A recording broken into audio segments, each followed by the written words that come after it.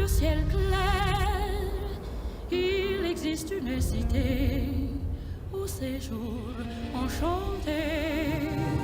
Et sur les grands arbres noirs, chaque soir, vers elle s'en va tout mon espoir.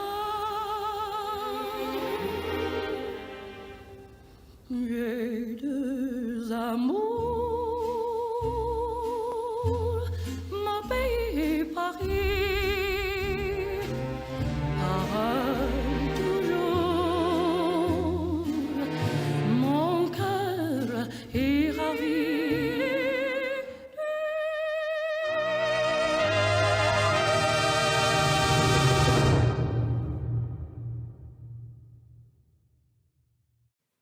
Okay, so from the top, we do left tip.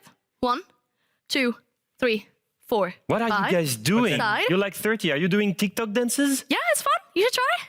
Definitely not. I'm not old enough. No, Mila's just doing it. You can. Whoa, That's fine. what? You're too old for this. Heartbeat, bodies unwind, the taste of your lips as I'm closing my eyes, touching, you're part of my mind, a memory, a moment. Do you want followers or not? Okay. I'll give it a try. You got this. 1, 2, 3, 4.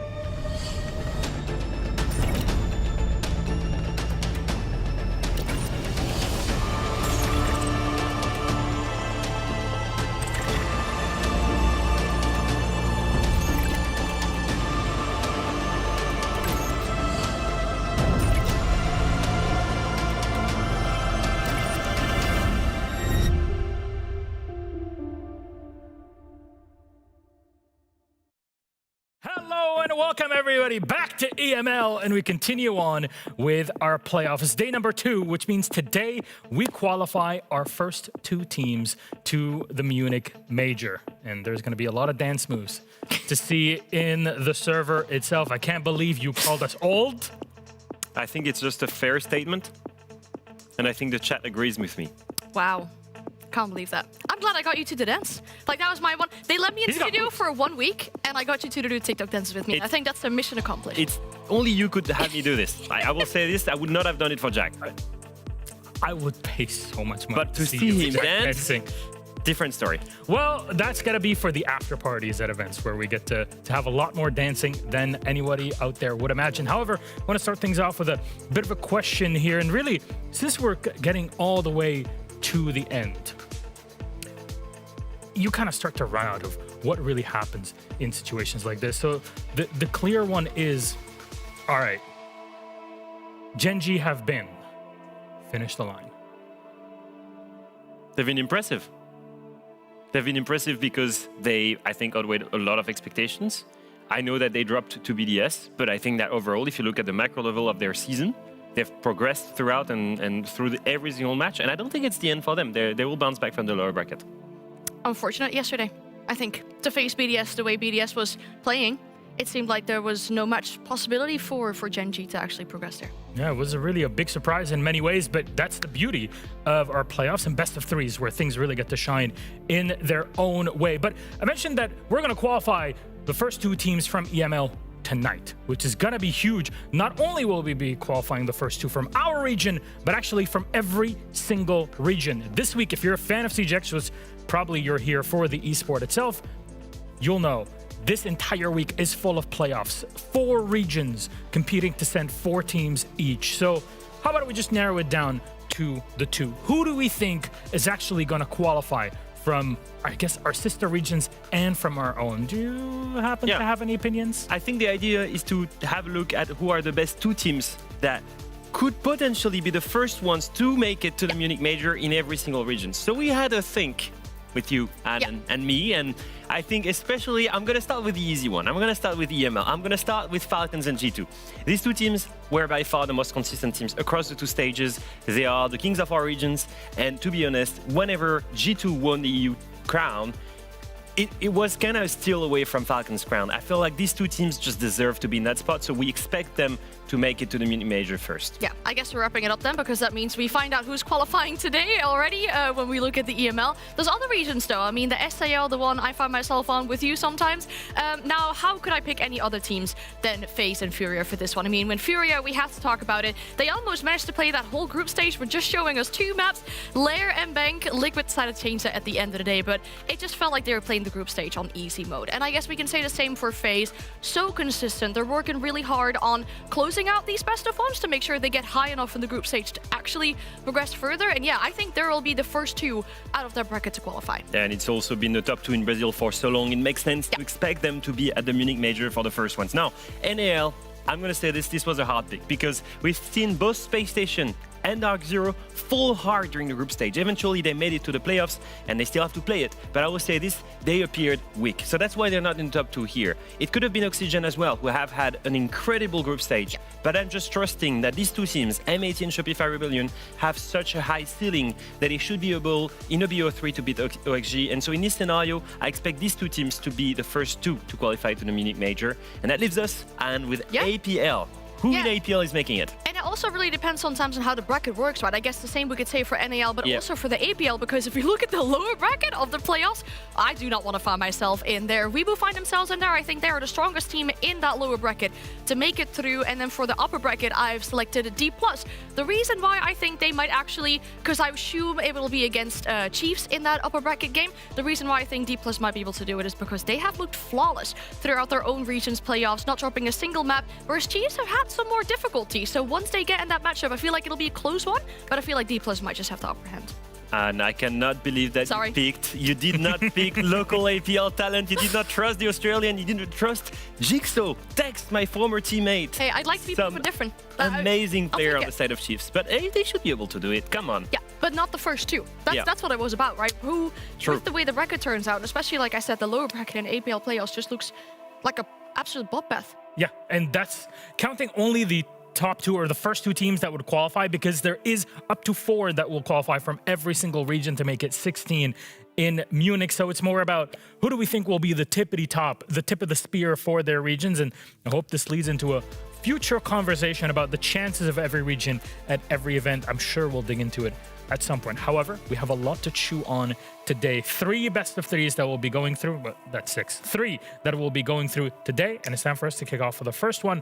Let's flash out our teams in the back. It's BDS versus Team Falcons. And no, we're not going to pull the Spider-Man meme on this. Shaiko is firmly on the Team Falcons side in this, but we have to talk about Falcons and their performance overall in the stage. They've somehow played it even better than they've done in stage 1.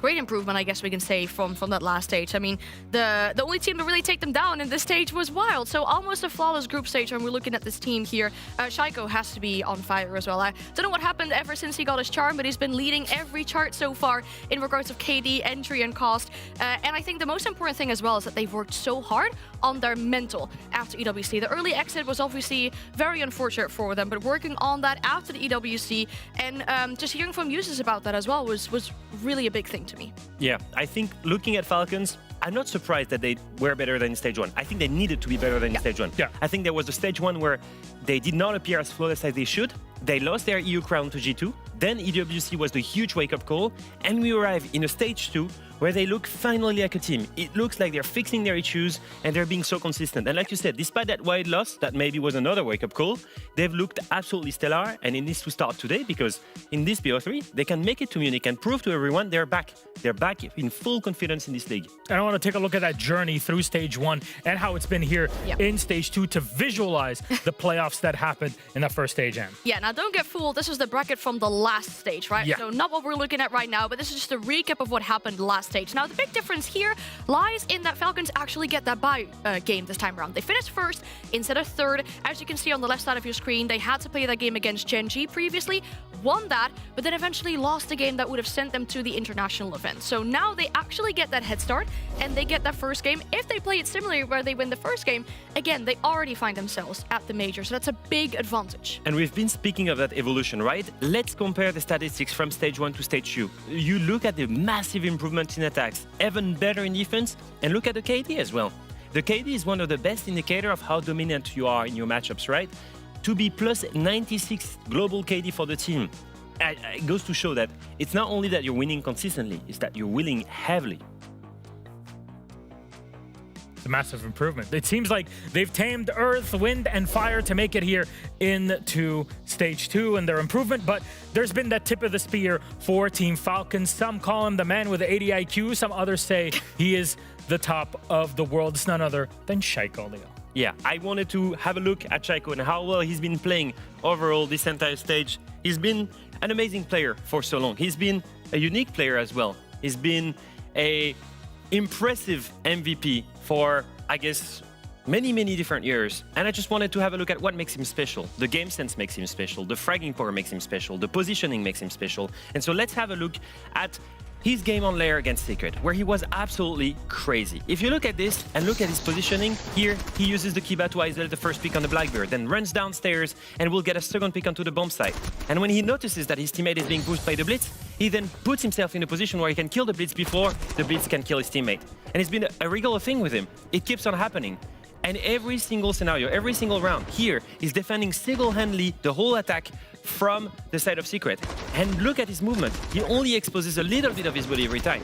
He gets a kill on the bridge, then eventually flicks the second player here, kills the second player, and then straight flicks to the third one. It's just amazing to see his crosshair placement. Here, look at this. I want you to pay attention to what happens. He's getting pushed by a Blitz. He rotates through the rotate here to go and find the player that's going to be behind the Blitz. Instead of taking a head-front gunfight, he isolates the 2 kills behind the Blitz and eventually will die. But most other players would have died here. And it's not. It's Shaiko. He gets away with it. And here in attack, gets the first kill on the Lurker, sends it up the main stairs and takes gunfight after gunfight, winning all of them. And even here, he's reloading, and halfway through the reload, he still aims at the head and gets the kill. It's just amazing to see a player that is so consistent, but clearly the best fragger in our league, and it's not even close, and it's not even close this season as well. It's incredible how 6 years later, this man is still putting up numbers, and not just in his own, but compared to his entire team, who are in their own, some of the best players in the entire world, internationally, in his own region. It's insane that someone can still perform at that level and stay in the top 10, top 5 worldwide performance. Honestly, the longevity of that man. Like, Yeah. I mean, he was destroying me when I was in my prime. And I retired 4 years ago. And he's still in his prime. It's disgusting. I don't know how he does it. It's just so satisfying to watch these clips at the perfect crosshair placement and just knowing exactly, or like making sure you know where the enemy is going to be. All you have to do essentially is just shoot. It looks so satisfying. It's so easy, but it looks so good. You watch Shaiko and you're like, oh, I really want to boot up Siege right now and do it. And then you get smashed the entire time. But that's the passion. It's someone who brings you to play the game, to love it in ways that you would have never done it if it wasn't for people that are that skilled. And on the other side is a lot of up-and-coming great skill in BDS. Reformed in many ways through this year. We had questions, but they're now in playoffs and in the upper bracket for a game to go to Munich. I don't think many people expected BDS to reach that point when we saw the beginning of the stage. Honestly, they had failed everyone in stage 1. But the coaching staff, the whole team, they trusted in that project. They did not go through a roster change in the off-season, you know. They expected that this team needed time to develop. And as we move on, yes, it's difficult. It's always almost hard for this team. They made it to the playoffs only in a single BO1 against Fnatic. But once they reached it, once they reached the BO3, yesterday, they looked dominant. A dominant victory against Gen.G. But as Gen.G, that is not Falcons. And so today is just another step for me. Yeah, and it's that. It'll be a different game, of course, with the opponent that you have. But also, if you think about it, what BDS brought to the table yesterday was perfect counter-strenging, knowing what the win condition was to take down Gen G. But they've had a whole week to prepare that. And now they only have one day to make sure they do the same kind of things against a team like Falcons, who finished first in the group stage. So difficult task ahead of them. But I feel like with the way they played and how happy they sounded yesterday, they're happy with where they are currently.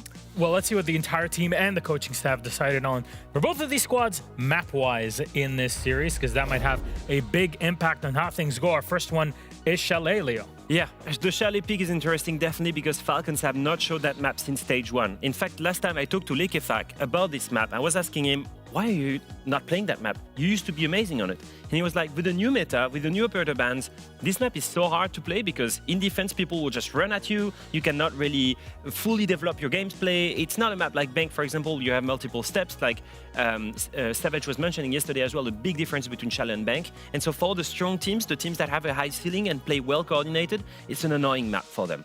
And so for BDS, it's actually a pretty decent map, right? Yeah, I can see why they picked it as well, because they played two really important games on it. The one yesterday, of course, and then the one that put them into the playoffs. Now, that allows Falcons to pick Clubhouse because it was left open, and there's so much conversation about that one, especially for the likes of BDS. They played it yesterday after having lost that map to Gen G, but having turned it around in that game. We think back by the interview with Fred where he talked about how bad their Clubhouse is, and the way he was talking about it, I don't believe a single thing of that. They wanted to play Clubhouse. They wanted to start on defense too. Yeah, they basically wanted to get picked into Clubhouse, right? Because in that aspect, then they can play defense and they can play it well. For Falcons, it's an amazing map. They had a 7-win streak before losing it to Wild, a single misstep. But before that, I will say it used to be a super comfortable map for them. We land on Lair, and I've said it multiple times, and I believe that Falcons is the best Lair team in Europe. For BDS to take them back there, that's a huge gamble. It's a bit spicy, I think. Allowing that match to go to Lair, I mean, like you said, that was the one game they played in the group stage. It was a very dominant affair for Falcons. They absolutely smothered BDS on that map. But they did play it yesterday, BDS. They played it against Gen G. They showed improvement. So how much can they really show us again today? Is there new strats? Is there more improvement? Can they actually take a team like Falcons down in it too? BDS's favorite thing, it seems to me, is that they love taking what you love best and they flip it on its head against you. They bait you into it. They might get smashed. They try. But they try it. Yeah. And they might get smashed once, they'll bring it back another time and somehow do a million times better. And it's incredible to witness that change. But like you mentioned, Dan, there's not much time between yesterday and today to flip that script and prepare. It just means their support staff, which BDS have quite a few of, have had a week full of a lot of practice and rehearsals to get to this point where they can probably play well against Team Falcons. It's a big challenge today. Yeah, and it's what we mentioned before, right? When you go closer to the Munich Major, you need to raise your level. If you really want to reach that moment and break that top 4, you need to be strong enough to beat those big international teams. And today is the first real test for BDS in a BO3 where they can achieve that. Which is crazy if you think about it, because it technically is the second best of 3 they're playing with this roster, with this lineup, because they didn't make it to playoffs last time around. So, playing against Gen G, where everyone thinks you're going to lose that game, beat them to now play against the number 1 currently inside of the EML when it comes to group stage. Good luck. Well, I'm very much looking forward to this. I love seeing an underdog story, and BDS's story has been fully around that. Maybe the dark horse that we were not expecting at all in our playoffs. Let's put up our casters and have a little chat before we kick things in. I'm the Fortress. You are the whole Fortress. thing. You've been promoted to Fortress in your LARP group. Or What you are siege Copenhagen. You What- could be Copenhagen at the same time. I feel like you could represent Copenhagen. Lady Hagen. I Yeah. The often mermaid. get mistaken when we fly into Europe for being European or especially Swedish. Now it's just us. We've just left them behind. See them later. Who needs the Who fortress? needs them? I was going to make a whole joke. We were going to talk about your existence. Well, yeah. So I was going to Ace, talk. He's Oh, they can hear us. yeah, we can. So Ace, you're there. I can't believe that Dez just entirely went away and flew to Barcelona to be away from you for this day. That's incredible. I mean, Barcelona's a beautiful city. I probably, to be fair, don't offer up much competition, but, I could at least make a show of wanting to stay. He was having a nice old drink by the pool yesterday from what we saw. So what is it? Today is the day where we get to qualify 2 teams from EML, and this is the first game that can do it. Are we seeing BDS maybe upsetting Falcons here? Because we have to be honest, Falcons seems on another level. This was an earnest question. I was just going to say stuff and take the mick out of these lot, but No, you we're can having answer this fun. if you want. Well, I was gonna say the opening was like EML Demon Hunters. It was really good how Anne like rallied you round. Nice. It's a But it takedown. was also a little bit like how you think someone's carer might act, being like, "Come on, Grandad, get dancing." So I tried. Well, I'm happy they agreed on I wouldn't force them, but I'm happy they agreed. You wouldn't force us technically. No, it did not look like you Disagree. forced us I at think all. you would force No. them. There was no forcing It's at just all. there was like a, Yeah, but it was not mandatory dancing at all. Blink twice. Yeah, sure, right. Well, we'll see if Freshen does condense to that level in the future. But you know what? Our game is set and ready. I'm not going to delay any further. I'll leave you with the conversation. Who takes it and makes it to Munich? BDS or Falcons? Let's kick things off. thank you very much. And yeah, okay, now Tim, now you're allowed to answer that question properly. Where's your head at? I'll repeat what I said earlier when we were chatting off stream just before we came on and we were looking at this one, and I said BDS have done very, very well. It's been a up and down season. You know, we kind of expected improvement from this team, and I think we've got it. They get themselves into these playoffs. They've got a good win against Gen G yesterday, not easily done, but I feel like we've probably come to the end of the road of the upper bracket for them. I'm not saying they don't make it to the major, but I think those opportunities are going to have to come in the lower bracket. Falcons in a best of three. You know, we already saw them dismantle them back on the just a week ago, 30th of September it was, 7-2. That's what they've got to look forward to in the last map on Lair. I just can't.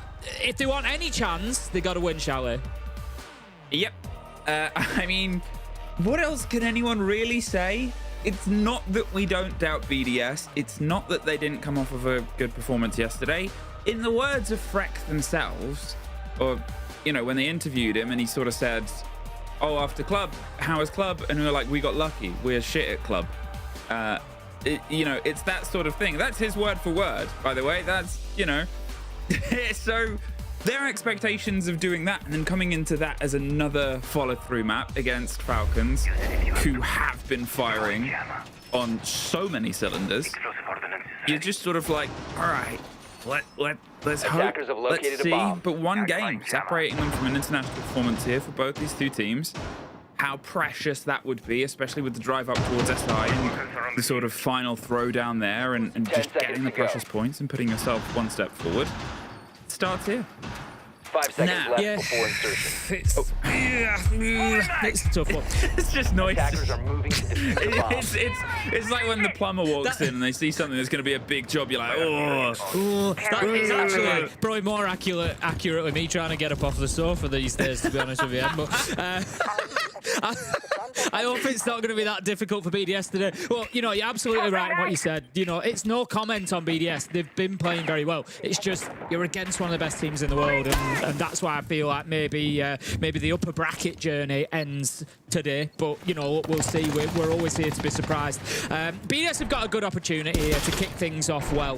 They've got a 60% win rate on Chalet versus Team Falcons. Only 50% defensive win rate over the last 6 months. Not great. You've got to go back nearly 6 months for the last time they actually won this map. They've lost it recently against Wild. There's a real opportunity for BDS to get off to a good start. Well, the good start might start here across the top. They're sort of pressuring in down towards those players a bit loose on the side. That's, let's say, the most immediate sort of drive towards a fight here. How aggressive Solotov is deciding to be. He can slip away and will sort of take that route out. But otherwise, it's very, very immediate towards the punch here. They're not sort of sitting around and waiting to see what happens. Instead, hit them on stock, hit them on bar, hit them on games. They're now back inside the side itself. Okay. We've pulled away from their roam game, and it's a roam game the Falcons are very, very good at. Even when these sort of teams and these sort of players are on two different rosters, I actually often think about this map being a great one for that duo of Solotov and Usus when they were sort of on that M&M roster, when it was a map. Yeah, okay, there was a couple of rounds that got a bit silly, but in that same sort of breath, it's a play style and a sort of play space that works really, really well for them. No openers have come forward yet, so Falcons are actually standing up pretty well to the initial pressure. We're down to a minute left to go. All back on site, apart from users who, look at that, manages to pick himself up. A kill onto Freck. P4 finds Shaiko elsewhere, 4 versus 4. But BDS need to get themselves moving. However, look at Falcons' HP. It's really been chipped away at, and here comes that BDS movement that I was talking about. Lasmo gets himself into position inside the side, but it's not going to do any good. I'm not sure he sticks this plant. It's 4v1. He's got no option but to hold on here and then try and find some kills. The pressure mounts, he gets one. Can he find himself a second? Yes, he can. But it's going to be meaningless as Leaker Fat comes down those stairs, picks up the kill, and gets himself the round. Falcons go 1-0. It was sort of that moment there where, you know, you're in the 4 versus 1, they're all around him, they're waiting for the plant, and where can he go, right? There's only so many bullets, and BDS were in a nice place that very quickly got shut out, and Falcons in the meantime sort of reacted perfectly to it. Yeah, they gave territory back. They sort of, as I said, were aggressive around Baron games, but they didn't lose their life, and they didn't lose their sort of head or their game plan. They kept on rolling and rolling back. It almost lured BDS in. There was that sort of opening engagement, locks in the back blue, and to be fair, losing that as well is a big blow towards this take, because now you've got nobody putting pressure onto that blue position. The rotate can come around the top as well. Falcons, just a great response on towards the retake from what they had. They're off to a first round with an EFAC triple kill. Yeah, bit of a problem for BDS, really. You know, we spoke about Chalet, we spoke about the fact that BDS need to be doing well here, coming out with a good start. And the reason that I say it's a problem for them is, like I say, when we look historically over the last 6 months at Falcons on Chalet, 3 matches, so a reasonable sample size there, 16 defensive rounds, they're only at 50%. So BDS have to be aiming for that 3-3 minimum. That's your bar, your 3-3 minimum. But to be honest, you need to take advantage of that. You don't really want to play into somebody's stats. You want to force them to be worse than that. So 4-2 for me is almost essential for BDS here. They do have a little bit of a buffer. When I tell you the attacking numbers for Falcons on Chalet, it ain't good. Let me tell you that. 30% attacking win rate on Chalet in the last 6 months of Falcons. It ain't pretty. So BDS do have a little bit of wiggle room. Like I said, 3-3 is a minimum, and it's not the end of the world. But Falcons picking up that first round confidently like that, you look at it, you think, you know, I'm sure they're putting in the work on Chalet to look for that improvement to their game, to get more comfortable here. We know how deep their map pool is, and they continue to extend it all the time. They seem to improve on different places. So yeah, BDS need to make sure this one doesn't get away from them in the early stages. Well, if they can try and rebuild a little bit of that energy and keep finding the pressure, the problem was really they weren't able to get a catch out at the end of it. And again, you can see Falcons aren't giving them that opportunity. Whether this is part of the research, as you said, they've come off a bad sort of stint of it and moved away from it, or they're just gonna try and let BDS sort of tire themselves out, wear themselves out. Falcons a roster that's well aware of the length and depth of a best of 3, and even longer at points. So they know they don't need to massively sort of exert themselves, heavy stress early on. Play their pace, play the game ahead of them, make sure that, you know, if you can hit 50-60% now when you need to get to 100, you might have that extra in the tank that they just don't. Steady approach on towards the attack onto the utility. There's at least some of the pressure. A nice little grenade on the top of the wall doesn't get what they wanted it to. And that is, it was a nice trick, but it hasn't quite paid off. Last time we had a super late, just as I'm about to say, opening kill that was used us after about 2 minutes, and it's about the same this time around, except it goes the other way. Freck manages to make it a double as he picks up 3-day as well. Lukafak is there with 1 onto P4, but could be about as meaningless as that plant that we saw. Freck has got himself onto a 4. Can he pick up the last man? It's going to be Shaiko that he needs to find. Plant has gone down, as has Robbie, but the last one comes in. What a response out of BDS. What a response out of Freck.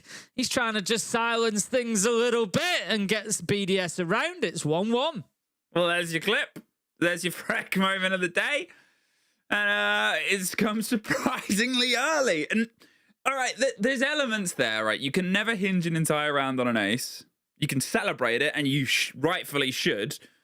But think about the positioning there again. And, you know, the compliments that I paid to Falcons in some regard were they're sort of playing the game, they're being a bit pacey. But on the other side, BDS just kept on seeing opportunity. They didn't have a lot to work with, but they still tried to make it work. Just before the ace kicked into gear, Lasmo tried to plant for a very split second. And then whether the call was from Freck, oh no, I can keep pushing, I can keep going, I can keep driving, as they so brilliantly did, it just suddenly gives you that thing to put the pressure back into their attempt at being so sort of laissez-faire about it. Unfortunately, doesn't translate into Dutch too well. We'll have a little look at the highlights that we picked up of Freck's ace there as we will get ourselves on into round 3. Really important, I think, that BDS, and I rarely say that about the first couple of rounds, that, you know, you can pretty much write off the first couple of rounds quite often. You know, we'll see teams go 2-0 down and then bounce back into it. But I do think that was an important round for BDS to be picking up. Get themselves into this one. They, you know, had a tough time out last time against Falcons. They know that it's not going to be easy. So yeah, I think get them on the board now and just settle everything down a little bit, settle the team down a little bit. But drones will be racing around through basement. We're going to be attacking this time onto Bar and Gaming, as you can see. I'm just wondering if we're going to have... No, we don't have any ranged hard breach. So without ace on side, there's going to be no opportunity to move up through the basement and open up that storage wall to prevent the late round digging in, as we usually see around site. For now, it's going to be, as we would expect, all about that fight for top floor. Users has got himself dug in deep. He's the library player. He's got Shako in support on blue stairs. And just looking across, we've also got Solotov up there on the mezzanine. He's going to be on the Aruna, looking to keep hold of that fireplace side of things. Ooh, Lasmo gets That's not first. good. Yeah, it's... I would go as far as saying bad, actually, I think.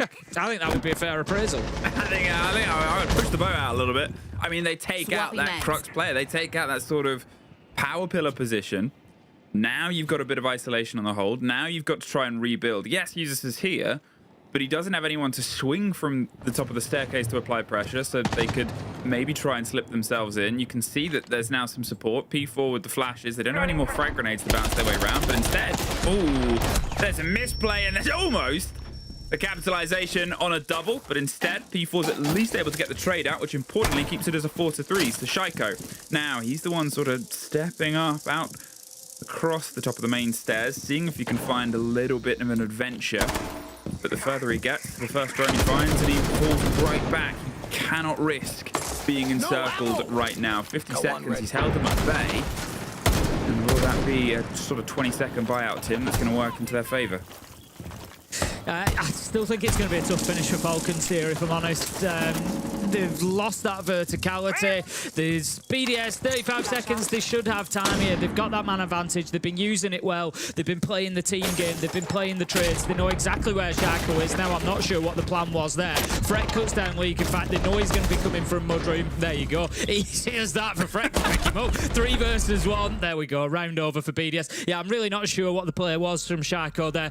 Maybe he thought that there was somebody out on the rappel or outside of the window on drones or something, you know, but I'm not fit to clean Shako's mouse realistically, so far be it from me to criticise, but I think being out of the map there was probably not the play. It really gave away the position that was winnable for Falcons. It was still 3 versus 4. It was doable from there. You know, I think not really sure the jump out was necessary. BDS?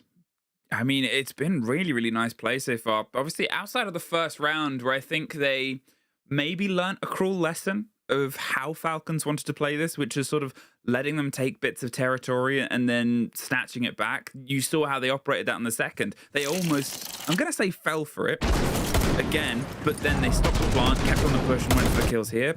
This time, it felt like Falcons tried to hold on, but losing fights out into the window, I mean, that position there, D4 was almost a step too slow on that fight. Should have really been a bit quicker, but pulled it off anyway. If they had have lost 2 people to use us doing a 180 swing, then, well, I think we would have had a different round result, but we don't, and we can keep going. Talking of keeping going, Freck, a name that has often been cited by casters, desk talent, and probably himself trying to get that stage 1 high, To locate a bomb is and defuse showing all of those hallmarks once again. 7-1, including the ace in the opening 3 rounds, and so prepared for seemingly the game ahead of him. Pretty unstoppable at the minute. It's Robbie that I'm keeping an eye on as well, and that I'm not picking up on him because he doesn't have any kills yet. It's kind of difficult when Freck's running around and just killing everybody. But Robbie has been a big player for this team over the last few play days, and the reason that I highlight him here, like I say, is not because he doesn't have kills, but I'll look at it and say, wow, Freck's really popping off, and you know there's going to be a point where Robbie does as well. So it's not going to be, you know, this is something Falcons need to think about as well. This isn't actually at max difficulty just yet. Yeah, you've got Freck going big, but you're also, you know that they've got Robbie in reserve as well, so it's going to get more and more difficult for them. One more round for BDS, and that is for me their minimum on this half, and it gives them those couple of bonus rounds then. Round 5, round 6, you know, if they get the wins, they get the wins, and it drives them closer towards that Chalet victory that they're going to need. Users is taken down but not out. Leak, in fact, does manage to find Robbie. I don't know if that maybe creates a little bit of space to pick Users up or not. We will see whether that happens, but we're effectively 4 versus 4 at the minute, but Freck, he just continues. He won't be stopped, making 8 kills, takes it down Solotov, and we find ourselves now effectively 4 versus 3.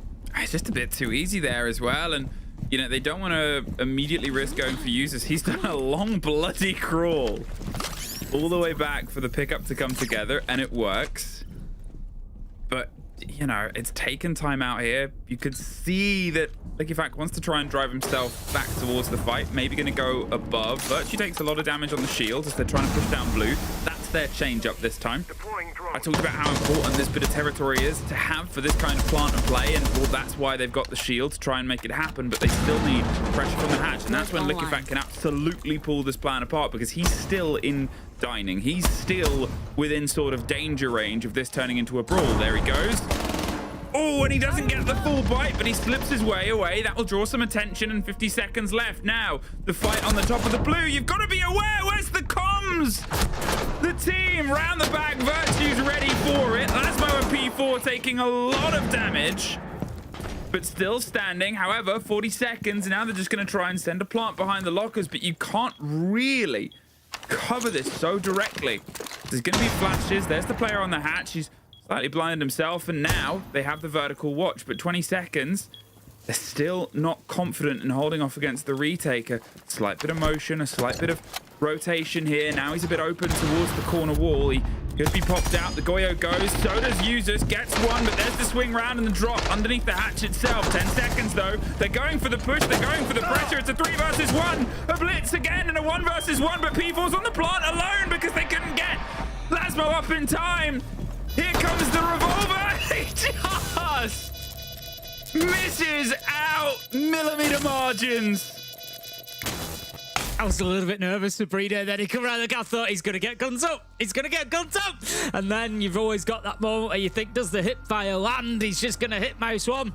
But he didn't quite get the time. Breeder clutching it out very nicely for his team. Look, there was a real opportunity there. I think it's, you know, as the blitz goes into blue, he's got to get that kill. He goes for the little shield bash, but doesn't quite land it. And then loses his life, and ultimately that leaves his man all in there alone trying to get the diffuser down. So Falcons, they get themselves the second round. It's the basement again. It's the only site that they've been able to hold on to so far. We've had also, interestingly, I know that one really doesn't matter very much, but we've had 3 out of 4 rounds we've seen a plant go down as well. BDS really playing to put that diffuser down on the ground, which I love. That was the big mistake for BDS. You called it at the time, I've complimented their teamwork so far through this game, and yeah, you know, the way they've been trading really well, and there was a definite bit of a lack of comms there. You know, you get shot at bottom fireplace, you know it's come from dining, there's got to be a shout there. You know, the player on blue stairs, either there's been a shout and it's not got through the, maybe, you know, there's other stuff going on in comms, maybe it's not got through, Freck's not picked up on it, or maybe he's taken that bit of information and just not really acted on it. But yeah, you've got to be prepared for the push coming down blue stairs from there. But ultimately, you know, Falcons hang on. It was close. I think probably closer than it should be. BDS did a really good job of nearly pushing it over the line, creating that space to try and get a plant down. I like what they did, but ultimately just not quite enough.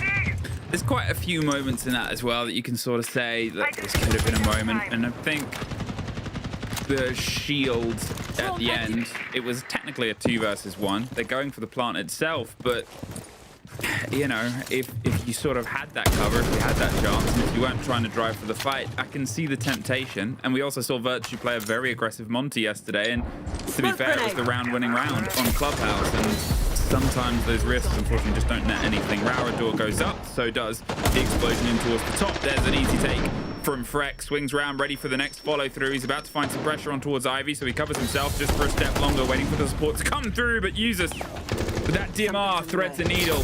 Another door is put in place. They're trying to just put Usus in a box and then send him on his way. Cannot really retreat out, but the Warriors now, if Freck crosses this divide, oh, he still wins it out. DMR's at dawn, has seemingly is the driver of this game right now, and wow, they've ripped control. A tentative grasp on the top floor. There is still some of this pressure coming through, and there was almost another catch there.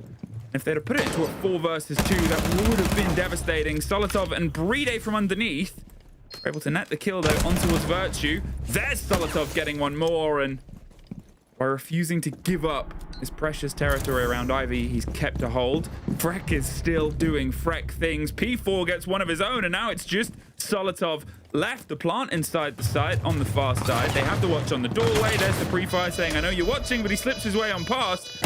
Where's the man? Where's the body? There's the catch. Now, a game of 2 stories. Solotov, he's going to hit for the kit. He's on 1, he's on 2. The spray is through. There he is. He's just going to hold on. Oh, Freck! There really was a minute there where I know I voiced it, and I'm like, that was kind of almost my internal monologue there, thinking he really might just do this. I'm not sure Freck's going to get in position in time, but look, he had the DMR. He was able to open up the vertical that he needed to get it done. Freck, super cool as he has been through the rest of this game. I see the thing that leaves him up on 12-2 now. And this is, well, again, it's something that BDS have been, you know, kind of building on over the last few weeks, is these big performances. We've seen Robbie be the one-man army. Now it's Freck coming through and doing the job for his team. Solotov was kind of unfortunately, he actually played it really well up to that point. Yeah, he's probably about 0.7, 0.8 of a second, maybe a second at a push away from getting that one. I mean, a reload's worth away, really. That Freck is now done a 5k and a 4k round. 4 plants over 5 rounds, as you sort of said. I mean, I know you're a kit fiend. You're a... This is right in my wheelhouse, Em. 5 seconds This remaining. is everything that you sort of, you know, play around. This is... Dream about. You're Attackers are already heading out to defuse linking the this bomb. VOD to people in the rank stack going, see? I'd love to say that I've never had dreams where I was planting, and I'd love to say it, but I can't. Because I'd be lying. Yeah, well, ooh, P4 off to the races, and Nook trying to find their way in. There's some cover. Doesn't go for the first fight. Does slip his way in. There'll be the reveal that he's here, but there's nobody else immediately home. But look at the rotates round, the hot pings. They know he's about to be surrounded. Solace shows up and wins out. Big risk, no reward. Oh, I say that. Robbie does find Shaiko on the slip back in. A single Fenrir. What's the difference there? Potentially towards BDS, just absolutely stealing this round. Yeah, Freck maybe just got a little bit carried away there. Obviously, it was the game plan, being on the knock to just wander on in, and it was the second. It just shows how sort of fine margins it is between success and failure on players like that. Oh, beautiful shot from Freck.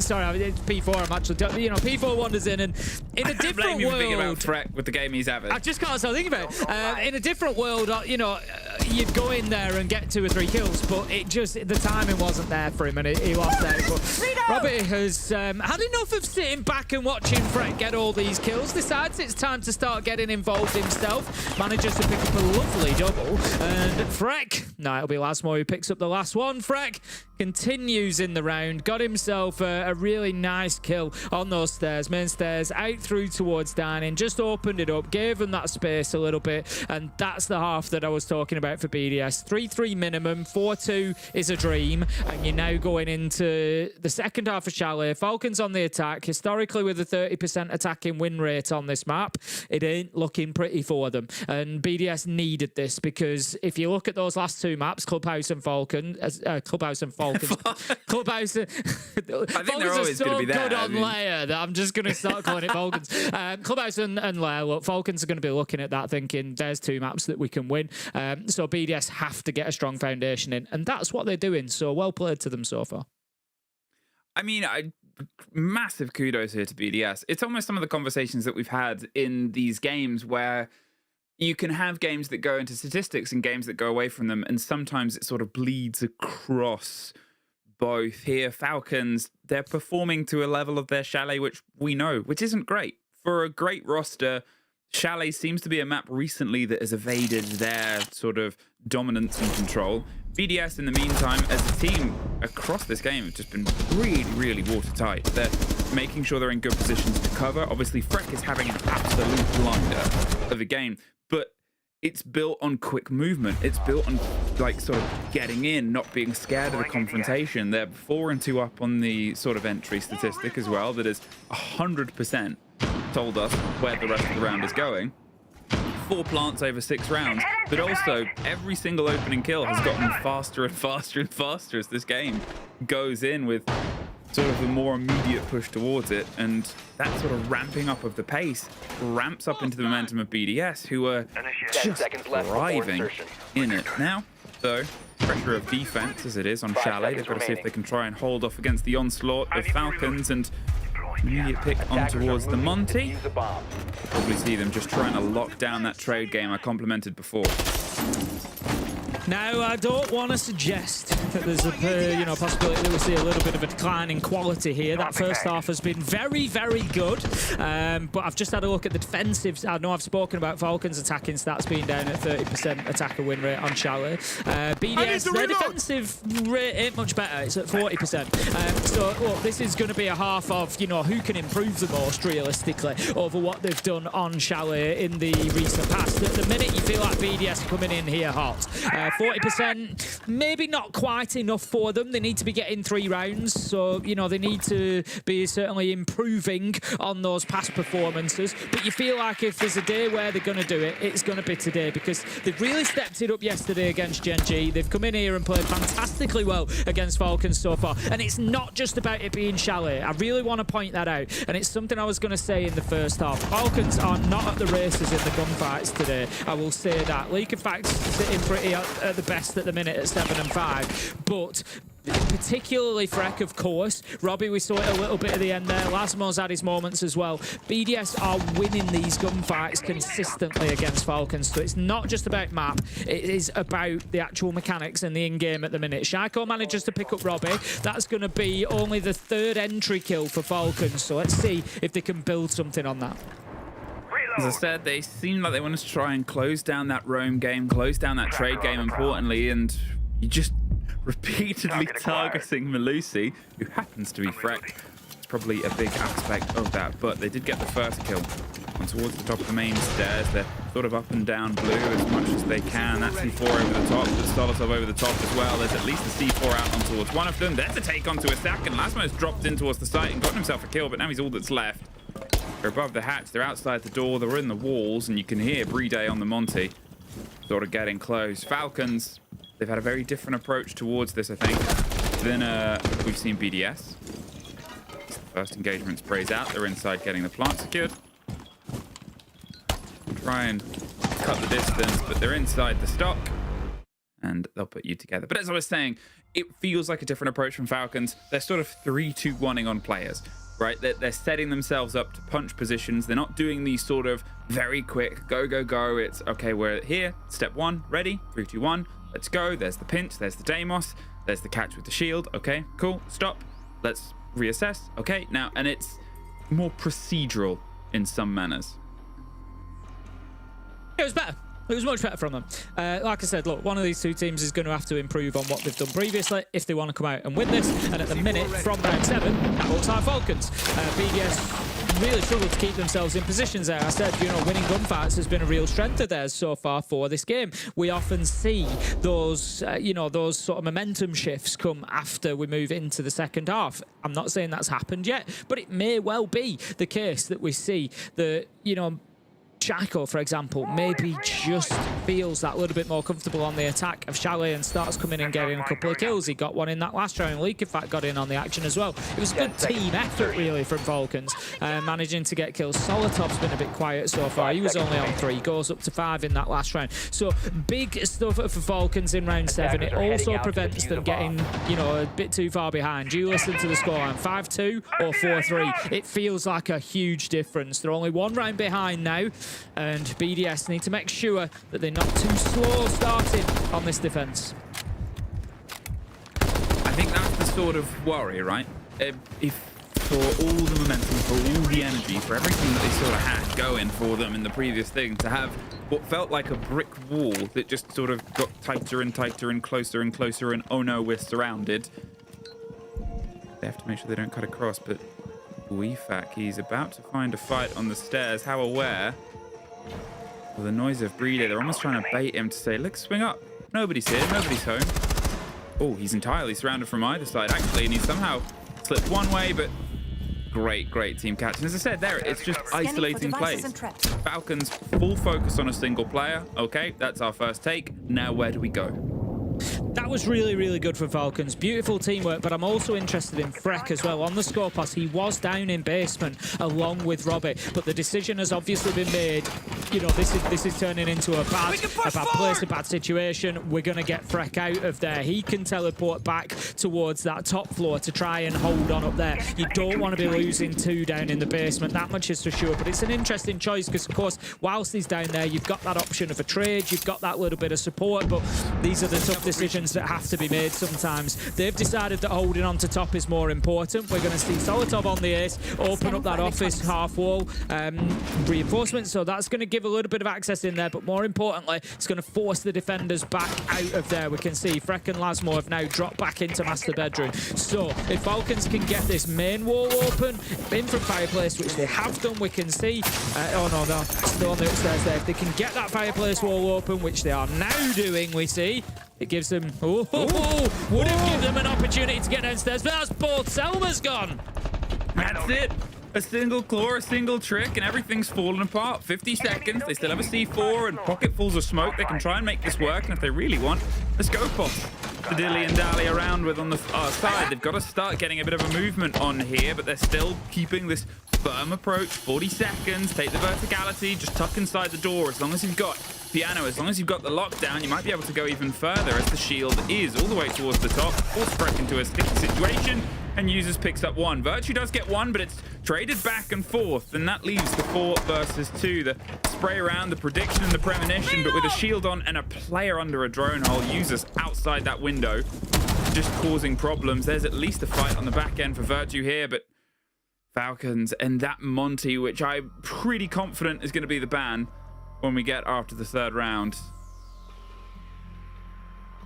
Yeah, I think you're right. I think they will need to be thinking of a plan B, but the problem is when you've not locked into the shield bans, you know, when we look at what's been picked up by BDS being the Capitao and the Grim, is it really worth getting rid of the Monty? Because what are you going to face? You're going to face Splits, you're going to face Blackbeard. If that's what Falcons are having some success with, they are likely to just take one of the others. So it's always an interesting choice. BDS, one of these 2 teams is likely to be bitten in the backside by history. You know, I said that coming in. The stats did not support both of them having the half that they needed. Somebody was going to turn something over. Somebody was going to fall, you know, by the same standards that they have done previously on whichever half of this map.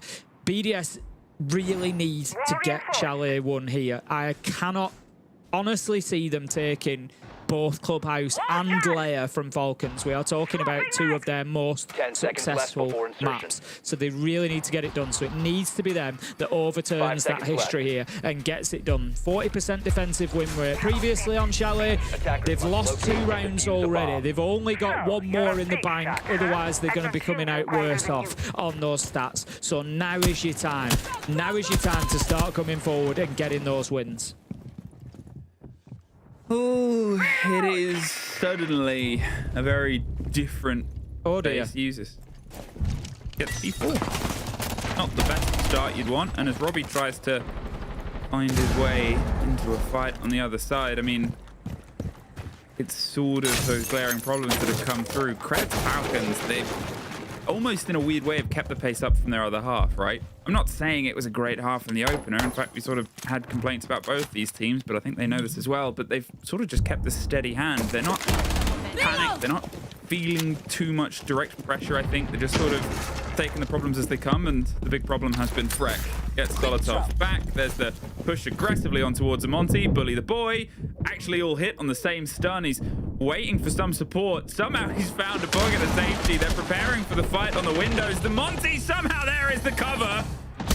Almost some excellent shield play to survive. Virtue is down on the stairs. I mean, it's technically a 2 versus 3 right now, but there's the cover. The grenade gets one. Shaiko left alone. 3 versus 1.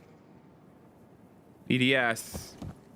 Well, they have a best player in the world who's underperforming in this map, thankfully for them, to get through, but you know how he's always able to potentially turn it on. Swings wide onto the first, has the trap on the player slightly further back, is just opting to take this next engagement, but unfortunately swarmed, overwhelmed, and BDS keep themselves ahead. Yeah, good finish to the round from BDS there. Dealt with the shield well. I think they did deal with the shield. They got a little bit unfortunate. The Gashmot mine, first of all, hits above the doorway. I don't know if that was intentional or not. I think it was to prevent the Monty from pushing out and getting aggressive on them. But obviously then it left them in a position where everybody was stunned. So that was a little bit of an issue for them, but look, they dealt with it well. They got it done. It was a little bit of panic stations, but ultimately they get the round won. And like I said, that was their moment. That was where they needed to come through and grab that defensive round. Now is the time to start overturning those previous stats and making sure they can get it done. Falcons so far, what I've liked about them on their attack, probably more relevant, I think, to round 8 than maybe round 9, was their adaptation that they've shown. Round 9, it was a little bit difficult. They kind of just got cut down really quickly and didn't have a chance to change things up or to adapt. But round 8 was the one where they lost the 2 Selmas on the dining wall, and they had to switch it up. They had to go to trophy. They had to come through, find an alternative means of getting in, use West Main, create difficulty for the defenders. And that's something that maybe Falcons have struggled to do previously on Chalet, to have, that depth on attack, those plan Bs, plan Cs. But they did manage to get it done, so well played to them. But BDS, they continue with their lead for now. It is the finest of margins at only 1 round, and we're going to find ourselves going back to bar and gaming. It is the site that they tried back in round 7. Falcons were able to take the top floor from them really, really comprehensively, and it was a tough round for them. You're a hopeless case. Well, I called one ban, and they've pulled it together, and you called they'll just bring a different shield, and they have. The Blackbeards. It's as if we've seen this before. I think it's the thing is, right, if you have a decent shield player, which Brede is, they'll be able to make the shields work in different manners. The Monty was very obtrusive, but sometimes BDS players can be very sticky and really good at sort of holding on. We saw them drive for the pressure before and just root out the Monty last time, and even then, Brede still almost put a bit of threat in towards them and still almost survived at one point. And I think that's the sort of split of it. They've also removed the Ella for exactly that sort of reason, right? Stop them being able to have these walking on these swings, take the ability of BDS to be mobile with their changes out of their wheelhouse, and that's why you've now got Freck on the Legion to be that sort of response towards a game that is a back and forth being battered. But I think not that it's the only win condition, but it's definitely getting itself inked with a big bit of it. At this point, eyes on the site itself, just seeing what they can steal. We've obviously had a couple of slowdowns towards it, and the Brava can be the counter on. Spoken about Brava a lot, and the word I generally use is underutilized. I'm going to say that the Brava has been picked, but still underutilized, because the clutch drone has not grabbed those Capcan EDDs, and that is not ideal. Solotov will likely be collected, I think. Chaiko finds himself trapped in a goo mine as well. There is the Dockerby call coming out just to slow things down, because I think Falcons were tasting the potential for a bit of aggression coming out of BDS. That's exactly what they get down in blue. Leak Effect does take a little bit of damage, but honestly, could have been much worse for him down there. That's really not the end of the world for Falcons. I think it was a good move as well, because what it did was draw focus away from the damned player. You sort of had 2 BDS players have to go and deal with it, but then they Oh dear, Falcons. Oh no! Oh, dearie me. Oh! P4 gets one on the top. There goes the end. We might be about to go on a... Well, I was going to say we might have been on a flawless here, but it's only Solotov left. Locked out. You have a round with a Brava, and Capcan gets a kill and a half. Yeah. We're going to move on from that. Ooh. That one hurt. Come on, Falcons. And a Twitch as well. You had a Brava and a Twitch. I don't throw the word. I don't throw the word around lightly, but at this level, that's unforgivable. As far as it goes at this level, you cannot have one player down by Capcans and then another one walking into them and dying. Like you just can't. Especially, forget even having the Brava and the Twitch. I don't care which operators you've got. If you've got normal drones, you shouldn't be walking into Capcan traps on multiple doorways like that. So big mistake there from Falcons, and it has cost them because they now find themselves 6-4 down. They've had to rip the tactical timeout cord. They've decided, that's enough now. We need to have a chat. Well, it looks like it's going to be their stats that follow them, like a shadow behind them, looming over them. They've not been fantastic on the attack of Chalet before, and it seems to be continuing. Maybe just a little bit of panic setting in there, or maybe a little bit of confusion setting in there amongst the comms, or whatever it is that's creating that situation. But you just know when your player goes through that second Capcan, there's going to be a collective groan amongst the team. Just not like this. But Falcons have just got to stand up, try and win round 11 and just see where they go from there. But it was actually really nice defense from BDS, and I think we're seeing, you predicted that Monty ban coming in, and yes, they have switched to use the other shields, but I think it's just not garnering the same outcome that they were able to get. And this is, it's a really interesting point that we've spoken about through the stage when we look now and we say, once upon a time, teams would lose a site, so they might lose Bar and Gaming, as BDS did in round 7, and they'd go back there because that was their #1 choice site. So round 8, they'd go back, they'd try it again, they'd try and switch stuff up. A lot of the time, we don't see that anymore. We're now seeing teams stick to their rotation, and I think we've just seen a really clear, really good example of why that is happening, or one of the reasons that is happening. And with the new banning system, so you go to Bar and Gaming, and maybe the Monty causes you a significant problem. So you think, we're not going to play there again whilst they can bring the Monty. We're just going to ban the Monty in 3 rounds' time, and then we'll go back to Bar and Gaming when they don't have the Monty anymore. And quite often, that's what we see. And as we see it here, a different outcome comes through. They get the round 6-4. Opener does go to Falcons in this one, but there is a very quick response. Yeah, this is that sort of immediate pull back in, and there's the disconnect coming through. Whatever problem you hope gets sorted out, but they might just, if the team can't find the next pick and find the next bit of pressure, they're otherwise going to have to pull things together with just sitting out for the rest of the round. And no comms, no calls, no Solotov.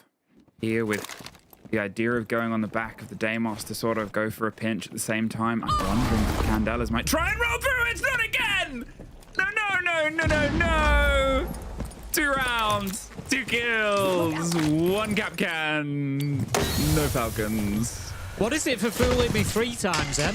I think it's shame on you because you're obviously taking advantage of somebody that's struggling.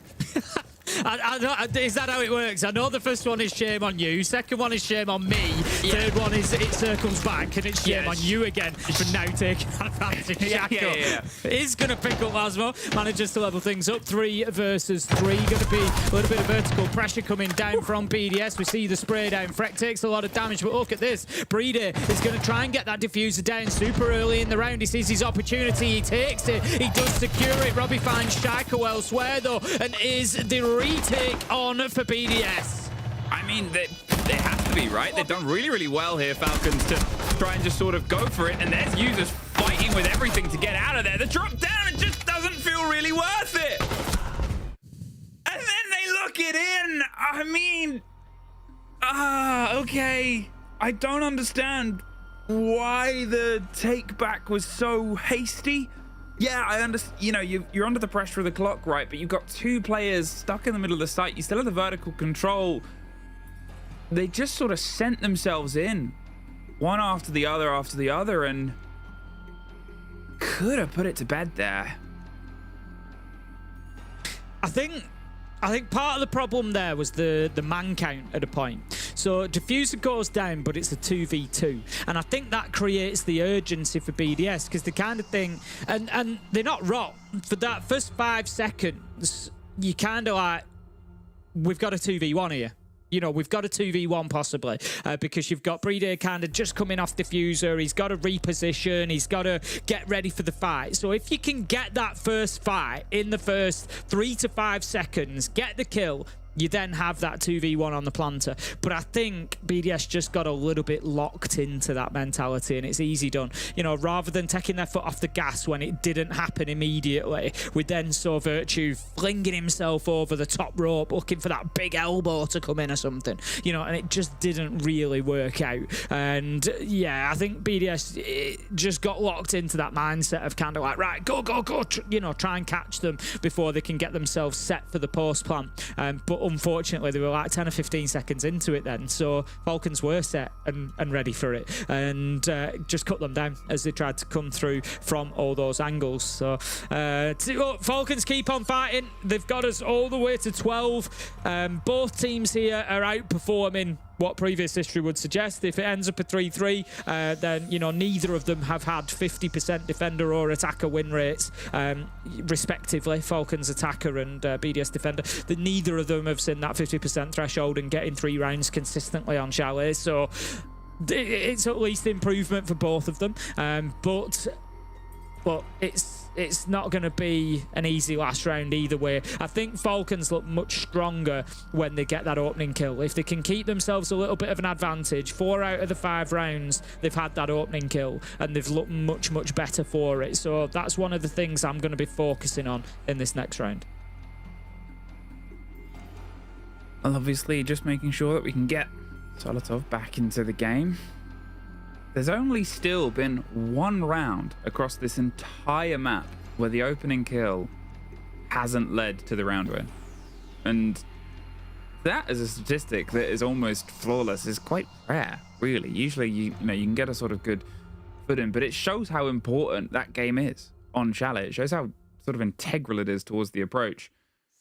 There's also to remember, obviously, that was the first round we've had a kit go down on this latter half. It's really been a game that hasn't been the focus of Falcons. They saw an opportunity to make it their game, and they're always have that potential, but at the same time, it's not what BDS is sort of allowing them in for, and maybe that's why it took them a bit by surprise, that it was a new experience and a new sort of change in the water. Oh, they're going to need to change something up to get this one over the line. 2 wins on the defense so far for BDS. They've come in Master Bedroom and Bar and Gaming. Interestingly, they haven't tried down in the basement yet, which is the site that was the only successful site for Falcons. Yep. Maybe we see them bringing in that 4th choice site, or maybe they will just continue with their rotation, which would see them go up to the top floor. But I see earphones, in-ears getting put back in. I see hair getting sorted. So, you know what? That's the important part of your pregame. I think we could be ready to get back into this one. You know what? Statistically, the weird sort of thing, and you can never really point towards a bigger conversation, but we had this at the start where we talked about, and we have often talked about BDS throughout this split, of what is life like without Freck doing what he did before. The current worst rated player in this lobby is Shaiko. Across both teams, has a 0% survival. And for how brilliant he has been throughout this split, you know, it sort of shows that they're still fighting, but because it's a superstar roster, but it's the first time they've had to kind of play a little bit without him from that leading position, from that sort of talisman position for a while for this team. I mean, he went like 4 days or 5 days or something where his average was 15 kills or something absolutely ludicrous.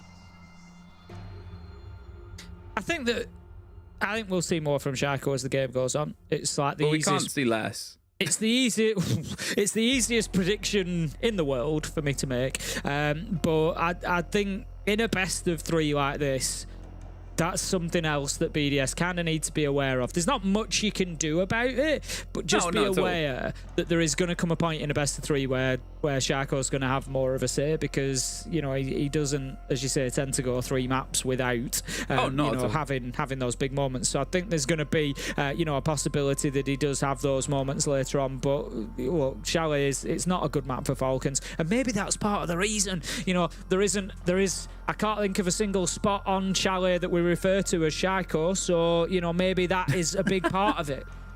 You know, you get on Clubhouse, he's got 2 spots named after him. So I mean, yeah, when you put it like that.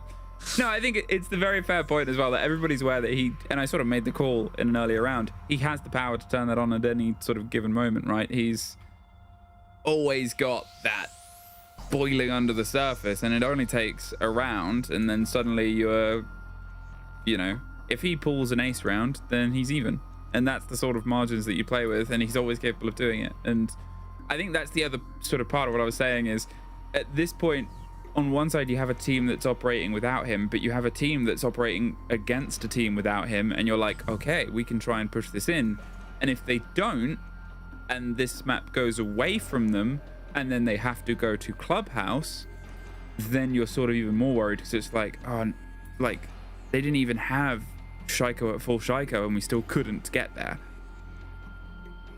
And, you know, again, it's a team game. Please don't people think we're only sort of picking up a single player, but it's a very, you don't want to go up against any of them, to be fair, but I think if you're, you know, if they've benched a great player, you can still look for opportunities, you can still look for silver linings.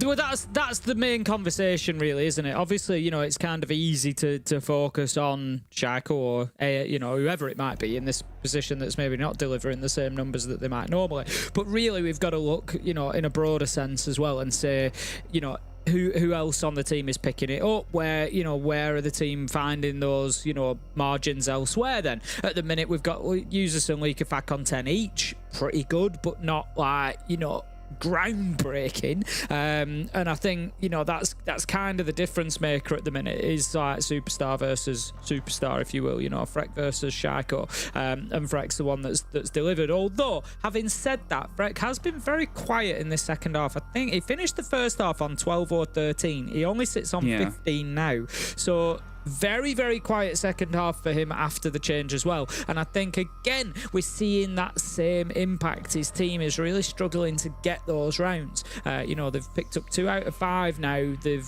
had themselves a match point opportunity they've not been able to close out. If this goes to overtime, they could be kicking themselves a little bit. I think it's very fair. I mean, it's always, you know, you can have players that have their moments. You think about why Freck might have been so good or what he's able to do, and it's because he kept on being able to just push and push and push and push. You don't have that option on defense because the timer A is working into your favor, so you kind of want to make sure that, you know, the later on you can hold things, the later on you can push things, the better. You've got the different side of pressure. You have to make things happen in your attack, otherwise nothing will, and you'll lose the round. So instead, you're sort of having to have a player like that situation change up their MO, change up their sort of perspective on their approach. And here, with how Falcons have wrested control, with taken the sort of pressure of the map, it's just not rewarded BDS and not rewarded Freck, especially. We're back in, and your questions answered. We're off to the basement. I'm glad to see this. I'm glad to see this. We haven't seen it from BDS yet. It feels like it's kind of like you've kept it in the bank. You know, they need a round now. I speak about Chalet so often, and I love it because all of the sites are so viable. We see all 4 sites played regularly. It really is just down to team preference, you know, and where you feel more comfortable, where you feel you can hold on. And I think this could work for BDS, but what they need to be careful with is that Falcons have been doing a great job on the entry. They've been picking up the kill within the first minute more often than not, and that's a problem on this site because BDS are going to try to cover the entire map, so it means they're going to be spread thinner. Absolutely 100% correct decision to bring the cap cam. I will say that. Yeah. I mean, keep bringing cap cam. It's a quarter of Robbie's kills has been Capcan trapped. Falcons can see a lot of things, but I don't know about, you know, the colors birds can see, but maybe thin red lines don't show up in their threshold. They're being very careful now, You aren't can they? see it right there. It's not happening again. Oh. Well. We'll get that checked out. We'll continue for now, and we'll see what happens. Just going to be solitaire. There we go. We've got our rehost. So that serves that. But look, we see there Falcons have maybe taken the opportunity of that tech timeout. You know, they don't necessarily get to break it all down with each other and have that chat, but I think, you know, each in their own mind has sat, you don't need somebody to tell you that we shouldn't be walking into cap can traps, guys. Like, you know, they're all going to know that themselves. So they've come back in there. Look, it probably has been said as well, you know, as they're loading into prep phase and getting themselves ready for the round. Bit of extra care being shown, so that's good.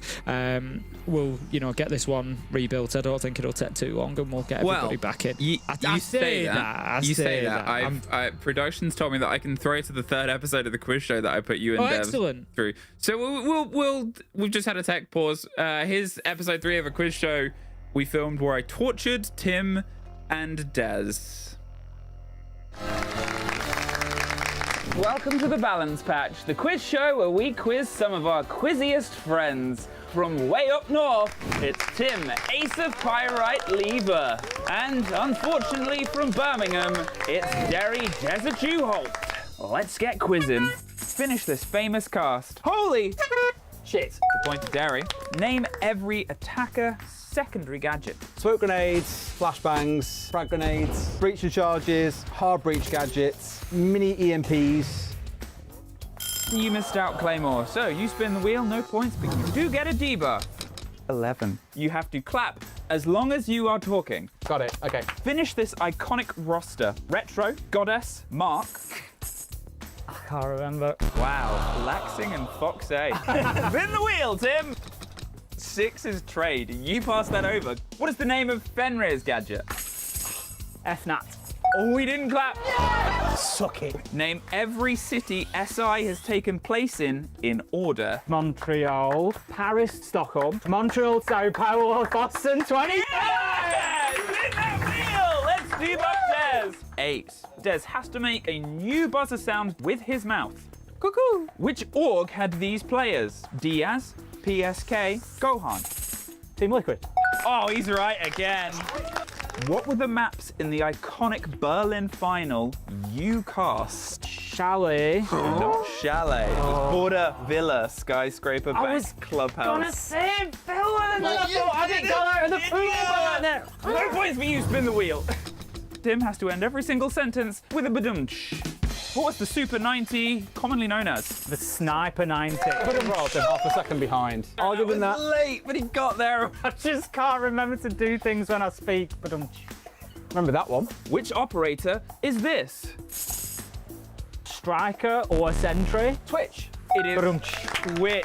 Des did not use his cuckoo. He loses a point, Tim wins. Yeah, he got it wrong. The reward for winning is that he doesn't have to now record a cold open that will 100% be used and made up on the spot by Derry Holt. I'm saved by my own knowledge. Well, we're back here. That was all episode 1. I never saw the cold open because we obviously filmed that a while ago. It was spectacular. Was it? Production. What was the cold open used? What play date? Or did the dang I analysts... don't recall seeing it. I don't recall. The seeing analysts it. were just like, oh no, film us analysts were dancing. dancing. Film us dancing. We're film us doing press ups. We're analysts. We're in the studio. We're allowed to be in the room. I'm not bitter. Just angry. It doesn't sound it. We are quite far through this game. Just another quick rehost to sort Near the end, you might say. We're potentially within one round of the end. At the first map of best of 3, BDS, they could take their map without it going to OT. And with the second map being club, I mean, how important do you think this next round is, Tim, in the grand scheme of our whole best of 3? I think it's extremely important if you're BDS. I think if you're Falcons, they won't be too worried about it. They're going to be looking towards Clubhouse and Lair and feeling reasonably comfortable with those map bans, I think. But so BDS, you know, I think it's fair to say maybe surprised us a little bit yesterday. Not with the win, I wouldn't say that. They've certainly shown, you know, the ability to get those wins, 4 wins over the regular stage. But I just think with the nature of it, 7-5, 7-2 against Gen G, it was very comprehensive, really good. We might have expected a closer game between them two. So BDS, you know, absolutely at the races here, absolutely in this fight. Like I said, Chalet, essential win for them. So that's why I say it's particularly important, because I don't think even an overtime win is great for BDS here. It doesn't hurt them in terms of the best of 3. You win the map, you win the map. Doesn't matter where you win it. But I just think mentality-wise, get it done now. Get it done in this round. It's, you know, if we do see the same as we saw pre-rehost, they go into the site that we haven't seen yet. Falcons are going to have an entire map to clear. It might waste a little bit of time for them as well. So, yeah, I think get it done now and just give yourself that mental boost going into Clubhouse, because it ain't going to be pretty. It's not going to be easy against Falcons. Well, hopefully we'll be sliding our way back into the lobby. As I said, we saw that the site was wine cellar, snowmobile, but I think you can you repick nowadays? I'm trying to remember the generation of rulebook that we're on. It depends. So I get lost with it a little bit, and I know that we probably shouldn't, but it depends on when the rehost is. We've both done it for years, where we've seen different variations. We have, but also it depends. Rehost versus replay versus there's a number of different scenarios which determine what you can and can't do and change. But I think we're likely to see the same set. Oh no, that didn't look good. That really looked bad. You know, I'm not a body language I like the expert. difference of reaction is that's the sort of age and experience there. Freck, quite big, quite open, quite frustrated. He just sorted his hair out, hadn't he? He was ready to go. His hair just sorted his hair. And Virtue was like a proper like, come on, man. Virtue was like an Alonso response. It was like the Alonso versus the Lando Norris versus Oscar Piastri.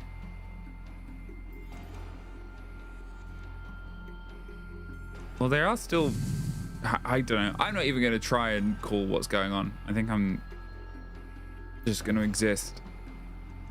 Usually there's at least 1 or 2 of the player cams where we get like a little sneak peek of their screen, but there's actually very little being given away. That's a good indicator. I don't think we're going in anytime immediately. I'm going to put myself out there, Em, and I'm going to say I don't think it's going to be in the next 2 minutes. He's got places to be, mate. He's got stuff on. He's left the kettle on. He's gone to make a cup of tea. I think he's gone looking for all them kills that he's not. Ooh. Oh! Well, we're just having a bit of fun here. I apologise, Shaco. I don't mean it, really. Well, it's... Everybody's just relaxing back in now, I think. Apparently we have enough time to throw to the actual episode of the quiz show that I tried to throw to last time. Do you want to see that, Tim? Why not? All right, let's do it. Let's do episode 3 of the quiz show. Welcome to the Balance Patch, where we find our 2 lovable explorers going into the unknown. A quiz. How are you feeling? I'm feeling scared of the debuffs, Emmy. They get worse. Excellent. First question. Where are we? Copenhagen. That's right. I would have also accepted in a garden. In a garden. We can't accept it now. Take a point off him. Take a point off him. No, I can't. What was the most played EML site from stage 1? Ooh. A church in Arsenal. I think he's right, baby. Oh, what? Oh, that means he spins the wheel. Okay. 7. Wow. Every sentence you say has to end in a sigh. Gonna be so out of breath. How many pellets does Sabana have? 18. Correct. You're up, Des. What years was Pengu active as a player? Ooh. If one of them does mess up their debuff, the other can rat on them by hitting the button, like this. That was aggressive. My quiz show. Do what I want. 2016 to 2019. That's wrong, babe. 2016 to 2021. You get another debuff, my friend. The wording on this is you have to do your best impression from one of the 5 people. Dev, Marta, Parker, Ollie, Fresh, Tim. Tim. His impression of me is awful. Oh, See? This is a quick, easy one. Name someone French. Leo. Yeah, that's right, Leo. Who was the first operator to smile in their operator picture? That's ridiculous. I know. I'm gonna say Ace. He is smiley and dumb. Like you, it was Dockerby. Spin that wheel, buddy. Two. We all saw it. Every sentence you say from now on, Tim, has to be a question. How tall is Ollie? Next our troika. 6'3". Wasn't an impression of me? That is true. Well, 6'3" is correct, actually. I messaged him like 20 minutes ago. Des, the EML player with the most plants. Shepherd. That's wrong. It was Rede or Asa. That means Tim wins this episode. I win? During one round that will be cast by you on this play day, Tim, you get to choose exactly how Des acts to you for the full round.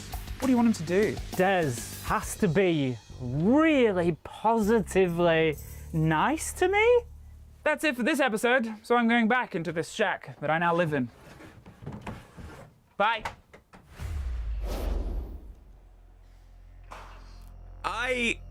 Do you know what? Okay. We filmed those episodes. They were like 20 minutes each at first. About that, I think it's fair to say. Easily, yeah. I think so. Because we were... And how they've managed to cut it down into something that almost makes sense is very impressive. We also did it within 14 hours. We came up with everything and put it together and did it. So, but I'm sad that they cut the insults I said as people walked up.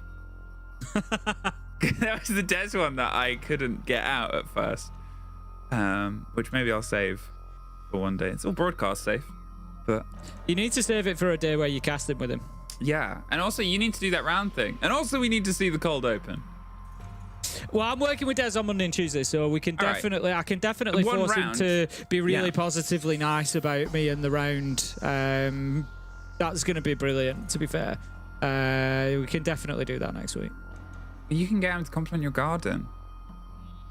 To be fair, he is always very complimentary of the garden. The garden's turned into. I'm gonna sort out some pictures. I've got a lot of pictures of progress along the way, so I'm gonna sort out some pictures and stuff of it because I feel like it's become a real group project, and I don't just mean that to the talent team. I mean that in a weird way for the whole EML broadcast. I feel and even the APAC as well.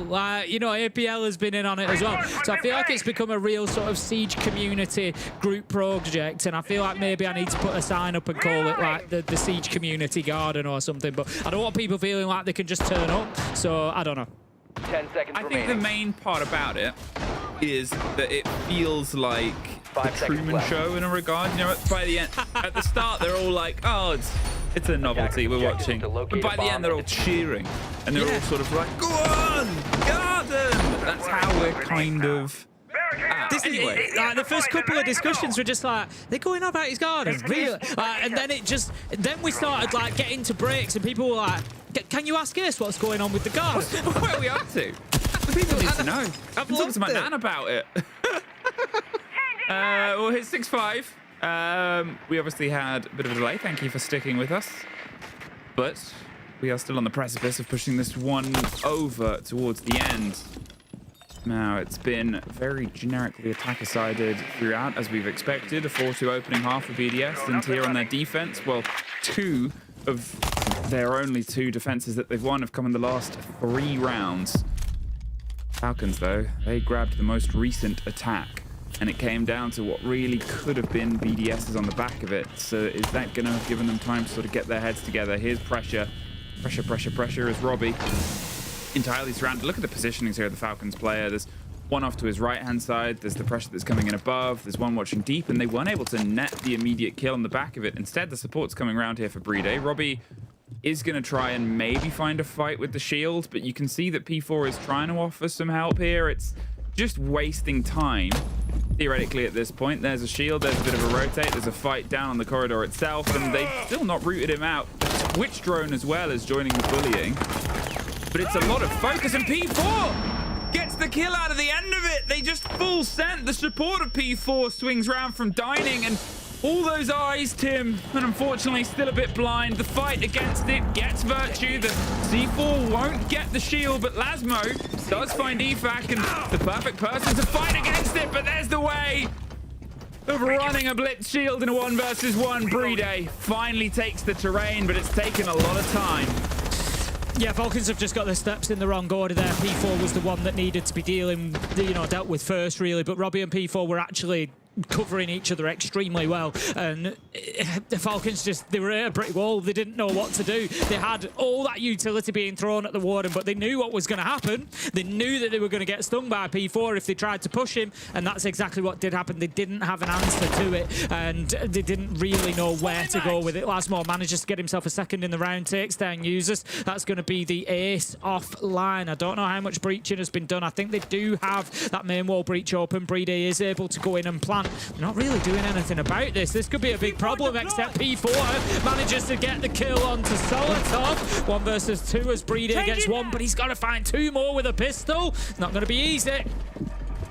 That's it. I mean, they've just moved away, right? They've played this perfectly. Don't give him the fight. It still takes 1. He can always be capable, but don't give him the option. BDS! They finally put that one to bed just within regulation, but with how much it might have taken out of them, Tim, and the focus on Clubhouse next, how long a drive will this be? Yeah, I'd spoken about Falcons' ability to adapt on the attack there, but I think that last round was actually cost by them not showing that ability. It was a tough one for them. They didn't have the answer to P4 and Robbie. They pay the price, and BDS come away with a good first map win. First map and first break. Please take it before we're back to the desk.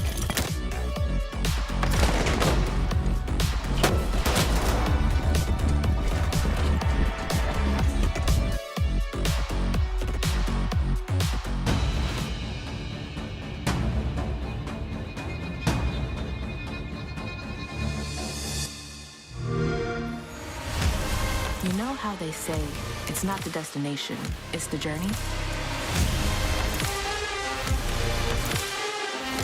And the journey of 1,000 miles begins with a single step. And you know what? They're right.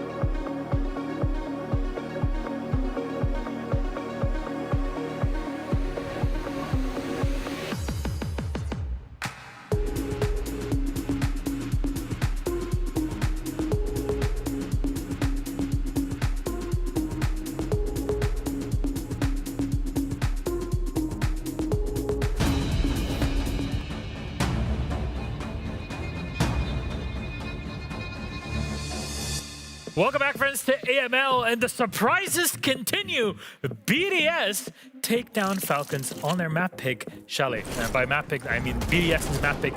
In this case, a team effort to take down the Falcons mid-flight. A beautiful, beautiful execution the whole way around, Anne. Yeah, you can definitely see that on the side of BDS. Starting out on their attacks, the communication just seems to be on point today. Really knowing what they needed to bring as well to deal with the issues that Falcons was proposing to them. And then later on their own defense as well, from BDS, the communication, the teamwork just actually on point today. They're swinging doors together. They're constantly putting themselves in these favorable situations where they work with the body system and they work together after getting the opening engagement, for example. So great ways to play out rounds here that we're seeing from BDS. Individual players stepping up as well. We'll talk about the player that you see on the screen right now later. Frank has really stepped up, but also Lasmo really doing that when the team needs him to do it most. Yeah, and most importantly, when Robbie's not there anymore, right? So when Robbie drops the ball, then the other fraggers can step up. And I will say this, although they're looking amazing with all of the kills here on the scoreboard, I will think that P4's work as the IGL to coordinate the entire team into making the right plays, pushing when they should push, playing slow and passive when they need to, playing around the time. He's the one that always in the round defines what's the win condition. And what's really impressive is that everyone is following that win condition to the letter and at the right moment.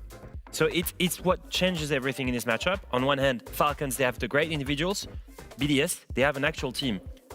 And that's what wins right now. It's not like BDS are not full of great individuals in their own way, because one man, Freck, was able to pull a hell of a show, and especially in round 2, when he went on the ace and jumped away to celebrate a great play, Anne. Yeah, what a play this was. I mean, seeing it happen as well. Him getting all 5 kills, the ace for the round, and then the reaction afterwards as well. I think that's what we really wanted to see from him in this matchup. But in general, the double digits, I mean, yes, it's a close game, but getting a lot of kills in this game to really help his team create those opening engagements or create those favorable positions where they can then play.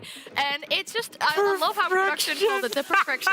It really is that way. I mean, it's, yeah, what else can we say? Cinema. It's actually beautiful to see this guy come alive as his team is stepping up. Yeah. Because we used to see him step up, but the team was not there. The team play was not there. Seeing both at the same time, so a team that works well together, but also Frag that shows up, is exactly what they needed on the right map. And I will say this, I think the map is really, it has a lot of weight into this first match, or the first map they won. I think it's also the Falcons are not definitely at ease on Chalet, but the two together was enough for them to take the first map against Falcons. I'm just wondering how it's going to look like on a map where Falcons is comfortable. It's one thing to see it, it's another to hear it, because we're talking about individual play plus communication. So let's take a little listen at the communication part. He's on P3, P3. What? Let's go. For me, we knew they were like, for me and Shaka, I feel like they're not going to be. Yeah, but they can't they should be good because the breach spell was not. Yeah. Oh, wait, what? It's the kind of things that really pulls a team back into the match. I will say this, whenever you win a big clutch or whenever one of your teammates has a big moment in the game, it boosts the overall confidence and positivism from everyone in the team, and it's exactly what carries you into afterwards having better comms, trusting that you can actually do this, you can actually beat Falcons. Some of these individual moments, they carry a lot of weight in the game. It feels good when Freck can just stand up and say, I'm so back, and he absolutely puts in the numbers when is needed. A great moment for BDS. However, this match is not done. We're only on map 1 out of 3 if we were to see a Team Falcons come back. So let's talk about map 2, but first, we'll take a quick break, set you up for all you need to know. Map number 2 of our series.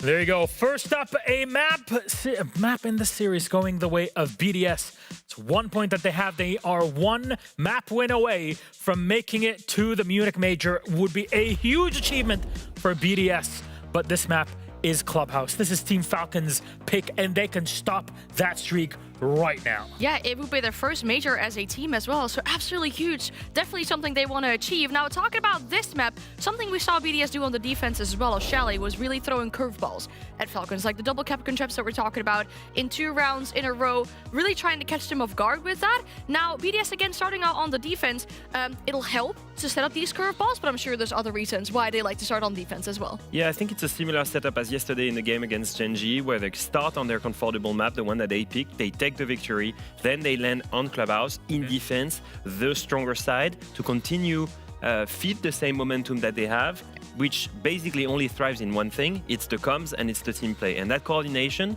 you need energy, you need positive mood to keep it going, especially against Falcon. Yeah, and especially after Freck said yesterday that they don't think their Clubhouse is good. We don't believe that at all. I mean, it is clearly, I guess, a bait to let Falcons pick it, right? Otherwise, you would not leave that map through against a team like Falcons. But this is the best part of BDS, which is what we've been seeing over the past few weeks. Sure, you might have gotten smashed on one map in the past, but you always have the time to go back later, rework it, see what your weaknesses are, and use that coaching staff that they have for great abilities. I think it's really important to witness what may happen here. We're in a scenario where BDS has struggled the entire stage. Even the first international tournament in Reload was to a certain degree supposed to be a lesson learned, right? They played against some top teams. Clearly, they were not at the level. But if all the way at the season, at the end of the season here, they qualify to the Munich Major by eliminating the former team that was representing the org in BDS, it saves for me the entire season, because they make it to the Major. They prove this roster can work. They prove that the pick from the head coach made sense. And so doing it in a BO3 against a Falcon that has looked back in shape, I think there is no better story for them. So they're only 1 map away from doing it, and for me, that's just something that is, I guess, very unexpected when you look at the whole of their 2 stages. Well, it just seems like there's a lot of opportunities for BDS to exploit weaknesses in Team Falcons, and really, it's maybe overconfidence, maybe lack of comms. We don't really know. We're just going to have to get right into this, because it might just be the upset of the stage should BDS take down Falcons 2-0 and make it to the Munich Major. We'll see if Falcons can bring it back, though. We'll send it to our casters to get things going. And get things going we will. With very little delay, we find ourselves maybe hurtling, as they said, the upset of the story, the century, the split. Well, probably the 3rd one of those. But it's a best-of-1 map for BDS currently. Falcons still have a chance of pulling this back that, yeah, you all believe in. I think the other important point to remember here, of course, we spoke about it coming in, the desk have mentioned it, is that the winner of this will secure a place at the Munich Major. They're going to put themselves, through into that upper bracket final, which is going to guarantee a top 4 finish. So right now, BDS are 1 map away from going to the Munich Major. However, that map is Clubhouse, and they are against Falcons. Now, I'm going to build the mountain up a little bit for them here, because if we look at that history, as I have been doing, and we look at Clubhouse's history over the last 6 months, it's not so much about the first half for me. BDS absolutely right to start on defense. 50% defender win rate, not terrible for them. Not brilliant, kind of middle of the pack, absolutely fine. The problem that they've got is the second half of this. So attacking win rate for BDS is 18% on Clubhouse, whereas the defensive win rate they're up against is 68.8. So nearly 70% defensive win rate for Falcons on this map, which, what does that mean in real terms, Ish? You've given me the numbers, but what does it mean? It means BDS need as many rounds in this first half as is possible, and of course we can always say that, but it's crucial here. This isn't about comfort. This is about giving yourself a chance to win. I think I'm going to say a 5-1 is Attacker's objective is to borderline essential for BDS. Viper Strike, they need our support out there. Count on Well, the journey to an international performance could start with this round and could finish at the end of this map here for BDS. They could be, obviously, with still to do, if they win this, still to do more today. They've got, obviously, our third best of 3 later on that you and Demo will be taking us through. But otherwise, we'll have this start of a pressure. It's just, I'm kind of, you know, as you said, there's a tale of two halves, a tale of two stories. How much distance they need to go on. They've started with a similar game. I mean, they know about the player because they've pulled that together and got themselves onto that easy switch. But the similar sort of follow through, as I was going to sort of make the point on, this is how they started on their Chalet approaches, right? Falcons were very good at isolating loose BDS players. They were really good at closing them down. They would put a lot of manpower towards it, but they would make sure that there was some pace in towards. But otherwise, pretty clean, pretty easy. Solitov pushes their way up towards blue. You can see EFAC's under pressure above the hatch itself, but if they don't know about this, surely they know about this. There's the reveal. Ooh, and he somehow gets Virtue! By his own virtues, Tim sprays through the blind and gets the head off him. Virtue's got to be fuming on the back of that. I'd be absolutely screaming. He's gone into an FNAT and he's turned around and sprayed and got the down onto him. But look, that's what you're going to be up against here on Clubhouse. Falcons are so good on this map. They know every single angle. Sharko's got himself a kill. He finished the last one, but doesn't get the kill on the scorecard. It goes to Solitov for the down. You know, but 1-on-1, Sharko coming online a little bit already inside the first round, getting that entry, getting involved. It's just setting up the scale of the task for BDS. I said a 5-1 was going to be essential based on how those stats look for the second half. You know, they're trying to lean into, I'm not going to call it a gimmick, but, you know, they're trying to lean into that cap cannon, what's maybe worked on the previous map. And I just think, you know, BDS, you're going to have to bring something else to the table this time. Slips their way on past. It's a 4 versus 2. With 30 seconds left, one of them's been forced back towards Moto. They've accidentally revealed their spine, and it shows how powerful this position is. It just leaves Lasmo left alone. Falcons, they're just flooding themselves in at that point, and that was, I don't want to say easy, but I will say uncontested. I think, you know, Falcons coming in there with a super strong start, looking like a different team to the one we've just seen on Chalet for the most part. You know, everybody's got involved there. They've had a flawless round. You know, what an announcement. What a way to bring yourself into this map, saying, yeah, you know, you've got your Chalet, that's fine. It's not going to bother Falcons in the slightest. Like I said, they are going to have looked at this as a best of 3. They look at Chalet and they think, yeah, it's not really our map. That's fine. Whatever happens, happens. We'll give it a do. But they are comfortable in the knowledge that they've got Clubhouse and Lair backing them up. You know, like I say, BDS really struggled on the attack of Clubhouse previously, so we've got to see a strong first half from them, and that is not it. That was not a good start in Church and Arsenal. They've been cut down everywhere that they've tried. You know, Falcons haven't leaned on any one thing in particular. Team Ace, as you can see, BDS, they move sites, good idea, up to gym and bedroom, got to mix it up, got to do something different. They do have the mirror available, they've got no wall denial, the Electro Bros are gone, Cade and Bandit not available, so they're going to be reliant on Mute if anything, which they haven't chosen to bring along. Easy for Falcons to get in here and breach walls. They've got 3 hard breach on side. BDS are going to come under some real pressure quite quickly on this one. Well, it's almost that sort of split at the other side, right? So, obviously, Demino... Demino? Don't know who that is, but Demo and I cast this game yesterday against Gen G, and, you know, you're talking about the halves that you need to open up with.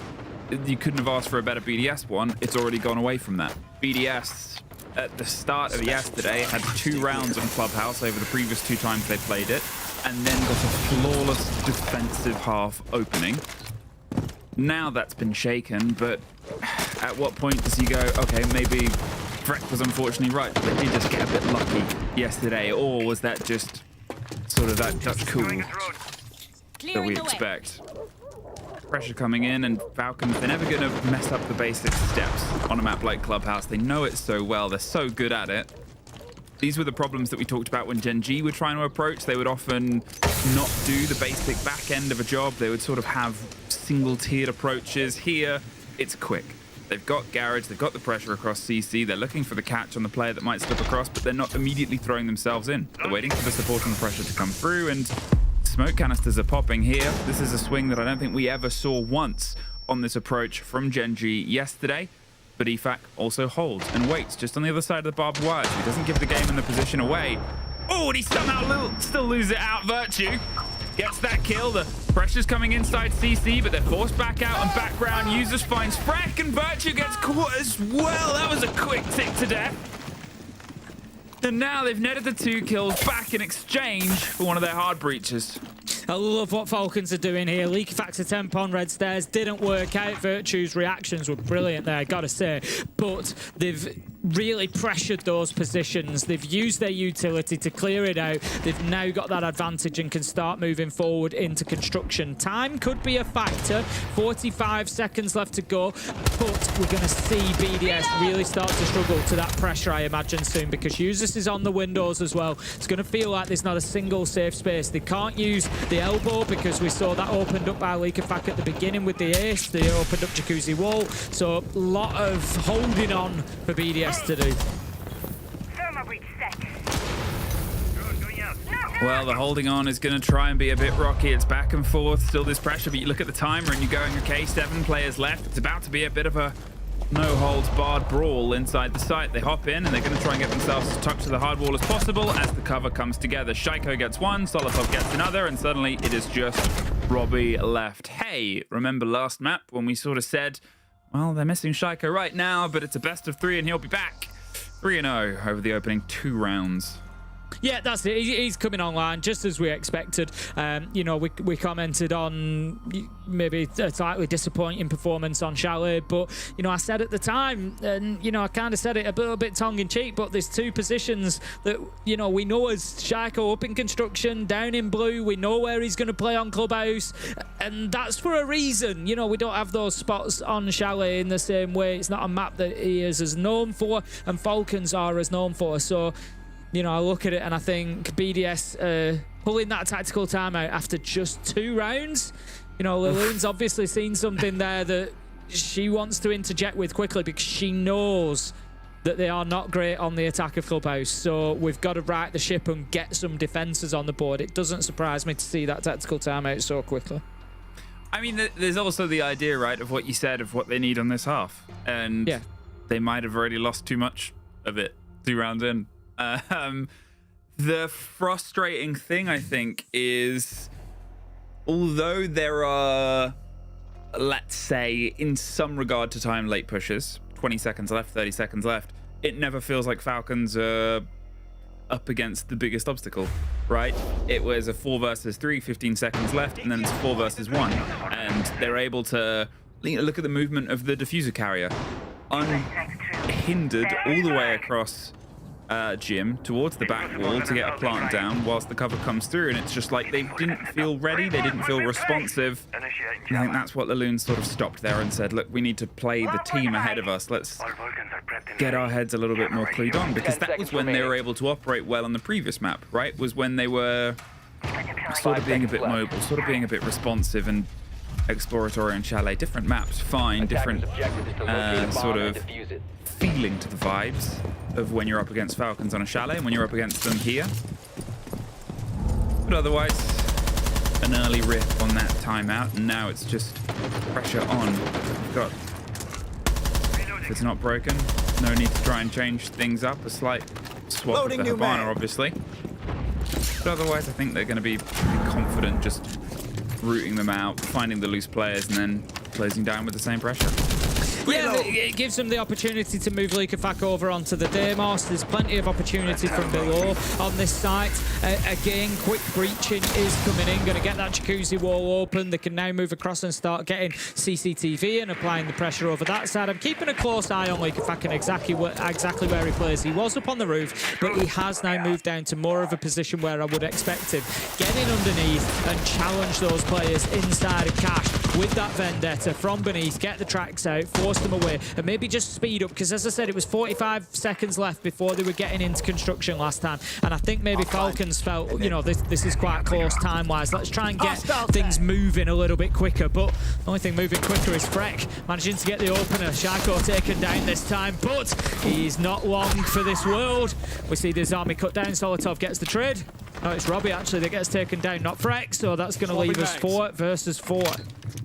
They did a bit of a sort of do or die position there, and they die on the end of it, but they were able to get rid of the Capitão on the exchange. As I said, the problems that we saw from Gen G's approach yesterday, you're getting solutions from the side of Falcons. They made sure they had the utility to put the pressure on, and we saw that exact as army setup cause much longer problems. Yes, it's gotten a kill out of it. Yes, it's an exchange, but it's one that you were expecting to sort of play out. Here's more of a pressure, more of a fear. There's somebody that's about to show up underneath, and E4 just gets a freebie onto EFAC. Not entirely sure what they expected. A little bit too locked in. Solotov, though, swings the pressure. Background. Virtue gets to use this, and they're refusing to give up the ground here. Virtue is the cross-hold, and maybe just too much of a consideration. That pre-fire bullet actually gave the game away, that they'd gone for the hot rotate, and, well, BDS get around.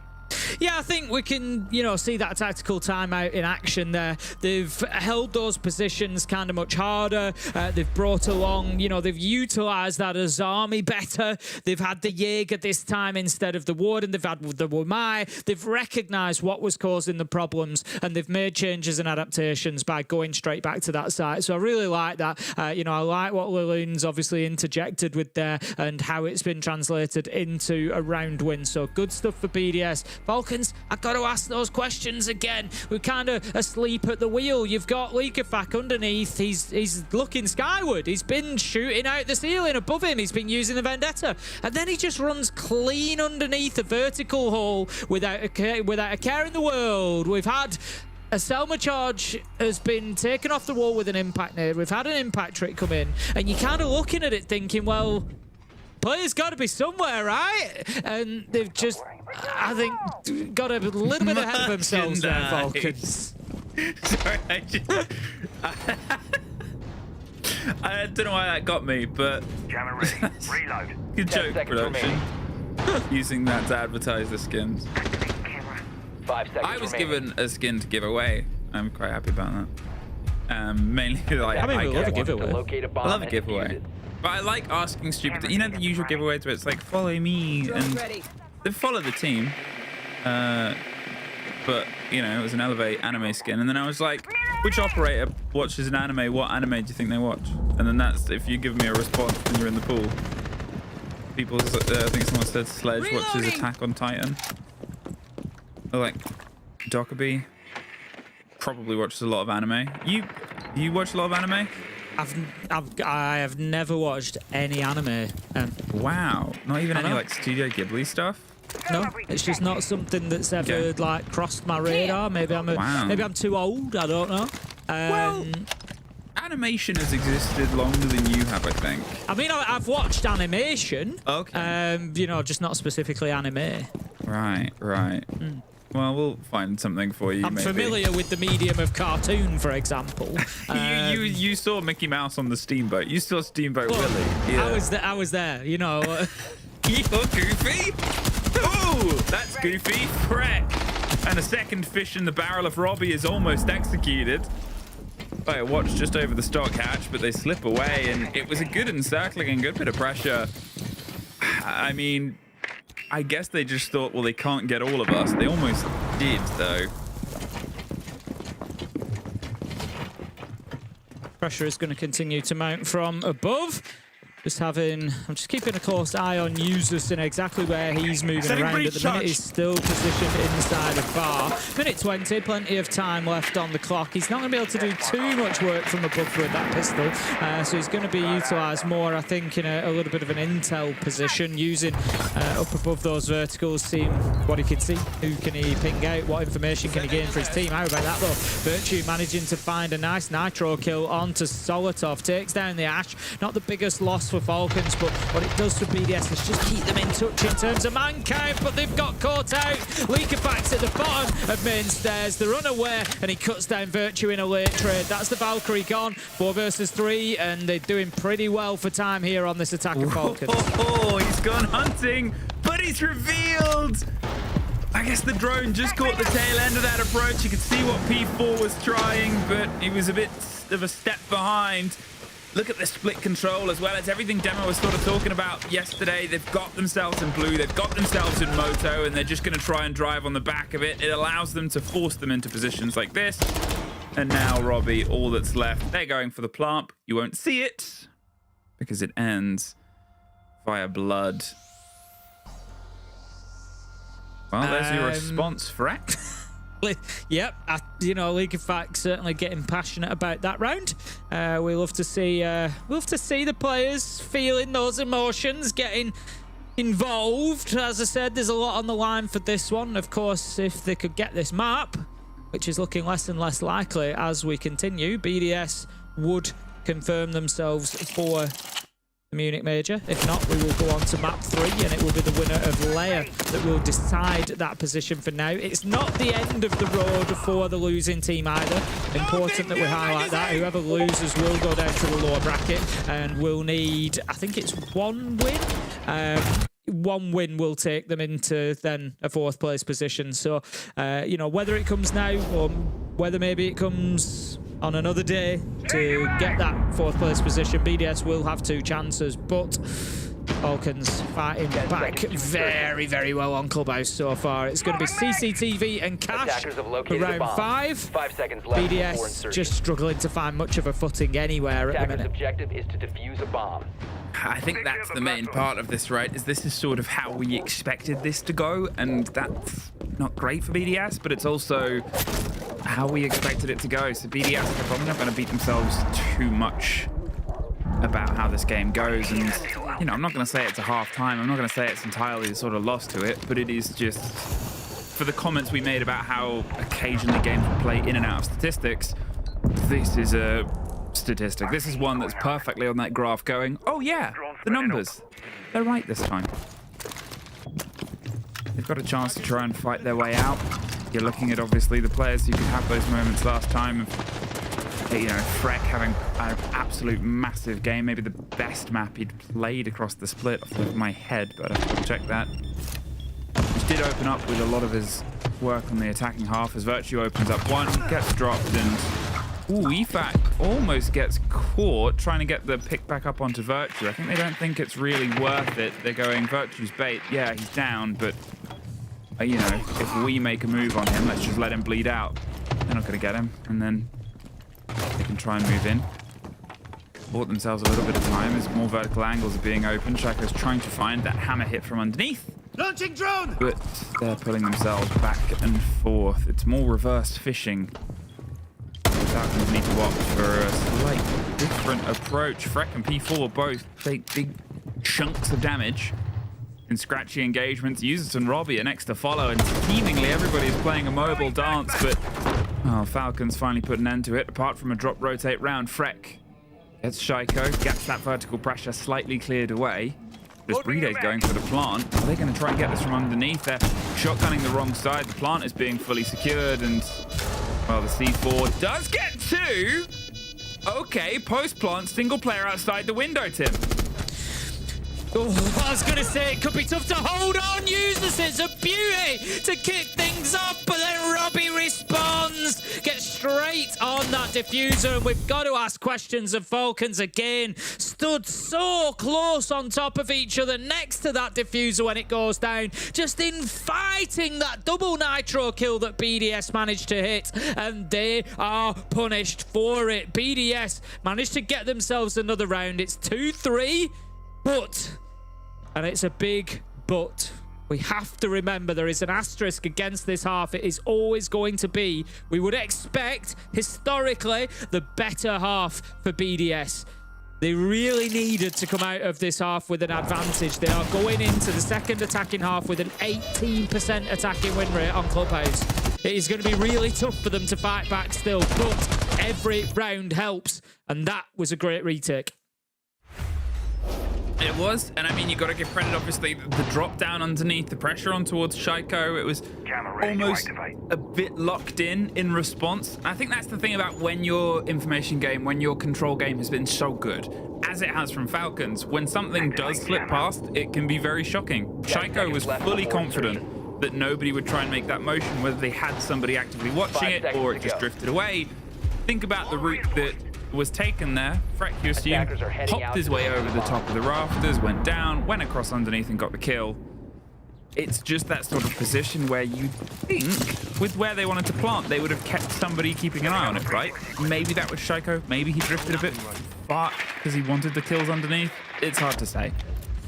But opportunity is what gives you possibility, and possibility is what BDS have turned into a round win there.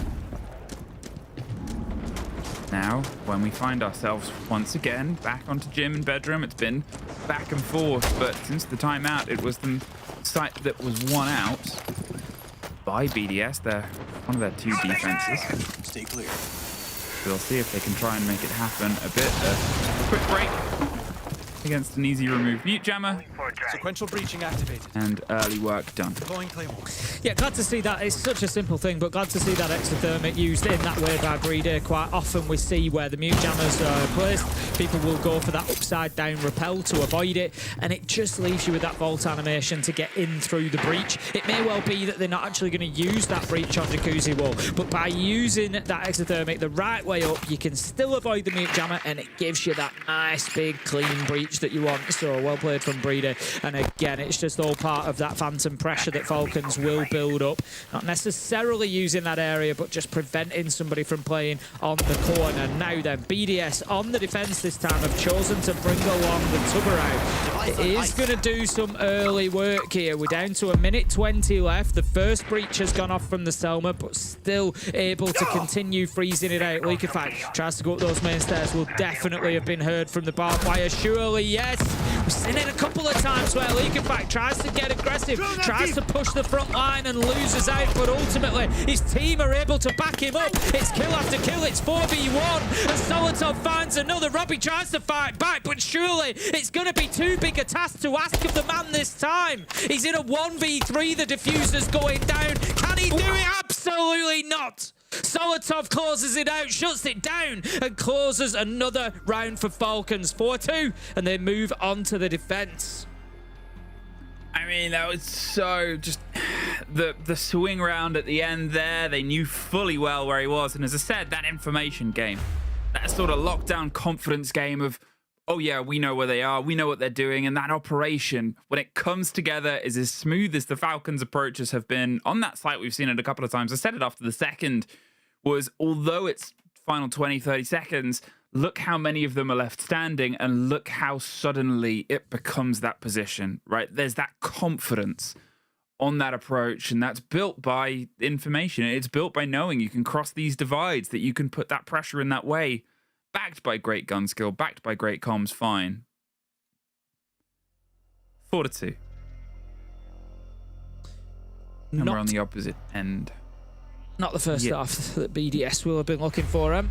Not the first half at all that they wanted, because things are about to ramp up in terms of difficulty. They are attacking Church and Arsenal. Falcons, I will go so far as to say it's not about expectation here. They need to come out 5-2. They need, this is their map. This is their choice. This is their half. This is the defensive side. You know, as Leo said, BDS had kind of knew they were likely to come to Clubhouse, and had, like they did with Gen G yesterday, massaged it, tried to work it so they could at least come into this map on the stronger half of things. They've only managed to grab 2 rounds. So Falcons, they need to put them to the sword now. We need some killer instinct out of them. You know, blood is in the water. We need them in there, getting this done. I want to see 7-2, 7-3 from Falcons here, realistically, if I'm a Falcons supporter. Oh, yeah. I mean, you need it's almost the weird thing that we talked about where you sort of say, okay, if you're the confident team, if you're the top team, you have to be able to put results to bed. It's not always the case. And it's often region by region on a basis, right? And you don't want to sort of point fingers, but a first versus a fourth battle in one region is very different to a first versus a fourth battle in a different region. It's just par for the course. The swing rounds in towards all of this, though, is a team being tested if they are going all the way on maps that they should be locking in these sort of statistical anomalies. It's not that BDS aren't playing well today. It's not that they're a team that doesn't deserve the position that they're in. But statistically, Clubhouse is one of their weakest maps. And it's a great map for you. So this should be one of those. Top team, put it to bed. And as you said, you as a Falcons fan, but probably also as the Falcons themselves, want just a 7-2. Just put this one over, keep it going, and there's Shaiko to do exactly that. Solotov free to move. Shaiko gets himself another, and whatever BDS tried there on a rush, Shaiko, I think, got a 4K. I think so many clips. The clips. Correct me if I'm wrong here, and I'm not speaking. Maybe I think they might be aware that Freck, told them to shush on the first map. Could be wrong, but we've had both Linkafak and Shaiko. Maybe they've seen it from him previously, but we've had both Linkafak and Shaiko giving the shush to the cameras. But look, good stuff from them so far. That's basically what I'm talking about there. Where I said they need to be coming out with a 7-2, 7-3 half. They need to be winning that first round.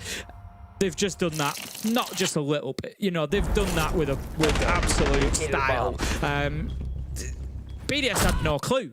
When they come down the stairs behind the Deimos there, they had absolutely no clue. And BDS, they're going to get hit hard if it carries on like that. Falcons 5-2 up. It's about that confidence as well. You're looking towards Lair, realistically, is what you're doing. And if BDS can get, even come out of this with a loss and it's 7-5, you've got them going forward thinking, you know what, that's our worst map, but we nearly had him. We nearly had him then. Where you can't allow that as Falcons. You just cannot allow it. Do you know what? The thing as well is about it. So when we were in the timeouts around 5-6 last time, and he ended the map, statistically, as I said at the time, Shaiko was the lowest rated player of the first map. And, and we said it at the time, you're like, yeah, you've got this opportunity, he's not there. Whether he was inspired by the clips he saw from player cams or not, he is now, I think, overall across this whole series, rated better than 4 of the players on BDS, including both these two maps. He's just found that form once again, and that's that terrifying possibility. And what is he across this? He's 10-3 now. Yeah, and he evens him up. This is what we're talking about. Yeah, overall he's 15-15 now from the two maps. And in this map, from that performance, from where he was to where he is, and it's sort of like, this is how much of an effect it can have on a team. Yeah, and he's going to continue. He's made no mistake about it. He sent a message now to BDS. This is going to continue on to Lair, and he's going to come away with a 35-40 kill series, or maybe more. And all of a sudden, you sat there. Falcons have qualified to the Munich Major, and you're thinking, what's happened? And he's that sort of player. So BDS are gonna have to dig deep. I don't mean to talk about like they're already beaten, or it's not. It is not over, and you keep fighting. And all of Laloon's teams have always had that mentality and that attitude, and we will continue to see it. And Virtue manages to pick up Predator to level things up at 4 versus 4. But they have to show it in the server. They have to show that mentality and that attitude. And this is what we need more of. Lasmo, Robbie managed to get in and one apiece. Linkafak gets cut down as well. 3 versus 1 now, and this could be a round. And without a big moment from Solotov, they can't allow this BDSM. They cannot allow it. It's a 2 versus 1, 40 seconds. He doesn't have a C4, whether they know that or not might change things, but Virtue does the right maneuver. I think they weren't sure if he'd been able to move up the stairs itself. BDS, they get around. They're still trying to just sort of hit it quick, hit it heavy. And it comes out in towards a trade game that works into their favor. Getting some first moments there. The last 2 entry kills have gone in towards the side of Falcons. And yet BDS losing that opening engagement, still putting in the fight, putting in the sort of contest. The pace at which they're getting in is As I said, very quick, 2 bodies left, but at that time it's also the first kills I think Lasmo's gotten. It's the second kill P4's gotten. Now's the time for them to start trying to find their feet and find their energy a bit. Maybe. I don't want to entirely point fingers here. I really don't. But it's funny because it's Leo. I'm not sure if he's got his in-ears in and if they listen, but if they do. Have you cursed Freck again as you cursed Wolves yesterday? 10 seconds to insertion. Is this you, Leo? Did you see him yesterday? 5 seconds remaining. Calls in half-time. Dooms a team. Attacker's objective is to locate a bomb and defuse Makes a it. graphic called Perfrection. Freck has gone 4-8. It's not a horrible scoreline, but compared to where he was, it's wind out of his sails. And there I am doing the opposite, Leo. See, that's how you pick a player up. The win picks up, and Freck will start to move forward with a little bit of pace there, getting himself an opener. And that is, it's important for more than one reason. Last 2 rounds, so both of the defensive rounds for Falcons so far, they've picked up the opening kill, Shaco and Solotov, round 7 and 8 respectively. So BDS coming in with an advantage this time. Freck able to find that. It's also worth noting, every single entry kill, all 4 of them that Falcons have had this game have been onto Freck. So him coming out there, you know, he's had 2 himself, so he's 2 and 4. That brings him back to 3 and 4. It gets him in the game. It's leveling up his stats. He's getting close to at least having, you know, an even difference between those things. 5 versus 4.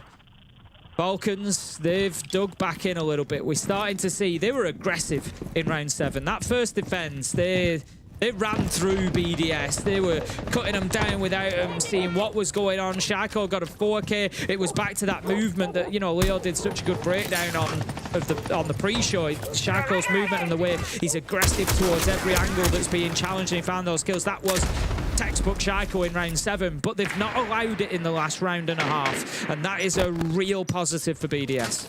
Yeah, as I said, maybe it's the other side of it where, you know, I've cursed Shaco, unfortunately.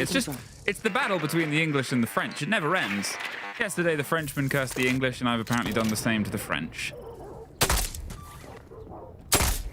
Rafters will be the next port of call here. You can see some of the pressure playing underneath. The impact DMPs just remove it to allow the fire to push its way through, and they've got to try and get this out clean. He's inside fire. EFAC's being cooked. There's some damage done, and there he goes.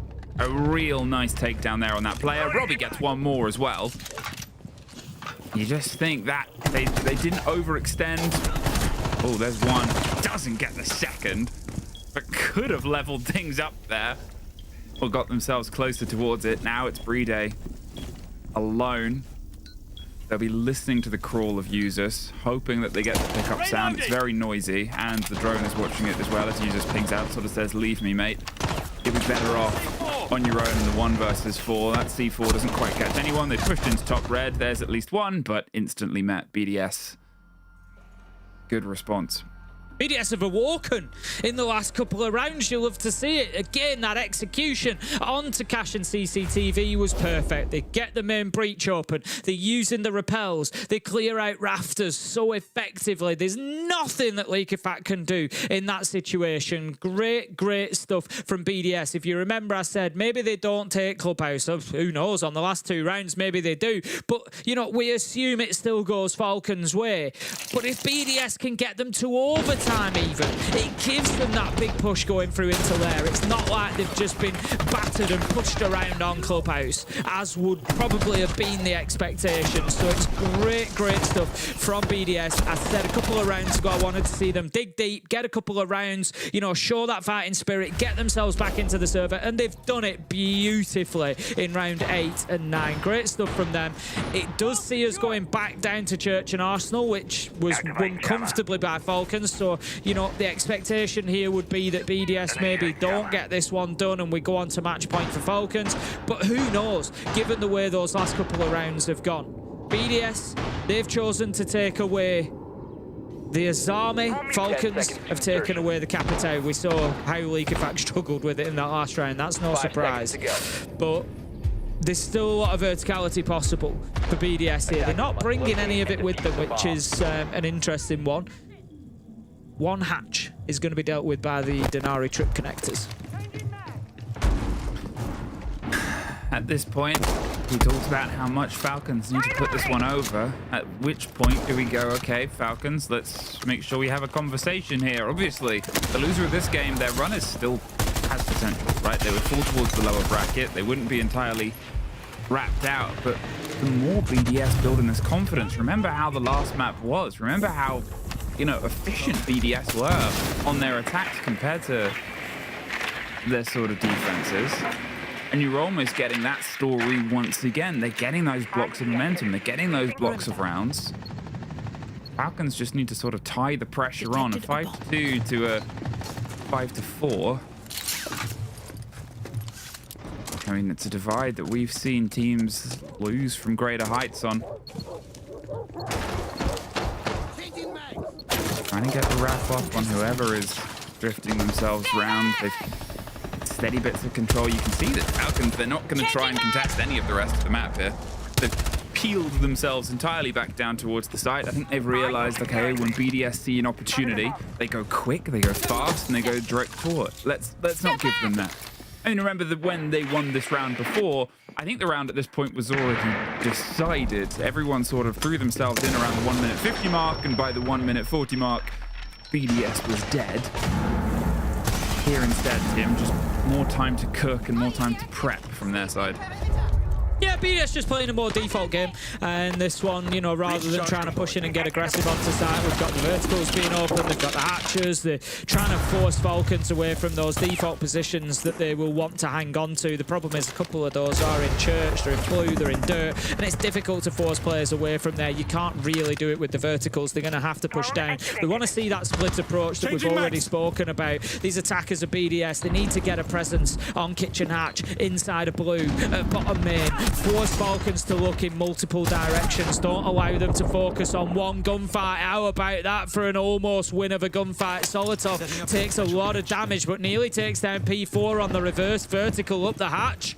BDS need to be careful. They don't want to be losing anybody before they push onto site.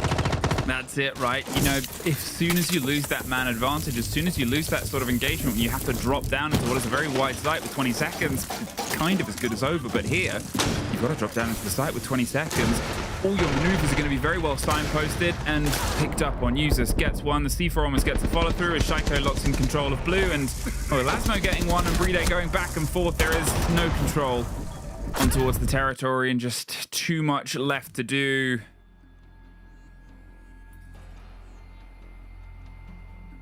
Still with the shushes, but the rest of Falcons seem a little bit calmer right now. I was going to say, at least some of the emotions are certainly up on the side of Falcons, but you've got to be careful with that sometimes as well.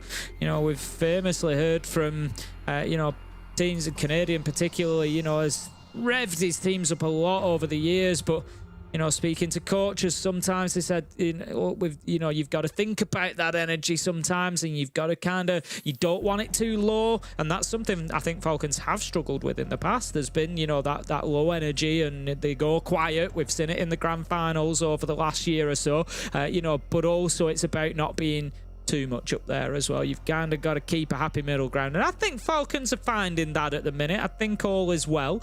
We're going to have them taking the tactical time out though, and it's an interesting choice to get themselves onto that map point, but they have to go and win on a site they haven't won on yet, so I understand it, but of course you're giving BDS that same opportunity to have a chat themselves as well. You know, Laloon can again interject. We saw a really good response after their tactical timeout that they used in the first half, so you know, maybe BDS can come back with something against here and get themselves into that round 11.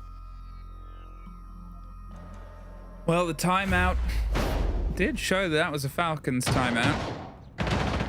Well. Yeah, BDS already called that. Yeah, yeah, they called it. God, it was so long ago. Yeah. It's after round 2. It's after second round, yeah. What a world. What a world we're living in. Time. Where does it go? But yeah, sort of put there, it's now just got to be put over the edge. You're looking at Lair as well as your final in this sort of showdown. In terms of it being a decider map, I know it's sort of already lured over towards Falcons with an impressive 5-1 sort of recent history, including, 7 days ago, the 7-2 against BDS. It's nowhere that BDS massively want to return to, right? In a weird way, this is an untested on Clubhouse with no recent performance against Falcons on it, is a chance to do it. They've collectively done better than their games against Secret and Gen G from a while ago, not including the good game against Gen G yesterday. But 2 rounds keep them adrift of OT. 2 rounds keep them adrift of being able to lock this one in and push it over the edge. Falcons with a stretch and CC pressured him. I feel like it's an essential start for BDS to have the entry kill here. You picked up on it yourself, so all bar, it's now 3. There's only 3 rounds. It has increased a little bit since we discussed it last, but only 3 rounds have gone against that entry kill. So it is, again, just such a big opportunity for the teams that can come in there and get it. 70% of the time on this map, they have been closing out the rounds. So let's see which way that one goes. As it stands, we've got a completely top floor presence from Falcons, largely as we would expect. That's great work from the Brava there, just going in and taking away one of those 2 bulletproof cameras that Falcons will have been relying on. We hear Leakafak ripping the nitro, but then switching back to that secondary. It's very active at the minute between these 2 areas, Top Red and Cash. Robbie has got himself in though, but look at the perfect timing of that stun. That's great placement. Yep, hit them with the stun, hit them with the Guma, and force them back. It means they can't build a momentum, and we've already talked about how good and important that is for, I guess, any attackers, but BDS throughout this series as well. The C4 didn't quite catch anybody, but as the pressure comes on the split, this is the divide they've got to cross, and Freck gets one, Shaiko gets P4 back, it's traded back and forth, but Freck gets himself a second from that open breach and isn't going to give them the opportunity to chase him down. Knows how important having the extra gun in the firefight is as the rest of the team steadies some control, but 40 seconds. Now they've got eyes on towards construction. They're going to look towards Logi. They've got Freck obviously putting the pressure on the main window on the far side. Maybe going to hit main stairs and just get some of that split in as the Goyos start to pop here. Falcons holding on in the 4 versus 3, but they have the opportunity and ability to play on their defenses. There is still a lot of it standing, so in the final 20 seconds, having the work be done structurally means that it's only really the final 5 seconds in the push itself. Sprayed round. Robbie taking a bit more damage as well. Shaiko's off, and well, there's 2. Falcons, they lock themselves in a 2 versus 2 to a 2 versus 1, and nobody. Falcons, the double shush from Licky back to send us from our second map with 1 more on the cards for this showdown. We all know there's only one thing more serious than a shush, and that is the double shush. We see it, right? Well, Falcons are put, it just shows how invested Falcons are in this. They know what is on the line with that spot at the Munich Major. They've got themselves back into it, and we're down to a best of 1 on Lair now. Well, we'll have that, but first, we'll have a lovely break.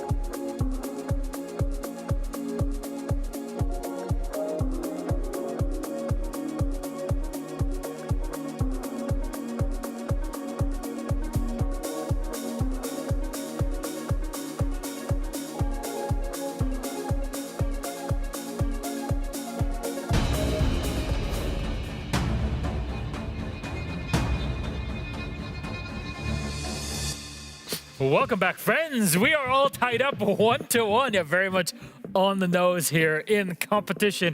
My God, Team Falcons actually looked like a coordinated team. But first, let's just talk about the spearhead. Shaiko doing Shaiko things, and specifically round number 7. It's 4K that gets them across the line and really gets the blood flowing here for Falcons, who were not afraid of playing the camera game. Yeah. Oh. It's the camera game. I like how you're saying it as well. I felt like they had a constant stream of information with the Valkyrie to see where BDS was coming from. And then having a player on your team like Shaiko, all you just have to say is, Shaiko, go kill. I mean, you're losing your mind about it. Clearly, it is insane to see that stuff from him once again. The top player all stage, and he's showing it once again. I mean, when it matters most, because if you lose this map, you drop down to the lower bracket, and you make it so much more difficult for yourself. It's so annoying. Everything is perfect. Everything is perfect. Every pre-fire was like 2 or 3 bullets, straight headshot. Like Azami and Shaiko together, it's just so strong. Like, and look at his reactions at the same time. Look at his reactions at the same time. I believe some people have been watching the stream. Some people have been watching Freck's celebrations. I think they have a message. I think they have a message for Freck, and we can see that in the game. Really getting hyped up, getting to prove that they're the better team here.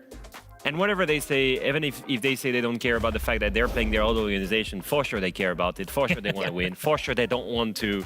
They just want to win. They just want to win. They don't want the new roster representing the org to be beating them. They need to prove that they're the better ones.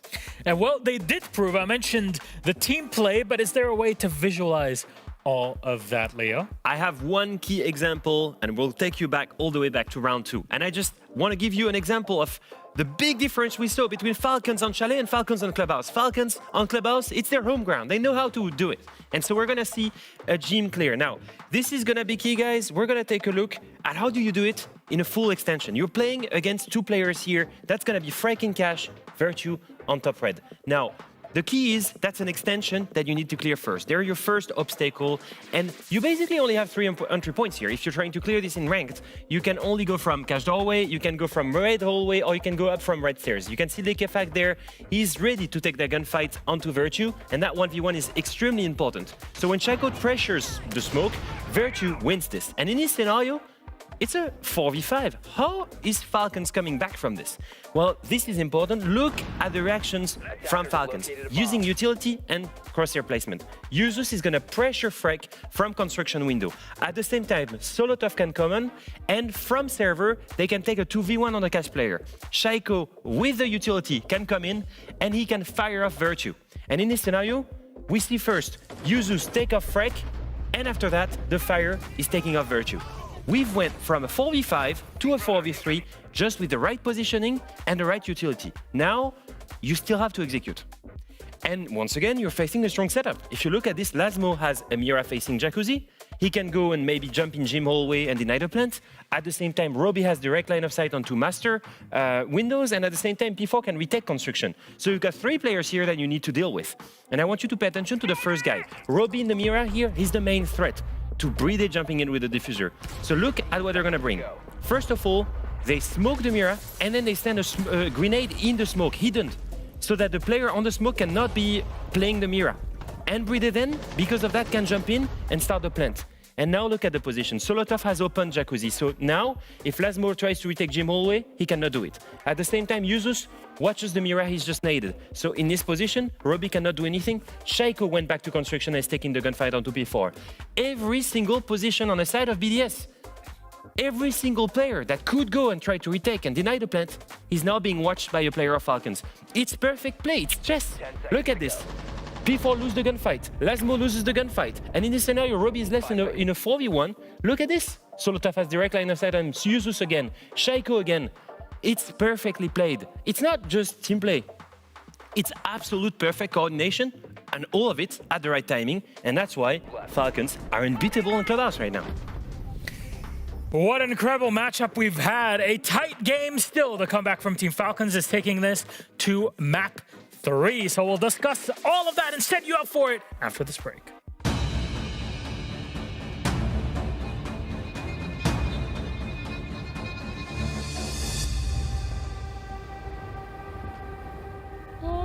Au-delà des mers, là-bas sur le ciel clair, il existe existe une cité où séjour enchanté. Et sur les grands arbres noirs, chaque soir, vers elle s'en va tout mon espoir. J'ai deux amours, mon pays Paris, pareil toujours, mon cœur est ravi.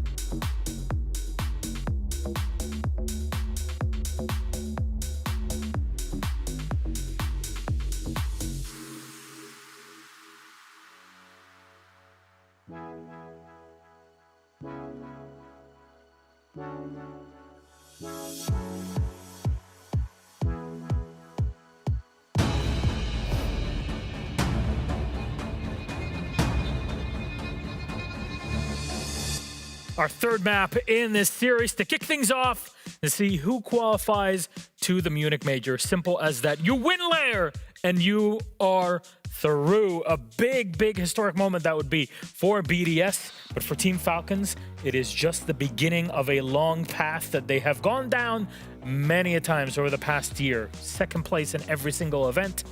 You can't be second place in this game. They will not be happy with that result, Aaron.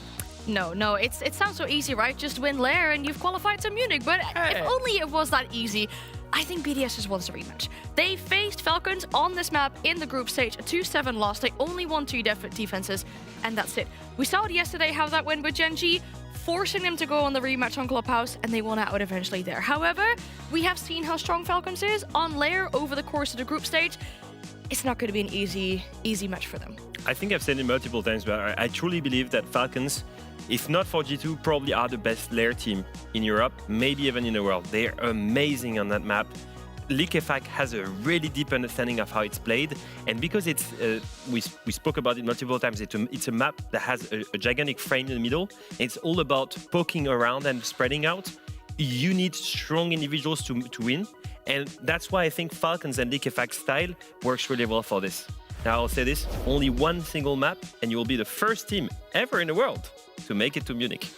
That would be pretty big. I'm not going to put you in the spot to predict who would make it through. We're just going to sit back and watch this one play out. So, for all the marbles, win Lair and you go to Munich. BDS versus Team Falcons. Our casters await. Have fun. I think we're about to have a great time, Mr. Milosh, as we find ourselves our first Munich-bound team. Tim! You excited? Yeah, this is the big one, isn't it? A best of one, shootout, winner takes all. This is how we love it. Team Falcons still on top in terms of the social prediction. I think given that previous result, that's going to be a big factor here. I think not just for us on the outside looking in, but possibly for the teams as well. And it's a little bit of work for, you know, the behind the scenes staff at BDS to have done to say, look, if this is going to go to Lair, we need to be able to forget about that 7-2. We need to be able to move on from that. They can't have that playing in as part of the mental game here. It's been a close 2 maps so far. BDS have been super competitive, but it's going to get even harder now. I think that's it, right? There's no more shush. Well, we'll probably get more shushing, actually. The shushing cannot be seen by the opposing team. Not until it comes in. At this point, if you're shushing, it's just yourself. Solotov has accidentally become invisible. So I think we'll have a pause. Oh, he's back. But it's all, this is the drive, right? This is the chance. And again, it doesn't take anybody away from their chance at making it. Whoever falls, I'm assuming it was a swap from yesterday. So say, for example, BDS lose, they won't be up against Genji. They'll be up against Wolves on the other side of it, because a bracket flip makes sense. Falcons, well, they would have the same opponent, and then they would have the chance to fight their way into the lower bracket semi. That is also, as well, whoever pulls this one out of the bag, whoever gets themselves in towards the upper bracket final later on, then secures themselves top 3. Potentially as well, which, you know, this is a prize pool jump. There's not quite a jump between SI points. First gets 300, second gets 150, and then it's 50 for the next 3 spots as well. But that's also that other important factor, is as well as getting yourself in towards sort of the major in Munich, you can cement yourself with getting a nice chunk of SI points, which I think everybody would like nowadays. Yeah! I mean, look, the SI points are super important. We all, you know, everybody wants to get there. There's a number of opportunities. We've got the major, we've got, you know, the regional finals coming up as well. The top 6, of course, will play off in that, and there'll be a spot available. So, you know, plenty of opportunities. But yeah, just getting it done and dusted, getting as many points as you can, it's really, really big. So, you know, wins at this point that are going to push you towards that grand final and give you that opportunity, you know, of the difference between 300 or 150 is a big deal. So, you know, as well as that Munich major. But right now, these players have just got to be focusing on the match that's in front of them. Falcons start on the defense. That's going to suit them down to the ground. When they played last time around a week ago, Falcons won 3 defenses in a row to win the match overall. We only saw them defend 3 times, but they won top floor, they won basement, and they won bunks. They won every single site. So BDS immediately on the back foot, I think, here, realistically. They've got their work cut out for them. Oh, the fight almost immediately on the front is up. So as in fact just drift slightly further away, and they can try and put pressure onto this position. You can hear the wall is actually not being breached. They wanted to try and get a swing on for a split second, but as what looks like electrification comes into pass, well, neither will the immediacy of the breach itself. A huge bit of work to be done, but why not send a shield in to do it? The grenade bounces their way around. At this point, they should leave control because they know it's going to follow through. There's a Deimos underneath as well, and cut between the core of 2 players, and Shaiko pops it. Users gets Freck, and they're going to still keep trying to move behind it, looking for the fight, but thread the needle. Liquefact gets the head of Lasmo. And it's all just fallen a bit apart here. Virtue had rotated round to get control of the top, but as P4 is all that's left on the split of the main stairs, there was just no one over the shoulder of the cover. Robbie going down underneath as well. It's just been, I'm not going to say one-dimensional, but they tried to hit it with two at the same time, and as soon as they got rid of that player underneath, they had nothing else elsewhere. There wasn't any other threat apart from this position. And now they've just got to try and force themselves in here. I think we're probably off to a flawless opener. Well, that at least stops it, but not for long. Not for long at all. I mean, really, I look at a round like that, and I'm going to bring out the tried and tested botheredometer. And, you know, we have a look at that, and how bothered were the players inside of sight during that round? And the answer is not very. Yeah, we had a couple of kills coming from inside of sight, but they were never moved. They were never dislodged. They were never disrupted. And that's a big problem for BDS. It's a big problem because on that side, it's very, very possible. So if you want to disrupt people on that side, if you want to make it difficult for people to play in their positions, you take a Deimos, you take a Buck, you know, you take these operators that are going to allow you to go in underneath, both of whom are available, by the way. You get in underneath and you start working some verticals. You know, you get into weapon maintenance, you push through from there. You know, that's your ops room. So you just move across, and as you go, you open up the ceiling above you, and you're going to remove those power positions, mask wall, desk, you know, on the double door between sites. You're going to be able to stop players playing in those positions, and none of that was done. It was pretty much get in the building, try and push these angles, try and work through this single door, see if we can get a breach. None of it really happened. Yeah, big problem for BDS. They've got the same opportunity here. I'm looking at their lineup. I'm a little bit concerned. We've got the Deimos, but we've got no Ram. We've got no Buck. We've got no soft breach charges. We've got no other vertical options, and it's a little bit of a concern. I feel like they are limiting themselves. Now, obviously, we had these two teams meet on this map not that long ago, and Falcons were able to win it out 7-2. They started on their attack as well, getting a 4-2 opening half, and then just a solid lockout on defense. So if we're counting score, this is in a weird way 4 defenses in a row for Falcons. How far can they push that divide before BDS are finally able to take one and make them bleed a little? Pressure on towards the mirror position here. Brede, they can pull back towards a hatch that's open, and they can drop themselves down before they're caught from the back. You can see that the sort of width of the approach here from BDS isn't really being met by Falcons. They realize, oh, they're trying to catch us, let's pull out. Apart from a Valkyrie, they really went on an adventure outside the warehouse and up the stairs, and well, it does give away the other. This is usually quite a big battle that happens on towards the filtration side up blue stairs, but currently, no, they've sort of said, no, you can take it. We're playing with this soft game. You've got this to work out. And as you said, we'll just take a C4 to sort of ruin this dream of theirs. Clearing the way. You can see them kind of struggling with the Vendetta there, trying to get some vertical angles, trying to use it. It's great when you're hunting somebody, when you've got that track on and you want to shoot through the floor. Yeah, fantastic. It's not good for giving you those vertical options, for being able to give you that presence above to create a concern for defenders playing inside a site. As it is, Robbie's doing some good work here. He's managed to use that hatch angle particularly well to catch a few feet there. We've got users, we've got Leak Effect taking some chip damage, but a minute left on the clock, and there's still work for BDS to do here. They've lost that entry battle. P4 does manage to pick up Solotov though, so it's 1-for-1. It's 4 versus 4. BDS, where is that blitz? Where is Virtue going to be going? That's going to be the tip of the spear. That's going to be the push into sight. Well, they now have eyes on a default plant, and they just try and keep pushing on towards it and cover the distance. Kills himself, but takes the man down with him. Maybe not what he wanted to happen, but what else could you do apart from scream? Plasmo gets the kick confirmed, and EFAC in lockers. They know where he is, and they can peel themselves away. They don't need to extend for the fight. They can watch this from above as they are. You can see the rotate coming around. They've kept a player close as well to be a bit of a spot fight for it, and now that player can peel back. And sure, with that hatch, that is, I'm not going to say unwinnable, but we don't even get to see the fight around it. Locked out by BDS, and they've been able to stem the flow.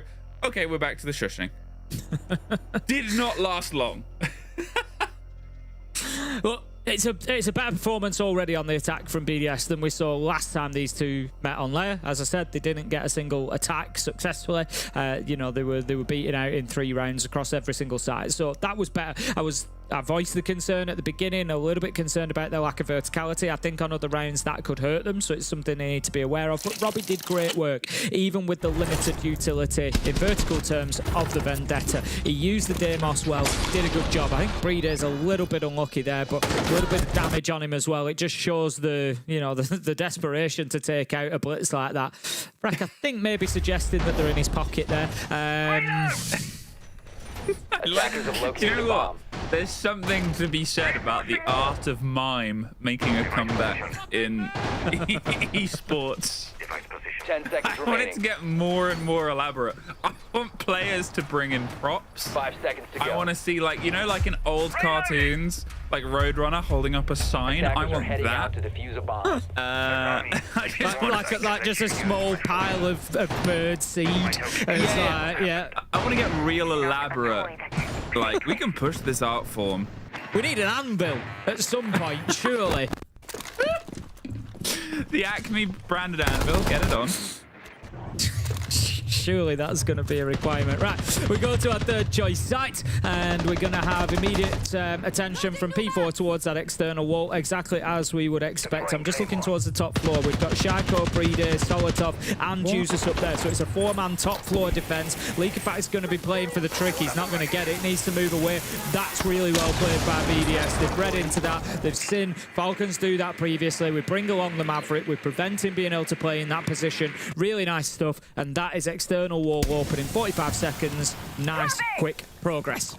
Ooh, in and slips past, waits for the fog to dissipate, but the players have otherwise pulled themselves away. This is an important engagement. If you look at the lineup of the attackers, they have nothing to disguise their motion if they wanted to go into the site, which is the standard approach we've seen. You know, no Capitao, no sense, none of that lockdown to just give themselves anything to operate under. So with pocket full of flashes, what can you do?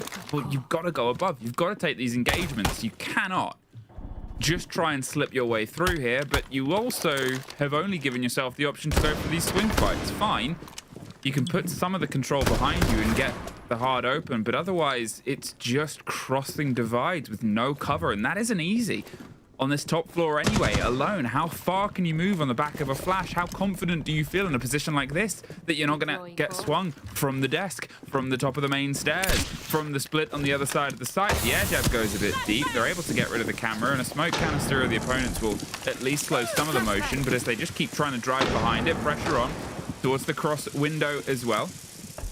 They've got some eyes on display, they've got some eyes on the rest of it, but with only a minute left and only some of this control over the top, they have to start pushing for these kills. They get one on the far side. Some presence on towards green. Lasmo gets another from that position on towards Solotov, and there's Lasmo getting 2, and what a wraparound this has been. Shaiko does find 1, but he's now all that is left alone above here. The flashes start to ring out. Their approach to be a bit more of a clock out. In fact, no, sorry, Users is still up here as well, but P4's going to go for the plant. They think they've done enough. And as the pressure comes either side, well, they probably have. Post-plant situation here. At this point, as I sort of said, it's been a very clean take on the top. I love that from BDS. So looking, I'm looking at that lineup coming in, and I'm thinking they have to take top floor here. They don't have a choice. Sometimes you do, if you bring the right operators, if you bring the sense, if you bring the ying, if you bring some smokes. About this. Yeah, you can get away with not taking. It's not always easy, but you can get away with not taking the top floor. You just obscure those lines of sight. You get into kind of an off-brand plant position, and you put it down, and you leave the defenders up on the top floor, scrambling around, trying to find where you're putting the diffuser down, open up new verts, all that sort of good stuff. It was just never going to be possible with that lineup. You know, we look at the lineup, Thermite, Dockerby, Grim, Nomad, Maverick. There was nothing there to be able to provide that cover. I think you said like 8 flashes on side. Just not going to happen. But I love that they recognise that their whole game plan was get in and make it difficult for them to hold on to top floor. And they didn't even have a ton of utility to do that. It was all around the flashes. They didn't, apart from the Grim. And they just, what they had, they used well, and they put Falcons in bad positions. They got kills, and they recognised that the win condition was top floor control to enable them to plant. And they played for it completely. 2-1 up on the attack is a good start for BDS. I think that was a really, really well put together approach. So I've had a lot of rants with Demo Bomb about located this. by attackers. 10 seconds remaining. I'm going through anger management with it. I'm not. Left before The approach is directly underneath, where they don't look at the verticality. Objective is to I defuse get the that bomb. great teams can make it work. I saw that yesterday with Secret. Roll the sense out, have the cover, made sure they got the kills, operated well with the Capitao. And that's like a by-the-book explanation of why people will do that. They see an opportunity at the bottom of green stairs, and the pillar position, they take it. Great. But that's the 5% of teams. It's not easy. No, and the other 95 that seemingly want to try it have, I think, just failed every single time. That is the best defensive rated site across this map. In fact, I tell you, I'll add to it, attacking without taking top floor there and using sense and the smoke cover and things, I will say, I feel that we've discovered the attacking equivalent of Tachanka defense on basement. Okay. It's got to be everything's got to be right. Everything's got to work. Yeah. Everything's got to be perfect, and it rarely all comes together. That's a whole other argument that we'll get into in a minute. Knifing the roof won't do much, but Virtue does find the end of EFAC after they get a double, holding onto that position. The mirror, think about what they've taken out there, the hard breacher and the shield. At this point, they're operating with less, but they're still able to at least get a kill to level it out, but they're still utility-wise on the back foot. P4 is holding out for a follow-through swing. The Bees will go either side. They're onto display window, but they need to try and work in supporting each other, and Trico's been able to move up towards the upper window. Gets an easy pick onto Robbie. They know, look at the 3 remaining Falcons players. They've entirely surrounded this portion of the map. There's a spray through, and that's just Trico sort of saying, we're watching, that you can come in this way, but you're not going to last long. P4 is stuck, and they know that P4 was in this position, and they're trying to open him a way out that's not really coming together. Freck, in the meantime, is going to go right the way around towards the other side and just draw players away from the watch on towards that position. He's hoping they've all turned their backs. And as P4 slips their way out, a minute on, pre-firing the swing round angle, and more gadgetry being sent either side. There's at least a good preemptive spray on towards Shaiko's position. The C4 won't quite get the catch. The Bees will go in a bit close. It's time to sort of cook, but you can see P4 now has rotated their way back round underneath. Caught out on a camera. They know he's in this position. They know they're quite spread out. At this point, Falcons, they're just making sure that when the first fight comes together, they can be in a position to get a trade. And it seems like that pressure might be on towards both of them. P4 goes down first. Freck on a sliver of health, and they're just going to lock it out. Yeah, I mean, again, I'm gonna repeat largely what I said last time around for that attack. They brought the Deimos this time. We didn't see it have too much of an effect. Don't get me wrong, that was down to a big leak effect double kill to kick things off. Never gonna hurt Falcons. But I know that Ace is banned out, but they're not bringing the Thermite. They're sort of relying on the Hibana. They're not bringing the Maverick. I just feel like they're not bringing enough. That is a site whereby you need some breachers, I feel. If you don't have any breachers, you're working through one of 3 single doors, and it makes it really easy for the defenders to just hold those positions. I feel like it's beneficial to get something on mask wall, to maybe get control of ops and be able to breach the wall into mask wall as well, or to get like a little R6 room breach, or to just, you've got to mix up the defensive angles on that site, and they haven't achieved that either time, whether that be from below, whether that be opening up those breaches. Every time it's kind of come down to pushing onto a door, and that's not going to cut it against Falcons, who managed to get themselves a good round 4. It's 2-2. 5 seconds remaining. Well, a back and forth early on in this half. Maybe it's not as expected. At this point, BDS are, in a way, as successful as they were the last time they were on Lair. And they actually got a mirror image of the same rounds as well. I think it was the second and the third round. Granted, on their other half, they're on defense that they won, and then Falcons won everything else. So the curse might be repeating itself in some manner, unless they can try and just do a little bit more. It's also worth sort of looking at how, you know, Chalet played out. They were sharper on their attack in that game. They had a couple of sharp moments on their attack, but it was even between that and their defense. I would say BDS generically have been more confident on their attack throughout the maps in the showdown today. Got to try and cement themselves at least an even half here, I think. to sort of be able to put the pressure on, regardless of the fact that they're heading onto their defense as the follow-through. They were half tempted by a bit of a smash on towards this position. Just, again, those sort of statement gunfights. Thrown back and forth. The Ram could try and cut their way across the hold here, but again, look at Falcons, Tim. They just leave. They leave that position. The second time will be the charm as the boogie drone goes through and opens up the barricade. The top floor is going to be in the possession of the attackers fairly soon, but we're halfway through the round. They need to be getting control over that mid floor. Let's not forget they're attacking into the basement. We do see them trying to do so, but Leakerback just catches out Virtue. Can't be losing that fight. Needs to be going in there and winning that. There's some support from users there as well. And these two are doing a great job of holding on to briefing. BDS just unable to break them down at the minute. Shaiko manages to find one. Brede another. And it is a round that is going all in favor of Falcons. Shaiko makes it 2 in the round. 5 versus 1. And in the blink of an eye, it is over. Flawless round. Falcons take another 3-2. With Munich on the line, this is becoming super tight. Okay, shushes aside, what happened there was they obviously lost the shield, and what we saw happen, actually in the background of the Nook called, "I've got 2 on me," so the other 3 players went, well, let's hit sight. A 3 versus 3, maybe we can make it work, maybe there's someone else that might be adrift.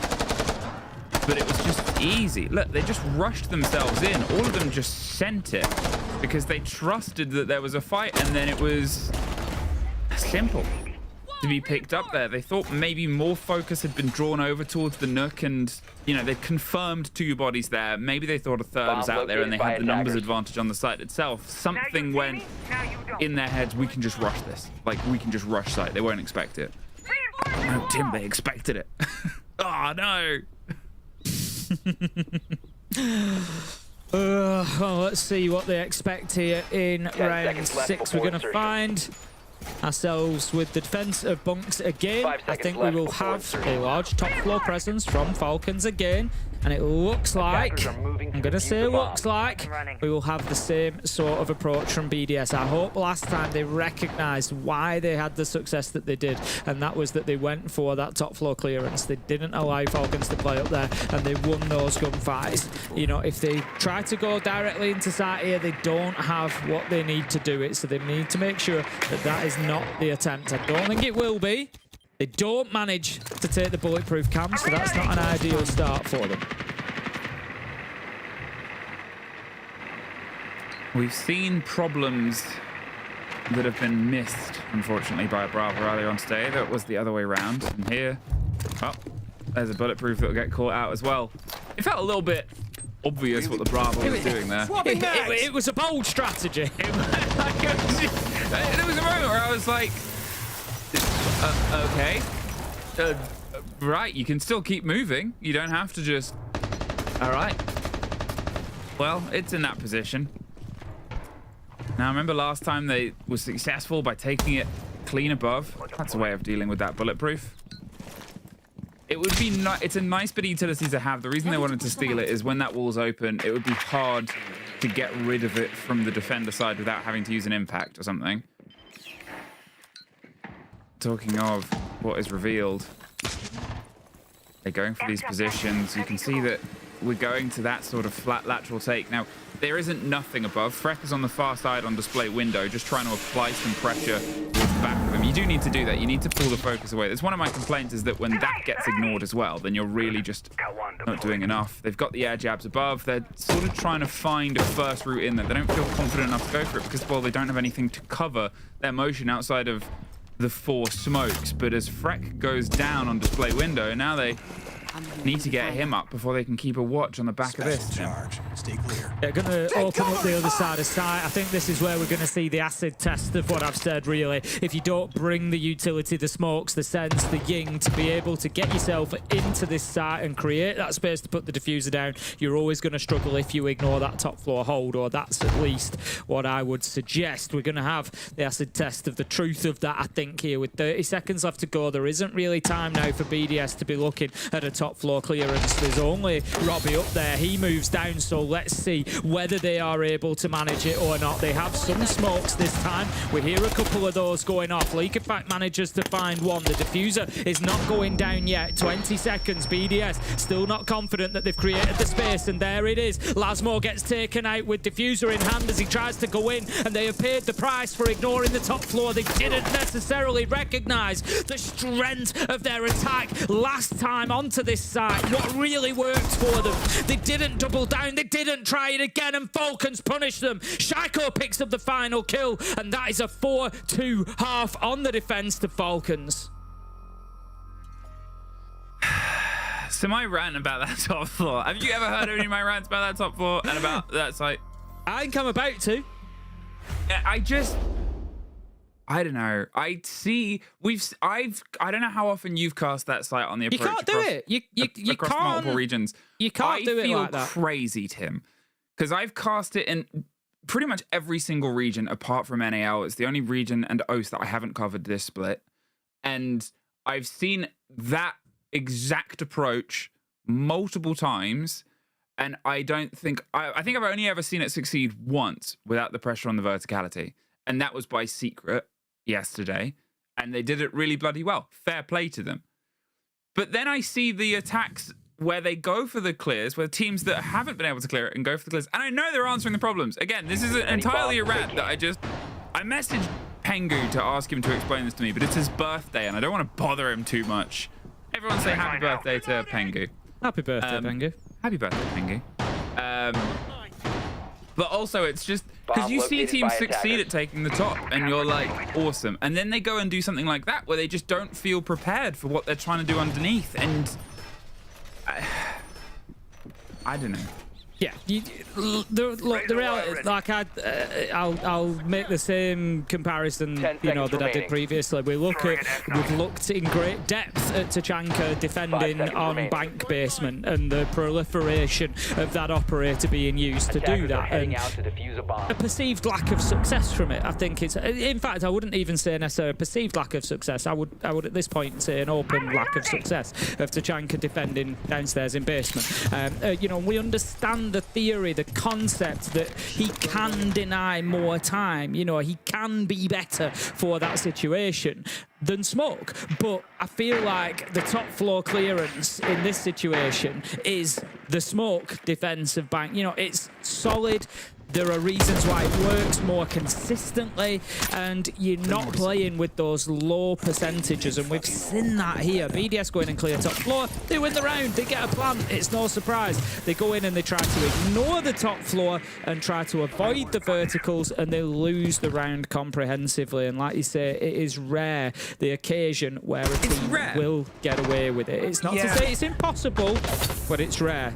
Not rare is the entry kills for Falcons. Solotov manages to get another, and that is now 6 out of 7. Well, the Clash is doing their best to try and delay and sort of push them back on. They're swinging either side. There's some support coming on the shoulder. Ooh, they slip away, and now they're back in, but the air jab will just execute them. And the wheels are coming a little bit off here. Think about what they've just lost on the fight for ops. They've lost their keepers. They lose one bloody more, Tim. As Solotov tears the head off with the smoke. Every single sort of positive active bit of utility they can do to slow people down outside of a C4 is gone. So instead, it's just guns up, fun time. As Robbie gets one. Tries to get a handle on the other. It's technically a 1 versus 1. If you can win this, it buys him some time. But at the same time, this is just to draw focus. Look at Falcons. They know the win con. They're never a team to entirely throw themselves into a situation where they'll offer BDS a lifeline. You have to rest it. You have to pull it back in. And Robbie tried to. Movement in towards the fire. Virtue's under fire. He's in a 1 versus 4. Great take on towards Shaiko. But as the kit's being planted, the C4 won't come out immediately. There's the loose, and oh, there it is. Caught and covered. Massive round from Falcons. More shushing. And Brede having a great time with it. He was allowed to plant. Of course he's having a great time. Look, the big difference there when we look at the Falcons attack versus the BDS attack of that top floor and why it worked. I spoke about it, if you remember, with BDS, not enough to disrupt the defenders, no breaching of those key walls. This time we saw that mask wall breached from the ops side. They got control, they killed the clash. Yes, they lost the ace just after the breach went off, but it didn't matter because the pressure was there. And where does Robbie get down from? He gets down from that breach inside of sight. It makes it dangerous to play in those power positions. Yes, Falcons had already done a lot of the work, but they then took their foot off the gas a little bit and said, let's set up the site as we need it before we start getting this plant down. It was a really nice attack from them. They go 5-2, and I feel like we get into that point. If you remember at the very beginning of the game, I said BDS have had a fantastic little run at the end of the season. I think they've been playing really well. Their performance yesterday against Gen G, solid. Got themselves through to the upper bracket. I felt like today might just be that step too far in the upper bracket, and it feels a little bit now like they're running on empty. That last little bit of gas they had in the tank might just have run out. The sort of surprise of this map, as weird as it is to say, is Shaiko 10-3. Because he's never got more than 2 kills on a round, right? It's been a really silent, consistent progression. And I know we had this conversation early on, it's not about putting in a superstar performance in a map. It's about putting in a superstar performance time and time and time and time again. And that consistency is key. And the dip in form towards just, this is his cruise control, is a terrifying thing. Yeah. The era of ARX Nomad.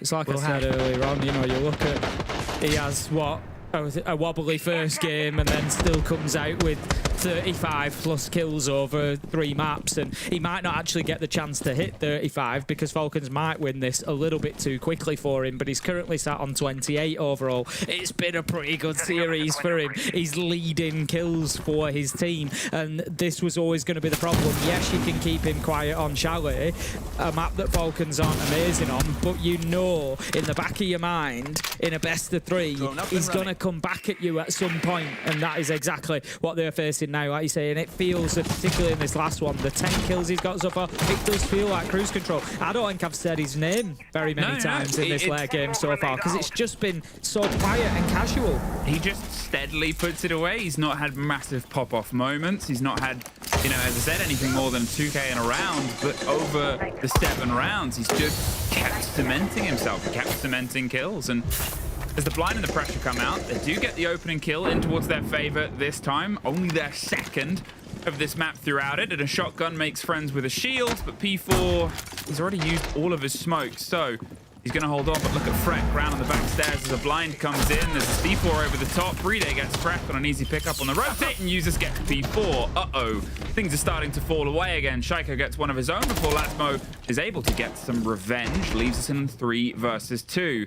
But if I'm going to say that things were taken out of the pockets of one team, now there's only really 2 pockets left. Ooh, Virtue swings onto the Blackbeard, removes their head, and now it's a Glaz and a Candellaless and smokeless approach. Lasmo gets the cutoff, and now it is just a Glaz. EFAC.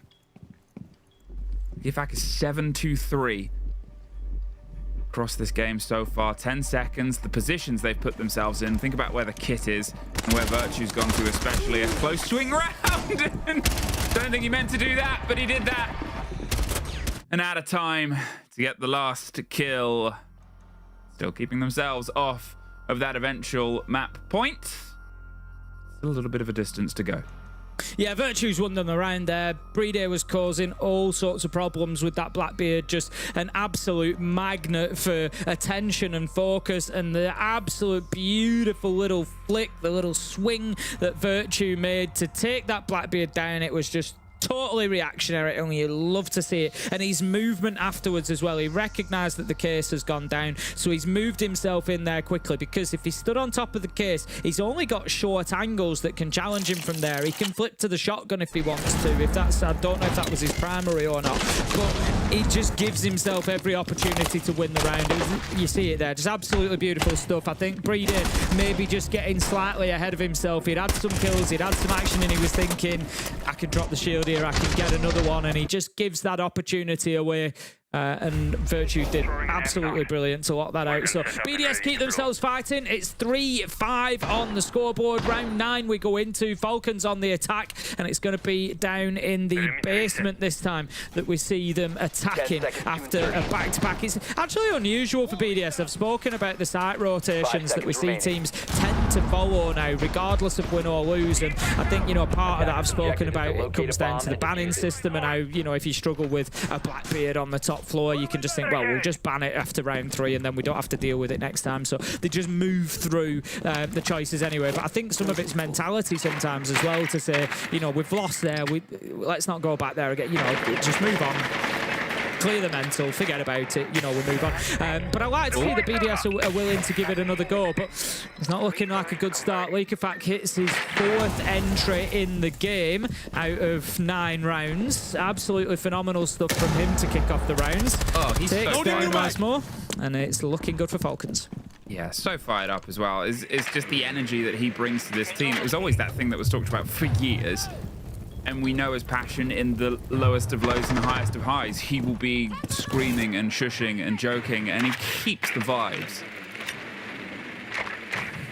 energetic, I think is the fairest way of putting it. But as you can see from the smiles across this roster from the split they had, vibes are high.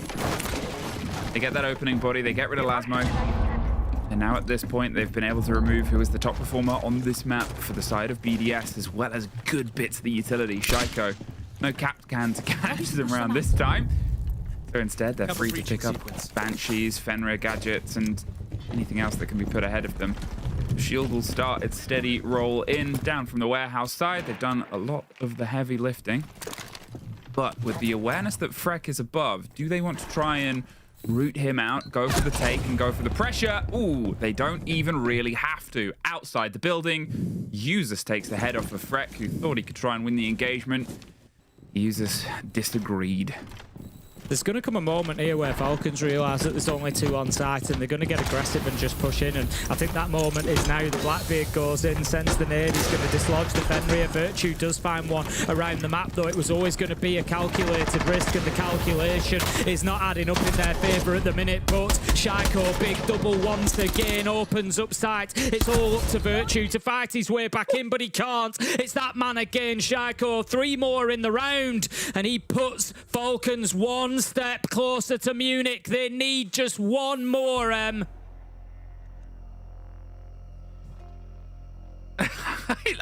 love the gesturing. I love the energy from both teams throughout this series. I mean, what a return to form, right? We sort of said it. First map, Shaiko struggled on Chalet, couldn't really get into it. Ended the map 5-12. Now, the best rated player in the entire series by a little bit of a distance. Plus 10 overall currently. It's just terrifying capabilities put into motion. And a tactical timeout. 1 round separates them from falling down to the lower bracket. 1 round separates them from having to, you know, progress back into a brawl. As I said, you know, I think they would have Wolves to have to go through. BDS, who had a really good showing. The best Wolves have played was yesterday, up until a very fateful second half of a map I think they'd sooner forget. And it's not going to be an easy day at the office for BDS to have to try and get over that and get past that to get themselves in towards Munich. They know that they had Falcons a bit on the run, and having a top team a bit on the run is like, oh, we could do this, we could take this, and then not getting it is frustrating because it feels like a missed opportunity to really prove yourself. In the meantime, credit to Falcons. From that first map to where we are,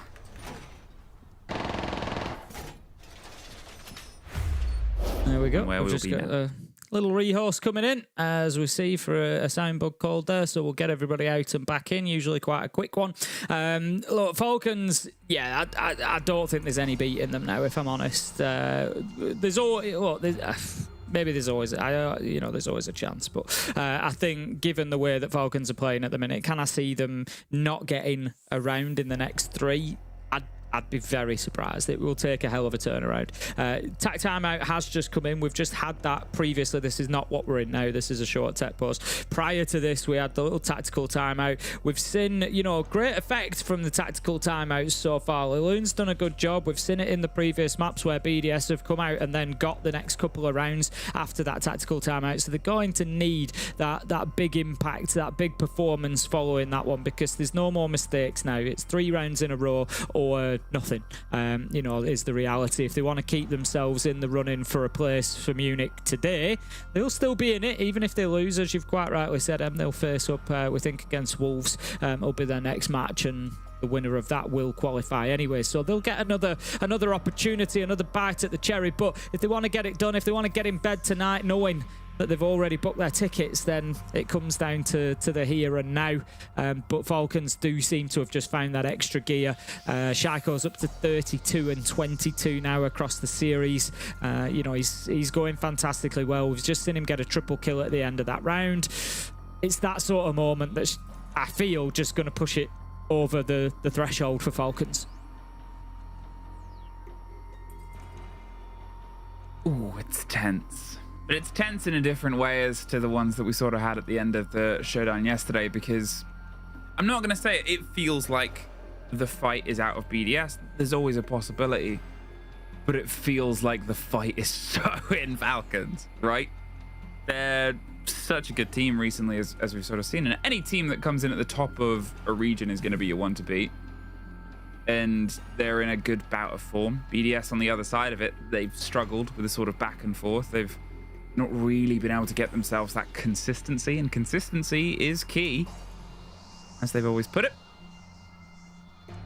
And here again, it's almost the comments that I made very early on in the series of, we had a lot of pace, 3 hours ago, from BDS immediately going on their attacks, being in control. Their attacks have generally been the sharper side for them, and we had that with a lot of energy. And Falcons were a bit more relaxed. They sort of took Chalet as it came, and whether it was just rougher performance, whether it was just how they wanted to approach this, it doesn't matter, because the conversation is still the same of, they're a team that knows that this is a marathon.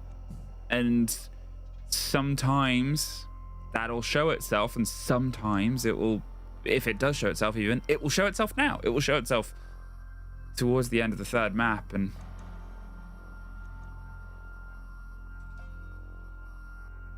we'll get in sooner rather than later. But a 7-3. The divide sort of cut themselves across, or 6-3 even.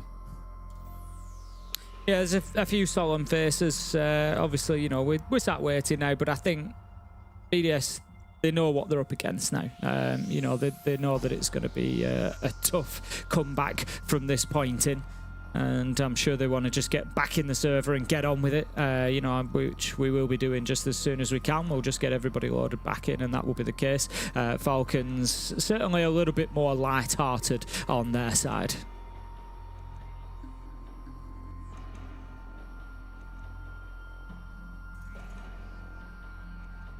I think it's always the thing as well of this timeout, or this sort of tech problem, immediately after your timeout isn't going to help you. You'll get yourself rallied up, you'll get yourself riled up, you'll get yourself in this conversation, and then you sort of sat there going, oh, okay, well, now we've just got to sort of sit in silence and wait for this to go in. You want to keep the energy hot, you want to sort of keep that moving in, and it's a shame for it to happen at this point, because it leaves you also sat thinking, well, we're on the precipice of 7-3, we're on the precipice of lower bracket.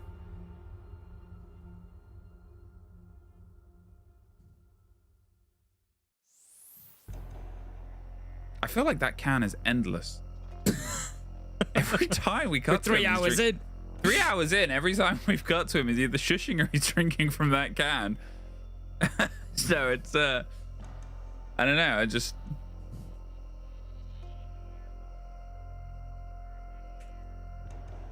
Like the old, was it in Viking mythology, the old bottomless horn? Oh, what a dream that would be. I think it was presented to Thor, I think. I could be wrong. I could be wrong, but I'm sure that there's something in Viking mythology about There a he goes, bottomless horn. drinking the can again. I do like the difference of the backgrounds. At this point, you've got Lasmo is sort of in a very calm place. Nothing there. And you got P4 with Labubu's behind him. And pretty much every single bit of paraphernalia you could get for collecting anime and manga. He's a big fan of it. And just a single hat. It looks like, using all my, esports player body language expertise, I think everybody's getting ready to, I think the term is lock in them. They're ready to go, and I think we're going to be getting everybody back in pretty soon. So, can Falcons do it at the first time of asking? I think, BDS are absolutely capable of coming back at them. I'm not personally sold that they will. It's not to say that they're not capable. Falcons, it's one of them where I think you get it done as soon as possible. If this gets back to 6-5, then my money goes on to overtime. I think, once you've got that little bit of momentum, once you've got that belief, you can get back into it. So Falcons need to make sure that they don't sell BDS a dream here. Well, will it be a dream or a nightmare? We go back in for maybe one last time today. Maybe we'll get a little bit of a tear at the end on towards a site where we have had mixed stories of success. And across over the recent days, I think this was also maybe one of the deciding rounds, if not the deciding round, of one of the secret maps yesterday as well. So trying to hold off against this approach. Which approach will Falcons go with? They've got the blitz, they've got the shield, they've got the chance of doing some calls and some pressure. Not entirely sure what's in the pockets, but we find out now. On the split of how they can get themselves in.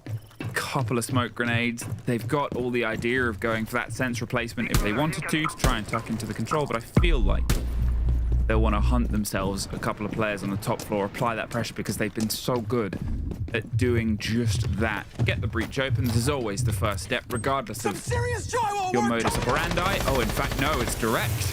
Right through the bottom, uses in, he's off to the races and in towards the site itself, just going to smash himself past the first gadget. Now he can see clearly now. The rain is gone, as has Prek. Solotov gets one. P4, though, cuts Usus in half. Very, very important kill. The shield may be overextended, but he just wanted to keep applying pressure, but, well, there wasn't an immediate follow-through. There's a narrow fight that Lasmo wins out. Onto Liquifact, but Solotov gets Virtue back in. A 3 versus 3. Pressure onto bottom of the green. But P4, he's still surviving around here. In the meantime, Solotov stuck and cornered. And capped off as Shaiko's inside the site, looking, hoping wistfully for something to happen. They know exactly where he is, and, well, they're not going for the individual swings. You can see them sort of preparing themselves for the engagement. Relay's going for the plant in the meantime. And Shaiko's like, oh, I should probably come and help. Behind the pillar, a post-plant situation. Now, we've seen BDS lose a similar situation like this on Chalet before. There's one, there's a slip away, and there's two! They got either side, the trades, and oh no, Tim! Not like this, happening again, a 1 versus 2, Robbie. Can't find it! Shaiko, bloody Shaiko! Keeps himself and the team going and shushes all round. And even Brede throws one into him. A huge congratulations to Falcons, who will qualify themselves to the Munich Major. They continue in our upper bracket of the Stage 2 playoffs. What a performance in the end. We've spoken about that attack onto the site end without top floor control, how it seems to be the 5% that works, and what a surprise that they find themselves in the 5%. Falcons looking fantastic and getting the job done. Well, as the job is done, it's also for you as you get to take a quick break before we're back with our desk.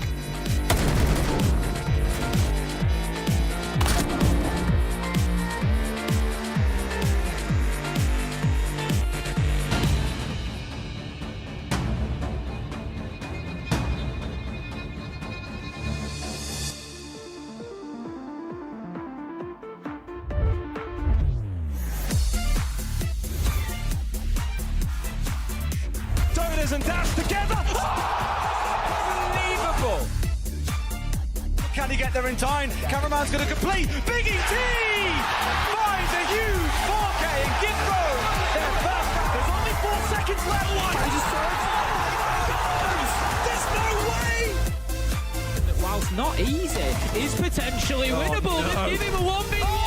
They've given him both chances. They find the down as well. Yesterday they took the crown from LA. Today they take the kingdom from Blackout.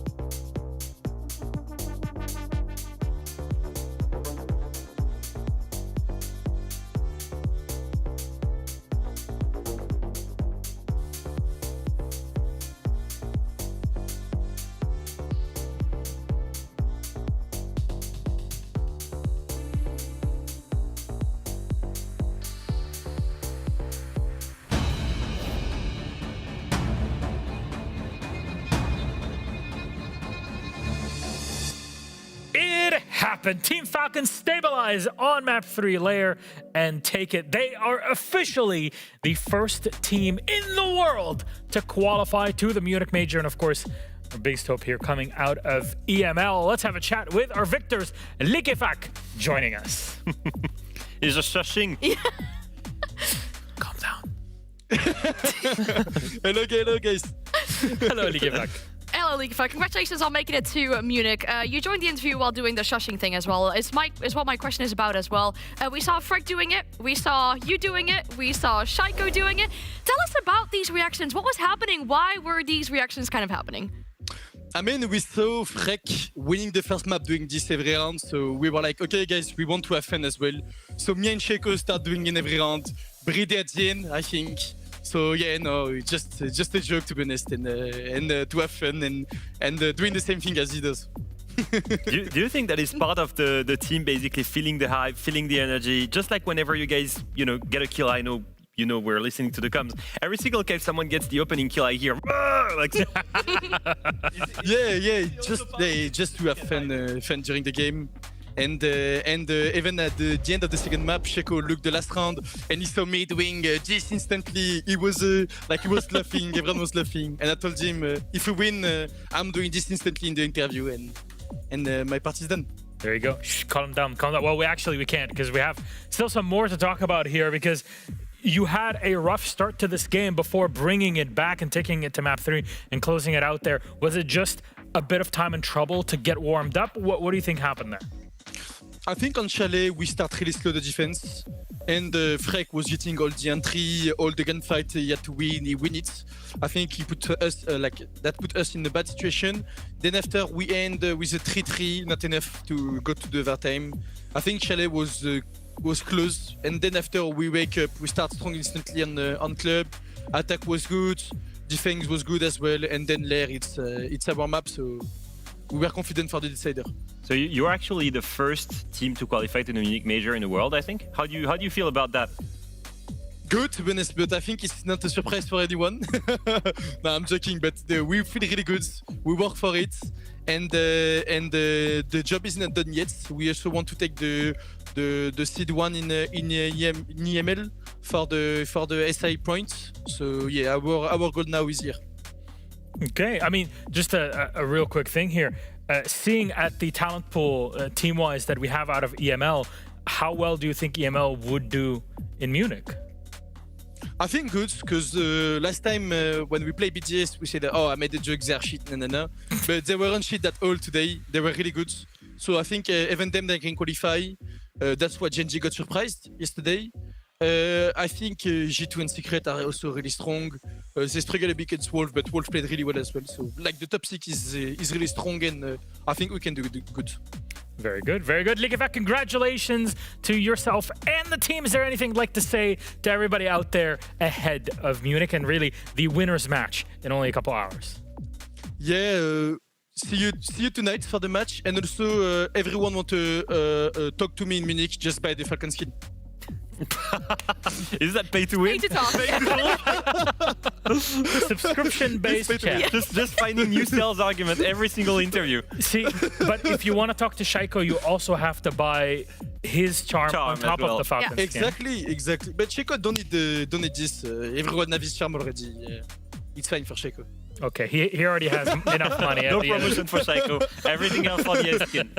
Likefak, thank you very much for joining us. Maybe we'll get to see you in a few hours. Who knows? Good luck then. So. We'll let you go rest up and prepare.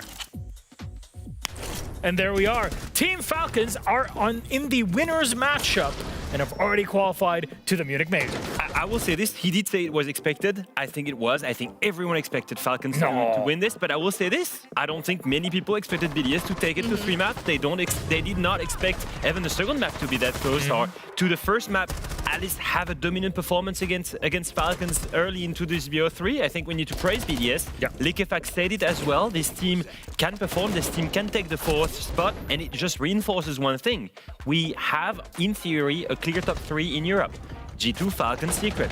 But the 4th spot for the Major is all up for grabs for Genji, maybe for BDS, maybe for Wolves. But today, BDS is scoring points because the way they played against Falcons is still sending a strong message for everyone else contesting for that 4th spot.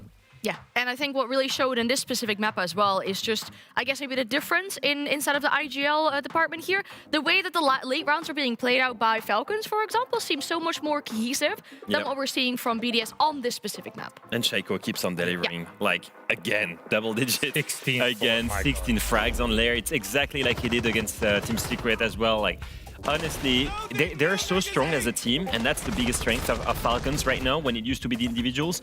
But despite that overall coordination and team play that rises to the occasion, the individuals are still clearly there, and Shaiko is in the best stage we've seen in a long time. He's still peaking. Even growing older, he even made the joke that he's getting old.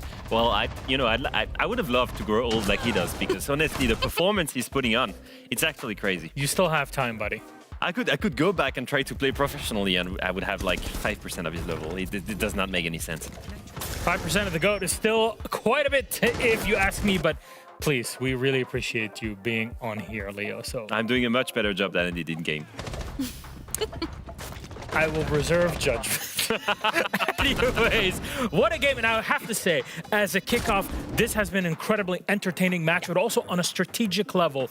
Both teams back and forth, in-game leaders really showing up. And I think this is a great kickoff for what we can expect out of our playoffs. Yeah, and in general, for the quality of EU, if we look at these two teams and how they counterplay what the opponent is bringing out, understanding the win condition, what we see in basically all throughout these three maps, the kind of a little 3-2-1 coordinations or the 2v1 pushes that we see from these teams just to continuously deal with the situations that are being put in front of them.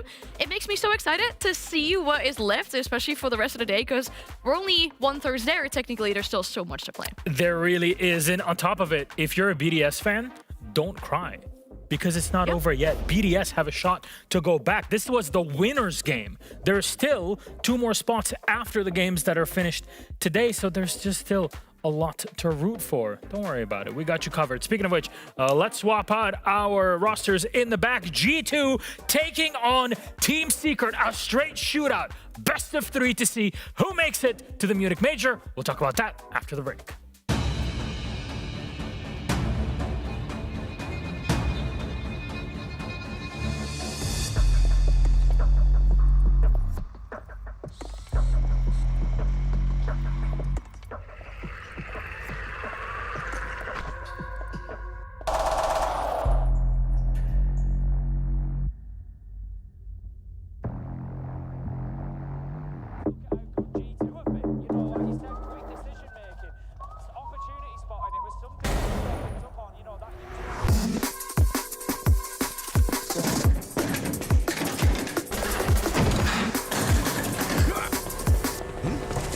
Easy, easy, teammate. Oh, Jesus. Nice. All right, listen. There's a few guys left. I'm going to entry. You're with me. I need you to stay on cams and support us if we need. Got it. All right, with me.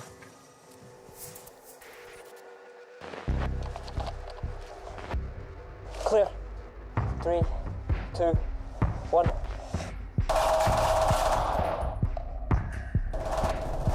Cover me. One on the right. Oh, shit. No, call! Get off your cams. We need help.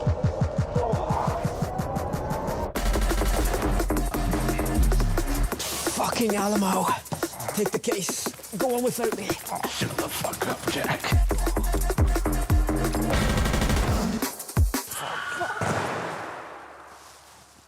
What?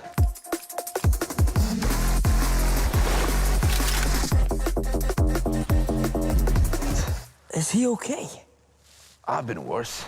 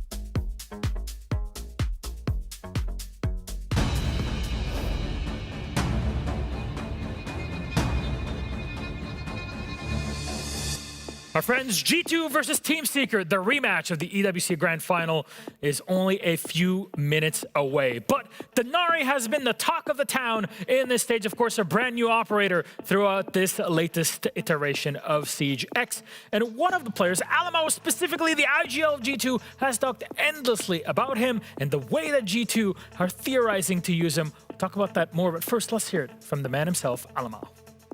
Since we came back to practice, cameraman he literally stays on the custom the whole day. just seeing new things with the new up, bro. He's completely broken, bro.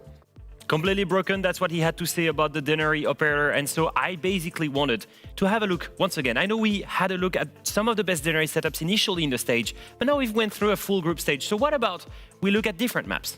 Maybe a Chalet, maybe a Lair, maybe a Labs. We're gonna take a look at some of the Denari traps that you can take in your rank stack. And we're starting with this one. This is gonna be on Lair, Bunk's bomb site. You're extending up top and you want these 4 different Denari traps to deny the single window. Now the fact that you have a secondary shotgun, you can make some vert onto the bomb site and also expand here and play the shield to have even more vertical holes onto the bomb site. And then downstairs on the site itself, you lose the last 3 remaining to prevent anyone to go in and plant in a safe spot. Now I want you to pay attention to that one because that one is pretty cool. That's downstairs. When you're defending basement, pay attention to that one. Here, hidden completely under the shelf. That one, you cannot shoot it from missile. So it is a really clean one that can go all the way through the rotate here and actually prevent anyone from walking into labs. And so you can have a 7 Denari setup preventing any garage push. And that goes from one side of the wall all the way to the other. This one is gonna be on labs. And I want you to pay attention to this because this is for windows. Whenever you have a soft floor, what you can do with Denari is shoot the first layer and then hide the Denari trap under it. Like this here. And that way you place the other one on the ceiling and it covers the entirety of the window. And here in this electrical on labs, you can place other ones to also deny the door frame and then use the last 2 remaining to deny the IT breach. That's really useful on multiple bomb sites onto labs. Now let's move to Chalet. Chalet is actually incredible. Look at this master one. From fireplace all the way into this line of sight, you deny also the bathroom doorway. And then you can combine that with a shield setup into the bathtub and use the 2 other one to deny anyone jumping into the bathroom window. Such a strong one. And imagine you've got a roamer somewhere extended library. You can also use the last 2 remaining there. Now this is the final one. And I will say this is my best one. I thought this one was completely crazy. You're defending bar bomb site on Chalet. Pay attention to this one. You're gonna place one in the drone hole of the corridor and you're gonna go all the way into bar and hide it in the bar shelf here. That's an entire Denari that crosses the entirety of the corridor. You pair it with 2 Denaris at the bar door frame and you pair it with 2 Denari, one from bar that goes all the way here at the door frame and onto that single window. If you look at what the bomb site looks like, look at this. It is an entire maze preventing any entry point from the corridor of dining, from the bar door frame, from the double window on the other side of pool. It is such an incredible operator, to be honest. The cookability with this operator is completely crazy. And the thing is, you can do all of this by yourself. You just have to learn the lineup. It's crazy. It feels like that game where you have to like avoid the lasers to get to the certain objective. But one we saw earlier today as well, right? On the church hatch. That was amazing too, like going into Moto, just having it all the way so you can't even shoot it either. And you drop, you die. It is a full museum heist when you're playing Denari. And like you said, you can apply this on your own. This is, I guess, the 3rd time that we get to talk about Denari in depth. And we're still in the online phase of the stage. Imagine what we're going to cook up on land. It's been a couple of months. So obviously we've given a bit of time, especially to professional staff and analysts now to go in game and cook some stuff. But imagine in 6 months, in 9 months, even you can go and try and pick up some new stuff. Because the cookability with Denari is honestly endless. I play it almost every single time I can in ranked. I get so much creativity in the game, just cooking stuff. It is super satisfying. Some of my favorites as well at the bottom of staircases. Like when people are descending the staircases, especially shield, the way it puts the shield away, you can just get the kill from the bottom of the stairs. Like it's my favorite thing to do with Denari. Not counting now that there is a 1-second reset also on the lasers once they have been deactivated. That's the thing that's just happening. But we have to talk about G2 in depth and their roster and what they're bringing, because this is ostensibly one of the top 2 teams for us here in EU. They made it to the spot. They got a bye into the playoffs. They played it by the book this stage, Anne. Yeah, it's the same amount of points as Falcons, really, but then the round differential just being a little bit less than what Falcons had, causing them to be in that second spot here. And when we look at G2 as a roster, and more so their individuals as players, all of them appear in a top 5 in regards to the leaderboards of a specific stat inside the EML. So that's really impressive to begin with. And we can look at these players individually. When we look at Blaz, he finds himself in that leaderboard for the cost, always making sure that he has these moments in the round to contribute towards a round win. We'll move on to our second player on this roster. We'll have a look at Lair as well. He finds himself 4th when it comes down to clutches, having 3 of them so far. Moving on, because we have one for every player, as we said, we have Elamautu getting active on the entry, whilst IGLing the team as well. Crazy to think about. That's the shields play right there. Yeah, it makes so much sense when you think about what he does with those shields. And we have our EPS leader, Stompen, in that category as well. Now, we've mentioned 4 players, and we've mentioned 4 categories. It leaves out 1 player, and that is Doki. Well, he isn't really getting active on those stats leaderboards, but he has to be our MVP when it comes to interviews. If we have to, you know, add someone to our fancy team, I guess. All these players around him stepping up, but Doki does it in the interviews. Every single time, and really, he's had a lot of highlights. We can pull an entire highlight reel of everything this man does in interviews, so let's just do it. Send it. We should have Doki on the line to answer a few questions. Good evening. Hi. That's what the viewer care about. Desk, everybody. It's me, Doki. Yeah, thank you for watching my interview as well. See my mum. I appreciate that. I had a tear in my eye. Next time, don't put it on before the game starts. I was watching it. I had a tear in my eye watching my mum.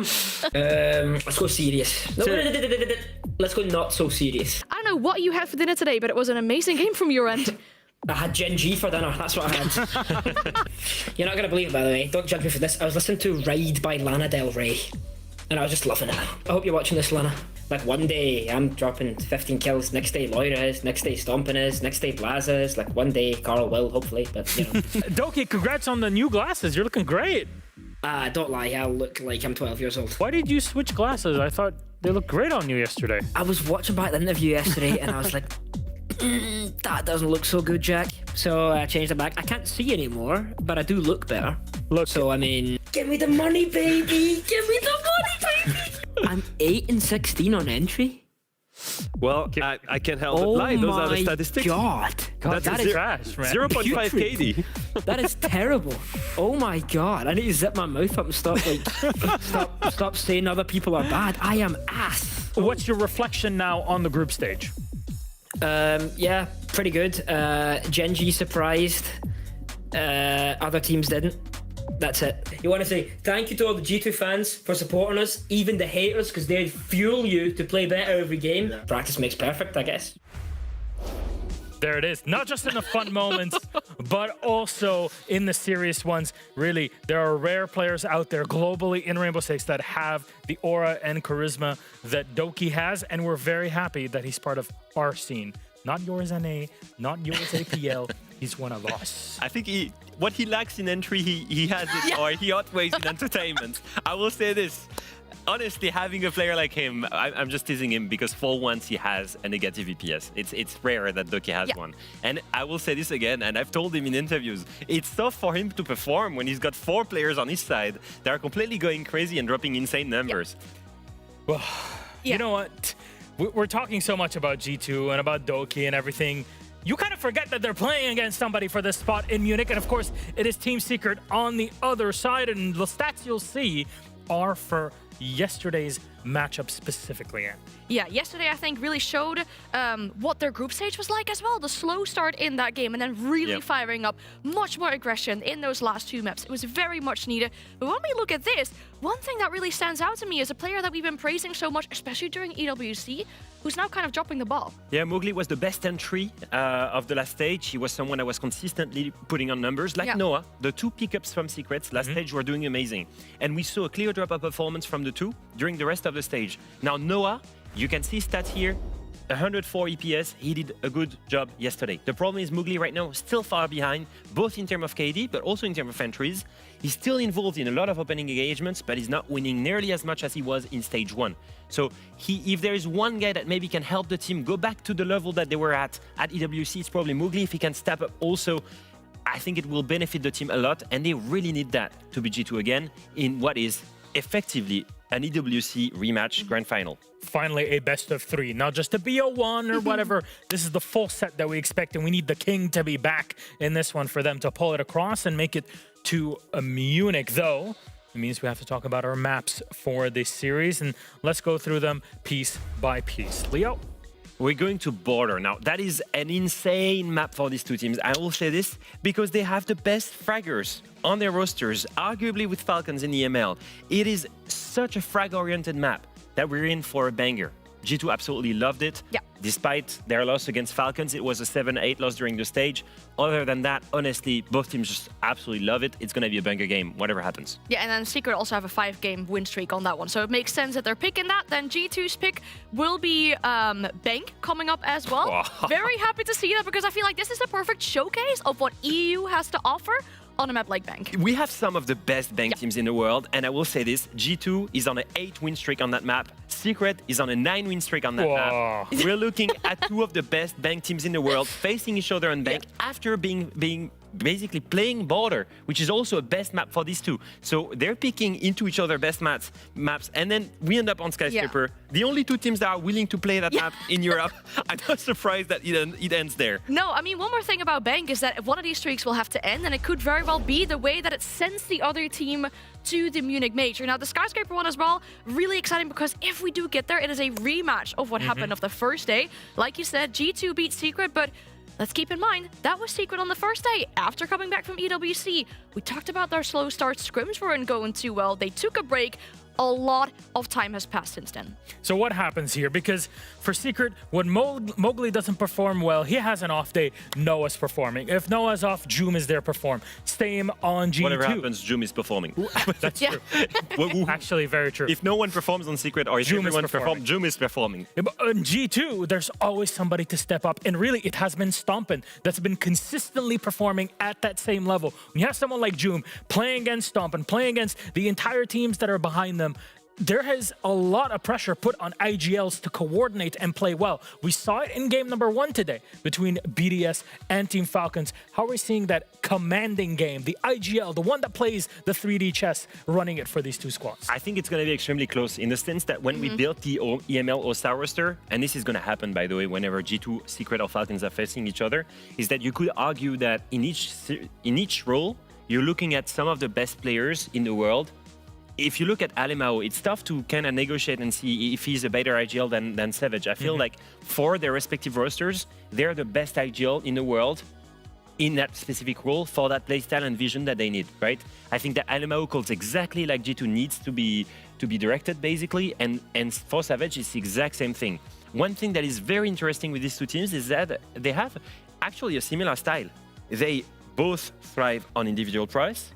They thrive on split takes most of the time, and it's just a game of who's the best one at this. And usually, it used to be G2, and since EWC, Secret has broken that ceiling, and now it's a game of who's the best one at this game. And now it's just, I'm so excited that we're going to Border because that's a perfect map to have these individual prowess moments really show off for your team. How much aggression are we going to see from Secret after they had a slower start yesterday? What are we going to see from G2, who have a player in the top 5 of every category of the leaderboard? So it excites me so much that we're going to Border because I feel like it fits this matchup so well. Because from an outside perspective, as someone who knows nothing about the game, it seems like Border is a lot of, okay, we might not be able to talk in-depth strategy like we do on Nighthaven Labs, on Lair especially, that is quite popular nowadays, but individual play plus timing and IGL coordination, those are the two things that have to shine. You do have a couple of tactics. G2 showed us some incredible rushes. I don't know if you remember, I telestrated one of them early in the beginning of the stage. G2 has a very strong, I would say, coaching staff in terms of performance. Twister is amazing, but Cameraman is also putting in a lot of work, and he cooked some amazing rushes on Border. They have preset strats both in attack and in defense because the map is so small. It's actually really easy to have step 1 and step 2 done outside of the map. So you can pre-rehearse things almost like a clean dry run like you do it in scrims. You can almost do the same in official games. The only thing you have to figure out is the execution of the rush. Yeah. And to that, honestly, G2 is absolutely amazing. It's something that G2 love doing as well, taking a team to a map that they're really strong on to kind of counter-strat and solve the issues that they're bringing up. Now, for this map in particular as well, yes, the rushes, yes, the cheeky strategies can be a big thing. Space is going to be so important as well. How much as a defender are you willing to let the attackers take space? How much space can you really take as an attacker? We're talking areas like CCTV. We're talking areas like Top East. They're going to be so important to determine how the round plays out. And those are the power positions that anchor everything movement-wise for both attack and defense on border in this case. But with G2 starting off on defense, and by the way, we're not delaying this just for the fun of it. We're waiting until the lobby's ready. We're just talking about the game that we love and the match that we're all excited for. But speaking of those power positions that you just mentioned here, Anne, how are the ways that any attacker, but especially Secret, can deal with G2? Because there is a world where G2 just get aggressive on the defense and start playing games with you the whole time. Yeah, I want to see a lot of vertical play. Like you can have, for example, the Demos below, the Bug below to really push players outside positions like Brazil, for example, inside CCTV. But also making sure you have those 3-2-1 coordinations, the 2v1s, top-notch down. We've seen a lot from that yesterday from Secret, for example. 3 of them standing outside of the dirt tunnel in Bank to go deal with the solo Monty player there. We need to see more of that today. I think there's a layer to that. By the way, the main thing for Secret when they face a team that plays like them is the shields abuse. Yeah. If you think about it, I think it was a 6-loss streak they had against BDS back then, which is now Falcons, on every single Pro League, and they could never find a solution to beat them. What's the first map on which they were able to beat them? It was border. And how did they do it? By bringing double shields. Montagne and Blitz, pushing the players away from strong position. That creates movement, and then Joom is there to cut them off and get the kills. So if there's a way they can beat G2 on that map, starting attack here, that will be by abusing the shields. Savage is, in my opinion, the best shield player we have in Europe, and they can really play around that to remove those strong positions. It's a big power piece that you mentioned here, but ever since Siege X dropped, well, I guess 6 months ago at this point, the new ban phase has been such a big piece and a linchpin for a lot of teams, to the point where some maps were almost completely phased out for a while before teams kind of refigured them out. How do you play around that if you're Team Secret on the attack, where you know, okay, our strength of this, G2 know that they're gonna deal with you, they're gonna knock that shield out of your hands? Yeah, 100%. I could see a Mountain and then Blitz shield, but then there's always Blackbird. So you know that you have 3 rounds for free in attack where you can at least play a shield. And even if they remove Blackbird, I'm not afraid to say that if Savage comes in with a few shield, I'm scared as well. So like, whatever happens, Savage will have a shield option. There are 4 shields in the game and you can remove only 3. So whatever happens, they have this still as an option, that's for sure. Then in defense, I'm thinking of banning the Azami, banning the Mira, banning the players that make it, the operators that make it super strong to hold strong positions. Those are so annoying, especially on border. For the rest, border is not a map that has been widely impacted by the operator bans. It's mostly maps that relied heavily on hard breachers, like Skyscraper, like Bank, like Clubhouse, that are impacted by that. Border is pretty much free of that. Well, you know what? I want to take a moment here to kind of reflect on the stage for both of these squads and really compare all the stats that they've had. Their head-to-head, all full combination of all the statistics between them. And this is accounting for Secret having played an extra best of 3, accounting for yesterday, Leo. Yeah, I think we can spot a really cool difference between the two. So first of all, if you look at this, obviously G2 is the most consistent one of the two, and that's clear. Yeah. You've said it before, and Secret had to go through a crazy comeback to make it back to the playoffs, and they started off the wrong way, and that's why you see G2 leading overall in EPS, in KD, and in cost. One thing that I find interesting is that despite Team Secret struggling, they're still a much better team at entry. If you look at G2, it's not so much that they manage to win the opening engagements most of the time. In fact, it's that they're able to win so many rounds when they're at a man disadvantage. Because Alemao's calls are almost always perfect. He takes only what they need, and G2 are what I call the kings of limited takes. They're so good at taking only the control that they need to execute like they want, and they are not going to go further than that, and they're able to reverse sweep rounds like this. It's 2 different win conditions. Yeah, and it's so much that you can play into in border as well. If you think about Secret getting the entry engagements to really get that ground going for themselves, on the attack specifically, could be super important. And then for G2 as well, CCTV, I keep on talking about it, but it's such a heavily contested area as well. If you can make sure that you don't need to take all these kinds of areas, and as you say, like a limited take only, that could help out so much for G2. It's what happened multiple times when G2 rushed on that map, by the way. Sometimes it's an Aircavs rush, maybe someone is going to go up middle. Sometimes they just send it without going CC at all. They just send it straight in armory with sandwich rappel. They're really creative when it comes to only taking what they need. It's one of the strengths that makes G2 so strong on that map. Yeah, it's been kind of the hallmark of G2 for many years, literally since the day that G2 as an organization dropped into Rainbow Six all the way at the Paris Major in 2018. We celebrated that, I guess, anniversary over the summer. It was 7 years ago that happened. And ever since then, you never count G2 out until the game and the round really is completely over. Because no matter the situation they're in, especially limited takes, that's the moment where they can thrive in individual skills and calling under pressure. And I'm wondering if Team Secret can keep that up as an entire team, because playing online is different when you're on LAN, you're getting in here, you had the troubles during the stage.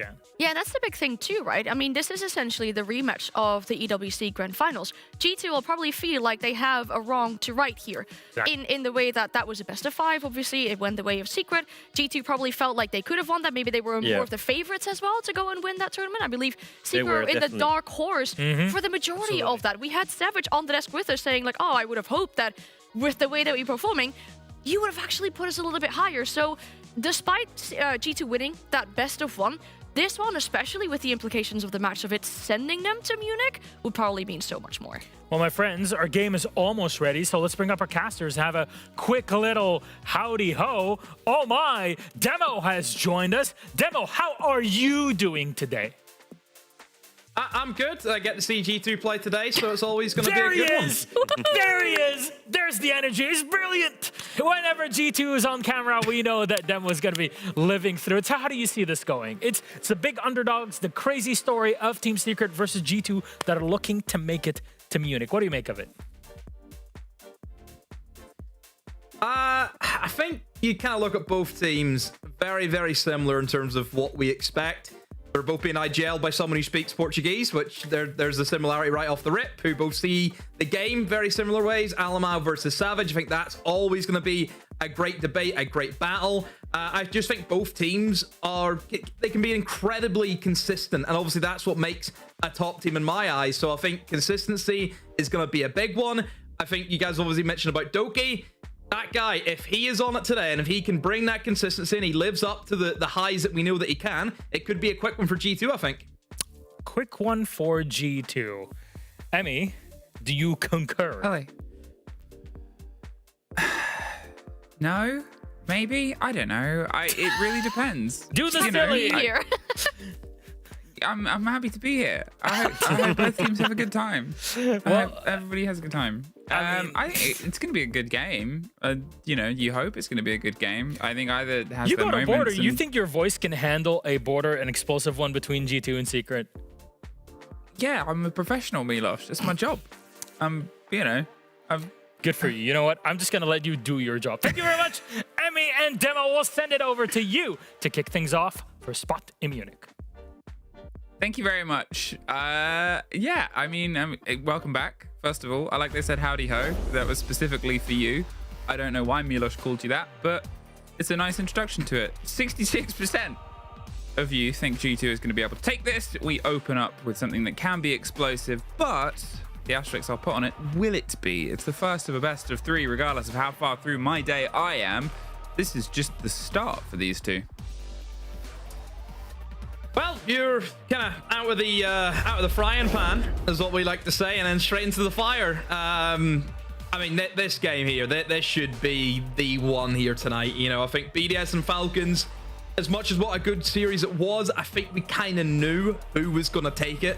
We always were going to fancy Falcons in that series. Whereas this, there is no favorite. There is no clear winner. We know the levels of both of these teams. Both, in my eyes, deserving of making it to the major, but only one of them get that opportunity here today. I think it's the fairest asterisk to put on this, because obviously neither of these teams are running the risk of elimination. Neither of these teams ends their run at the chance at the major today. And let's be honest, let's put our little honesty hat on. they're probably both going to make it. I don't think there's any surprise or a shock there. What this is a grudge match. What this is a sort of blood brawl. And what this is the two of the potential top teams going, oh yeah, I can run your distance in a best of 3. I can put this stress in, and they'll meet again. Don't know where, don't know when, but they'll probably meet again at Munich. Grand final.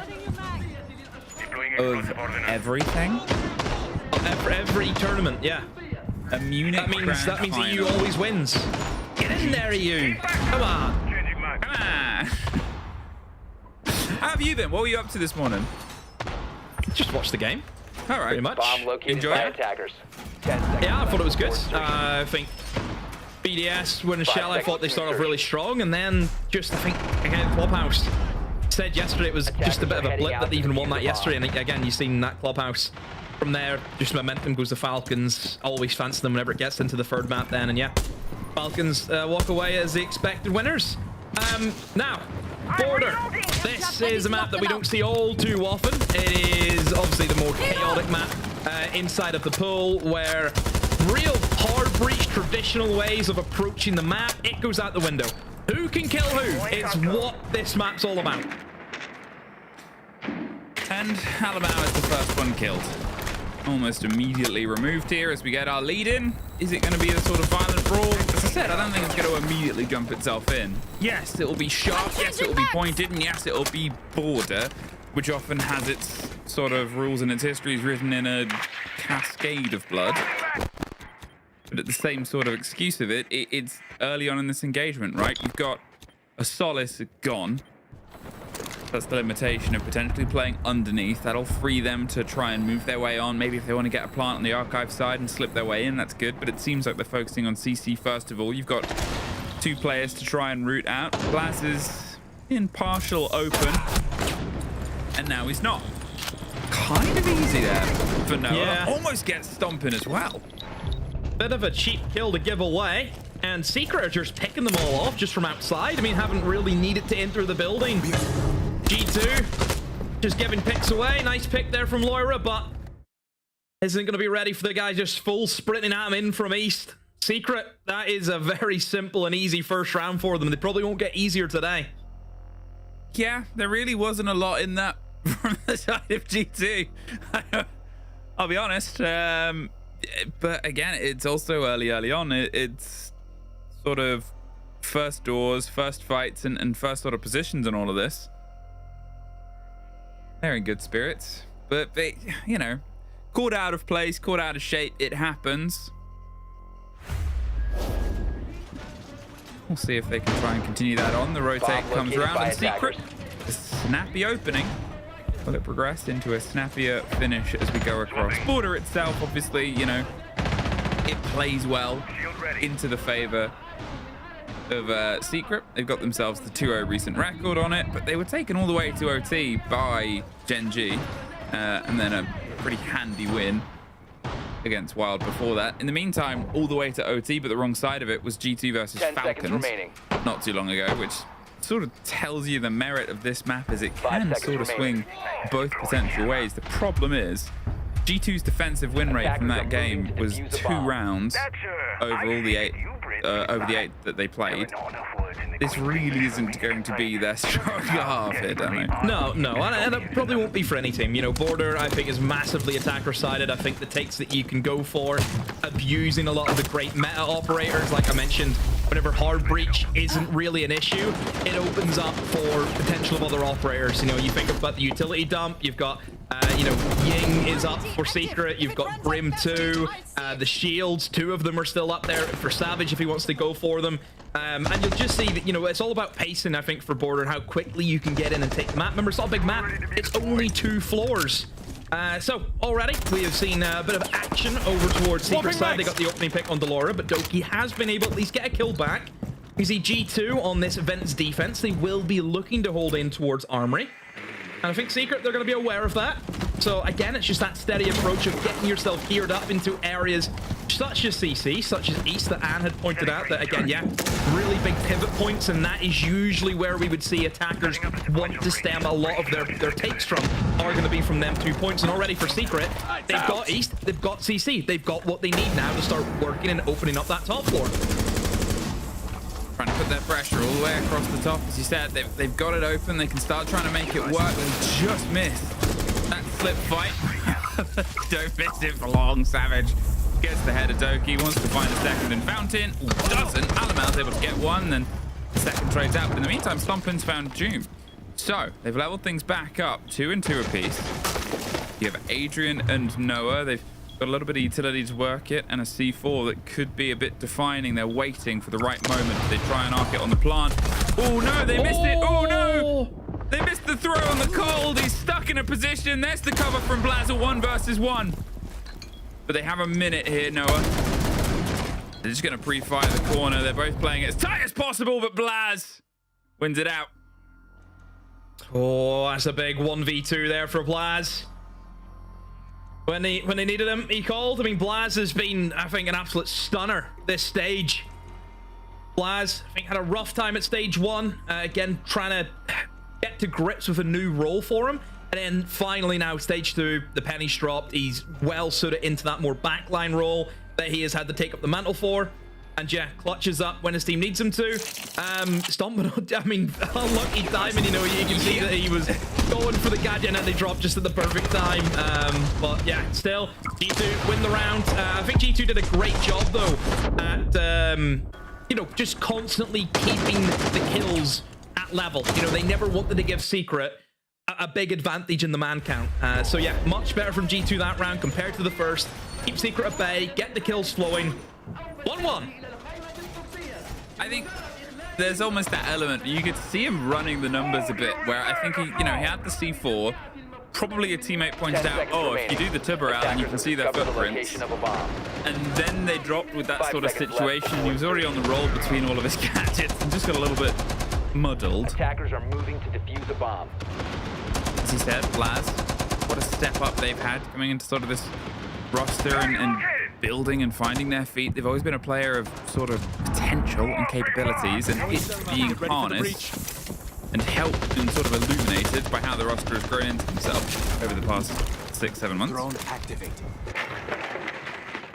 Here, traded rounds already, early engagements already, and I guess when you're looking at how this series can sort of grow itself out across it, I mean, Bank as a middle, as a brawl is going to be just insane as a sort of potential. Like, regardless of how this map goes, you could not begin to imagine how that Bank is going to resolve itself. Yeah, and that's the sort of game here that G2's put forward, I think. I generally think you look at the first 2 maps. I think this map comes down to how well, you know, the fraggers in each team are going to perform. Whereas whenever we get to Bank, it's going to be that battle between Savage and Alamau, I think, the battle of the IGL. So we are going to get just, you know, a great display. Everyone has to kind of step up in different ways on different maps. And that's what it's all about. I mean, the spot for the major, it's there. Who wants to join Falcons? Again, we start off with a kill back and forth. G2. Oh, Doki. That is a fantastic little spray there. Right on the Savage. Lair with another now. Oh, G2. They're purring now, Emmy. Yeah, they've sort of seen that possibility and they've just closed down on it. Adrian encircled and locked out. And G2 just sort of keep harnessing that pressure, keep harnessing the control over the map itself. They've brought the control back in towards their favor, and then they can kind of close it down. And, you know, as you said, it's sort of that thing where I think both teams are still going to kick into gear. I don't think this is the full pace of either of these 2 teams yet. It's the start of a brawl. It's jabs, it's tests, it's, oh, you've gone for early picks. Now we're going to try and get this lean out and the pick onto Mowgli. And, you know, we've got early open engagements on every single round so far as well. It's kind of part of just playing border. But nobody's shying away yet. Nobody is trying to circumvent the other's approach. They're more just sort of saying, oh no, I can take that jab. He is mine.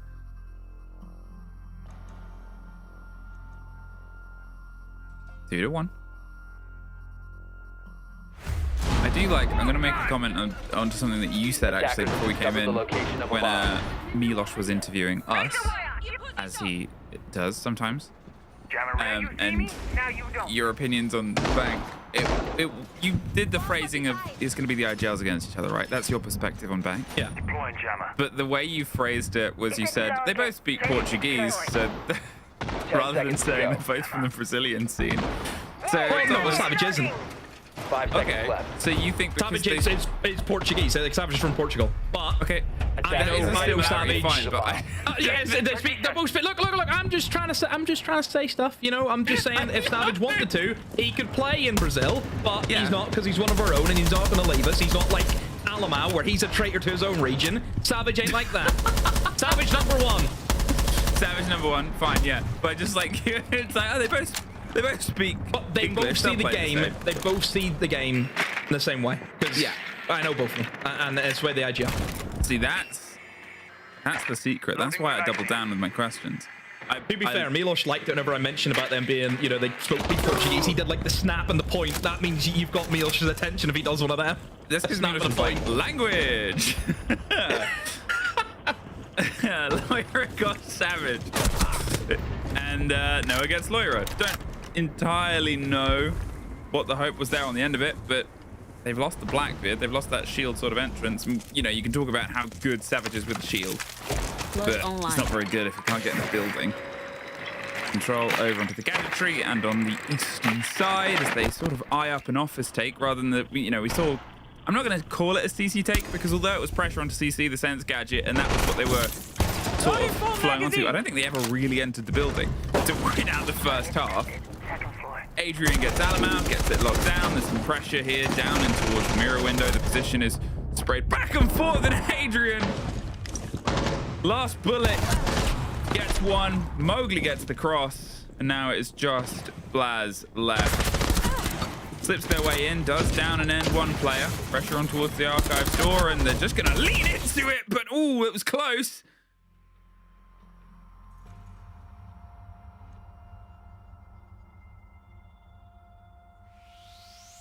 I mean, see Mowgli kind of walk through that door frame and he got hit by a bunch of you till I actually thought maybe that could have been an opportunity for Blaz, but somehow Mowgli's still able to get the pick. Now, East it's all the roar at the moment here for Secret. A lot of, I'm pretty sure all of their takes have kind of stemmed from taking East.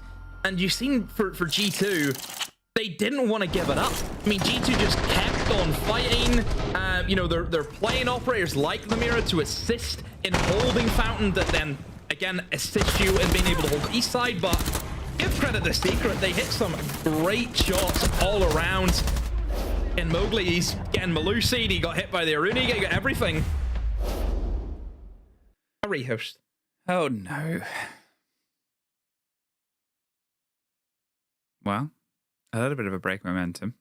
That's a really big...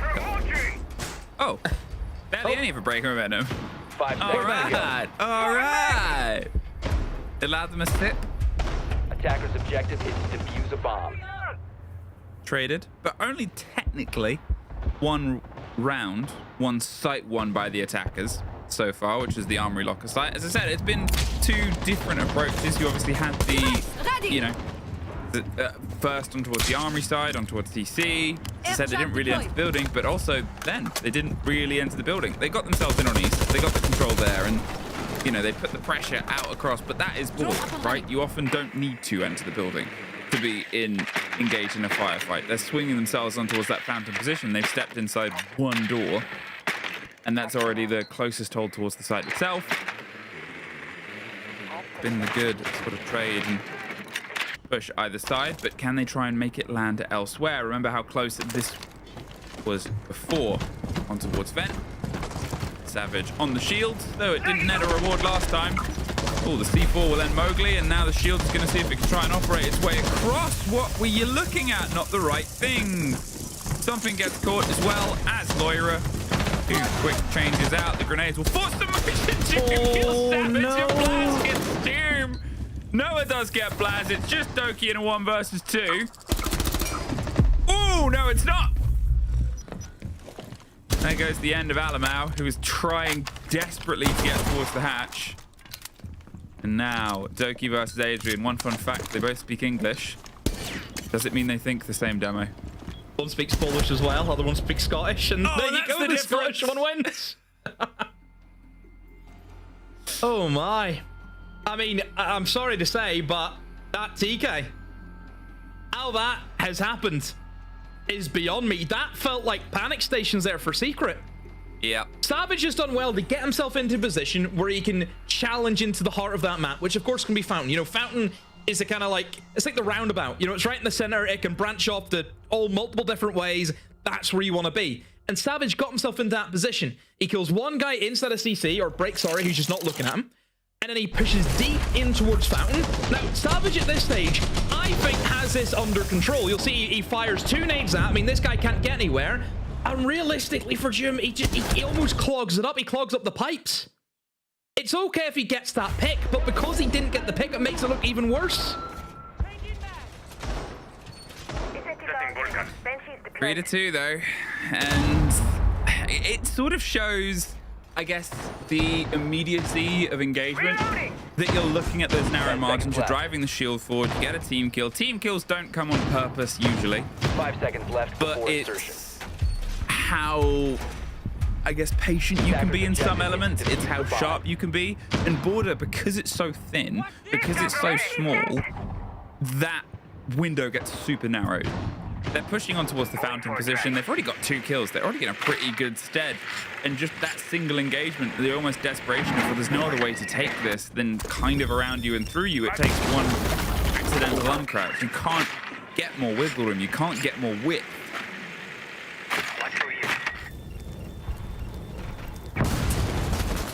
Well, clear down. Reload! I think this is probably the most important round here for Secret, because I think then at a 4-2 deficit, knowing that you then also have to go and play on this map on the defensive side, it's going to be tough. And we know what G2 are like as well. G2 on the attack, I think this stage, they've been ferocious in how they've kind of applied themselves.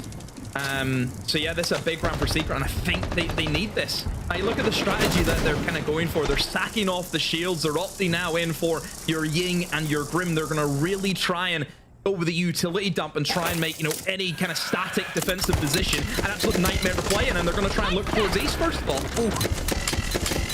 Good catch, good pressure. And, well, rough death there for Alamau. He's taken out little bits of damage. It's done to the 3 of the core of the Secret approach. As Lair does find Savage, though. Levels things up. Now, can Blaz offer some support to Doki, who's sort of trapped in a corner, or do they not know about Doki's position? I think they do, and that's why they've peeled themselves away. This has been a bit of a false start, and they don't think they've got enough to try and push this one over the edge. On towards the side itself. 2 more quick kills. There's Lair and Stompin gone. Blaz above the hatch is under a bit of pressure, but Doki's trying to make his way down. Misses the first engagement, somehow finds the second. Pings on a player. The pressure. They've got the 2 versus 1 on the top floor. Gotta be traded out right now. This is a massive moment. And they're able to find it. They're going for the plant, but they're on the other side of the hatch. So the drop comes out. The C4 practiced and over the top. Doesn't quite make it all the way. Instead, the spray through. Scrappy engagement. They're going to hold themselves close, but they had the watch from above. Secret. Keep us level pegging. Yeah, needed that round. Gives them now a fighting chance as we go into the, let's say, favored side here for G2 personally. I think coming into Border, again, with the way that G2 can kind of opportunity spot and can just explode into a bomb site, which, I mean, obviously the bans are going to be a big tell as well in terms of what we're going to be after. But yeah, I think an important round there for Secret. They needed to get it on the board. Just flooding again for East. Everything is coming through East for Secret, and it's working well for them. And G2, again, you know, they're trying that retake, but it's so tough. I mean, Border's a map where there's 101 different angles that you just have to try and spot check.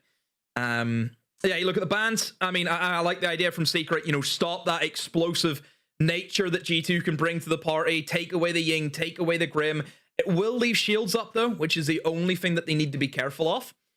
Also, I'm seeing a mute ban coming in. Now, was that mute ban perhaps to kind of bolster up a Grim, for example, but then Secret also banned the Grim at the same time the mute ban came in. What it will do, though, is it's going to empower your operators like your Deimos, yeah? You're just going to, unless you have a tub on board, you're not going to be able to counter off the Deimos track, and also a Dokbi call, too. That's going to be another really strong operator that G2 could maybe look at bringing on a map like Border. So yeah, that's the way the bans are probably going to play out. Reloading! More guns ready. Shoot it if you need it. At this point, it is everything you kind of want in some regard. You want these teams to be competitive. You want these teams to be at each other every single potential round. You want it to be just long-form trades and long-form pressure. Now, though, as I said before, G2, when they've sort of had this map in their roster and in their play space, it's been something that's been better on their attack, as it is for pretty much every team. But the split is in the comparison. It's not that much different between Secret. They've had more plays on it and more tests on it, which gives us a slightly better pool. But I want to see if G2 can live up to their stats, or if they can keep themselves living up towards the opponents ahead of them. Here, Secret with everything they can to just try and, in some manners, delay. But you know, you look at the pickup of Ella, you look at the fact that they're going to sort of try and play the swings back in towards any appearance here on the top. And there it is. They're just refusing to let them anywhere near the building, let alone in it. Much slower approach compared to how Secret were kind of attacking this opening minute of Border. G2 haven't really made any ground at all. It's a good pick though from Stompin. Just plays that long line of sight, takes out Noah. Now there is still one player inside of Breakroom, but nobody immediately kind of retake that position that they just lost Noah in. So there is now an opportunity for G2 to take in towards CC. Alamau, the glass is gone. That's going to be the big pushing power from G2 off the table now. And three remaining players just almost have to play just in Gunskill alone. I'm sorry, there a massive amount of util really left. And oh, look at that from Mobley. Gets rid of the air jab, I believe, using the tub. Wow. Oh, I love that. So clever. There's another for Adrian. And G2, it's like they're just being picked apart by an 80s horror villain. It's pulled away from the approach silently into the night, gone. Good hold there on the opening round. And I mean, what, 100% success rate on that site for Secret across their attack and their defense so far. G2 have probably learning a lesson to avoid that as best as possible if they're against this team again. But will this, the deciding sort of other two that have otherwise flip-flopped? I mean, I think Vent has been 100% G2 up to this point on their defenses. They just have to be, in some ways, a little bit quicker and a little bit more together here, don't they need to be more ferocious, don't they? I think in a map like Border, you need to set the tempo. You need to kind of set that pace right from the word go, which I think Secret did pretty well. You know, every single time Secret were inside of what, East or CC within a minute, ready to take engagements, not afraid to lose bodies as long as they were traded back out. That round there for G2, it was a weird one because they almost just tried to attack the bomb site without taking any kind of staging ground, you know, and it wasn't necessarily a rush. Like, obviously, like an Archives rush is, wow, what a classic, you know, take we expect to see on Border, where you kind of need minimal map presence, and we've seen that work, you know, plenty of times before. Whereas you look at G2, it wasn't a rush. They weren't looking to take control of an area very fast. They just kind of like lingered out on the CC balcony and just hoped that they would try and walk into Armory with maybe trying to find a pick. But Secret were very, you know, reserved. I think Adrian did a great job at just sitting in the site, playing the anchor position. Drones ready. I think at this point as well, you know, you're looking at teams that are still, as I said, early days, early sort of probes. It's the first time G2's working out their attacks. They're, I'm not going to say cautious. It's a worrying thing to see in the top right, but we can still see the game. There's the pressure, the swing round. Lair gets one, Doom instantly gets the revenge, and Stompin is able to thread it. Here's that aggression we pined for, and here's a response from Secret. Step themselves back in towards these lost positions, reassert their control, or at least create some danger and some pressure around those portions of the map that G2 took. Top of these stairs. No, that's gone back. Break. No, that's gone back. Now Doki gets CC and gets break, and he's almost expecting that response once again, but with only 2 of them left. Instead, Secret pull their cards closer towards their chest and pull themselves back towards the site itself. Yeah, much better attack there from G2. Got themselves in early. They traded the kills back and forth. They've been able to walk away with a man advantage now, and with just so much time, they can just really grind it out now and just make sure that they don't make any mistakes, make sure the drone work is done. Realistically, as soon as they know where these 2 remaining players of Secrets are, I expect that G2 will just capitalize on that. And yeah, you know, with Adrian going down and leaving Jum now in a big old clutch in a 1v3, this is going to be tough for him. He's got himself above again. And as he clears the air jab, he's the only one up here, but that's a very noisy beeper. That'll give the game away on his position and what he's trying to do. Are they planning on planting? They're sort of fishing for position. The smoke will buy him some position to go to. Drops down, gets none. Good read. Good read. Yeah, not really an issue there for G2. Camera still upstairs. They knew where he was. And again, it's just a case of just moving around until you can get players upstairs to challenge onto him. So yeah, G2, good old round for them. That's more like it. That's what we want to see. That pace, that aggression. I think it's a great game so far. I mean, Border, this is obviously, it's going really, really quick. I mean, there's no doubt about it. This has been a rapid map, but that's just because Border is like this. Yeah, it's all about the kills. It's all about the trades. You know, like you're looking at a Habana here. No, not even using the Habana pellet. It's just because you don't need to. You don't need to use them if you're Blaz.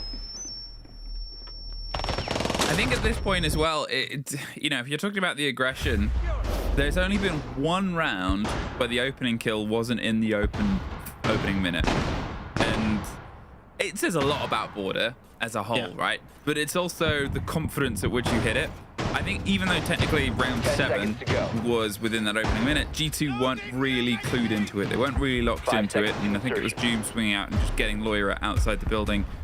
There, the pressure was coming across the top. The entry statistic has traded pretty consistently back between these 2 teams as well. Twice it's gone away from the team that got the opening. So it's otherwise been a bit of a better read of who's actually going to pull out the round on top, but you know, it shows that it's not impossible. Playing with the Tenari again, and maybe playing with some of the follow-through pressure. Just think with the fact that it's only got 2 floors, I think we can see kind of similarities as well with Skyscraper. Skyscraper, it's the same. We see some pretty quick entries as well on that map. Whenever you're looking at a map that only has 2 floors and you don't really have like that kind of dedicated basement site where it is a lot slower, this is kind of what you expect to see a lot of the time. It's just trying to fight for map control. And hey, if we get to the 3rd map at Skyscraper, you'll see similarities as well. You know, you'll see teams want to take certain positions, work their way across, trade kills, fight for it. So yeah, I mean, it's also in terms of plants, again, I wouldn't say either team has really been plant orientated. It has just been who can outgun each other. I mean, it's been a long season, and I don't think we've cast the Skyscraper. It's only been played twice, I believe, this stage. Yeah, but across all the regions that we've covered, I don't know, as Doom gets down, they're looking for the follow-through. Doki tears the head off a Savage who was sort of caught out on a camera and couldn't get a decent response. Someone close on the pillar as the Denari will get caught out. There's pressure on the stairs that Noah moves into. Great bit of motion. Keeps himself alive. They've been able to get Doom back up as well. Oh, but then Adrian goes down as the follow-through, stomping. Stomps on the man with the magical glasses, and now that puts them in the 4 versus 3, but the motion is still so aggressive. Nobody really has any real control at that moment in time, so the fight happens right in the middle. Now, though, in the 4 versus 2, with such a little amount of health on the 2 remaining players, how do they operate this with a minute and the tracks coming through? And you can see Stompin's keeping themselves clear. He's just reading, there's one over here. This is where the site is. They now know that it's one person on the site itself. That's what the Deimos is causing here. And they just need to try and isolate this fight. The read on where the Deimos is one thing, but you sort of expect it. Beautiful take from June. And a great response from Blaz, but as Noah still found himself, yes, other side of the map, has to cover the distance. They've got the cut covered. and Doki can just do that. Yeah, you can see that G2 are just abusing that mute ban. Yeah, that Deimos, that Dokkaebi combination, it's just helping him with that kind of opening half where you want to fight for control of the map. You know, those two operators are just an absolute nightmare. It's got to be one of the or the other here, I think, for Secret. It's either the Deimos ban or Dokkaebi ban, because that is what's causing them so many problems. In terms of what G2 could ban out, I don't know, just anything you want, really. I don't think G2's really been hindered by one certain operator. Yeah, you went for the yellow ban. I mean, you've seen that a few times be played. Get rid of it, sure. And yeah, like I mentioned, it had to be one of either the Deimos or the Dokkaebi, and out goes the Dokkaebi. Well, the timeout. The timeout, as for what feels like the first time we have a team, and it is actually the first time, a team getting a decent bit of a distance on the other in terms of some of this momentum. Because to be fair, you look at the sort of first half of it, and it was traded big rounds back and forth, and there with 2 in a row, that almost felt like both the calmest round and the most under controlled round.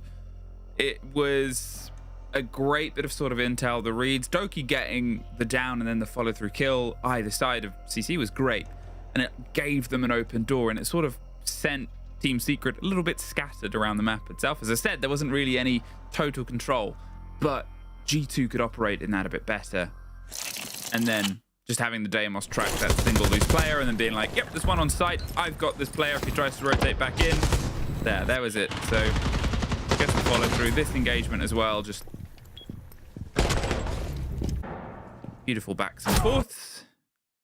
And now we only separate ourselves from G2, locking out this. Remember, this is technically Secret's map as well, though they are pretty good at Fang. Coming in on the back foot and knowing the pressure of it being the best of one and knowing it gets you to the major, it's going to be something that they want to try and get that energy back on. Well, I mean, Secret, I think, yesterday showed resilience. Look at what they were able to do against Wolves. I mean, 6 in a row from, you know, an abysmal half from Secret. 5 seconds to go. So, in terms of a team that has already proved that stage they can come back whenever the situation's dire. Yeah, we'll see. We'll see if it ever comes to that, but right now, Secret only just 1 round behind, still an opportunity in the way that this border has been going so back and forth. Don't think this map's done just yet, but hey, this could be a big decider, you know, for G2. If they take this, they get on map point then. They have a good number of opportunities and to close it out in regular time. Now, Doki is someone who, obviously, I had mentioned saying, you know, if this guy turns up today, it could be a game changer. Doki this stage has not done too well. He's not even in the top half of players this stage, Emmy. But right now, he's a top man in the lobby, 12 and 5. If there's a game that he wants to win, it's one where there's history on it, right? You can't fault his passion for wanting to rewrite things that he would describe as wrongs, and he's always sort of got that energy where he's like, oh, I remember this game from 3 years ago. I want vengeance. Mowgli gets stomping, and Alamau is trying to get another pick back, but as Noah gets Lair, that 2 bodies fallen away, and whatever conversation was had in the timeout has worked wonders here. But again, we're on the site, the only site that Secret has won this consistently. 3 of their 4 round wins have been on this site. It looks like it's about to turn into 4 or 5.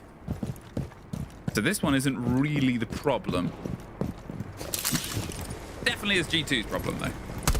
Yeah, I think the timeout from Secret was more aggressive. I mean, we're seeing players outside of the building getting kills. So I like the approach there from Secret. Certainly, I think there's a few opportunities where maybe they just looked a little bit too timid. They kind of sat back. Certainly, I think for that Dokkaebi fan, I think that now kind of opens up where you're not having to worry about just that phone call coming in if you want to try and play a little bit more aggressive and giving that information over to the attackers. So yeah, much better response there from Secret. Flawless as well on top of it. 5-5, back and forth. Still in this situation where we don't know who's going to take it. Yep, it is our first flawless round. And so much for me saying it was the most controlled round has felt. Because then we get that round immediately after. As I said, there is still that sort of question mark of can they only do it on the Armory Lockers archive site so consistently? as you said, they sort of stepped up aggressively, right? They were more attentive towards that early game, and they've been capable of doing that now and again. It's the second time they've had an opening kill on this second half as well. It's generically been a statistic that's been away from them, but also that now adds to the furthering of it, where of all the rounds we've seen, still only 2 are where the opening kill's gone one way and the round has gone the other way. It's become a very good barometer for just how a round is going to spiral out. Now, though, with all that pressure and all the chance of making it elsewhere, that is where we go to. Remember how this one sort of came together, where it was a really good systematic takedown, and Doki was a big driving force of that. What can they do to try and shake up this position? Moving to defuse a bomb.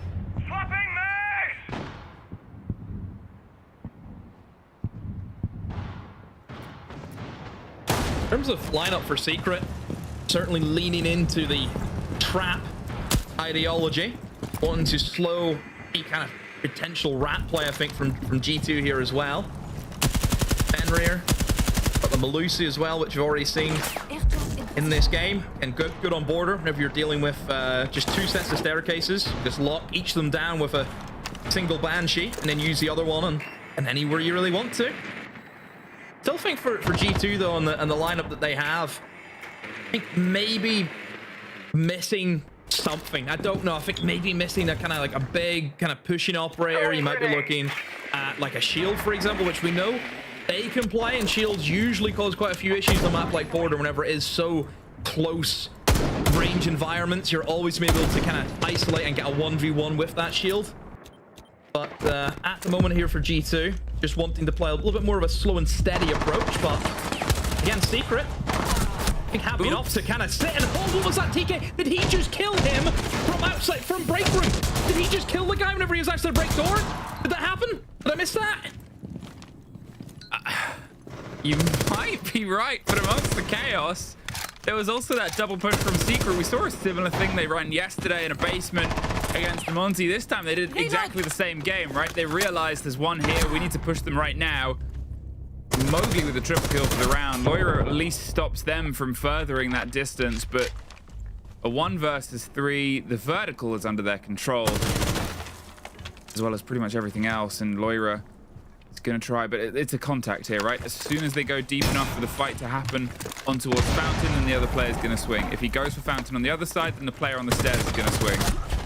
Oh, he somehow made it work with the prediction, but I mean, as I said, I think Secret had covered all of their bases with just in case he goes one way or the other, we can have 2 players hit him. I need to see a replay of what happened. Roll it. Please. Did he go for an engagement with a guy inside of office, and a stray bullet has went through the break wall out onto Stomp and outside of break door? Oh, we got timeout. Can we roll VT during a timeout? Is that what happened, or again did I see things? I'm curious. Because that is quite like yeah, he did. That is so unlucky. Oh, wow. And then that again. I mean, they're the ones to hunt people down. That was good. I mean, it almost wasn't good, but even then, the positioning meant that that player on the top of the metal stairs could then swing round and potentially add a 3rd gun to the problem if they wanted to.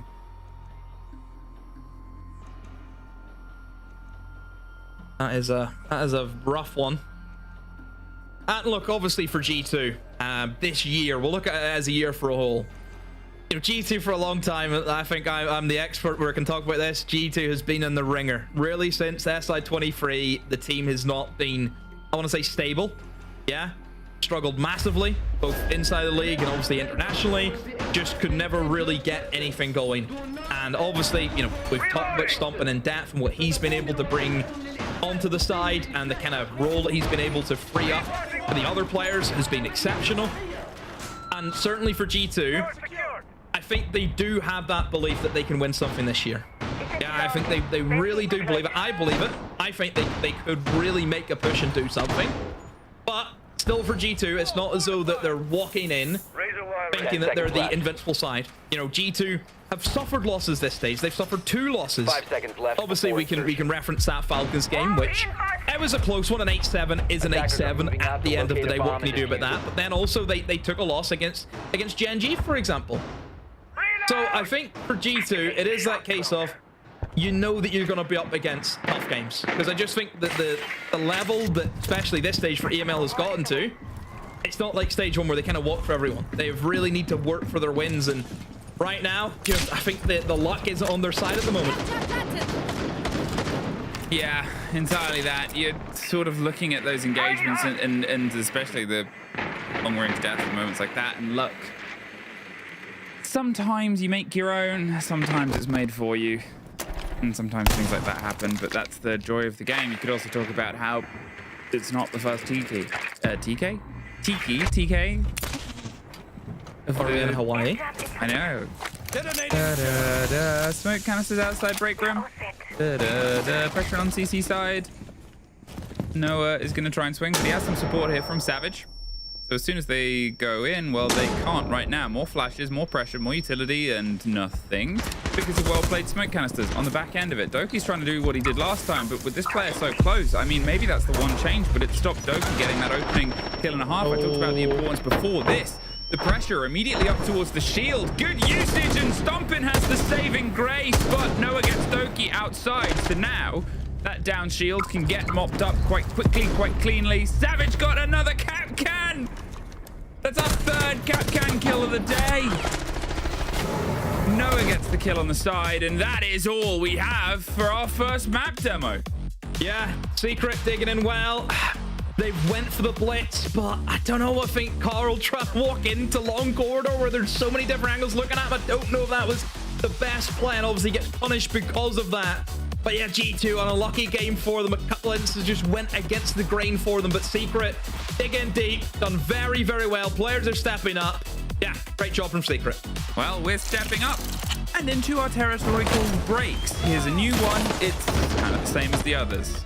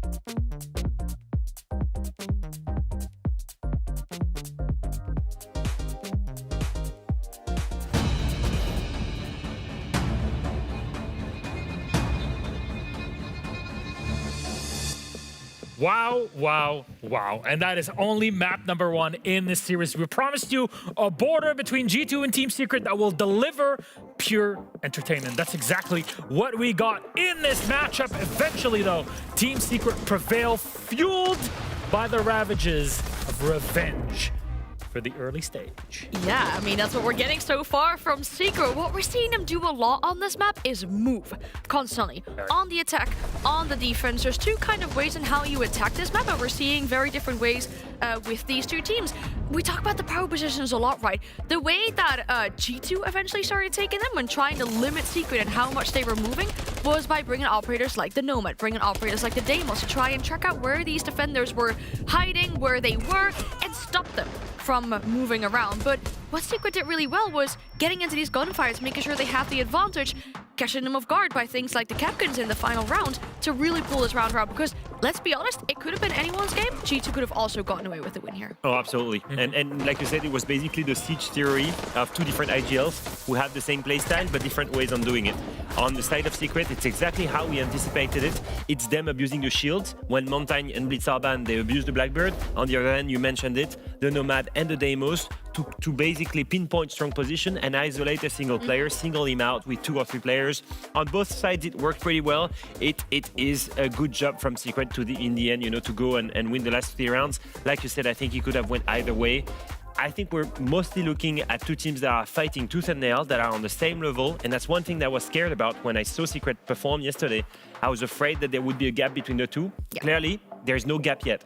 And there's 2 players that have really stepped up in this game, Doki and Mowgli, that we said they need to perform for their teams, and that's exactly what we got from both. Yeah, Doki can be happy. He's making that entry a little bit better. Yeah. On the side of Mowgli, still not there, but the KD is there. Both of these players dropping double digits. Pretty decent KD and KOST. 2 players that were the weak link, I will say this, on paper of their rosters the entire stage, are now stepping up in the playoffs when it matters the most. And it's beautiful to see. It shows the talent pool that both of these teams have. I'm happy to see this from Mowgli's especially, and I think Doki just probably took it personally that I put him only in the interviews category because he definitely stepped up this game, but I think G2 also needed him to, so. Absolutely. And that's just only one map in this best of 3. That's not even the end of the day because we have another series after this. Team Falcons await the winner of this game, but regardless, Team Secret are up 1-0, and they are 1 map away potentially from making it to Munich. So let's take a quick break. When we get back, we'll set you up for map 2 in just a bit.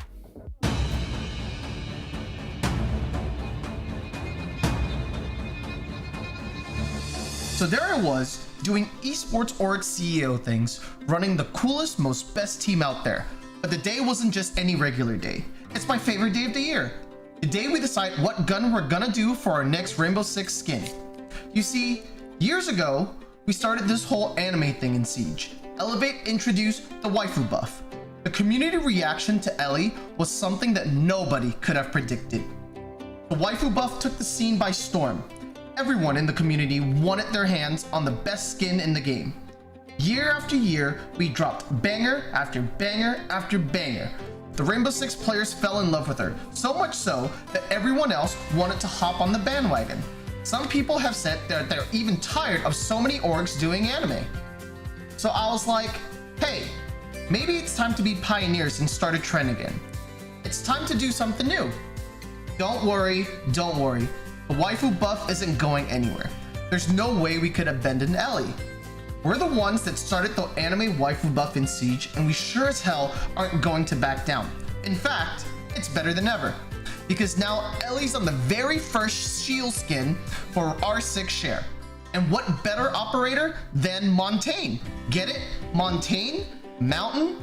Elevate? Anyway, you know what else is awesome? Cats. I love cats. So I was like, bam, cats. Anime girls and cats front and center on Montaigne shield so that when you're cornering the helpless poor defender, do you know what they're gonna see? The most terrifying sight of them all. Introducing the Uwu Onslaught. Anime girl with adorable cats, Montaigne shield, and uniform. Did I mention it's an anime girl shield? Everything that we've accomplished at Elevate has led to this moment. We've built a legacy in Rainbow Six with our skins, and we wouldn't be here today without all of you. It's time for you to have the waifu buff with the best shield skin in the entire game, with Ellie and her cats on the front, and a tribute to all our successful skin releases throughout the years, thanks to all of you. For the first time ever, the Elevate Shield skin is available now in-game.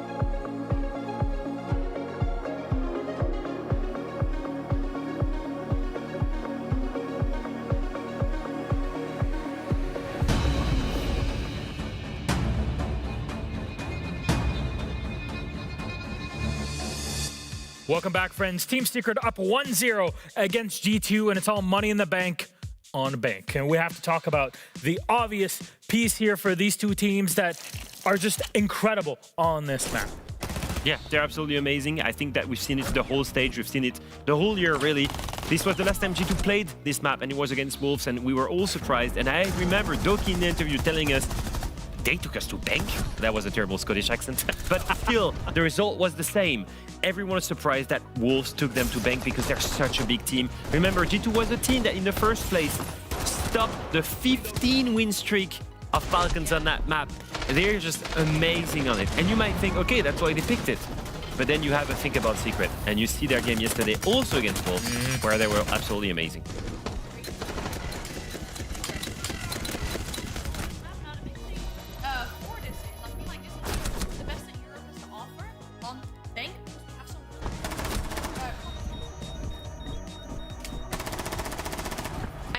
I said it this before this game even as well. I feel like this is just the best that Europe has to offer on Bank, because we do have some of the best teams in Europe going up on this map. And what we saw from Secret as well was an aggression.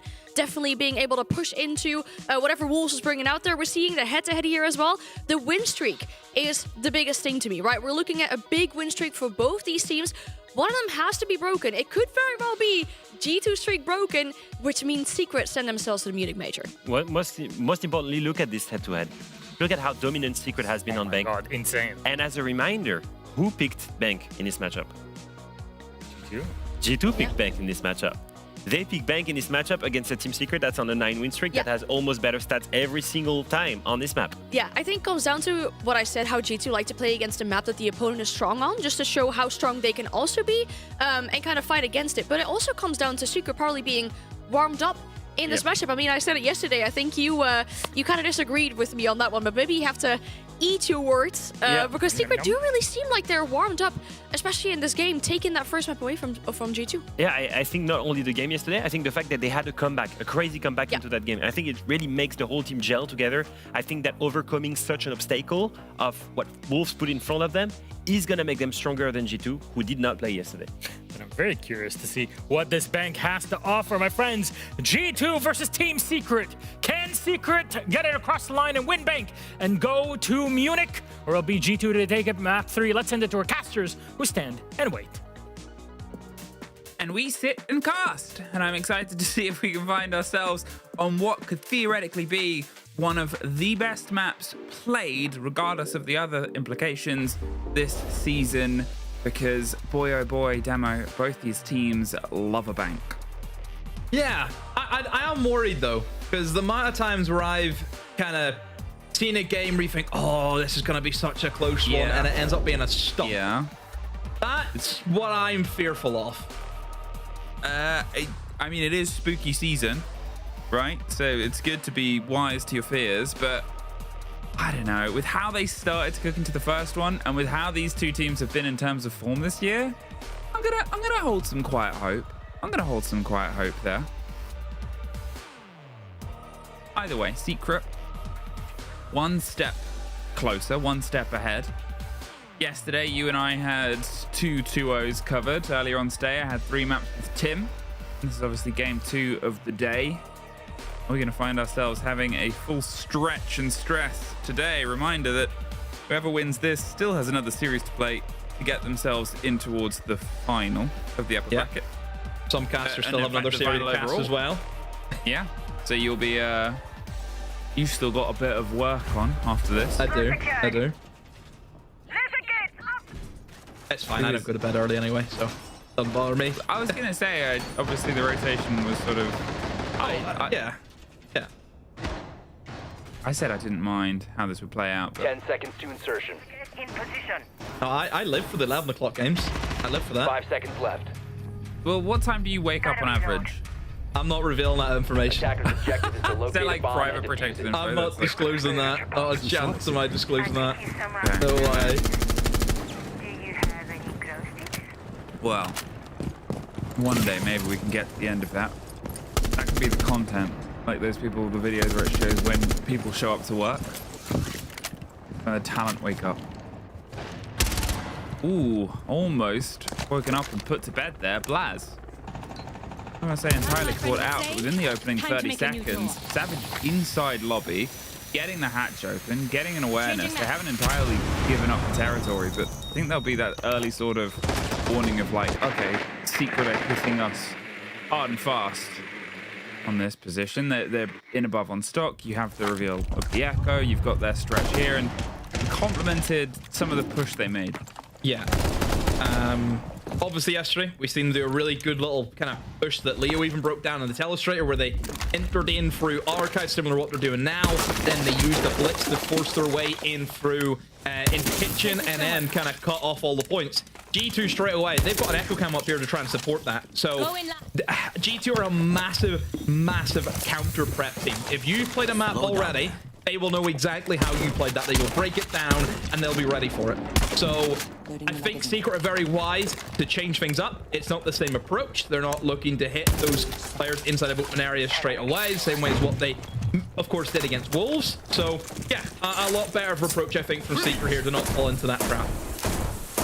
They freeze out and at least temporarily delay the approach on the hatch itself, but temporary is the main part of that, really. There's the pressure onto the gate as well. They've got some of their escape covered. They've also got some pressure coming in from the side of Dirt. Doki, how long can you survive? The hatch above the site goes, as does at least one. Savage has got. Noah has almost followed through, but as June gets a pickup, player coming back towards the site itself. They now have servers and they have the body advantage. What do they have to try and stop it? Well, Echo drone's fine in the C4. Oh, okay. No, scratch that. Just Echo drones. Oh my, the DMR going through for Juman, who's also going to try and go for the plan. He's doing everything right now for his team, and this is just classic Secret right now. The fuse's been planted. We know how this is going to end up in a 1v2 Alamau. No info for him. Diffuser in the perfect position to be held from any number of angles. So Alamau trying to see if he can find a pick, but look, Secret are smart enough. They've played this plenty of times before, and that's an easy one for Secret, as it always is. Secret take the first attack and bank. Wow. That's the start of it. That's the start of the pressure, and the start of how they got into towards the building was quickly, swiftly, aggressively, almost immediately finding the fight. And then, sure, they didn't go with the same plans that they played out yesterday because, as you said, G2, they love to counter prep. They love to see what you've done and gone, oh yeah, we now have a response to that. Oh no, this is a different song. What dance do we do now? It kind of got a bit back. There was a moment where it could have swapped, but that they kept going, that they also had prepared pressure elsewhere, right? The fact that they weren't just sending solo pushes, they had that player pushing up dirt, they were ready for the control, meant that they could then feed on anyone that came in to support Stokey's position. Another false start here for G2. Secret, they're off with that first round. Bomb We located by are off attackers. to the top floor, Demo. Yeah, G2 not wanting to run it back in towards 10 that seconds left basement. before insertion. Now, for this top floor, again, 5 seconds left. I think with the bans that Secret have went for, you know, it's very clever. It really does weaken this top floor, especially. No mirror to hold in towards janitors, which we see, you know, be done plenty of times. Clash, again, another great operator for controlling the corridors, controlling square, for example.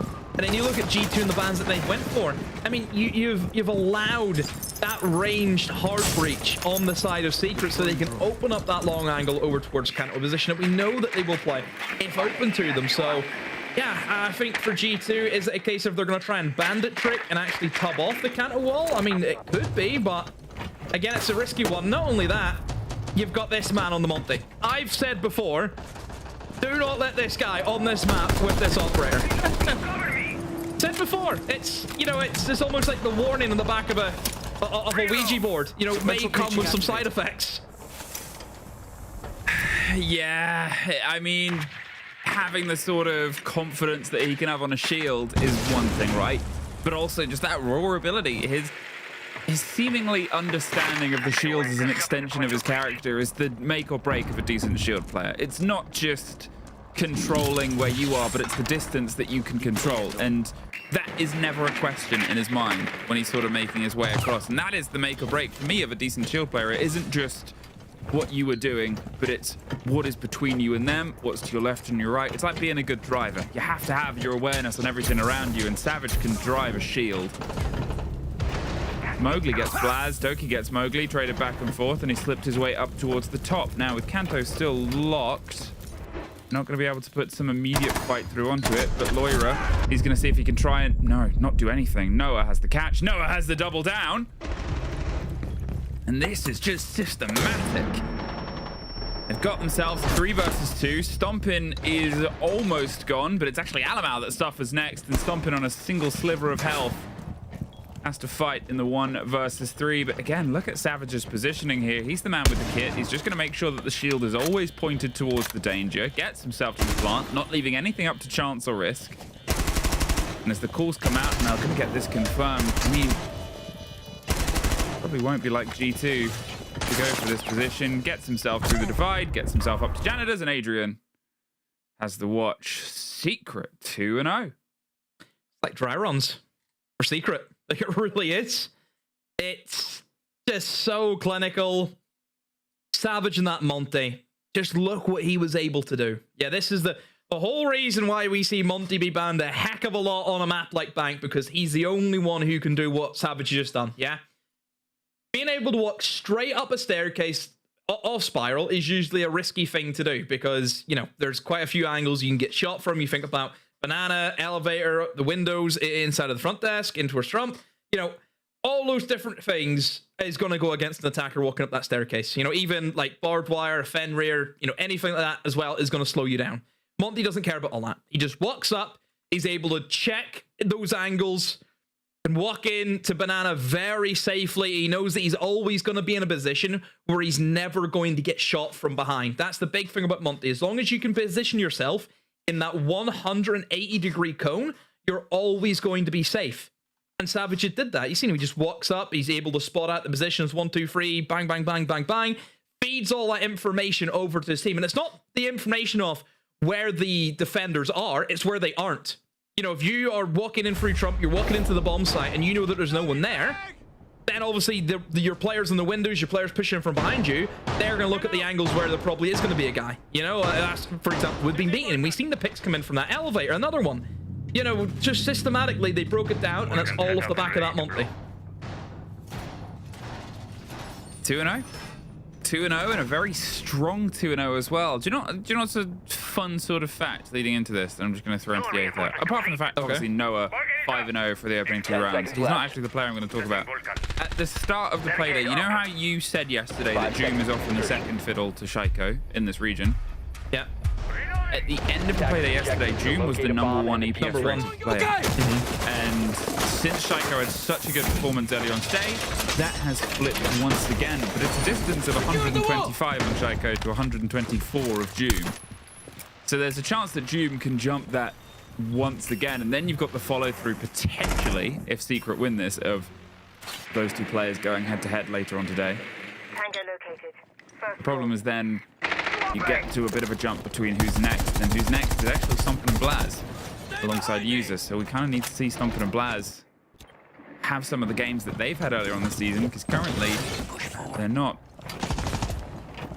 immediately out.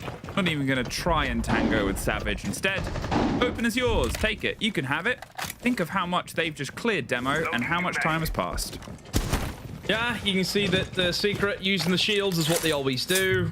An absolute fantastic shield team, just like G2 as well. Don't forget about G2. They can also pull out the shields at a moment's notice. Now, Secret, and what I assume their attack's going to be, is obviously force that monkey in through server, and then also utilize, I think, the opportunity of bringing the Ossa in. Now, Ossa is an operator that we have seen have the best success rate with taking Garage, and obviously Garage is always, you know, a big talking point of, you know, if an attacker can get themselves into that position, they can, like, cut the bomb site in two. You can lock down the entire red corridor, for example. But getting into Garage is always the tricky thing. And Ossa has had the best success rate because she has that shield in front of her. You can walk in. Lair on this map does a really good job at doing it with the Ossa. We'll probably see that later on. And if you look at where Joom is right now, he's out towards Garage. So he's going to try and do something similar. So really for Secret, it does rely on this take, I think, from Joom. If Joom is able to get himself set up in a position in towards Garage, this is going to be so simple for Secret to execute, knowing that you have that coverage coming in from the other side of the map. Quick removal of utility. All 10 players still stood, and a Maverick making a couple of lines in the stands to try and dictate who can pass through them.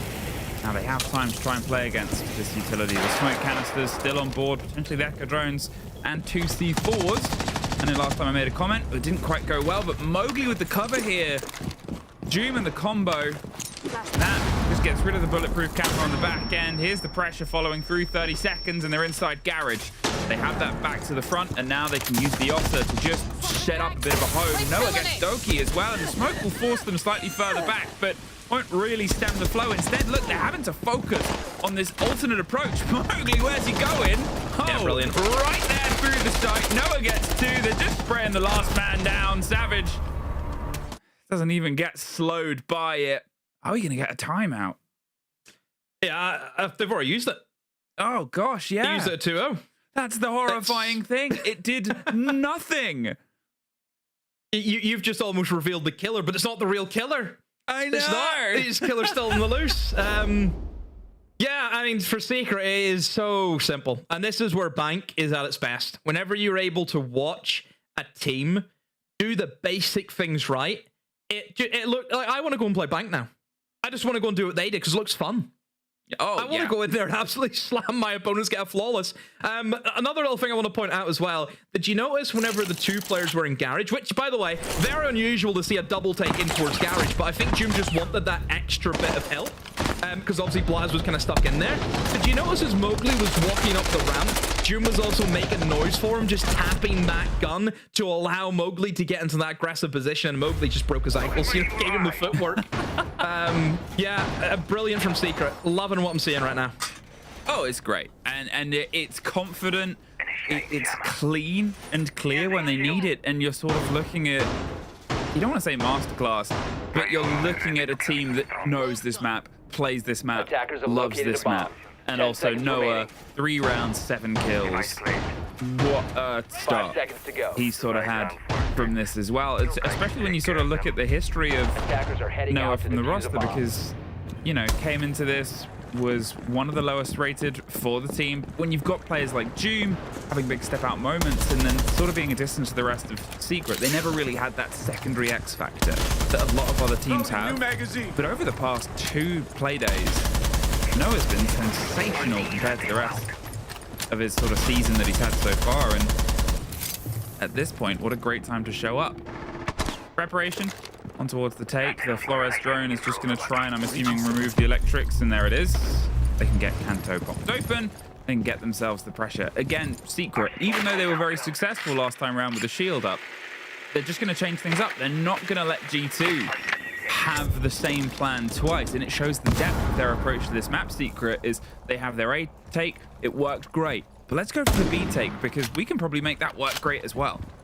Yeah, no Monty on board, I think Secret. Obviously realizing that, okay, we don't have the Monty, then we'll still try and open up other areas. That's going to be the elevator wall. Again, G2, I think, with that Monty ban, yeah, was obvious, and straight away they think, okay, now we can go above. We don't have to worry about that shield, but, you know, Secret are still applying the pressure. This window game that we see in lobby, you know, it's always going to be an action point that whoever plays inside of the front desk where Doki is right now, you know, you need to be ready for that. And I think Doki taking the DMR, you know, kind of as a prerequisite, knowing, hey, I'm going to need to try and fight these angles at some point. Yeah, it's a smart idea, but he's just under a lot of pressure now. And realistically, he's a one-shot from, you know, the big bad DMRs that Twitch and Lion gets.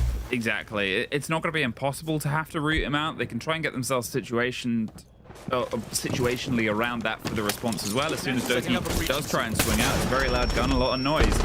Here's a Maestro Cam doing its best to hold on, but what's he going to do if Mowgli just drives their way in? Fine, you're getting zapped, but it's at the cost of Lyra and Doki as well, Mowgli! I mean, he's just body after body. Throwing the flash down. There's a player above White as well. Hit from the top rope. Savage. Broke a man in half. There's 3. They just won't stop, Demo. Throw in the towel. This we shouldn't be showing this. It's a massacre. Oh, they can't put a foot wrong. No. It is one-way traffic. The thing is as well, it's entirely stumped G2. They're trying different approaches. They're trying different holds. They're trying different methods. And Secret seemingly working in an entirely different threshold right now. There's, like here, playing with the Maestro Cam, getting the zaps, fine, but Lawyer is just filthy. Lawyer being able to get that as well and get caught out whilst that's happening, whilst the Maestro Cam's going, and then the swing onto Doki. G2 are struggling to sort of put a puzzle together right now. They're looking at the pieces, and Secret just keep slapping the pieces off the table and changing the puzzle and saying, now we're doing this new thing. And G2 is like, I'm still trying to work out the last thing you gave me. Leave the heroics to the professionals. Check your gear. This feels like it feels like your little brother has said, oh, can we play this game? Little does he know you have so much history with this one game that he's asked you to play, and you've completely done him over.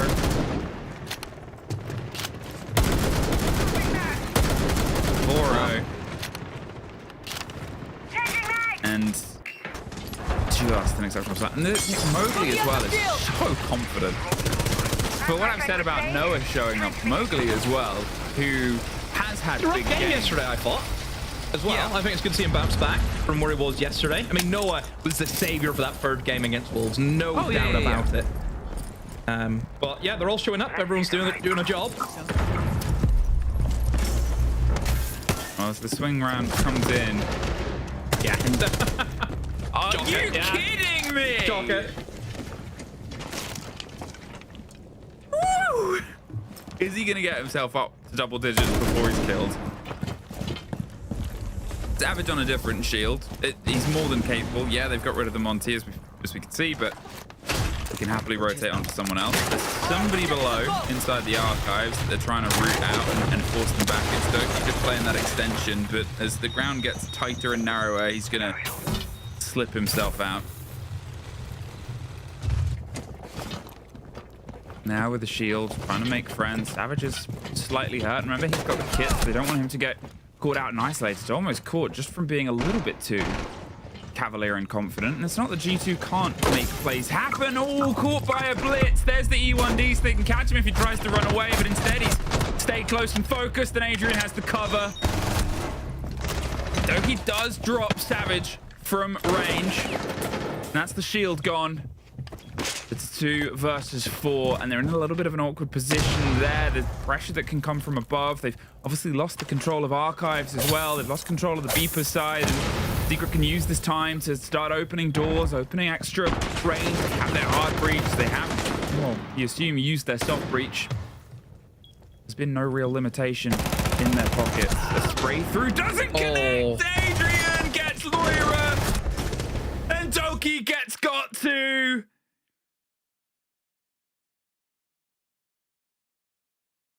What do you do? What do you do? It's just Secret things. Secret, whenever they're on it, they are more than on it. Like even that opening, that 2-piece there from Noah, just everything is going their way. Everything.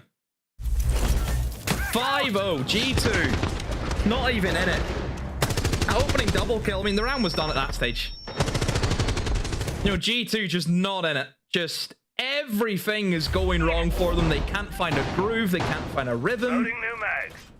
They've went back down here again, where, I mean, Secret have just been running them over. I mean, to be fair, where can you go if you're G2? I feel as though they're just going to have like a lash out round here. Because if they try and play typical Siege, where they try and play like just default, Secret are going to ruin that. I feel as though G2 is just going to try and just run at them. I don't know why. But even then, I don't think that's going to work. I don't see this changing. I don't. Attacker projected to defuse the bomb. I'm kind of curious when the last time G2 were 7-0 was. Give me a minute. Because it's probably been a while. Like, I know they've had series that have gone out and they've had bad days, but... Drone activated. At this rate, 5 rounds, 5 kills. Or 6 kills even. Sorry, but it's not that much better. They are completely in a tailspin. Fishing for control, a slightly different hold here. They pulled off blue, and Lair does get the opening kill. They have hope. They double it down with a little bit of, I'm going to say, prepared panic.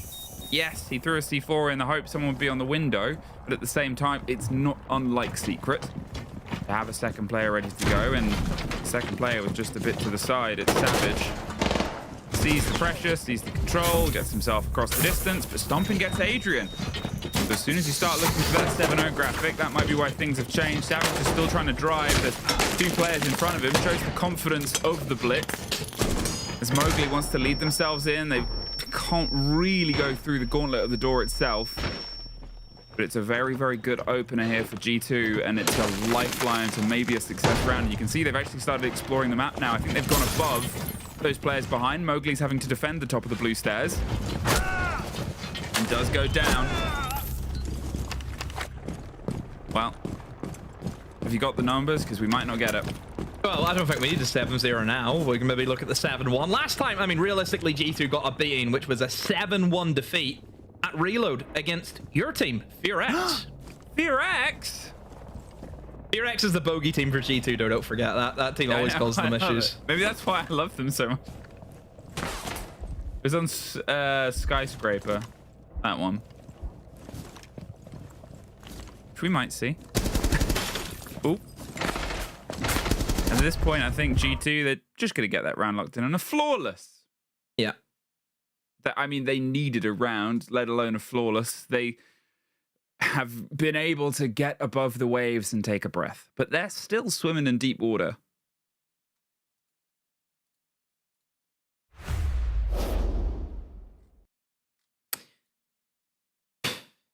It's a long road for G2. They're pretty much going to have to do what Secret did yesterday against Wolves.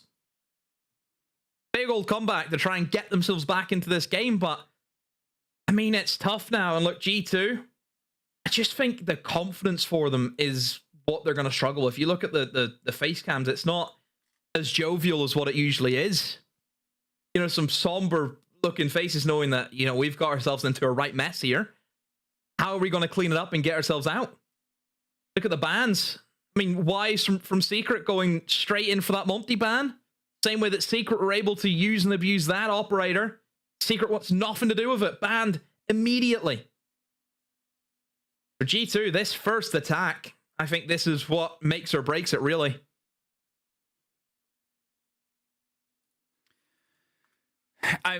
What else can they sort of do other than try and be confident, though, right? Well, with how you've had this map have a pace set by Secret, with how you've had this map have a control set by Secret, G2 have had a lifeline.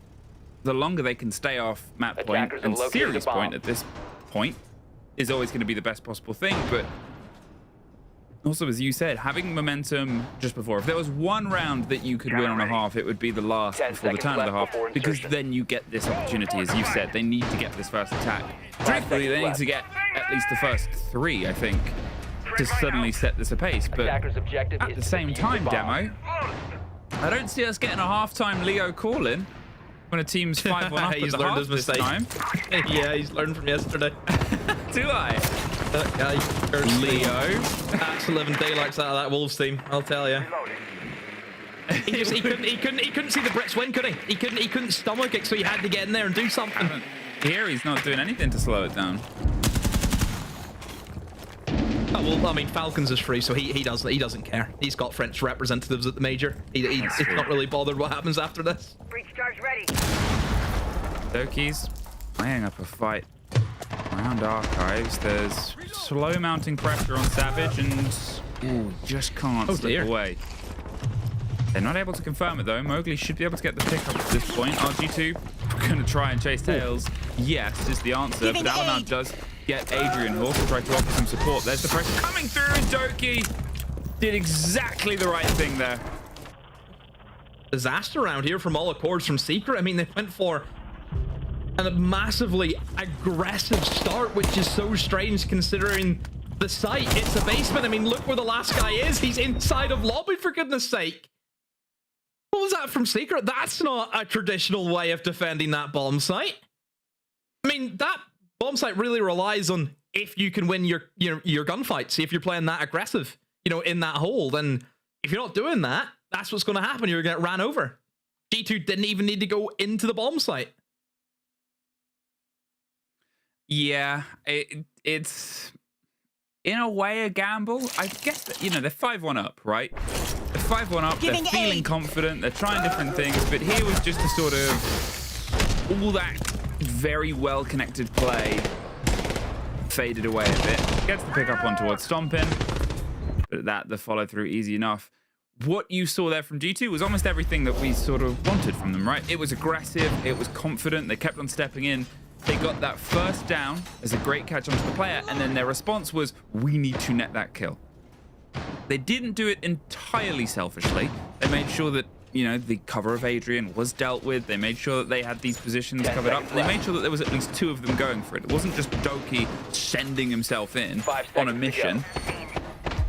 But even if they'd got the first body, well, then there was a second, more than happy and ready to go for the trade itself. And at this point, as you said, they're not on the site, they're just above it. So Secret may be punished, for being a bit too sort of out there. Also, again, don't quote me on this. I've received this information from an anonymous source who will remain anonymous. Last time G2 were 7-0'd was apparently back in 2022. Wow. And that was just in a regular play day that we had inside of EUL, and they got 7-0'd by Navi. Now, that's an org that we haven't seen in quite a while as well, so... See you on the other side. Oh. Well... I see. I see, yes. Oh. Well, this is going to be... Oh.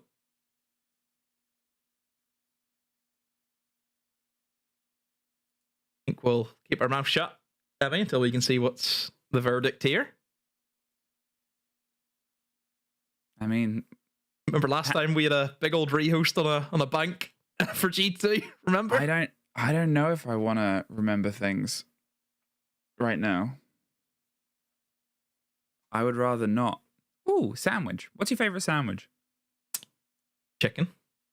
Just chicken? Nothing else? Chicken, a bit of mayo. Please tell me you at least season that chicken. What do you think? For the sake of me and my mental health, I'm gonna think yes and not. You'd be incorrect. No, boy, go to the seasoning aisle. No, it's fine. You know, don't worry about it. Fine. You're having chicken. He's actually munching a sandwich, by the way, mid tech pause. Yeah. This is why I didn't just randomly pull. Ooh, what's your favorite sandwich? This is my tech pause. No, I know you did, but I'm just, you know, it's kind of like he's actually doing that, which is, yeah. Listen, if you're hungry, eat. Just whack at a sandwich mid. I hope it's on a plate and not just on his mouse mat, though. That's. Ooh, do you remember there was delicious. an era where all of us started uploading photos of food on our mouse mats? I'd take no part in that. I had an old mouse mat that I needed to clean anyway, and I didn't actually eat it. Somebody put spaghetti bolognese on it. I'm pretty sure. I did cereal on mine with milk. Somebody did spaghetti bolognese, and that was rancid. Yeah. Like, it's right up there with, like, they use this in Oscar Christmas dinners. Well, I'm hoping they didn't eat the spaghetti, but that's why I did cereal, because I just did a little bit. I know we're in Halloween. Use this in Oscar Christmas dinners are fast approaching, everyone. So make sure you've got that in the diary. Make sure you're watching social media for them. Wow. What's your favorite Shaskin video?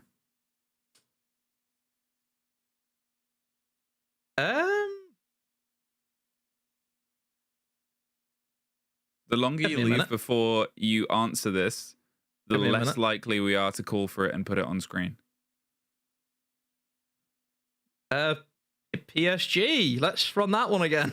Well, the prod assumed you would say G2, so we've got the G2 one prepped. Sorry, PSG. It's G2's skin video.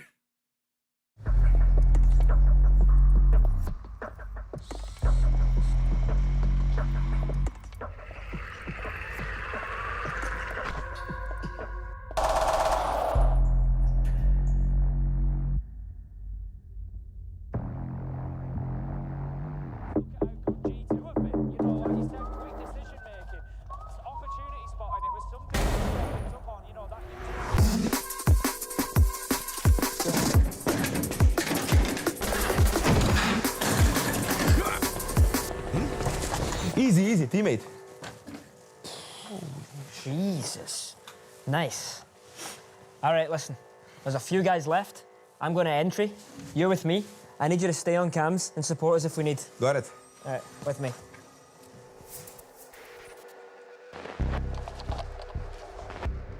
Clear. 3, 2, 1.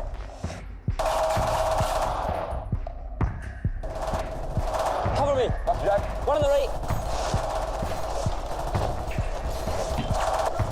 Oh, shit. No, call! Get off your cams. We need help.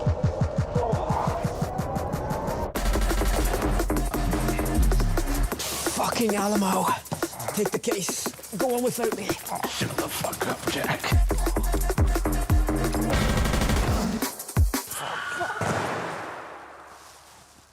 What?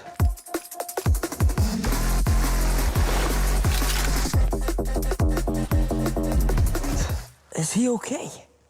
I've been worse.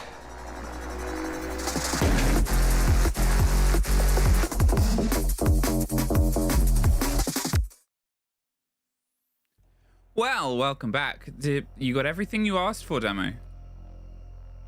Yeah, sure did. You're telling me that's not the best acting you've ever seen? No, because Carl's in it, so it automatically gets a negative review from me. Wow. Wow. But stomping in it, the stonks go straight up. That's true, actually. But, I mean, I guess I don't know when they filmed it, and maybe they can't get him. Maybe, you know. It wasn't available. He couldn't fit G2 into the schedule that day. Wasn't answering his phone.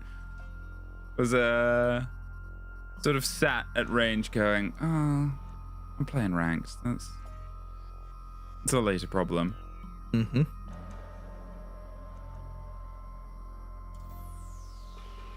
Oh. And just bear with us, everyone, while we try and get this sorted out and fixed. But at the moment, it is a scoreline of 5 rounds to 2. G2 able to get that first attack on the board, but still a long way to go yet, because again, White, the uphill battle for them as Secret are in a very commanding lead. So we head in towards the top floor. That's what we were in previous for that quick rehost.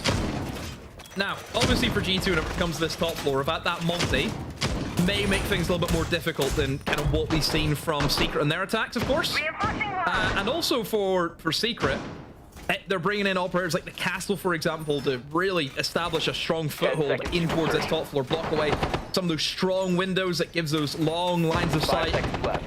So, yeah, good lineup overall from Secret, and I assume they're probably going to try and go for a bit of a bandit trick too.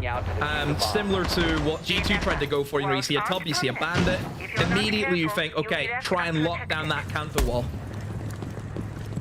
Yeah, oh, 100%. It's try and keep the control of that position. We see Secret put a lot of pressure into that position, as we do pretty much every team, but think about the drive up spiral and then the push when they had that as their first port of call and they went from that position onwards. They know what they want to do, and they also know what they want to defend.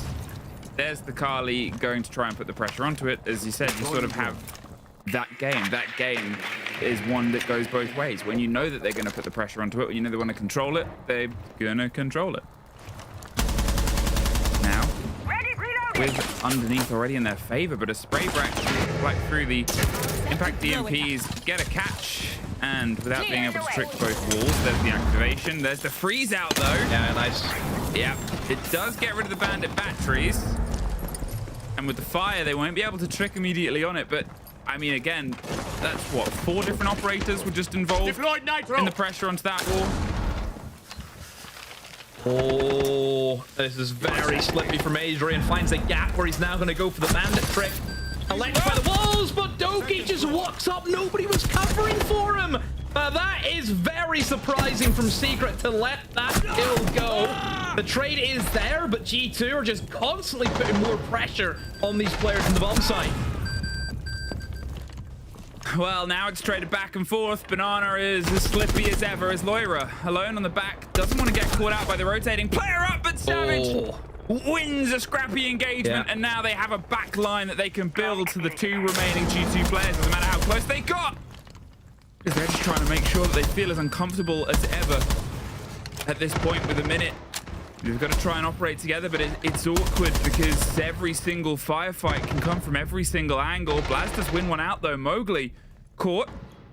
And now it's 2 versus 2. But the pressure of the plant is always going to hang over the top of them, and they've got 2 smoke bolts that they can try and utilize, and that is about it. There's an awareness. But it doesn't stop the swing and the kill. Leaves just Alamau left, keeping G2 off of map and series point. Now they just want to try and make sure that they can swing at the same second. There was some awareness, but whatever drone that was making those pings is at this point gone. Has found himself a slight route through. Now, as the pre-fired shots come across, there's decent rotation. Secret, they're aware. They're making sure they're in the right positions, and now they sit on series point, 1 round away from confirming themselves off to Munich. Really big gunfights there from Savage, winning those engagements. Won the fight over on the split player, over towards the square. Won it out against Lair. Like, if Lair wins that, then really G2 are in a position where they're attacking both sides of the bomb site, and then the defenders are just going to be under so much pressure that they're going to crack because of that. So a massive gunfight there from Savage, and then even wins one out against Blaz to get that man advantage back in their favor, and then obviously gets the final kill too. So yeah, big old round from Savage. I thought that was so risky there from Adrian, the fact that he's done that without really knowing if anyone's going to be there to cover. I mean, maybe he was told, oh, go on bandit trick, I'll cover you, but I don't know, there was no coverage. It's weird. He was lied to. Someone's betrayed him. At this point now, G2 have to run the rest of this gauntlet flawless. Otherwise, 10 seconds remaining. Well, they've got a lower bracket they've got to run through. Not the most unknown terrain for this team. They've won hammers from a lower bracket. But this isn't the way they would like to go. We hyped up the start of this. Especially me. Talk about how it could be the map of the season. It currently hasn't been. It's not over yet, and if it pulls back, well, it might be, but it's not there yet. Hey, even with a great first swing and all the confidence of Doki, and all the pressure they put on the Kanto wall, couldn't get the lock in at the end of it. Gives the route in for Alamau just to hop in. And the pressure onto Kanto wall again, but they're watching for that approach probably this time a little bit more attentively. There's the slow slip up, and there's the target of the Azami. Pings on the player around, and there is a removal of a castle. No problem for Alamau. Yeah, nothing on that spiral, stopping Alamau from just walking in and taking that position. Lair with the shotgun able to find Mowgli and Secret now. On the back foot by 2. Jim, though, able to at least get 1 kill back. Still, more that they need to try and find, and they're really thinking maybe our Secret on for perhaps a retake up through lobby. I don't know if that's the way that they want to play it. They still have got good control over towards Archives and Tellers, but I mean, really for how long, the whammy? As soon as the Ram gets in and start opening up above that position, then Secret, where can they sit that's going to be safe? And even Jum, I mean, this is a dangerous position. I'm pretty sure he played that way against Wolves, where he was just dancing underneath the vertical, but this time thinking, you know what, let me just go back to site. We don't have numbers advantage. I don't want to make my team be in a 4v2. At least if the 4v3, we still have a bit of a chance. And really, that's what it's going to come down to. It's how well can Secret hold on in this 4 versus 3. They don't have any denial, which is probably the biggest worry. G2 could very easily just go in for a plant, and there's not a lot that Secret could do to stop it at range. Lair taking at least some of the damage, but he's dropping in with a shotgun, so any engagement he's going to want to do, if he's not within a pace of 5 of it, it's going to be a single strike from one of those SMGs, and it's the run over. The blind starts to roll, the executes coming together, and Brilliant. Steps in, steps away. There's the spray through, though. Alamau keeps the pressure up now with the body inside, but think about where the kit is at this point. Blaz is trying to drive it towards the back end. He sent himself in, and there goes one more for Doom on a triple for the round. Secret have the kit under their control. They also have Alamau stomping in a 1 versus 2 in 17 seconds, and he's stuck in a box, trying to smash his way out. More keepers after keepers after keepers. Oh, they're selling out of keepers here and selling out of the room. They're gone for seconds. G2 to the lower bracket. Team Secret, willkommen to Munich. Oh, and it's only fitting that the man to get them there is their German player, Jum. What a round. The little play where he thinks, you know what, I'm going to take it to this Ying. He's going to try and go for the util dump. Let's just kill him before anything happens. And he moves in, he kills Lair, and really, as soon as G2 lost that Ying, they had nothing. They had nothing that they could utilize util-wise to clear away those defenders. So, yeah, Jum made that very fitting that he's the one to send them into Munich. Wow, with that, I will take it over and send it to a break.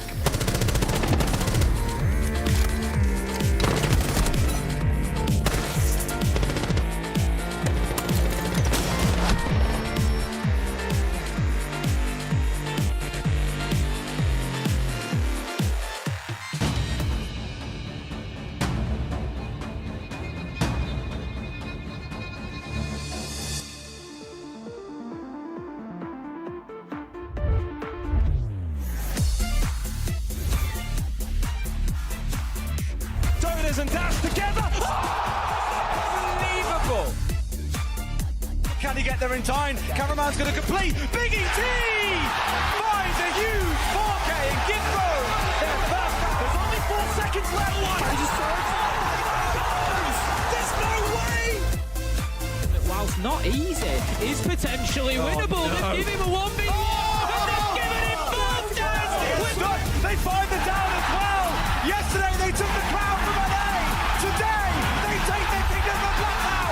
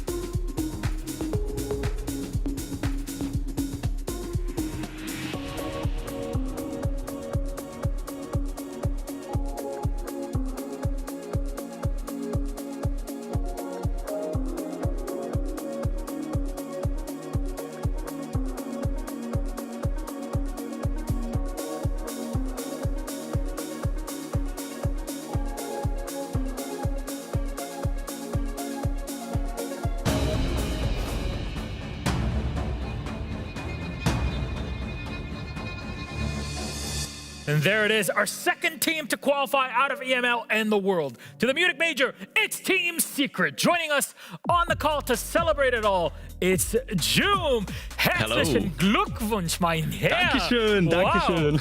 So in the history of Siege, there's only been 3 major events that have happened in Germany. Pro League, Year 2, Season 2 finals that happened at Gamescom in Cologne in 2017, the Berlin Major that we had in 2022, and then now the Munich Major that you, a German man himself, gets to attend after we got to see you on video and everything. What does this mean to you, Joom?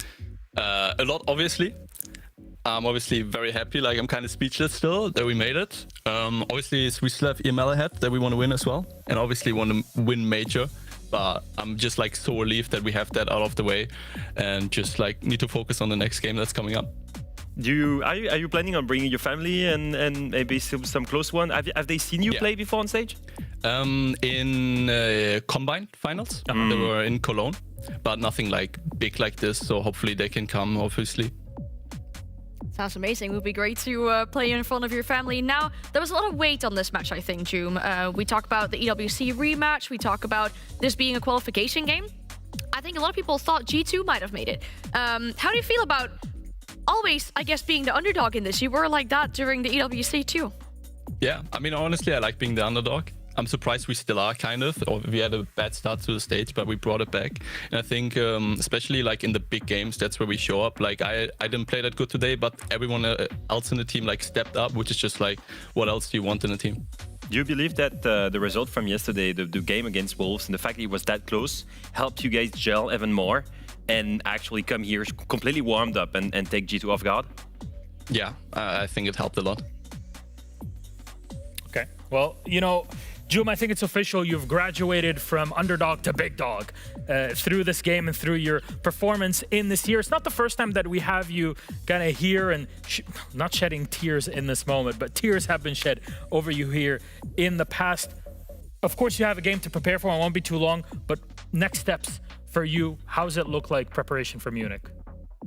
Obviously, hoping to do a bootcamp before. Now that we're qualified, can set that up and just like keep on having the good practices and just focusing on the major. Anything to say to your next opponents at Team Falcons? I just want to do a little shout out to Savage. Like, go ahead. He has been playing so amazing in his IGLing and everything. He has been getting the frags, the IGLing, and just everything. Just want to do a big shout out to him. There we go. Can't wait to see him and the rest of the squad in actually not long from now. So go rest up real quick. We'll wait for you in our next winners matchup versus Team Falcons. See you in a bit. In a bit. And there you go. What a performance from Team Secret. Man, we expected this game to be even closer than what it ended up being. It's just Team Secret ended up being above and beyond against G2. Yeah, but I love it. I mean, once again, we're being proven wrong when we talk about the teams that we predicted to be the first to qualify. We talked about Falcons and we talked about G2. Falcons did it, G2 fell short. But what a game this was, and what an upset as well for Secret to continue that great momentum that they came in with yesterday, and then to keep the streak alive on Bank and ruin G2's streak. What a way to do it. I was baffled by the map, too. I was baffled that it's G2 that picks Bank against Secret. I know that G2 absolutely loves Bank. I know it's one of their best maps, but it was a 9-win streak, now a 10-win streak for Secret. And so you could clearly see that in the way they attacked. I think Savage has such a good understanding, and the whole team has such a good understanding on how to attack. They had such a huge lead attacking this map. It was almost impossible to come back, and you could see it time and time again in the most critical moments. Secret hitting the nastiest shots, bringing rounds they should not win in defense. It's just, obviously, they deserve it today. Like, they had it in them. They had the fire. You can see Noah having a little dance off. I think he was... I think he wants to do some TikTok. Yeah, he actually replied to the tweet. Yeah, he was actually hyped for that. Maybe we'll get a dance battle off in Munich because they made it. They made it to Munich, and honestly, it was not a given. It was not a given starting the stage, and I just want to look at this, guys. Look at the stats because I want to point out something. We stayed the entire stage 2, and at the beginning of stage 1, Noah and Mugli were the huge difference maker for Secret. They were the ones that basically helped Secret break the ceiling, make it to EWC, win EWC. But when came stage 2, Noah and Mugli were not there. Look at who's carrying Secret in that victory over G2 today. it is Noah and it is Mowgli with the best EPS scores of the whole lineup. And on the other side, everyone drops the ball kind of inside G2's roster, especially the two big hitters that were Blast and Stompen. So today, I think they were fully warmed up. They had the right individuals, they had the right ideas, a clean-up victory that sends them to Munich. And now the rest is bonus SI points. Really important as well. Really is. My God. What a moment we got to just now, making history with EML qualifying our first two teams in the world to the Munich Major. However, before we start talking about our next winners matchup, there's been a piece of content that we've been playing here that is incredible, which is taking all these IGLs, the Alamo, the Savage, putting them together in a room and seeing how they break down those different stratagems that we give them and situations. Let's see what they have to say about our next piece.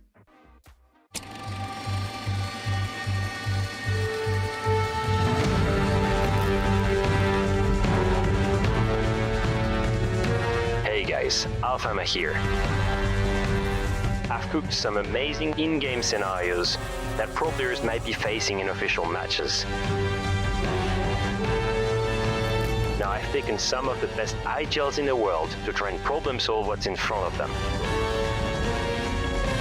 Let's see what they can come up with.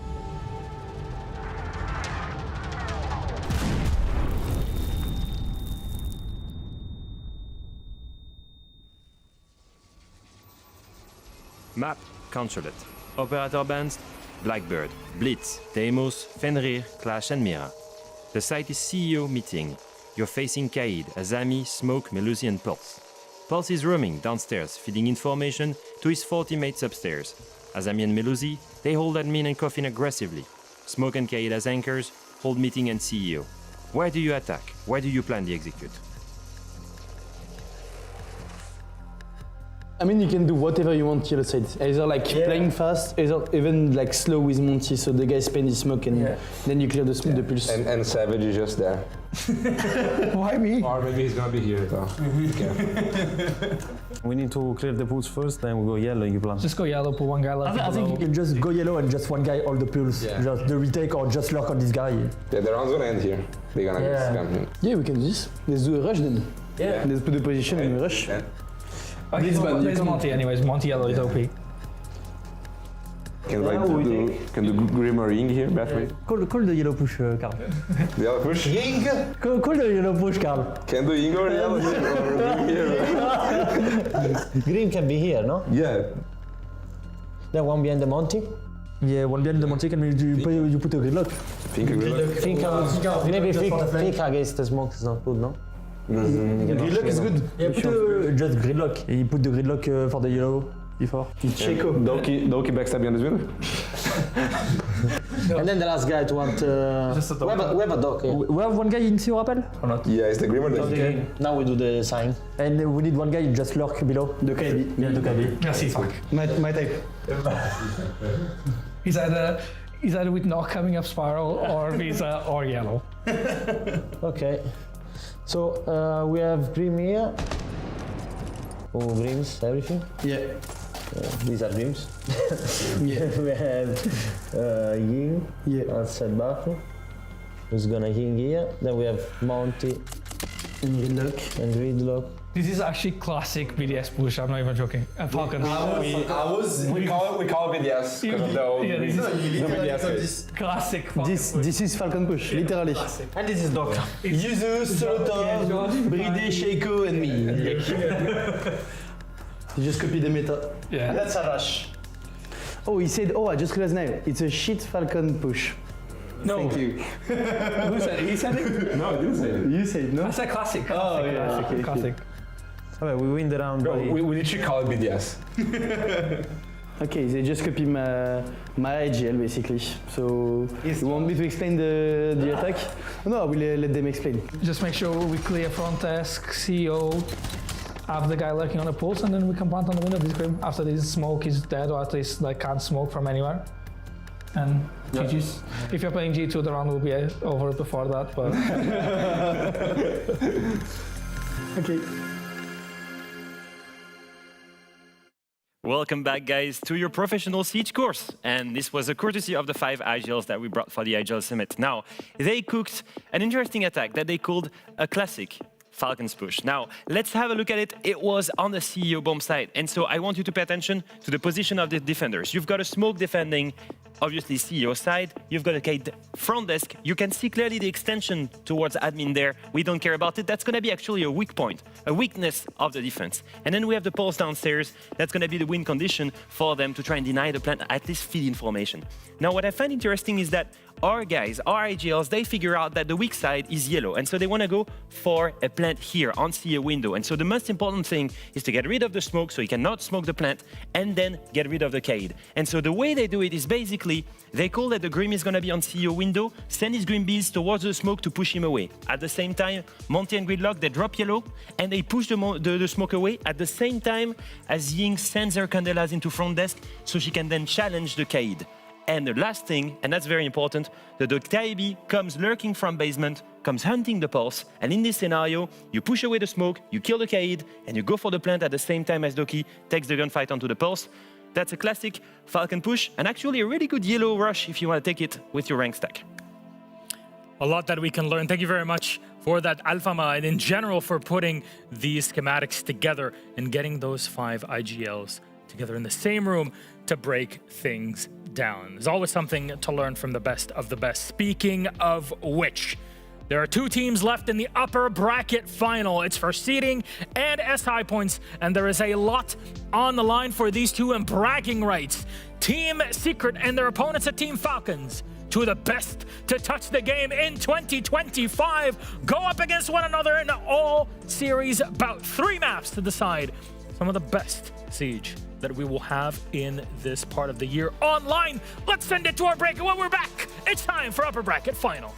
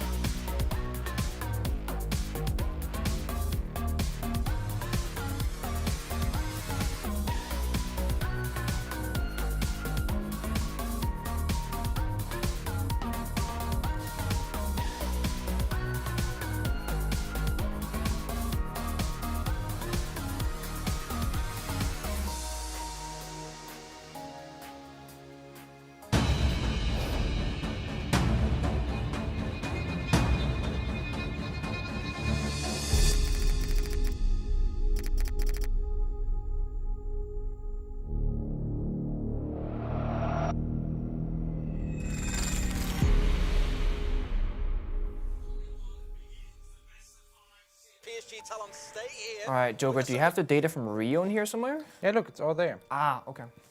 So when it comes to the hey, Joker? Yeah, sorry, yeah, go ahead. As I was saying, we have to look at what's ahead of us now and not worry too much about the past. Did you see that? What? No. No, I don't see anything. Besides, we're supposed to be the only people here right now. Hello? Anybody out there? Yeah, this time I hear that. We need to go. Right now.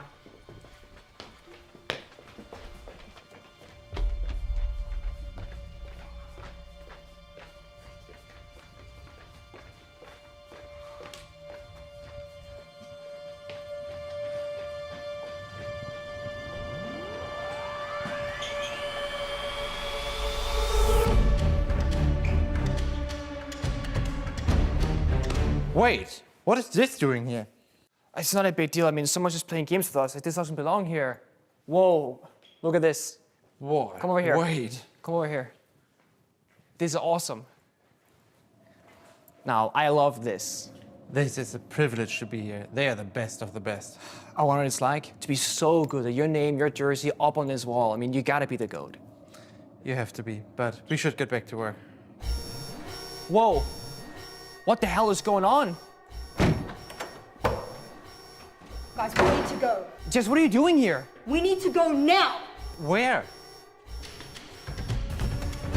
Look sharp. The emotion is here.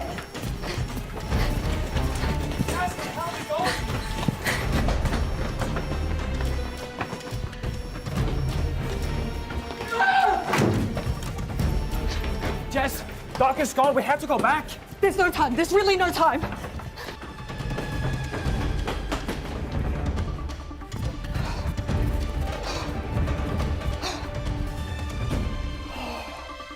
Guys, wait. Can't take this anymore. I'm tired.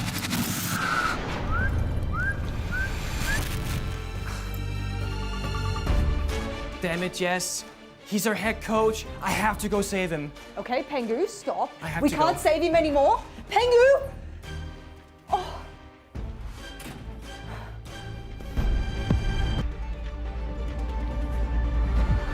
You're already dead.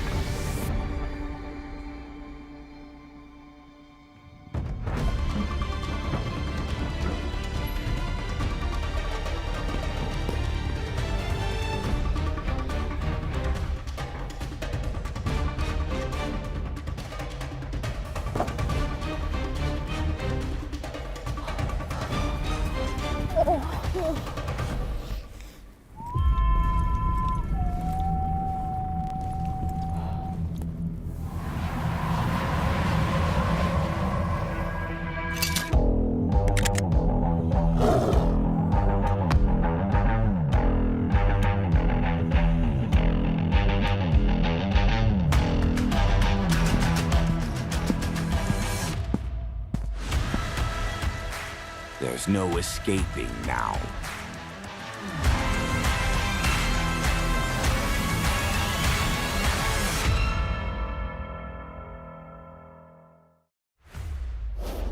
Welcome back, friends. Immediately, let's get into it. Our next matchup is between the first two teams to qualify to the Munich Major. Let's pull up that bracket and just show it one more time to you, because Team Falcons and Team Secret are looking for W's in the upper bracket of our playoffs bracket. I'm going to say bracket just one more time to be the bracket between my conversation with myself and the conversation with you. So as we look at this match, we will have a look and think, what is at stake here? Because we think, oh, okay, they made it to Munich. All right, that's cool. What are they playing for? And the most important thing right now, even before Munich, and I think Liquefact said it already, the most important thing is SI points. Yes. Make it to 6 Invitational. And it matters a lot, Anne, because if you win this, you then get a whole loads of other SI points, more important one. Yeah, you go from 50 SI points, which you already have by qualifying to Munich, to 150. So it's tripling your points. It would shoot especially Secret up a lot in regards to the leaderboard for the SI points right now. Obviously, the system has changed since last year, so acquiring those points is a little bit different than it was last year. There's no harsh lines where we can say like, oh, that amount of point, a team will be qualified. We'll have to see what it really looks like after Munich, but getting those 150 points right now is just really big for teams. The easier comparison is to say, hey, look, for the Munich Major, going from I get knocked out in the group stage to making main stage in the top 8, that is the difference that you make up by winning the playoffs bracket here in EML. Yeah, so you can make up for a lot of lost time. Basically, if you win playoffs and you're the best European team, you make 300 SI points. If you're second, you make 150. Right now, these teams are playing to get a spot in the grand final, so they at least secure 150 SI points. And that is extremely important because compared to last year, there was no major that gave you SI points in a stage 1. So right now, it basically doubled the impact of the stage on your SI points. So this is why it matters a lot. This playoff bracket is key to secure 6 Invitational in Paris. Very stage 2 and Munich Major heavy on the SI points this year, though. Let's talk about our rosters if we need the introduction. Again, I think you know them both. First up, it's Team Falcons. They made it through. They survived through the gauntlet. I have to say, BDS really gave them a run for their money here, Anne. Oh, they did. Yeah, it was a very close game, and I don't think we really expected it to be that way. It was the first map that really showed that BDS had a say in that matchup. We talked so much about Chalet and how, for example, League Effect feels about that matchup where it's difficult to really IGL. It showed in the beginning, but I think as well, when we look at the player chems and their reactions to winning certain rounds, you know, of mimicking the kind of reactions that Frick was doing. We're seeing it right there. It meant so much for them, and this really helped the passion and the vibes inside of the team as well to keep themselves through this game. Now, we have to keep in mind, it's been a little bit since they've played. I think they can be happy with Secret being so fast in that game, so there's a little bit less downtime than it would have been if it was a closer game. They played that game earlier, but the worrying sign is that BDS was actually competitive to Falcons, where Secret dominated earlier. But I do feel like it's helping Falcons basically come alive. You said it, right? Energy, passion, being happy about each stuff, getting excited, doing all this kind of stuff is what I believe Falcons lacked to win a grand final last year. I think it was a big problem for them, the mental aspect of it, their capacity of learning that losing rounds is not a problem, losing matches is, and that you basically need some positive vibes, you need to get energized, you need people to be happy to be able to win those matches, and getting hyped in the match against BDS might be a key to victory today. So I know you've been talking about how we can learn things from the pros in terms of kind of in-game strategies, but I think we should learn this from Team Falcons and other squads, even Team Secret here in EML, is hyper bros up. Your bros and your sisters in here when you're actually playing say, nice job, good kill, very well played, that's good, good plant, good shield play. Well, nobody should ever say that, but very good play, because through that, we got to win in your own ranked games. That's something I think we should be learning from them. Yeah, I think hyping your teammates is key, especially at the highest level. We've said it before, right? When Frag gets an ace, the whole of BDS gets excited and plays better. It's the same story for anyone that wins a clutch. And that's why you don't want to get clutched on at a pro level, because you know you're fueling the energy of your teammates. Well, Falcons in that game being pushed all the way to the 3 maps against BDS, for me, that was a lesson learned, and that was energy back. And if you take into account the Chalet loss, after this, it's 7-4, 7-3. It was a clean victory for Falcons, despite that first map. I mean, Leo, you remember in Rio when I hyped you up? Yes. How did that feel? I felt amazing. See? It does work. I'm good at this. Yeah. But that's exactly what I said, yes. But this is the sort of thing where you can hype one another up and really get things going in your own games. And we see it with the professional players. We see it in these pro teams. And this was the thing that also Team Secret were discussing. Like, hey, we're not talking enough. We need to get wild. And they do the entire time. And it helps them to get to this spot where now your morale is always high. You could always keep it up. And that's been a key for all these teams, because a key word, if anything, has been confidence. We've been talking about it this entire week. Yeah, and the way we've seen it so far from Secret was on that first map yesterday, it was lacking. They were too passive, not enough energy coming from them. Today, and the second and third map from yesterday has been so much better. And I want to see them be able to keep up that momentum. Their stamina really is going to get tested now, because this is at minimum 4 maps in a row. Could even be 5. We're looking at a very long time where you have to be active. I mean, we're hearing coaches say it sometimes in between the games, right? Just go splash some water in your face, make sure you get that mental reset, because it's a whole different game that you're going into now. That was an excellent point, Anne. Very well done. Thank you. This feels so good. Yeah, see? I feel like they're like basically taking a break now. Maybe it's not the best idea for Secret. I feel like they're completely wound up. They only played 2 maps. The border game was a barn burner in itself, but did not go to overtime. They confidently took that map, and then the bank game. Look at this. Do you want him to stop? You want him to keep dancing. You want him to keep being energized. And I want them to go in with the same flow and attitude that they had during the match before. And I don't think that Falcons is necessarily a stronger opponent than G2. If they've been able to do that against G2, they can do it against Falcons. Absolutely can. And actually, the comparison between Secret and Falcons goes to another level because there's this one man, Joom. If everybody remembers, yesterday we ran a beautiful video with Joom actually during the match that qualified them into playoffs and really locked them in last week. And there was a big piece where this man is checking his stats and comparing them to the rest of EML at the end of every single game. And one player that stands above the rest is Shaiko. Joom is never happy with being number 2 on the board. And my God, he is nipping at the heels of Shaiko. So we're looking at all the stats from the stage 2 right now combined, and we're looking at this and thinking Joom is the eternal second. He's always the second one. And whether it is Shaiko, whether it is Stompin, whether it's someone above him, he's struggling to get that top 1 spot in best EML rated player. But I will say this, the consistency with Joom is the best because Joom is always part of the top 5 when others drop out. And so we're looking at the most consistent man in 2 years of Siege against the best man in the moment, which is Shaiko. And these two are facing off right now to be sent to a grand final of EML. It also shows that this is a good chance for Joom to finally get that, I guess, mental hurdle over. That, like, if he's always second behind a player like Shaiko. But then again, the way we've seen Shaiko today and over this whole stage, it's just...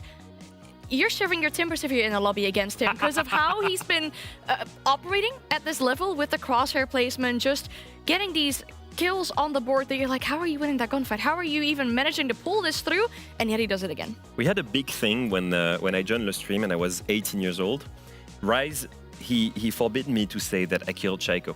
Or he forbid me to say that I killed a big name. It's very good point. Because it's so true. When you play against some of these big names, the first thing that you think about when you join the lobby is that you're on your side and you look at the other side and you look and you see Ikefak, Shaiko. Back then, for me, it was Elens, Rancher, and all the thing. And you're like, all right, so this is going to be a van burner. And you need to not let that get into your head. You need to really believe that you can beat them. And I think it starts by not thinking of the name. And I remember some anecdotes about players saying, hey, I killed Shaiko there. And everyone was like, no, you killed Pulse. Yes. You killed Azami. Like, stop thinking of the name. It doesn't matter. You can beat him. But it goes to show that the legacy that these players are building to us talents, to viewers, it also impacts the way you play against them. You will be self-conscious if you are a fragger that is playing the same role as Shaiko in the game. You want to be better than him. And he's been so good and so consistent for so long. You have something to prove. This is why I feel on LAN and at big events when it's 2 teams, like if you have Furia versus Falcons, nobody cares about the ego in this, or like you're not over respecting your opponents because you don't care. I'm here to win, and that's all that matters. Doesn't matter if I got JV92 or if I got Shaiko on the other side. I'm here to win. We made it to the final. That's all that matters in a situation like that. Yeah, and Secret, they've proved that they don't care as well. Absolutely. They proved to them they're not underdogs, and that's the big story here. Looking at this, I cannot name a clear favorite. Let's talk about our map veto then in this. Let's bring it up on the screen. And can you help us out with this, please? Because I'm seeing some repetition. Yeah, of course I can. I mean, yeah, Falcons picking a Clubhouse. No surprise to me. It's the highest preference. 7-1 on it since June. They played it earlier versus BDS, so it makes a lot of sense. For Secret, however, they've recorded so far 3 wins and 2 losses, so it's not the greatest map for them, but it means they get to pick their map afterwards. And Secret themselves, they went for a bank pick. Again, no surprise either. We saw that from them just there. They try to keep this streak alive, but I'm also really happy we get to see Falcons on it, because when we talk about Europe meta teams that are so good on this map, we talk about G2, Falcons, and Secret. So to get to see these 2 on this map, absolutely amazing. And then our decider to roll it in for the final one, if we get there, will be Border. Low preference for Falcons. That's the most surprising thing about that for me. They have close games on this one against Gen.G, against G2. But for Secret, I mean, having showed earlier, I'm not sure if you agree with me on this, Leo, but I think if Falcons want to clear it, it might need to be a 2-0. Yeah, I think they're okay with taking border. I think for them it's always been like a flip coin map, right? It's the replacement of Oregon. I think in the competitive map pool, in the sense that it's going to be heavily about fragging, and against a team like Secret, you kind of hate to be playing against them on that one. But you also have the strong individuals to do it. What I'm thinking is we're looking at two teams that are absolutely incredible on the map that we're seeing. The Bank, especially. We're looking at the former Falcons that had a 15 win streak on that map. And we're looking at Secret that has an actual 10 win streak on the map as well. Two incredible Bank teams, two of the best teams in Europe, the two best teams in Europe at the moment, facing each other on their best map. It's going to be an amazing matchup. Then my question is, if they're at that high level in EML and internationally also, what separates the two? What is the thing that makes them so distinct when two big hitters like that face off against one another? I think it's the style, right? I think that Liquefact has a style of calling that's a little bit more traditional. Like you can kind of predict what they're gonna do. They do lurk a lot, and I don't know if you remember, but they're getting punished a lot by the Capcan traps because they keep having. There's always a nuke or always a duck that's lurking around at some point. Is gonna try to hit side, but he has some consistency in his traditional calling. For the side of Savage, he likes to be explosive. He likes those preset plans, and he loves to pressure Falcons abusing the shield. So it's two different styles of IGLing, but at the peak of their level and the right vision for the right players. Yeah, but it brings us back to the Fencer team that we selected and where we picked Savage as our IGL, whereas an honorary mention could have been Liquefact. So we're looking at some of the best brains inside of the European League going up against each other, injected into my veins. Absolutely. Yeah, and so far, Savage won the battle against Alemao. Yeah. He could technically win it against Liquefact as well.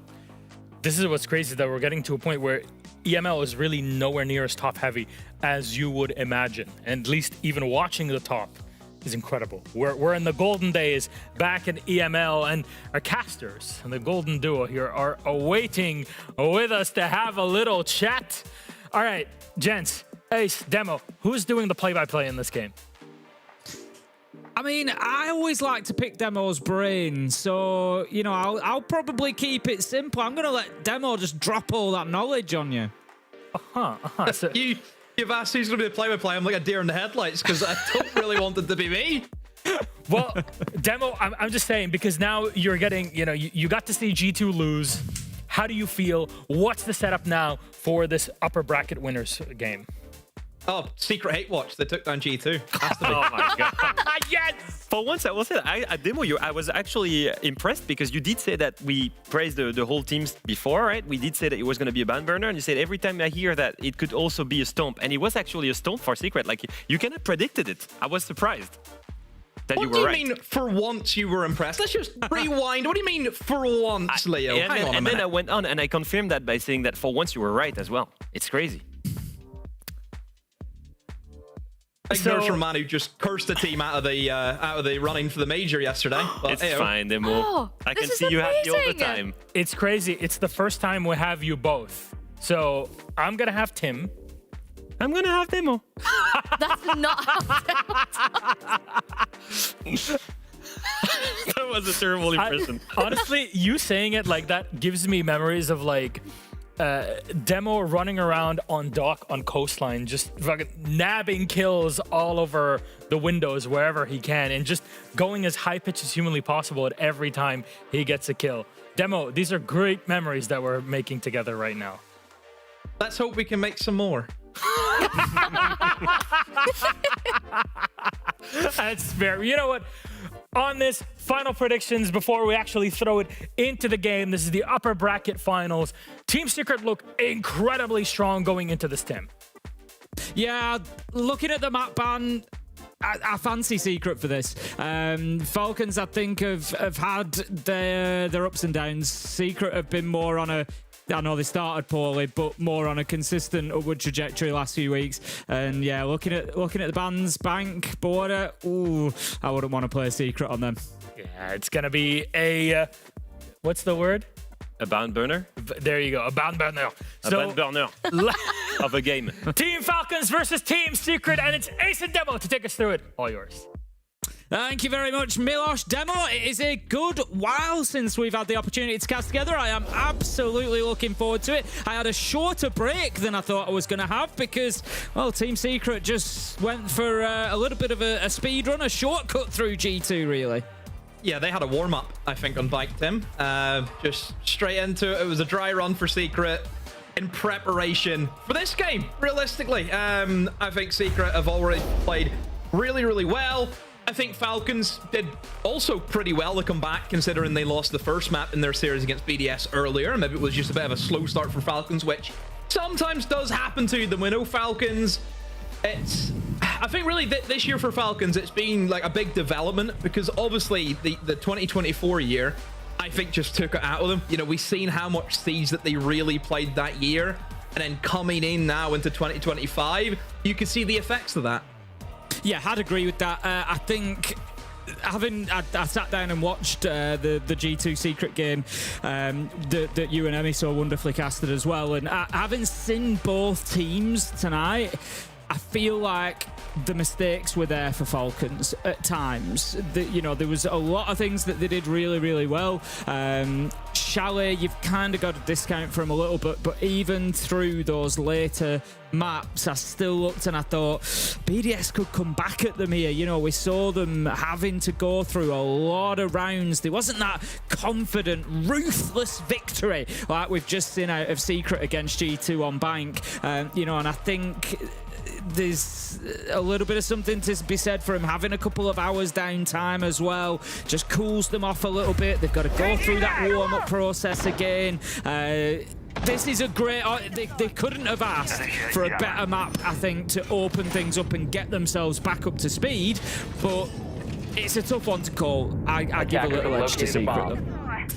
Yeah, I just think momentum just for Secret, you know, straight out of a series, they're going to be warmed up. The fatigue really wasn't there because it was a pretty quick series, and 5 seconds left. You know, Falcons, really, what did they do? Did they keep themselves busy? Did they have a scrim in between this, maybe, just to keep themselves sharp? So, yeah, a lot of questions to be asked. Now, the last time I think both these sides played Clubhouse against each other, it was a 7-2 victory for Falcons. So Secret not at their best on that certain day, but I always think Clubhouse, this is a Secret map. You know, Secret, I think, are fantastic in this map. They always have been. I think really creative with some of the rushes as well that they can pull out. So I think for a team like Falcons, they need to be on their game. They cannot allow Secret to have the kind of early lead, as maybe that's the trap that G2 fell into earlier. We've seen Secret getting in really quickly here, Demo. Now, Likafak is up on that top floor. It's something that we've seen from him consistently over the last few weeks. And there he goes again. Picks up the entry onto Noah. And you've got to ask those questions. Were they prepared for it? The fact that Mowgli was watching straight away out towards Strip, I think that they were, because that's been, you know, Likafak's MO. Get a kill up on the top floor, drop the hatch through Billiards into Strip and play the rest of the round out there. So I think Secret were prepped for that, but they've lost the Grim. That's gotta hurt this strategy for getting that space down in the basement.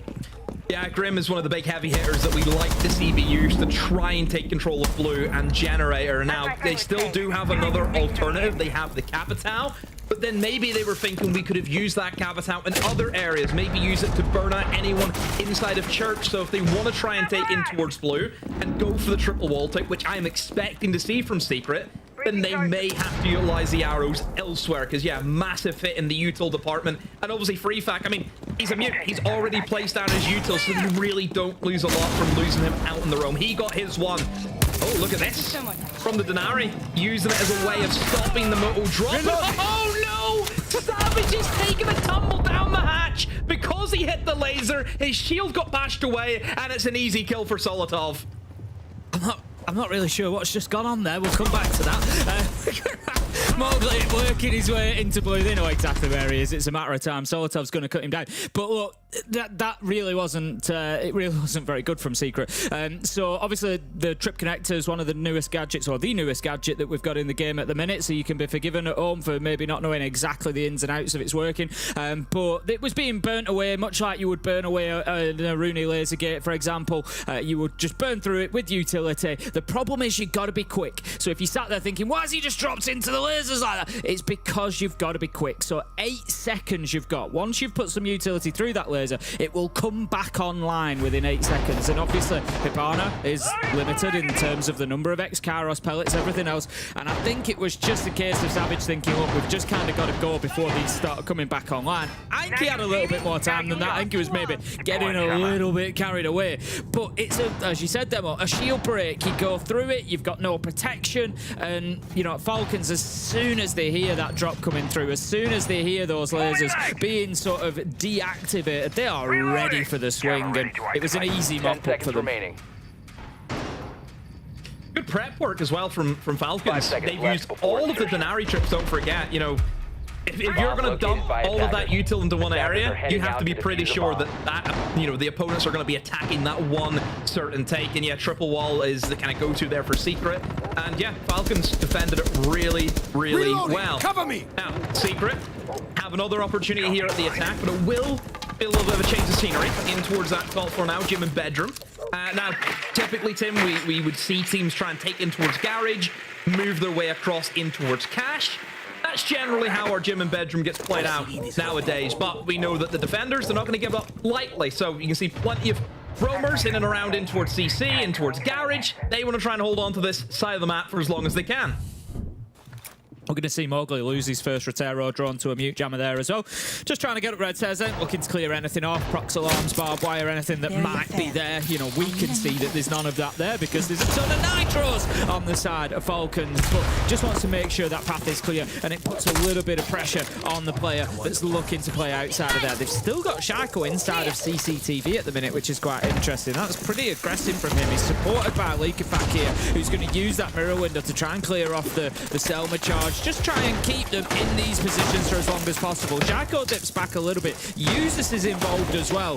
Falcons are not letting go of this side of the map easily. We know that Shaiko is going to end up playing in construction. That's his spot. That's where he's going to lock down for the end of the round. But right now, they're slowing Secret down pretty well. This is halfway through the round. I've got the shield up in a good position to try and explode in towards cache and in towards construction, but it's just this Lair defense here from Falcons. They're more than happy now to retreat, go into phase 2, which is now playing the actual bomb site. The only thing I may be worried about here for Falcons is they don't have, you know, that much denial in terms of time. It's not as though they're bringing in a Goyo or a Smoke, for example. They've got a few C4s, and that's really it. So I think from the timing side of things for Secret, a minute is more than enough. Knowing that they don't have to go against the traditional operators that you would become accustomed to in this bomb site.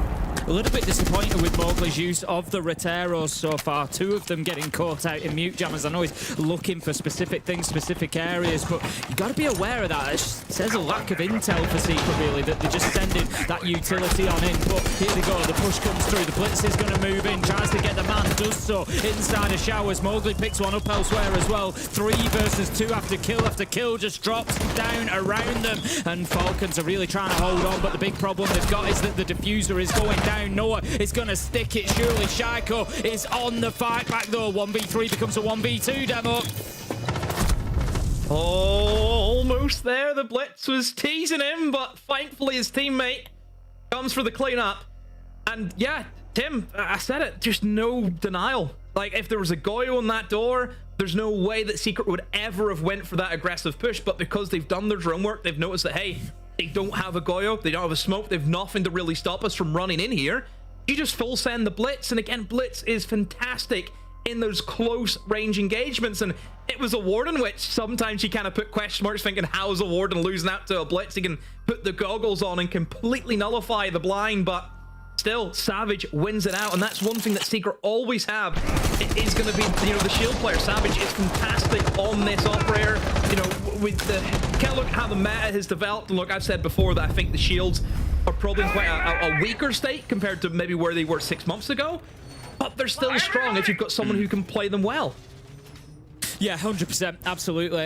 You know, we see it time and time again, the difficulty that players have in clearing them out. And what's the answer to the shields? It's bring the traps, as you said, bring the denial, bring the elements there, bring the utility that is going to stop them being able to close the gap, because that's exactly what shields want to do. They don't want to fight you at distance. They want to get up in your face like we saw Savage do then. They want to be aggressive, so you've got to do everything you can to prevent them doing so. We're going to, this time, have Savage bring in the Blackbeard rather than the Blitz, so that suggests tests he knows he's going to be in, some longer range engagements, and he's giving himself that opportunity to be able to be a little bit more competitive in those firefights. But straight away, immediate progress being made by Secret, looking to use the Hibana trick. The big question is always, do they get this right? We see so many times this going wrong, and if it does, obviously it's a big waste of utility and a big waste of time. I'm pretty sure that that is going to get it.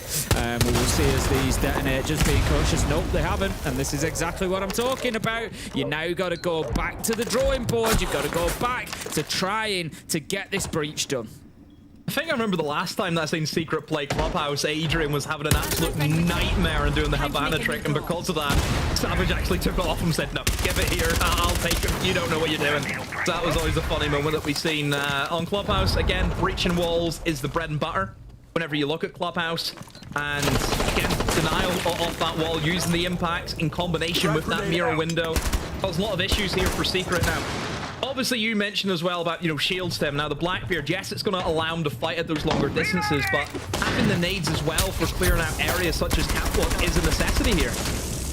They can't let Shaco step down and challenge him like that. As you see, the fire is there. He's going to run through it. He's just going to get himself back to safety. The pressure will continue, but he's burning time all the way along. Adrian manages to pick up one of 2 kills that come in quickly. Shaco has no option here, really, other than to get up in the face of the Blackbeard and go for the kill. He gets it, but everybody's dropping around him. June manages to pick up the kill on Catwalk to close things off. And I tell you what, Demo, what a start this is for Secret. We saw a lot of the pressure focusing around Catwalk and Shaco there, but there was so much work going on elsewhere to pick up those other kills that they needed, and they take a 2-1 lead on Falcons map. I didn't want to go so strong as to say this at the beginning because it's Falcons, they're a dangerous team, but I'll look at these map bans and I think Falcons need to win Clubhouse or this could be over quickly. It's one of those where I think if they want a chance, they need to get this first map on the board, and it's not looking perfect for them at the minute. You made a great point there as well in that round, Tim. Everyone else just kind of died. Typically the Catwalk player is the first defender that we usually see drop. And Shaiko was the last one standing, which it kind of questions what was everyone else doing in that Falcon side. Is it a case where they were maybe trying to get a little bit too aggressive there and try and take the fight to Secret? But Secret can just sit outside and hold angles. You see that plenty of times in towards that top floor. You've got the exterior windows that you can utilize. And of course, that big old breach that's whenever it gets opened up, you just sit on the rappel, sit outside of it and just hold an angle. And I think maybe what is to come to Falcons there. But yeah, like you said, Tim, Secret. Great start for them. I always think whenever I watch Secret, whenever they attack, they make it look so simple. Like, they almost gaslight me into thinking I could take a stack and do this, Tim, but I know that's not the case.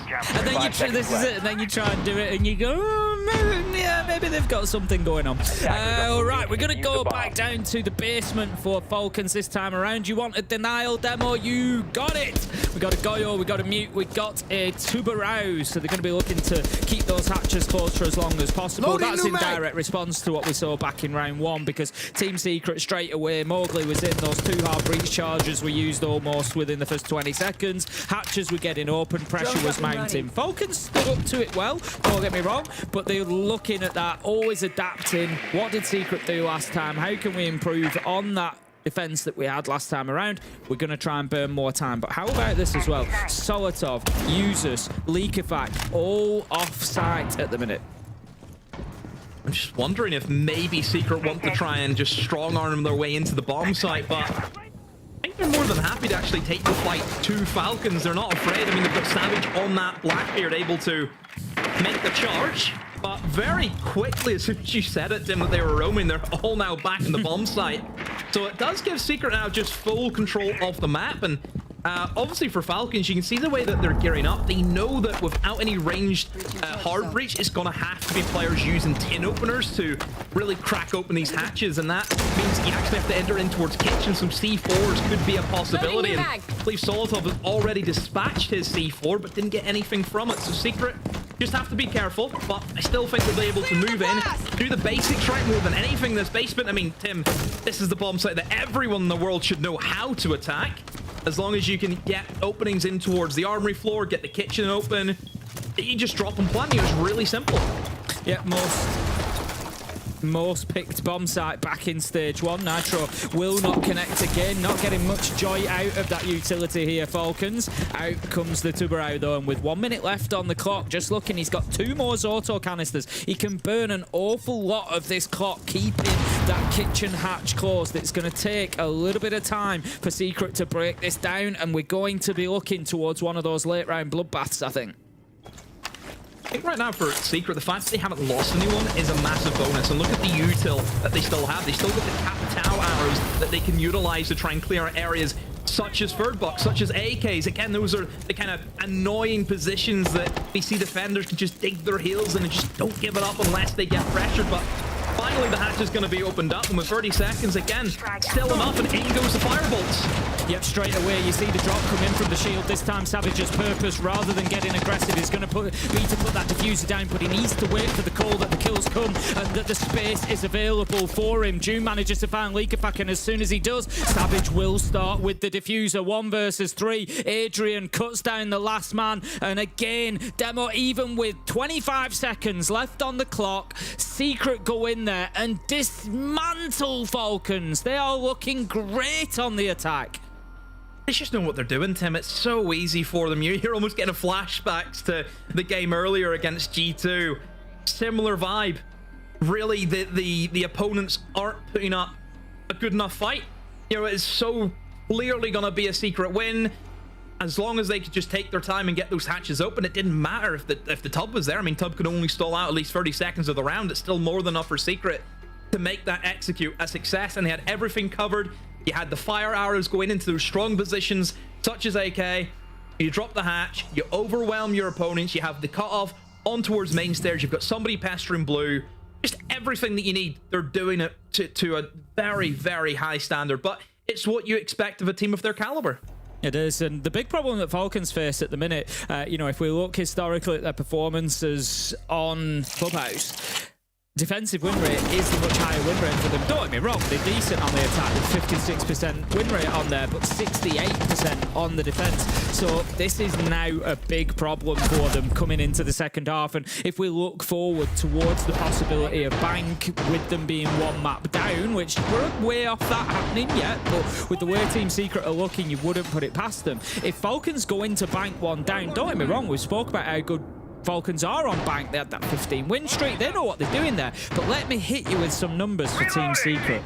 Over the last 6 months, they've played it 6 times. They've won it 6 times. Their attack, I've never seen numbers like this for a specific map.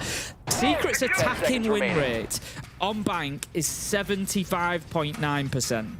22 of 29 rounds, so we've got a big sample size here as well. 75% win rate on the attack. On defense, it goes up to 80%. It's absolute madness, the numbers that they've been putting in on Bank. I don't care how good you are, on Bank, Secret are better. That's the reality. And right now, Falcons are facing a big problem, and that is that this could be a 2-0, and Secret could be going into the grand final and taking those minimum additional 100 attack points. Swapping mags. What I'm hearing though, Tim, is there's still room for improvement in Secret's game though. That's not 100 and 100 yet. Look, come on now. You know, there's percentages to be found, Demo. You know, there's rounds to be found. Yeah. But Falcons went for their timeout. I think they need to get in there and figure out, okay, what are we going to do for these final 2 rounds? Because whatever the game plan is, it hasn't worked. And last time they were here, I just think they lacked that bit of time denial. And thankfully, they have written the Goyo. But look at from Secret, they don't care about the time denial, Tim. It's a rush. That is so beautiful from Mowgli. We could see it happening on the silhouettes. As soon as we heard that Gara hook and the zipping through the window, they dropped Logi Hatch at the same time, and the pressure was there immediately. Savage secures the plant, and Solotov is left fighting back in. How many times have I said 1v3, 1v4, 1v2 this game? And that is because they are constantly finding themselves in these negative positions. Falcons are in serious trouble. They know know where the diffuser is, but Solotov knows that he needs to find these kills. Adrian is low health, so this is, you know, definitely doable, but he needs to start finding them soon because he's got 13 seconds left to go. He takes a whole bunch of damage. You now say that it's not going to be possible. Adrian manages to find him from Jacuzzi, Wall, and Secret. They're the ones in the Jacuzzi. They're the ones chilling at the minute because this is going all in their favor. Yeah, perfect call there from Savage in the IGL. You know that Falcons have went for the timeout.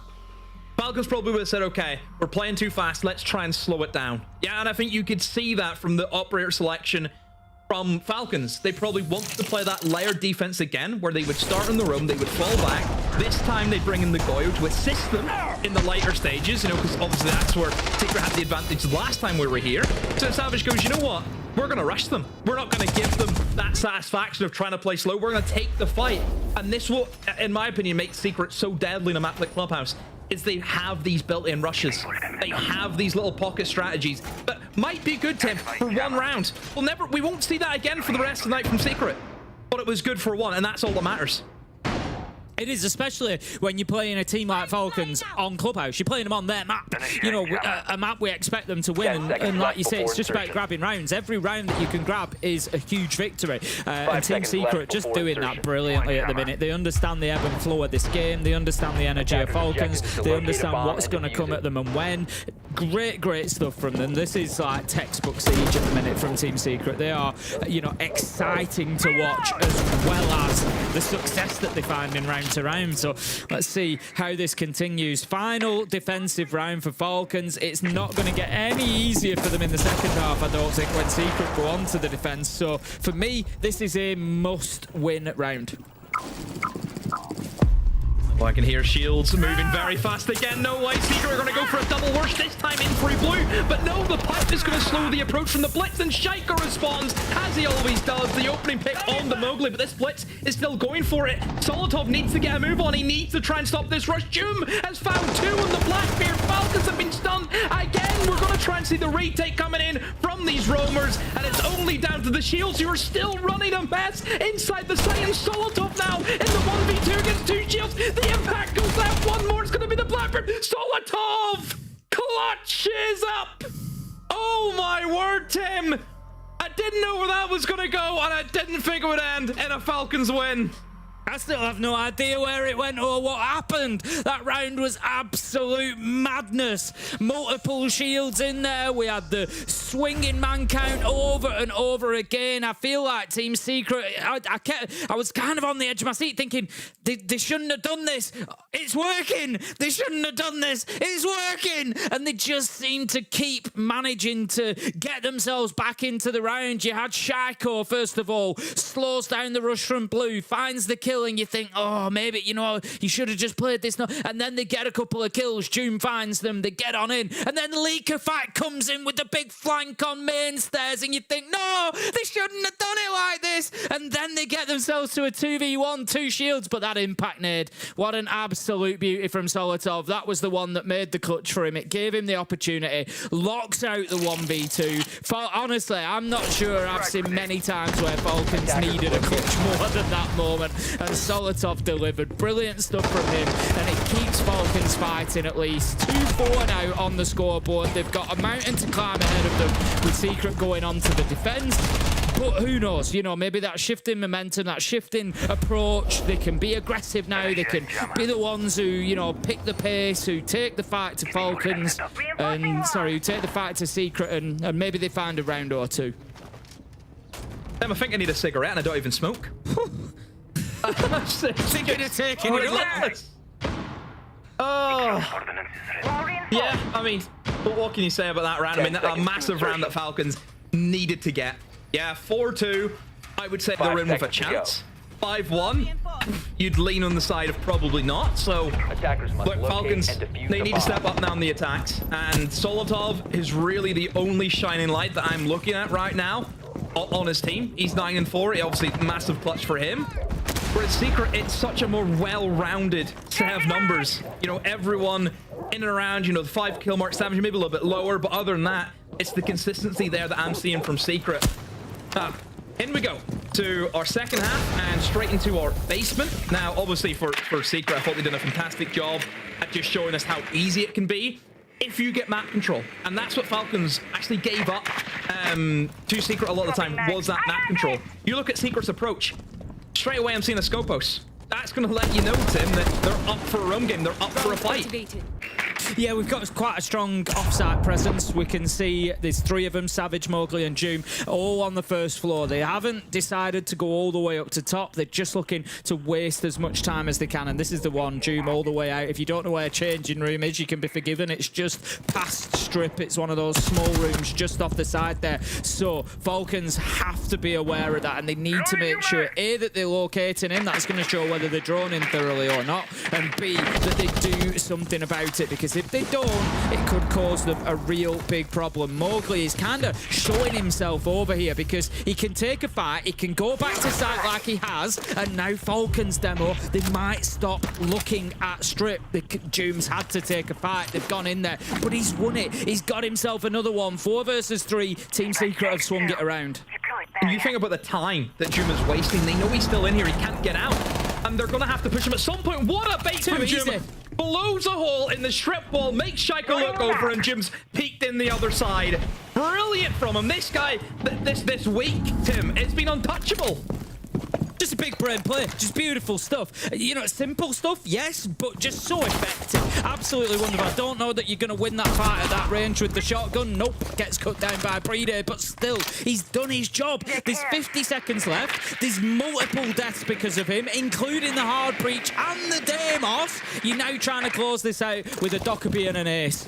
Brede on low health as well. This ain't going to be easy for Falcons to find this round, and it's a big difference between 4-3 on the scoreboard and 5-2 on the scoreboard. Team Secret are going to be loving this start to their defense. There's 30 seconds left to go, and they've still got to get through utilities. Can't even open Church Wall because of the mute jammer. They're burning more time. Goyo canisters, they can't go in here now. That's the rest of the round done.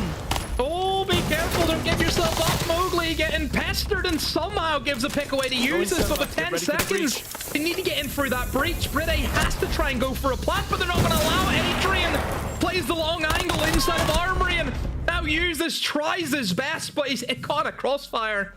Can't do anything against it. Secret, off the back of what June was able to do in the first half of that round, get the kills, waste the time.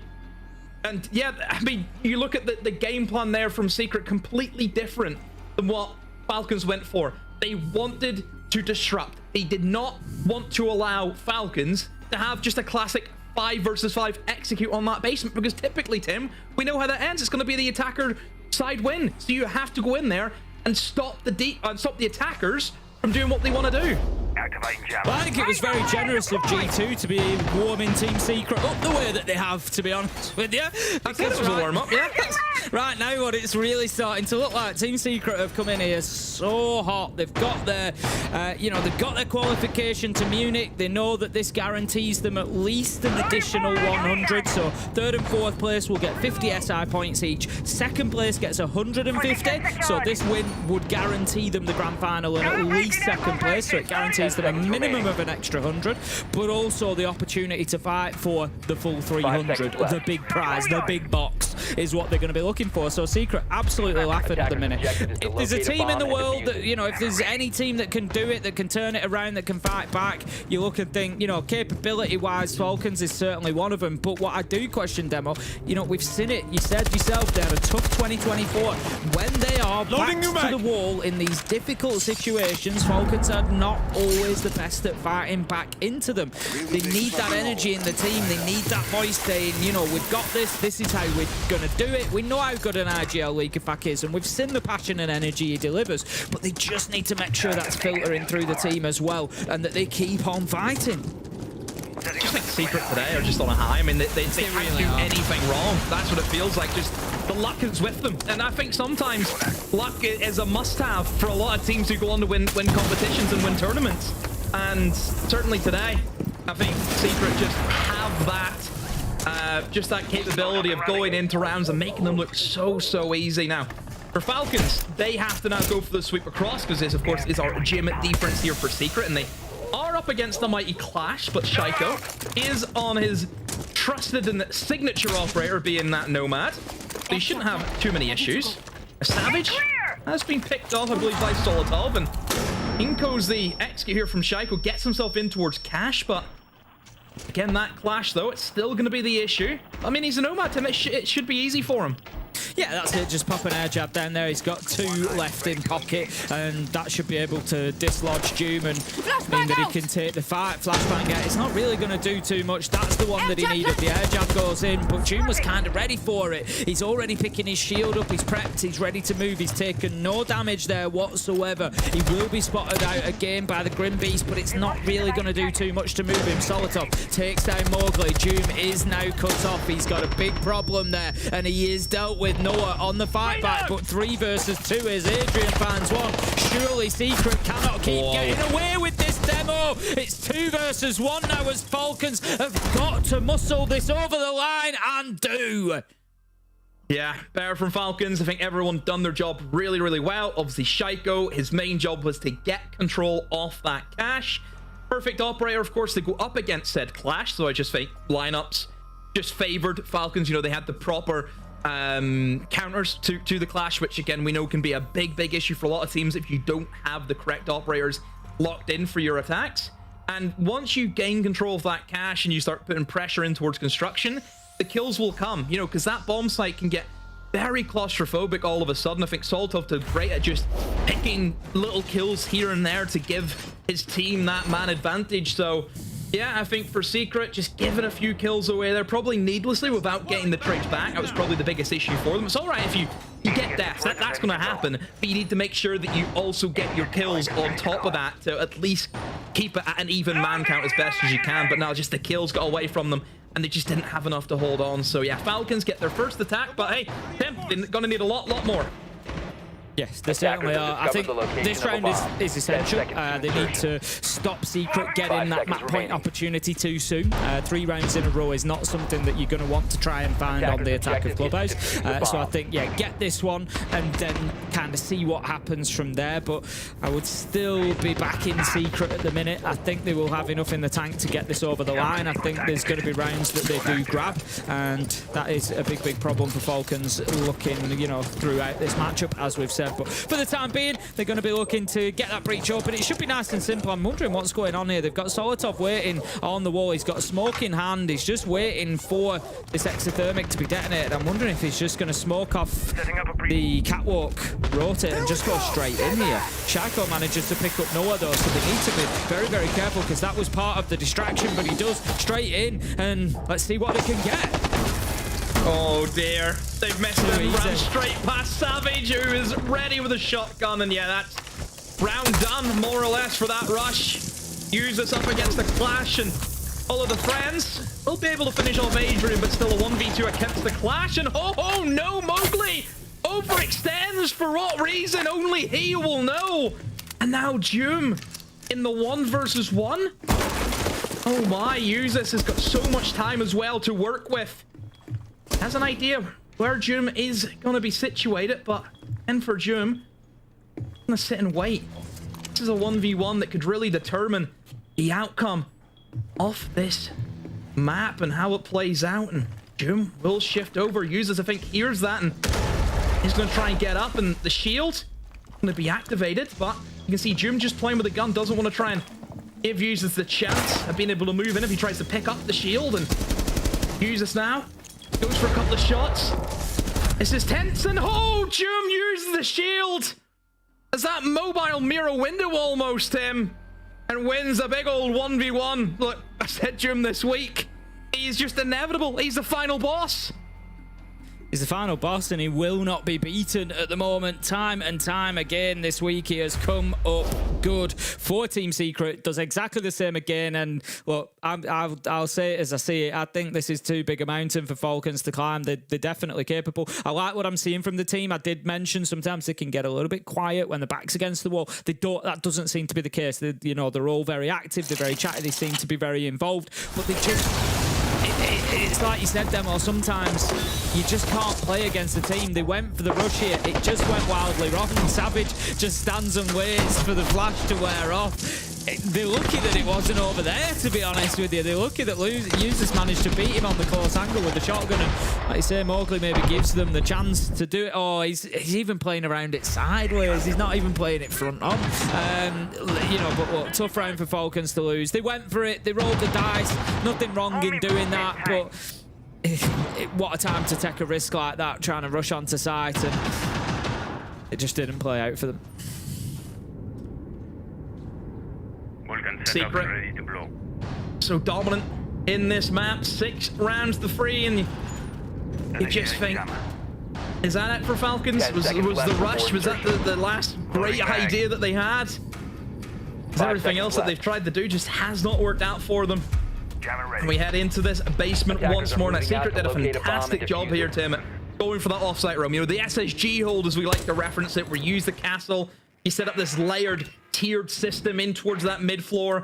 You almost force Falcons that they're going to have to go right from the top and sweep all the way down. And it's not the case of, oh, you know, eventually they're going to get map control. It's the time that you want to waste. That's what it's all about with this hold. So for Falcons, it's how quickly can they maneuver in towards that top floor, make sure there's no roamers in there, and then work their way in towards the mid floor. But really, at that time, Goyers are going to be your biggest nightmare. You know, we even seen it the last time, Tim. Falcons were locked out of the bomb site because of a Goyo.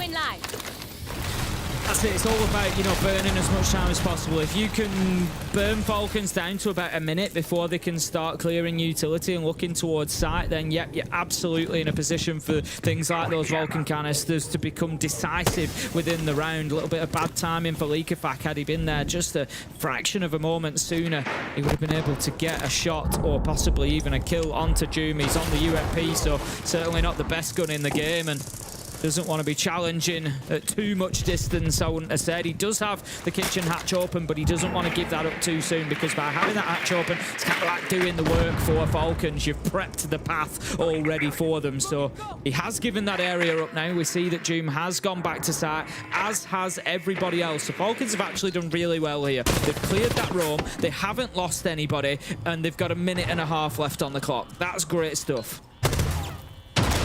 EFAC taking early control of dirt, and there's the Goyos, will just delay him. Now, the main thing here for Falcons is they have got everyone alive. You know, they've got the full kind of 5v5, which I'm sure that they are kind of after and what they want. So I think for Secret, I mean, they've wasted time, but is it enough time? That's the real question that we need to figure out. Still plenty of denial in terms of C4s, though. I mean, you've got the triple C4s still intact here for Secret, so Falcons need to be really careful with that timer, because all it could take is just one C4 to hit the person going for the plant, and then it's all over. And oh my word, Solotov, how does he just walk in like that and just pick apart Savage, who's honestly just listening to a tune in the jukebox, it felt like. Yeah, he's definitely not focusing on that motor room. Just gets completely caught out. Brede does pick up Doom. There was a kill onto Solotov along the way. Clears a little bit of that danger, but it doesn't matter, because the danger is now coming from blue instead. The call's coming from inside of the house. The plant is going to be going down. Mowgli looks to fight, but his low health. Very little that he can do here on the SMG as well. Cut down by Leakafak, and that is going to be Falcons continuing to fight, but that is 1 round of 3 that they need back to back. Yeah, you can see if you give Falcons that opportunity to go for just a traditional execute. Look, obviously they're a good enough team to still be able to punish that, and yeah, I just think it's the case for Secret, where maybe in the roam, should they have went a little bit more aggressive to maybe try and find some kills to make that execute, you know, a little bit more difficult to work with. For Secret, they're going to use the timeout. I think it's a good opportunity, though, to use it. Don't allow Falcons to get a sniff of momentum. Just lock it down now. Think about how you want to close it out and go and do it. Yeah, I'd agree. I think it's a smart call from Twister there to, you know, be interjecting, just slowing things down. Like you said, just put the brakes on and just, again, let Falcons sit with the knowledge that, look, we've got 2 more back-to-back to find. You know, it's not done yet. We've got multiple sites that we're going to have to play through. Secret will have their choice of, you know, where they want to play for these final 3 rounds, you know, especially the 2 that count now. So yeah, I think that's, like you say, a smart play there from Secret. It gives them the opportunity to just say, right, you know, where do we feel comfortable? How do we really lock this down? But also just let Falcons lose that little bit of pace, that bit, because it was an aggressive player that they've come in with there at the end, and I loved it from Falcons. A lot of pressure from, you know, Moto, Blue, Dirt. I love those split pushes on basement. I think they're absolutely essential if you want to be winning that side, and Falcons have just shown why it works so well. So Team Secret, they will bring us into round 11, 6-4 up with what could be, I don't want to say an unlikely victory on Clubhouse. We know Secret can play there, but we know how good Falcons are, and a lot will have expected Falcons to take this one. But right now, Secret on the cusp of greatness here in stage 2, and they're going to bring the clash again. And Shaco on the Nomad, no surprises there. Certainly last time, I think, for Secret, they just kind of gave, let's say, careless kills away. Just didn't leave them in a great situation to really fight against the man advantage that Falcons had going for them. So I think for Secret, it's the case of if you want to try and go aggressive and you want to try and challenge, at least make sure you're doing it together so there is an opportunity to, you know, get trades. That's what it's all about. Now, Falcons, and just pushing in through cash, in through garage. Just a classic take, nothing out of the ordinary here at the moment. Everyone from Secret is upstairs. Also, I have to worry about somebody maybe creeping around downstairs looking for maybe a C4, which does happen sometimes, not all the time. Falcons straight into where they want to be, taking the early garage control, but again, it's how well they can deal with, you know, these obstacles, these roadblocks. It's going to be this clash. It's going to be the clash playing down at the bottom of red stairs, so it's got a ping-ponging up and down as we saw previously. At the top, at the bottom, just making it difficult for any progress to be made. Falcons would love to get a push up red stairs if they could to dislodge this player inside of Cash. Mowgli, what are you doing? Completely sells himself on Cash door, and that now makes it perilous for Doom to stay in position. Falcons have just got themselves a real opportunity. 4 versus 3, Doom still out in the cold, but Noah manages to fight back with one of his own, picking up users. Oh, but look at this though. EFAC has went for the push in towards Flag, been able to get Savage, and Noah just barely misses out on the kill, and now they're starting to overwhelm, they're starting to flood in. EFAC is actually taking a tumble through the hatch, but it doesn't matter as everyone else from Falcons is here. Jim has made the retake, but Solotov, he himself can do no wrong in this map. Keeps them in it for another round. Yeah, Falcons have punished them fantastically there. It was essential that they did. I'm not sure why Mowgli's taking such a wide sort of swing. I think he had Nitro in hand as well. Just wasn't ready for any sort of gunfight there. But you know there's going to be pressure, you know, presence inside of CCTV and Catwalk. That was a huge risk, and his team have been punished for it because, as I said, Falcons, they smelt it. They knew that the blood was in the water at that point, and they just got super aggressive. They pushed sight at the same time with Leakafac, and it just all went wrong. You see, Solotov's just waiting for that moment. He's just begging for such an easy kill to come his way. And Mowgli serves it up on a plate. Big mistake to push his face into that door. APS deployed and ready to go. APS deployed and ready to go. Well, are we going to be saying your favorite line in 3 minutes, Tim? I wonder. Bomb located by attacker. But I don't know. I don't know. It's just on a knife's edge at the moment. In for Secret. They lose this, they bottle this. My word, where do we go from there? Still, 5 seconds to one go. final opportunity for Secret to close it out. In regulation. Attackers are moving to defuse a bomb. And it will be decided on the cash. Now, for Falcons, you look at the lineup. Again, they've got everything that they kind of need. They've got nades, they've got util dump, they can take garage if they want to. They've got the correct lineup. For that, you can even see Shaiko being able to move in and spot out and just really see, okay, is there ADSs? Is there going to be YMI discs we have to deal with?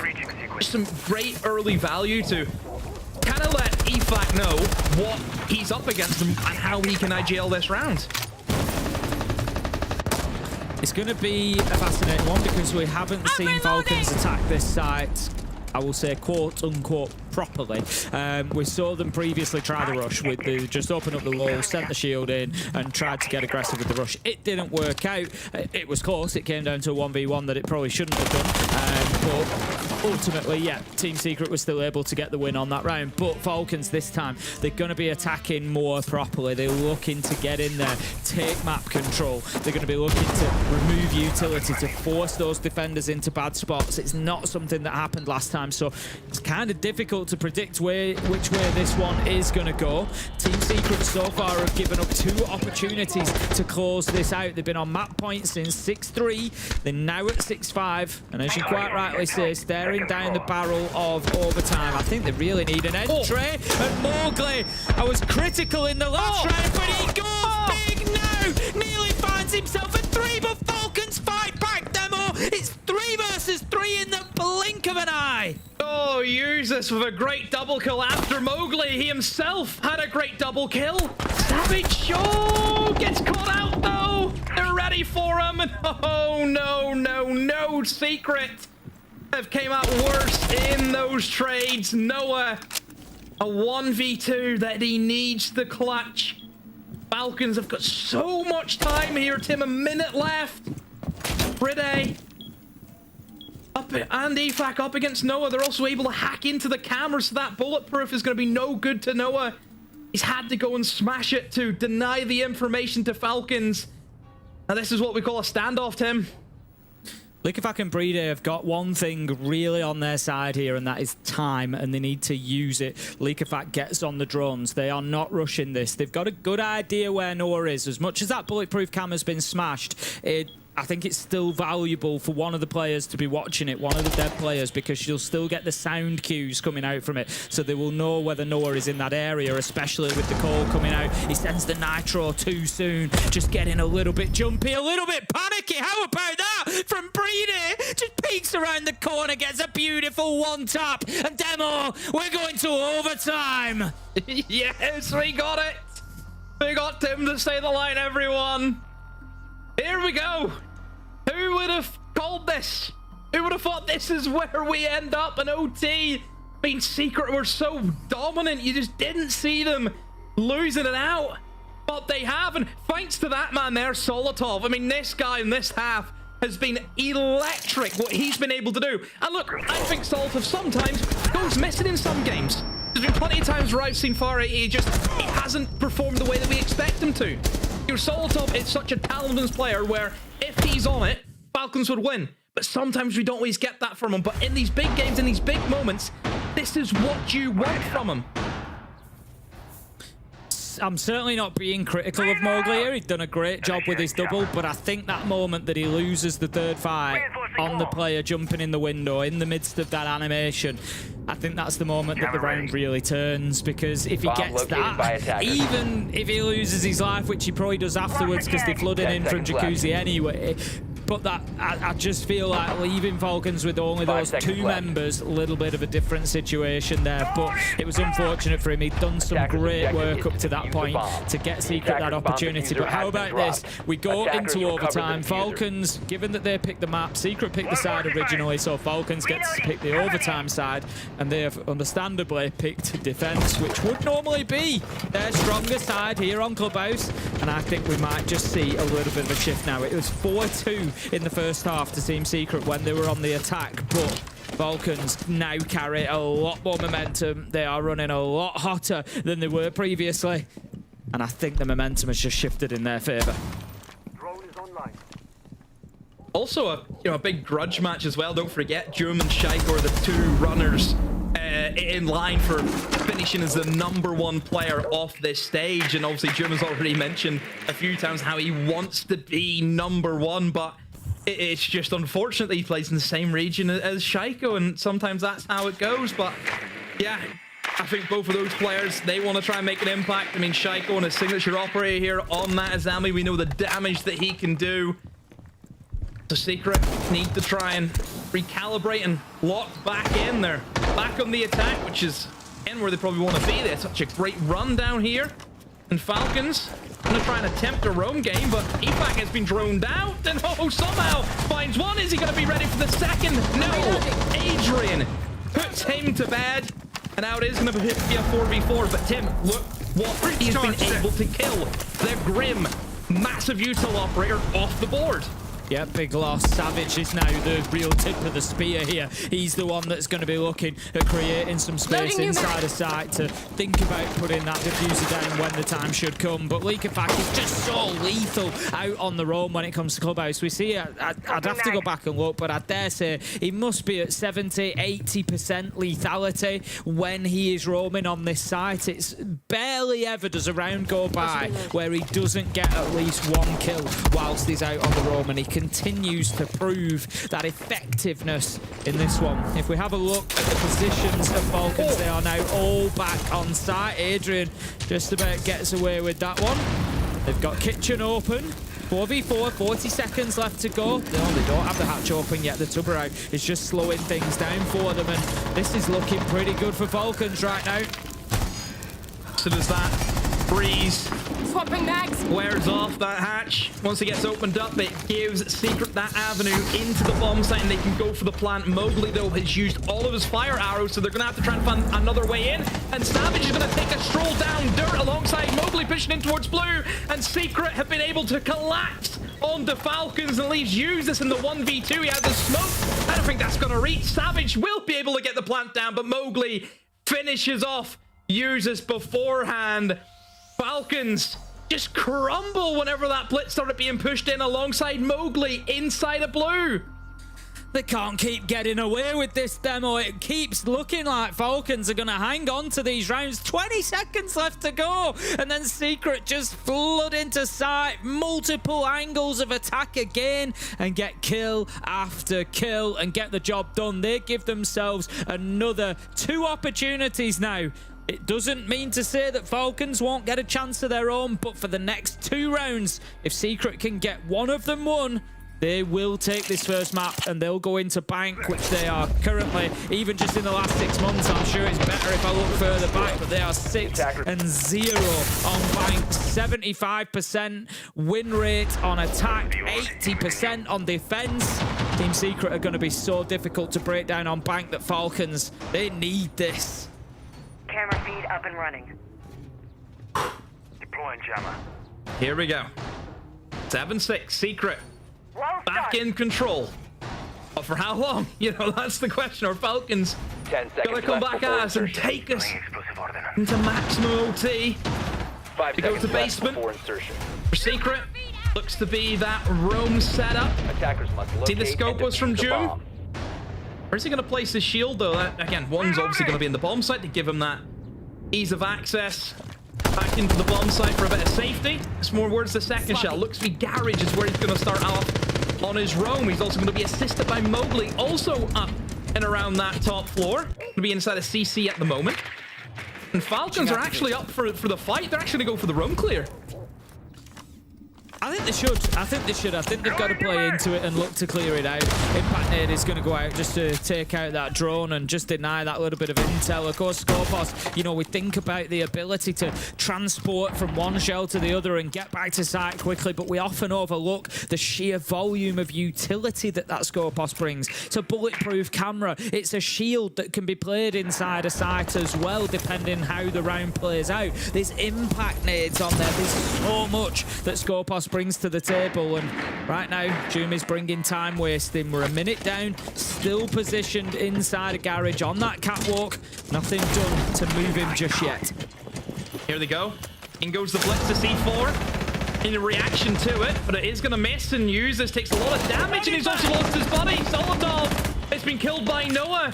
Secret digging their heels in. They're not going to give up this part of the map for free. They want to take the engagement. Jum up another one. This could be the beginning of the end for Falcons. And oh no, it gets stuck in the rotate, but just gets out of there in time. Mowgli now turns his attention back towards that shield, and also there's a mute jammer, so it stops the flash coming in from Uses. But really, where the kill's going to come from? They maybe think about charging down the blitz. I mean, they could double up and go for it, but Uses just tries to keep this distance, tries to keep them at bay. The shotgun swings around. He just doesn't know what to do, but look at the time. It's just slowly ticking away, Tim. That's it. They're really not making any progress at the minute, Falcons. It's all for a battle over ground that doesn't actually really matter at the minute. June manages to take down Breeder. The fight continues and it does not go their way. Users will be shut down at the end, and Team Secret get it over the line. They win 2 rounds in overtime and they take map 1 of Clubhouse, taking away one of Falcons' best maps from them, Demo. Oh, they really didn't want to lose that top floor. They threw everything that they could in towards that top floor. But hey, Tim, I need to go for a breather. I'm sure you do as well. Let's go to a break.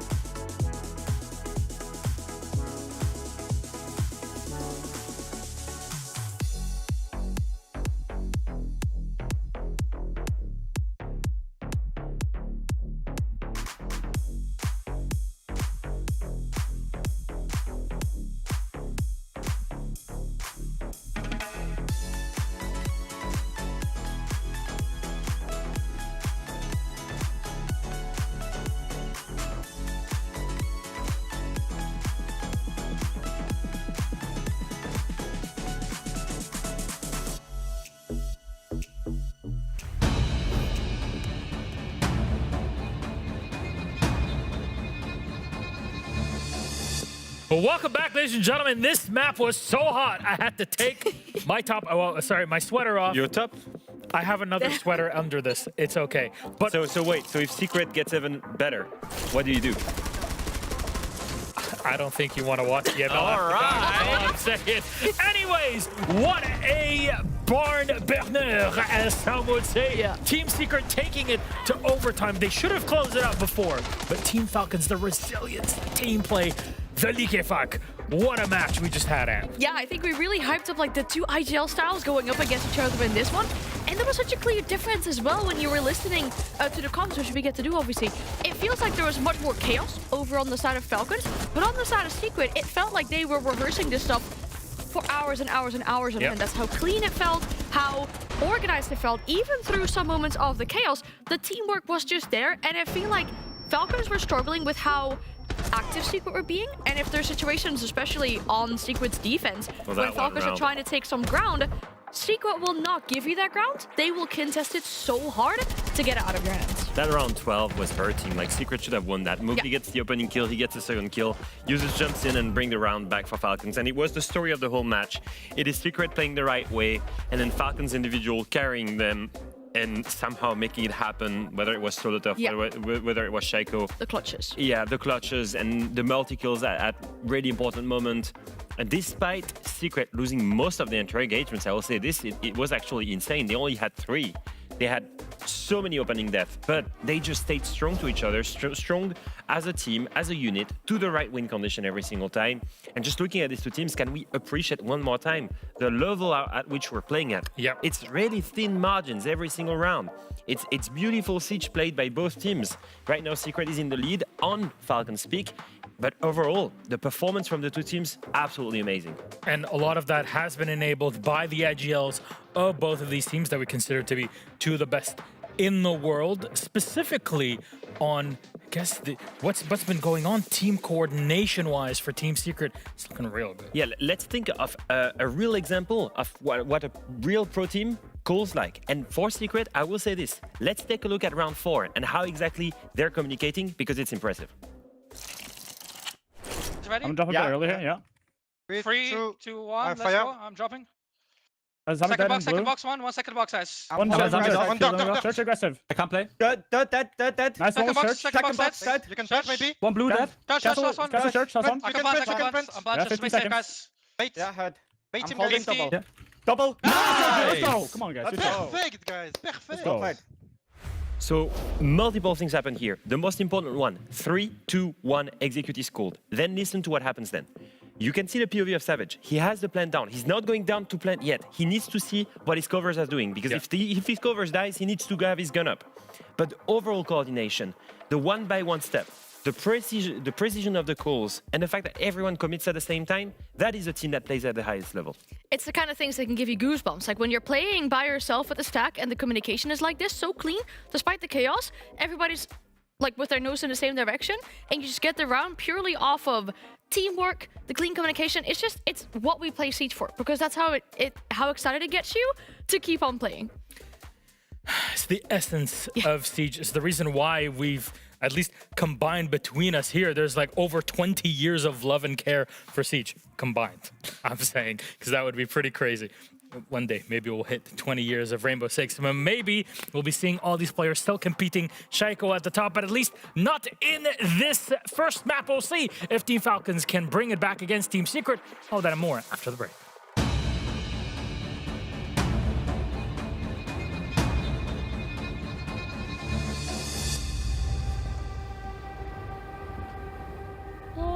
Au-delà des mers, là-bas sur le ciel clair, il existe une cité au séjour enchanté. Et sur les grands arbres noirs, chaque soir, vers elle s'en va tout mon espoir. J'ai deux amours. Mon pays Paris, toujours, mon cœur est ravi.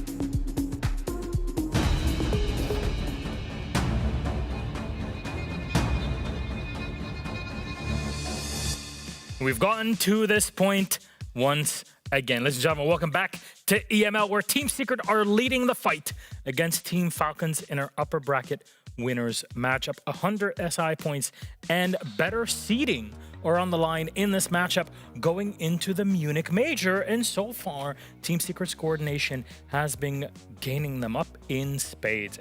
Yeah, it has been, and that's also given the fact that that wasn't even the map pick. The one we're going to after is Bank, and I feel like it makes so much sense why Secret picked that. We saw it earlier from them. They have a great win streak on it so far, I believe 10, as we speak with the result from earlier today. And again, I feel like it really allows them to play with the playstyle that they thrive off so much with the IGLing from Savage, with the shield pressure, moving around constantly. There's so many levels and floors that you can just play on freely, especially on the defense. They put so much pressure on the enemy team. No, absolutely. And they did so beating G2 on that 10th win, in the 10th win streak. So I think you're looking at G2 right now on Bank, and you're thinking they're probably the second best team in Europe on that map. The best one being Secret, and then the third one is Falcons. So we're looking at teams that absolutely love this map. On one side, Falcons that used to be the absolute rulers of that map, that had an undefeated win streak for like 3 years on the map, that ended this year. And the new rulers of Secret, the new rulers of Bank, this year, that's Secret. And so we're about to see a clash of generations, a clash of playstyle, something that is absolutely crazy to go in EML Grand Finals. And I want you to hold on to that thought of clash of generations.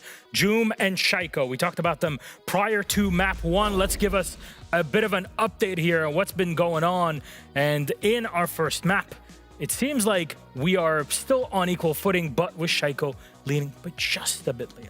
Yeah, still the two main characters of their lineup. Obviously not the main carries of the last match, but despite that, still dropping double digits, still in the game, and still so consistent. Whenever they need to be there, they're always there. It's actually impressive. It looks like they never have a bad day. I have to ask the question, do we have a map 3 or not? Ooh, I don't know. With the momentum that Secret have right now, I wouldn't want to face them on Bank with that win streak. And the way they've been playing today, I think they take it in too. I believe in the show, so I'd like to see a third map. So I'm hoping for a third map. Realistically, though, Secret is so good on Bank, it's gonna be tough for Falcons. Very much looking forward to this. If it's anything like map number 1, I cannot wait. A lot on the line for the two teams that just qualified to the Munich Major. We'll send it to our casters to send us into Bank. Thank you very much, Milosh. You've got me and Demo back for this one. And Demo, this is going to be a lot of fun, I think, and a big uphill climb for Falcons coming along. Everyone's commented on it. I think we're at a 10-win streak. Team Secret, unstoppable. I've given you the stats, the attacking win rate, the defensive win rate. Is there anything Falcons can do to get themselves back into this? I just don't think it's fair that we allowed Secret to warm up in this map beforehand. You know, they had a scrim practice against like a tier 3 team, it felt like, in their last series. But for Falcons, look, they need to try and dig in. They've already came back today from losing the first map and went on to win a series, of course, against BDS. But big difference between Team BDS and Team Secret. I think we know that. Yeah, there absolutely is. And this is basically what I said coming into it, wasn't it? You know, I felt like there was opportunities there for BDS. They played well, but now you're up against the final boss for EML this stage, it seems, and certainly over the last week or two. And I just feel like there's opportunities. You know, we saw uncharacteristic things from Falcons, like 2 Capcan trap deaths. You know, things like simple things that were slipping through the net, and just feel like there may be more opportunities coming Secret's way. They're going to have to really overturn some numbers here. Look, Falcons, no slouches when it comes to Bank. We keep talking about Secret's numbers. We keep talking about Secret's success here. Let's not overlook the Falcons side either. They know what they are doing here. But Secret starting on the defense, I think, really helps them as well. Like I said, last 6 months, 80% win rate on defense of Bank. They come away with a 4-2, 5-1. Falcons are in big trouble. They need to come out, I think, at least an even split in this first half of the game. Look at the lineup choice from Secret. I mean, this is very much off the beaten track. We're seeing a Pulse and an Oryx come into the basement. I mean, this is the bomb site, Tim, where I'm really sad because I was hoping that I was going to see like the Tachanka be picked and me and you could have a rightful discussion, because obviously my duo and your duo, we've kind of been on the other side of the fence from one another on that discussion. For example, I think the person that usually casts with is out of his mind, is what he usually is. But again, we didn't get a chance to do that. But you're looking at a Pulse, you're looking at an Oryx. I mean, in my mind, I'm thinking we're going to see Pulse provide some information over to Mowgli to jump up a hash and try and go for a light flank. There's a bit of a risk there to the drone. You don't want to see that sort of, you know, giveaway. But here comes an immediate challenge. Users doing great work on the blitz. That is how you clear out server. He's gone straight in, taken out Adrian. We talk about denial of that plant spot demo. They've just lost 3 toxic babe canisters. That is a big, big loss. And somehow, Breeder is involved. What's going on in this game? Falcons have somehow just slipped their way into the bomb site. The blitz is up close and personal. Oh, Jum slashes him to pieces. What on earth is going on? A weird old round to kick things off, and Falcons, it's not worked for them at 2v4, and I think Brede is going to be in for a world of hurt. The Oryx was going to try and get in position to dash him, but Brede just keeps on chugging through that Scar. But it has been dealt with now. EFAC a 1v2 doable, but it's going to be tough. I feel like they've just given him the opportunity there. They really didn't need to be exposing themselves that much. I think they were concerned about the fact that the diffuser was down. They didn't want to allow him to go in there and pick that up and have the opportunity to go back into lockers. Savage, of course, has the heartbeat scanner, but he's not going to want to get onto that utility here. He's in a 1v1. He needs to be guns up. Knows that he's been seen by the drone now. Needs to be careful here chasing that utility around as well, because Liquefy might just take the opportunity. He's trying to play time a little bit here, Savage, but there's a minute 10 left on the clock. There's no way that this ends without one of these two being dead, and it's going to be the comeback from Falcons. 2v4. Secret, you can't be giving those away. Oh, strange round. Very, very strange. I mean, it kind of started off with Falcons trying to take immediate pressure in towards server, which, yeah, it's fine. You know, we see teams do that plenty of times with the shield. It was more whenever we kind of pivoted over to a Blackbeard stealing the gold inside a vault. That's right, thinking, how on earth have we got to that stage? And it was a 2v4. You know, it was a disaster here from Usus. You know, he just wasn't expecting the second player, and he got doubled up on. And in credit to Brede as well, as much as EFAX had the 1v2, even for Brede to get the 2 picks here, give credit to him. That was the gap that gave EFAC a fighting chance. It was, you know, absolutely great play from Breeder. Really carved a path through to a victory in that round. Like I said, I've got to be critical. I know he's, you know, fighting for that top position, but Doom, you can't just stand at that half wall looking over the top of it. You know, really there, I think probably what you're looking for is maybe Doom drop a little bit deeper, kind of onto that side door, so he can watch red corridor. There's no way then Liquefy can push up red corridor, and you take the risk on your pulse of the dash across the top of red to get onto the lockers side of thing. If that's what your concern is, that, you know, he might grab the diffuser and circle back round to lockers, get your pulse to cross over at the top there under the hatch and try and get back onto the elevator side of things. You are separating and giving up 1v1s then, but you know, if you play it carefully, you can kind of create that crossfire in red at least, but just standing still with your face peeking through that wall, we're asking for exactly what they got there, and Liquefy took full advantage of it. But good start from Falcons. They dug deep when they needed to, got the round on the line, and now they found themselves attacking the top floor.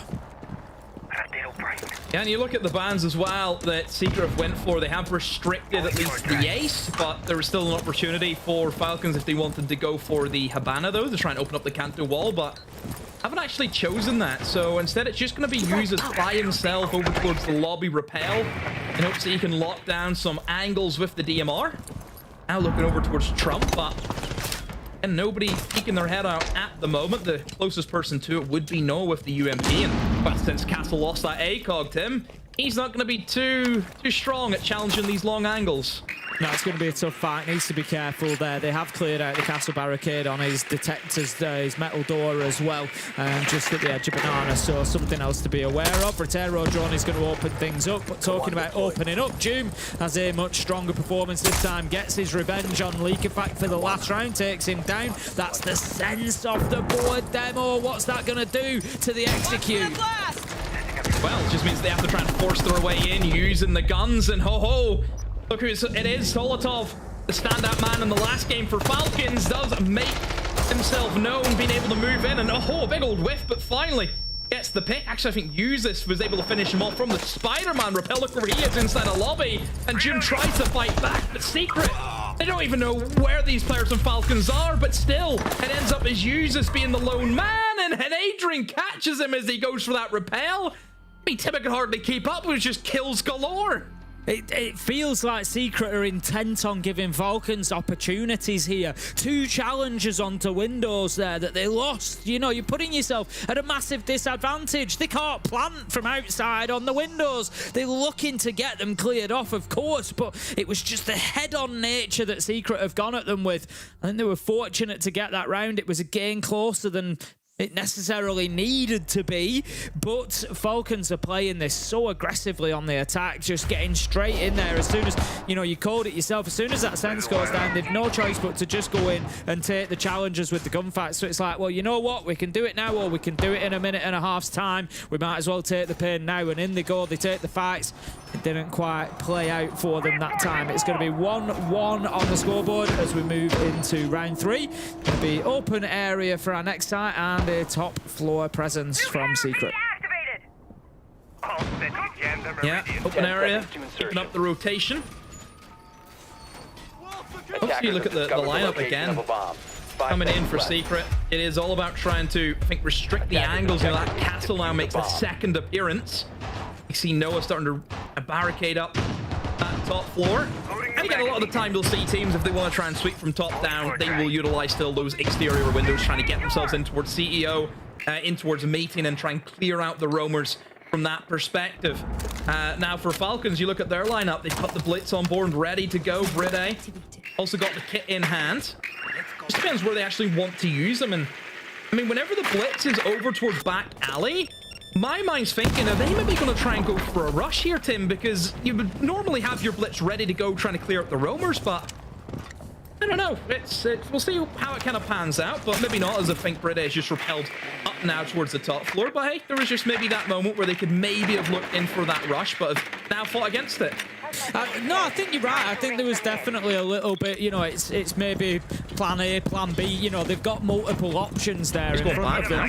When they send the Rotero in and open the electrical wall onto double door, they are absolutely thinking about the possibility of sending the Blitz in. Double kill Solotov and Shaiko. Savage manages to find the trade there. 3 versus 3. Mowgli onto Shaiko as well. 3 versus 2. Team Secret are playing this team game really well. They're finding the trades. They're keeping themselves active in rounds. But again, Falcons always seem to kind of manage to hold on to their coattails and to give themselves an opportunity in rounds. This time I'm looking for Secret to not give them chances, and they don't. Savage with the long angle from small office over to the cafeteria, finds his final man.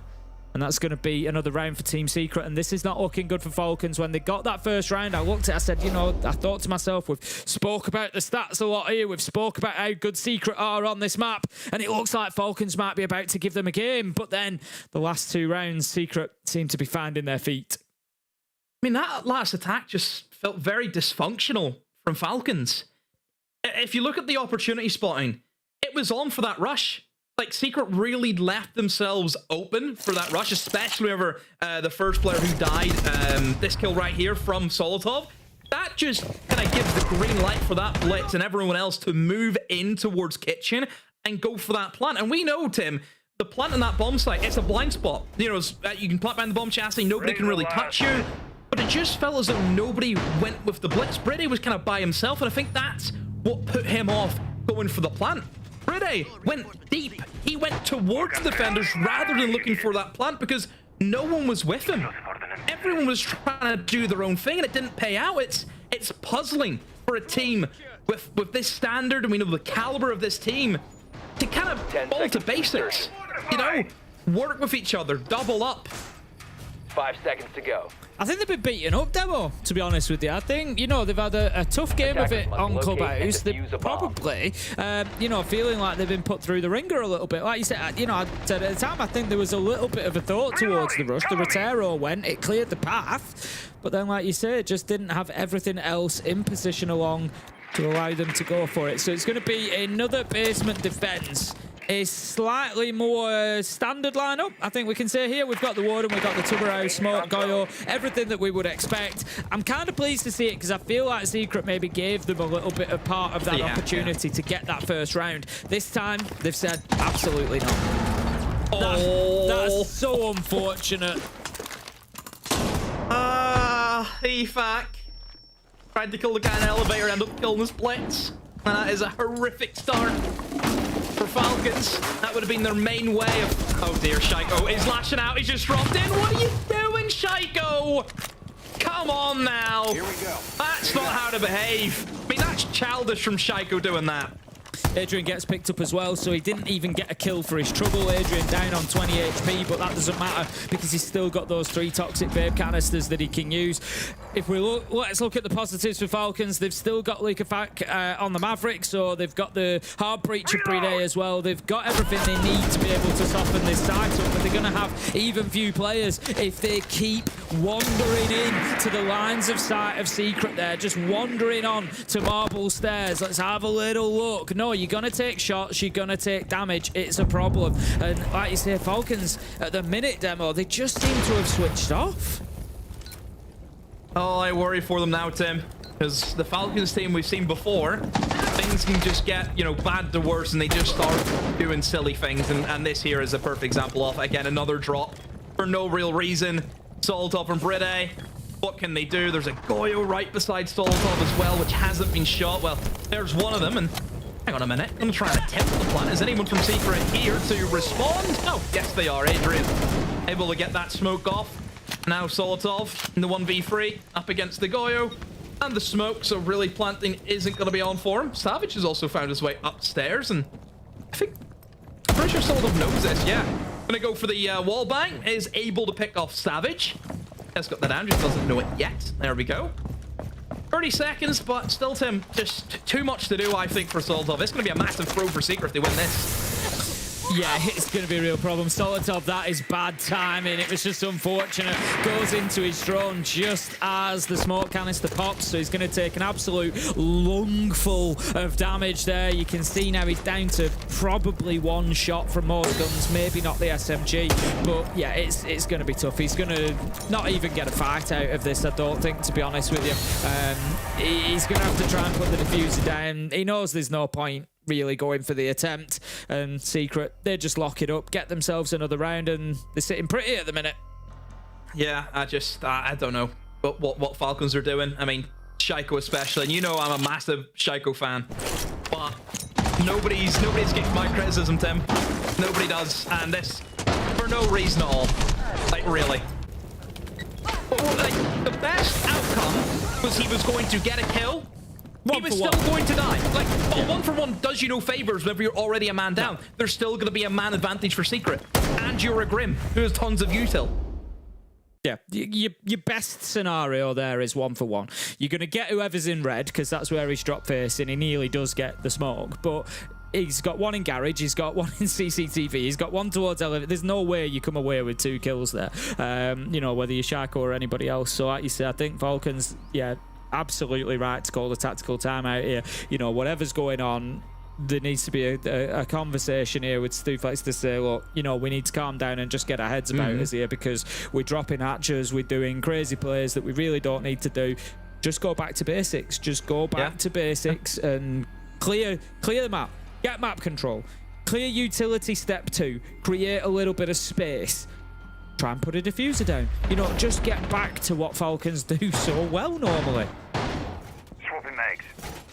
Yeah, good timeout. I mean, the mental obviously is struggling here for Falcons just based off that, and you know, don't forget they still have to go for the defense, and the way Secret went about their attacks against G2, you would also worry for Falcons, even if they maybe get a little bit of an easier time on the defense. But I mean, for Shaiko, I just fear that we might see an alibi tonight from Shaiko. Have you heard about the alibi from Shaiko? You heard that, the situation with that? I haven't heard a specific situation. I'm pretty sure you've casted Shaiko on the alibi. I've seen him on the alibi. Yeah, so it's one of those operators. Sometimes I used to say it for Citizen actually a long time ago when Alibi, just after Alibi first came out, you knew that Citizen was really flying if he picked the alibi, because it was just like, it doesn't really matter, I'm going to get kills anyway. And he got really dangerous on the alibi. But I'm guessing it's not quite the same outcome. There's a bigger story. There's a bigger story here. So Falcons, they each have designated operators if they're headless that they will play. is his alibi. So if you see a Shaiko alibi, it's a head loss city for Shaiko. There's trouble. And that's coming from inside the team. That's insider information. They all have them. Maybe I need to find one. Have you tried the alibi? Maybe I should. I do occasionally. I actually quite like the alibi. There we go. Yeah, I do quite like the alibi. If you kind of just, you know, yeah, you've got to get a bit loosey-goosey with it. Just get out there and cause a few problems. But Reterotron will continue to go in, and we'll see exactly what you... There's not much utility being cleared out. Again, I get, you know, it's something I don't think they've had too much success with. Get a couple of goo mines there, clear out the barricades. Fine, not too bad at all. But this, you know, again, continue to get them caught. We saw one caught in a mute jammer just before. We saw it on Clubhouse as well. And... just need to be making sure they're getting the most value out of it. It's windows. That is what we expect to see in towards that top floor, but Secret are sitting pretty at the moment.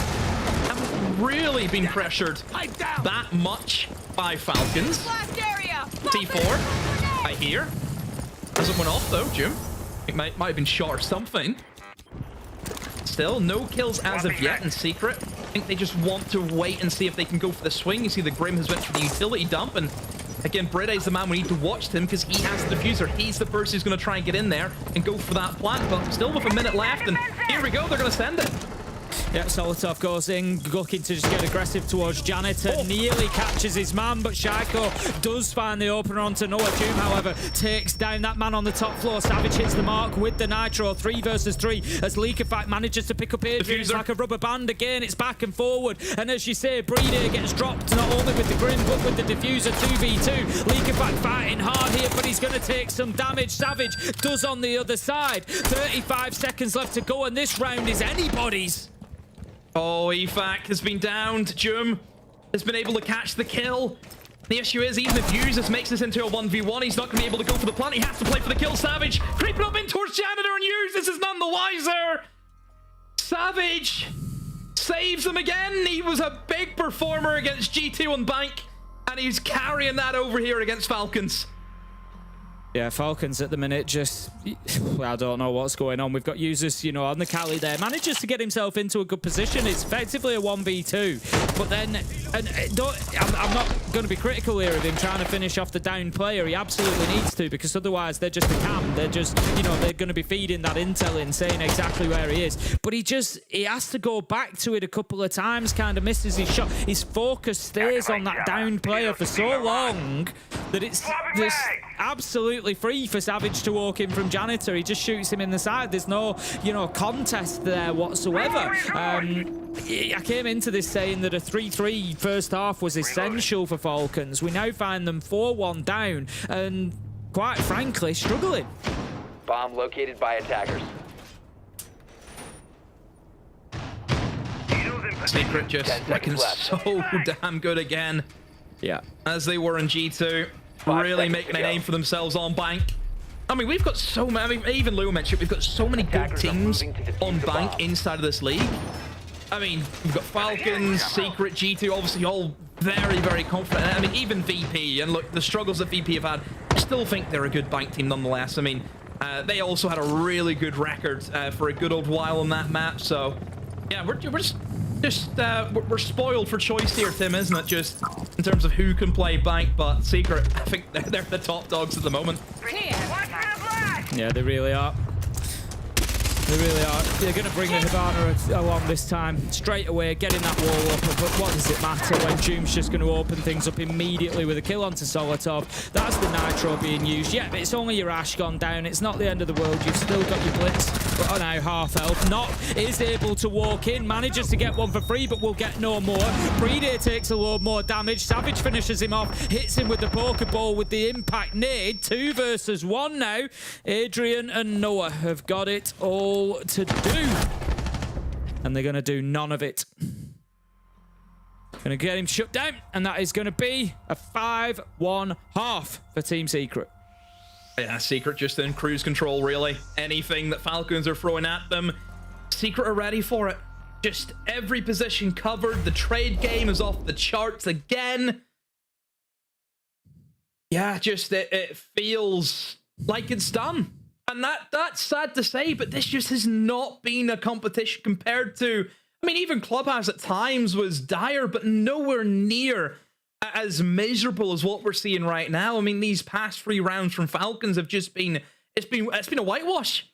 You know, Secret haven't even flinched, really. It feels that they've always kind of been in control. And yes, you know, Falcons still have, you know, those players who can go in there and make a difference and try and get the clutch, but Secret's just better than them in every department, it feels like.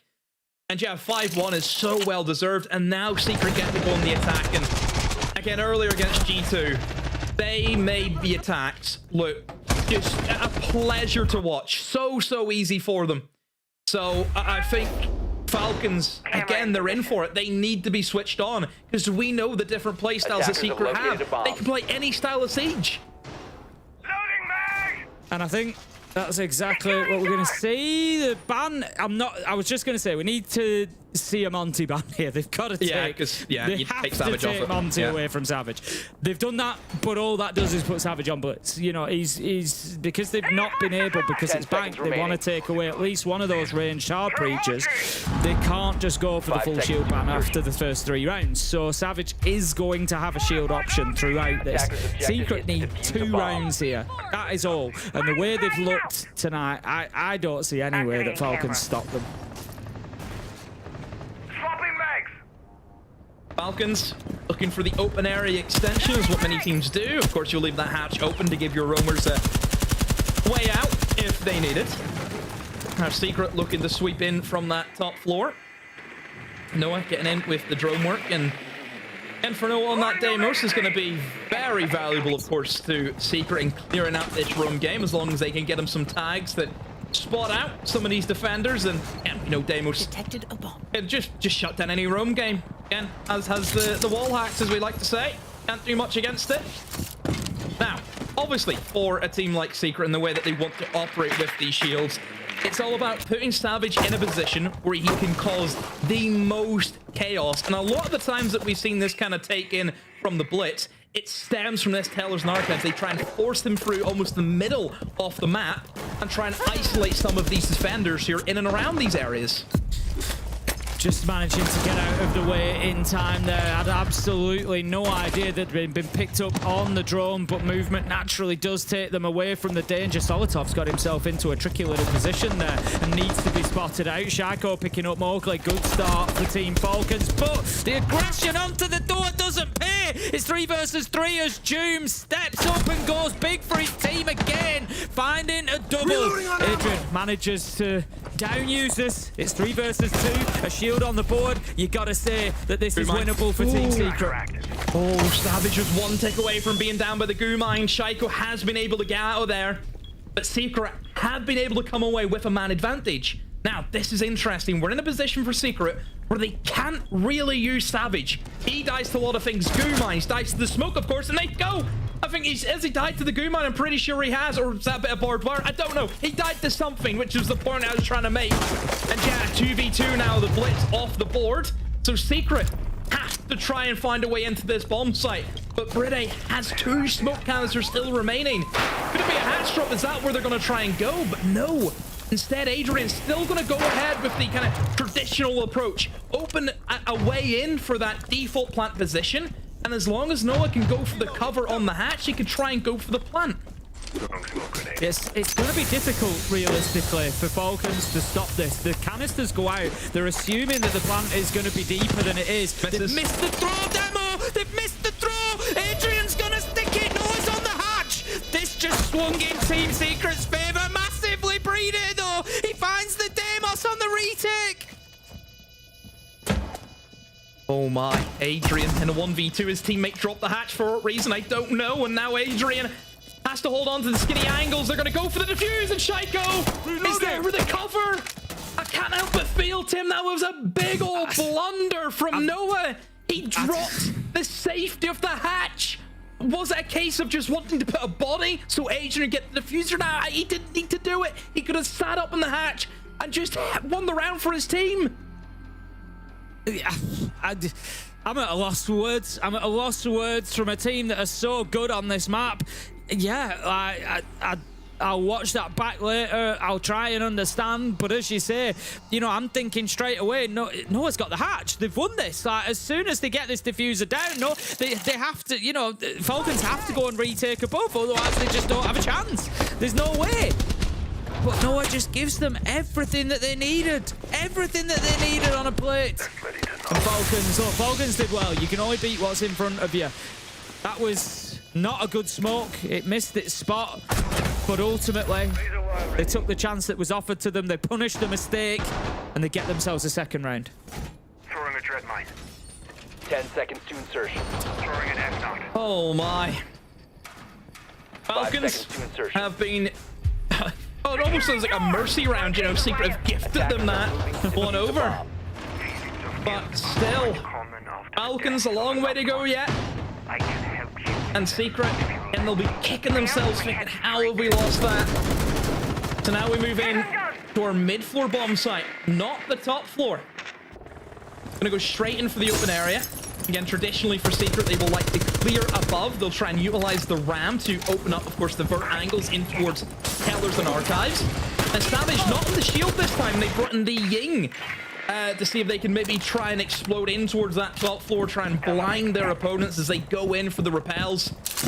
Adrian, it's a position I also haven't got to mention, but today, Adrian, just so steady on that bank repel. On a lot of their kind of roam clears, whenever it might be dealing with, you know, a basement defense, and you know that they're going to be going heavy in towards Archives and Tellers. The same could be said here as well. He will just sit out on the lobby rappel and look straight in through the loan office and just lock down the elevator corridor. Does a really good job at it, and that restricts the flow of movement that a lot of defenders like to have. Like right here, look, he is just slowing down Falcons, and he's going to get picks from it. Great work from Adrian. He owns this position.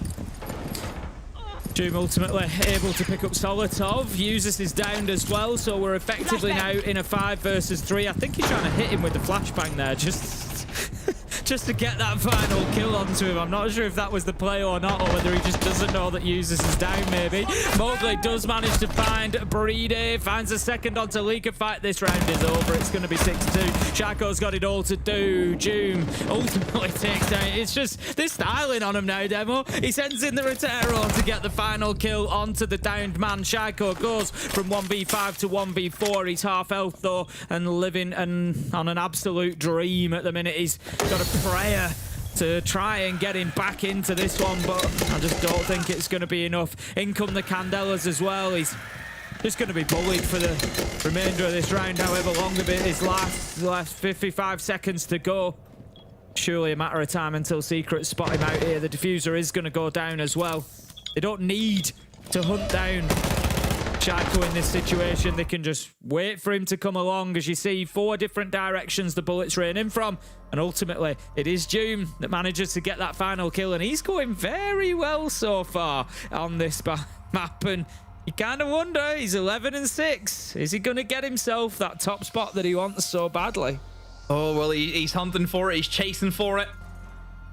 And, I mean, this is actually a really good situation for Jim too. Not only is Jim playing well and his team is winning, Shaco isn't doing too hot and his team's also losing. So it's like a win-win. Not only is Jim getting stats himself, but Shaco's losing the stats. So yeah, great day for Jim all round. Let's see if this is going to be a final round then. We go into round 9, 6-2 Team Secret. Falcons need 4 rounds back-to-back, no more mistakes, or they are going to lose this 2-0. What does that mean, you might ask me? Well, let me tell you, it's going to put Team Secret into the playoff grand final. Both of these teams are already secure now for the Munich Major. The wins that they had earlier tonight guarantee them that. So they are good, they are done, they are dusted, they are going to Germany. But what they are fighting over now is those increased SI points. So the SI point breakdown for EML is the top 4 teams 300, 150, 50, 50 for 3rd and 4th place. So by getting into the grand final, you guarantee yourself those top 2 places. So you're going up to a minimum of 150. You're gaining at least an extra 100 SI points by winning this matchup. It is massive when it comes to qualification for that tournament in February that everybody wants to be at. So Team Secret, they're going to want to get this done and dusted right now. And honestly, I wouldn't put it past them because Falcons are struggling to keep pace with them on bank, just like G2 did earlier. Especially whenever Secret only finished with third place last stage as well. So, you know, they missed out on an even bigger chunk. So yeah, great turnaround for Secret, just improving as time goes on. And again, whenever it comes to that major, we know that they will be, of course, front runners going into that competition. Falcons in towards the top floor is what they have chosen to go for. And without that trusted Monty that, of course, Savage loves to play, I think the Spiral take is probably out of the minds of Secret. They're going to opt for looks to be almost a square take with this backstab coming in from Adrian. He's on the Dokkaebi, so he's going to give that initial value of being able to spot out where these defenders are going to be. And then just look for a backstab up the staircase. I mean, Shaiko just wide swings for what purpose, I don't know. And just hopefully, absolute freebie, probably the easiest kill he's got all day. He does give himself away then, though, by dashing across stock, but look who's there. Adrian, Doom managed to cut both of them down. This looks like it's done and dusted. Demo Savage, he gets one along the way, but Falcons do find two, but no, they can't get any more. Secret lock it down. It was 7-2 against G2. It is 7-2 against Falcons, and they head into the EML Playoffs Grand Final. Yeah, very well deserved from Secret. Just top team the whole day. Bank, it's their map, and I hope everyone knows it. I think there's absolutely no question of that. We spoke about the 15 win streak of Falcons. Well, Secret, they continue their win streak and will not be stopped on bank. We're going to have a short break, and then we're going to see what the desk thought about it.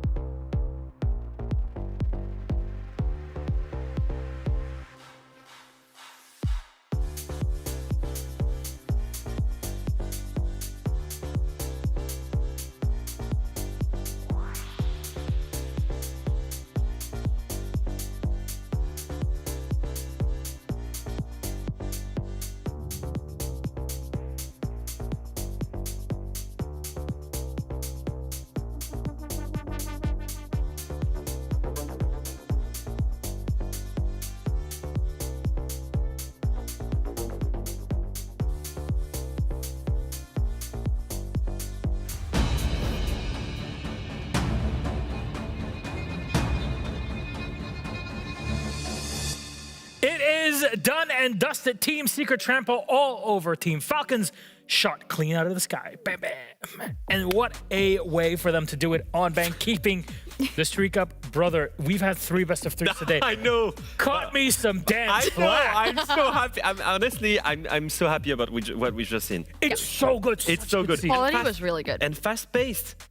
Every round was so quick. We saw some rushes. We saw the great reactions. The trading game was insane. I felt like every single round ended in a 1v1, 2v2, 2v3. It was so good. So close. Leo, that's so good. I think it's time for you to take a break because we have to talk to the actual winners of this game. Mowgli joining us on the interview. Mowgli. Salam alaikum. Hello. How are you? Congratulations. Salam. Thank you very much. Alhamdulillah. I'm very good. Finally, we make top 2. How does it feel? Because, you know, going after stage 1 to the success at EWC to now in stage 2, it looks like there's been a roller coaster of a ride in these past 3 or 4 months. Now that you've also added the point of, well, you were moving also during all of that, there was a lot happening in your own life in that time. How do you feel that things are becoming more and more concrete now at the end of 2025? I'm just so grateful for everything. I'm in front of everyone, and I'm just so happy, you know. Like, we start so slow this stage, and I don't know how, but today we were on fire, and we just were like the 2 best teams in Europe right now. So I think we are the best. We're gonna say tomorrow, but not tomorrow, next week. But you know, I'm very happy. Very good. Alhamdulillah. Then, my friends, what do we got? Yeah, well, Mowgli, congratulations first off for qualifying to Munich, but you say you destroyed 2 of the best teams in EML today, but you destroyed them on bank too. Keeping up a really good streak for you guys on bank. What is it with Secret on bank that's making it such a good map for you guys? Yeah, but I think bank is known, like, even when I was not in Secret, like Secret was playing good on bank, you know, like Savage and his knowledge on bank is crazy, and like, if we just play as a team and with his game plans, we're gonna destroy everyone, you know. And today we were on fire individually as well, so they had no chance, you know.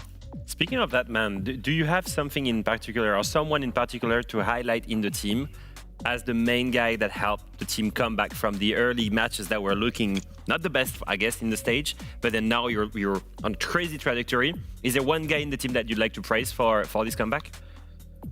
Not really. Like, for me, everyone, you know, put his part of the job, you know.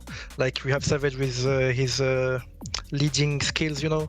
We have me and Noah for the entries, and even Joe, you know, and put the energy, you know, on the game, you know. Like, every time making jokes, this kind of stuff. And Adrian always called, clutching, everything. So, yeah, everyone is part of the job, you know. And job well done, really. Both you and Team Falcons, of course, despite you having defeated them now, you still both qualified to the Munich Major. And my last bit here is, out of all the teams that are remaining in the playoffs bracket, who do you think will join you and Falcons in Munich to represent EML? To be honest, it's hard because Wolves and BGS, I think BGS is on a good shape, but Wolves has nothing to lose as well, you know. And their game style, I hate them. I Chris, if you listen to me, I hate how you play. And for Genji and G2, I don't know, because like G2 lost to them on the best of one, you know, but maybe they were on a bad day. But for me, Genji has their chances as well to qualify. Like, I have no clue.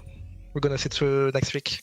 Absolutely, that's a very good bit, because this means everybody has to be watching next week to see the next two teams that'll qualify and play for Munich. Anything you'd like to say to all your fans out there, Mowgli, before we close things out for the evening? This time I didn't forget. Buy the Legion skills, guys. It's very good. Did you see my skills with Legion on stock? It was so perfect. So guys, buy this skin and make sure you support us on the grand final next week. There you go. Bye, guys. Thank you very much, Mowgli. Have a good night. What a time that we are living in. I loved it. It's, what is it? A rukul? Like a little pigeon? Yes, you do. It's a beautiful He was word. not a pigeon in the game today, I will say this. No. What a crazy game it was. How fast-paced it was. I think for me, that's the craziest part. Look at this. This round was played at 1:59. Like, I kept on going, and I kept on telling you, like, look, the round is going to end in the first minute. Most of the kills happened in the first minute. It was actually insane. It made Team Falcons look like pigeons throughout the whole time. I wouldn't say that, like, because like they also chose the pace, you know. They chose to rush. They chose, and sometimes it worked. I think on the last map, you can see that it's a game with a huge gap between the two teams. You can see the current ruler of Bank against the former ruler of Bank, and you understand that, yes, Falcons were the kings before, but clearly the current ones are secret. But I will say this, in the game itself, I felt like, look at this, most of the time, the back and forth is very real. There's a 2v2, there's a 3v3. Yeah. It's just that in the last few remaining kills, Secret takes the upper edge every single round, and that's the difference. It's like in the late round, they make it happen. But look, again, like Brida here gets the kill, brings the 2v3 back to a 2v2. And the failed smokes eventually prevents him to deny the plant. But in the end, this was a back and forth fight, although it does not look close on paper. I don't know what you think, Ad, but I think it was a great game for both teams overall. Yeah, it was. And I'm happy to see Secret be much better on the entry as well on the second map, because we're kind of a point that we made on the first one. But in general, what a statement that Secret are making here. Because if we're looking at this, right, when we talked about the two teams we thought were going to qualify as first to Munich, we didn't even mention Secret. We talked about Falcons, we talked about G2, and now Secret are the first to actually make it to the final of the EML as well. There is a serious conversation about them no longer being underdogs. Joom, 100% KOST. Wow. 4 and 3 kills. Yep. 15 and 6. And that's only on the second map.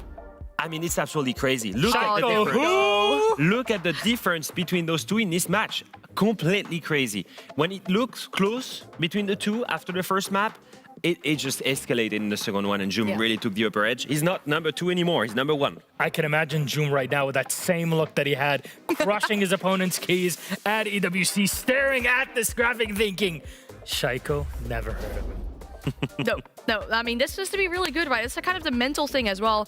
If you're always in second, and what we saw in the interview with Joom is how much he really cares about those stats too, and seeing that you're always behind this other person to have the upper hand in a match like this one, to shoot yourselves into the final, must mean a lot for them. And Team Secret had to play one more game compared to what we saw with Team Falcons, who of course had already advanced into the first and second position. Actually, speaking of which, let's pull up the bracket and just kind of take you through all the action that's happened over the past 2 days. Crazy, by the way. There's been 5 best of 3s that we went through, Leo. As a reminder, Team Secret just dispatched G2 and Falcons, the two teams that I put in that would qualify first to Munich, by the way. 2-0 and 2-0, not even dropping a single map. As a reminder, it's the same Secret, that lost to Falcons, that lost to G2, that lost multiple matches at the beginning of the stage, that's now coming into playoffs, perfectly wound up, looking absolutely perfect, Anne. And it's that, I mean, that's something to be really excited for, but when I'm looking at the bottom left, and I guess what is there for us next week, like, Mowgli was already mentioning it, right? On a bad day for G2, Genji might as well have the upper hand in that. Yep. Wolves have nothing to really play for, but nothing to fear either. They could really ruin BDS's party in trying to make it to their first major. So those best of 3s next week, I hope there's some more barn burners. I can't do the French accent, but I really hope they are. Let's take a look actually what next week is going to look like, because if you enjoyed our format, this week with all best of threes. We're going to do the same thing on Monday and Tuesday. Monday is actually our quote-unquote super day with 3 BO3s. Most importantly, it is elimination day, Miloš, because whoever loses that match, it's all done for him. He does not go further in playoffs. He does not go to the Munich Major, and he does not win extra SI points compared to the rest of the teams. It's going to be a very important match. Why am I saying this? Because G2 was named and labeled by everyone after the EWC Grand Final as the most, or probably the biggest favorite for the Munich Major. And right now, they're on the verge of elimination against a Gen G that beat them on Chalet last time they played them.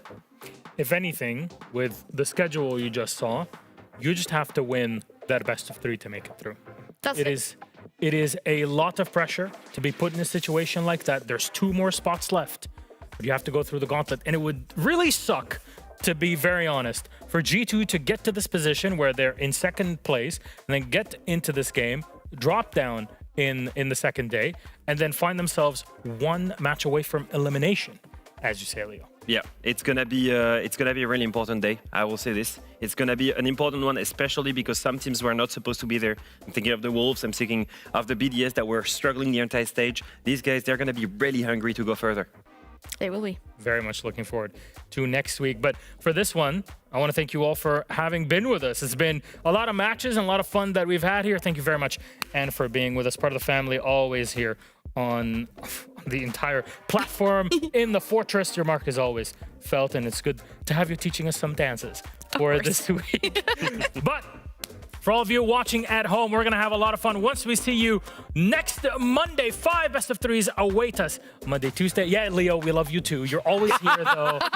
Someone was wishing for a compliment. I was out of the frame. I was out of frame going like...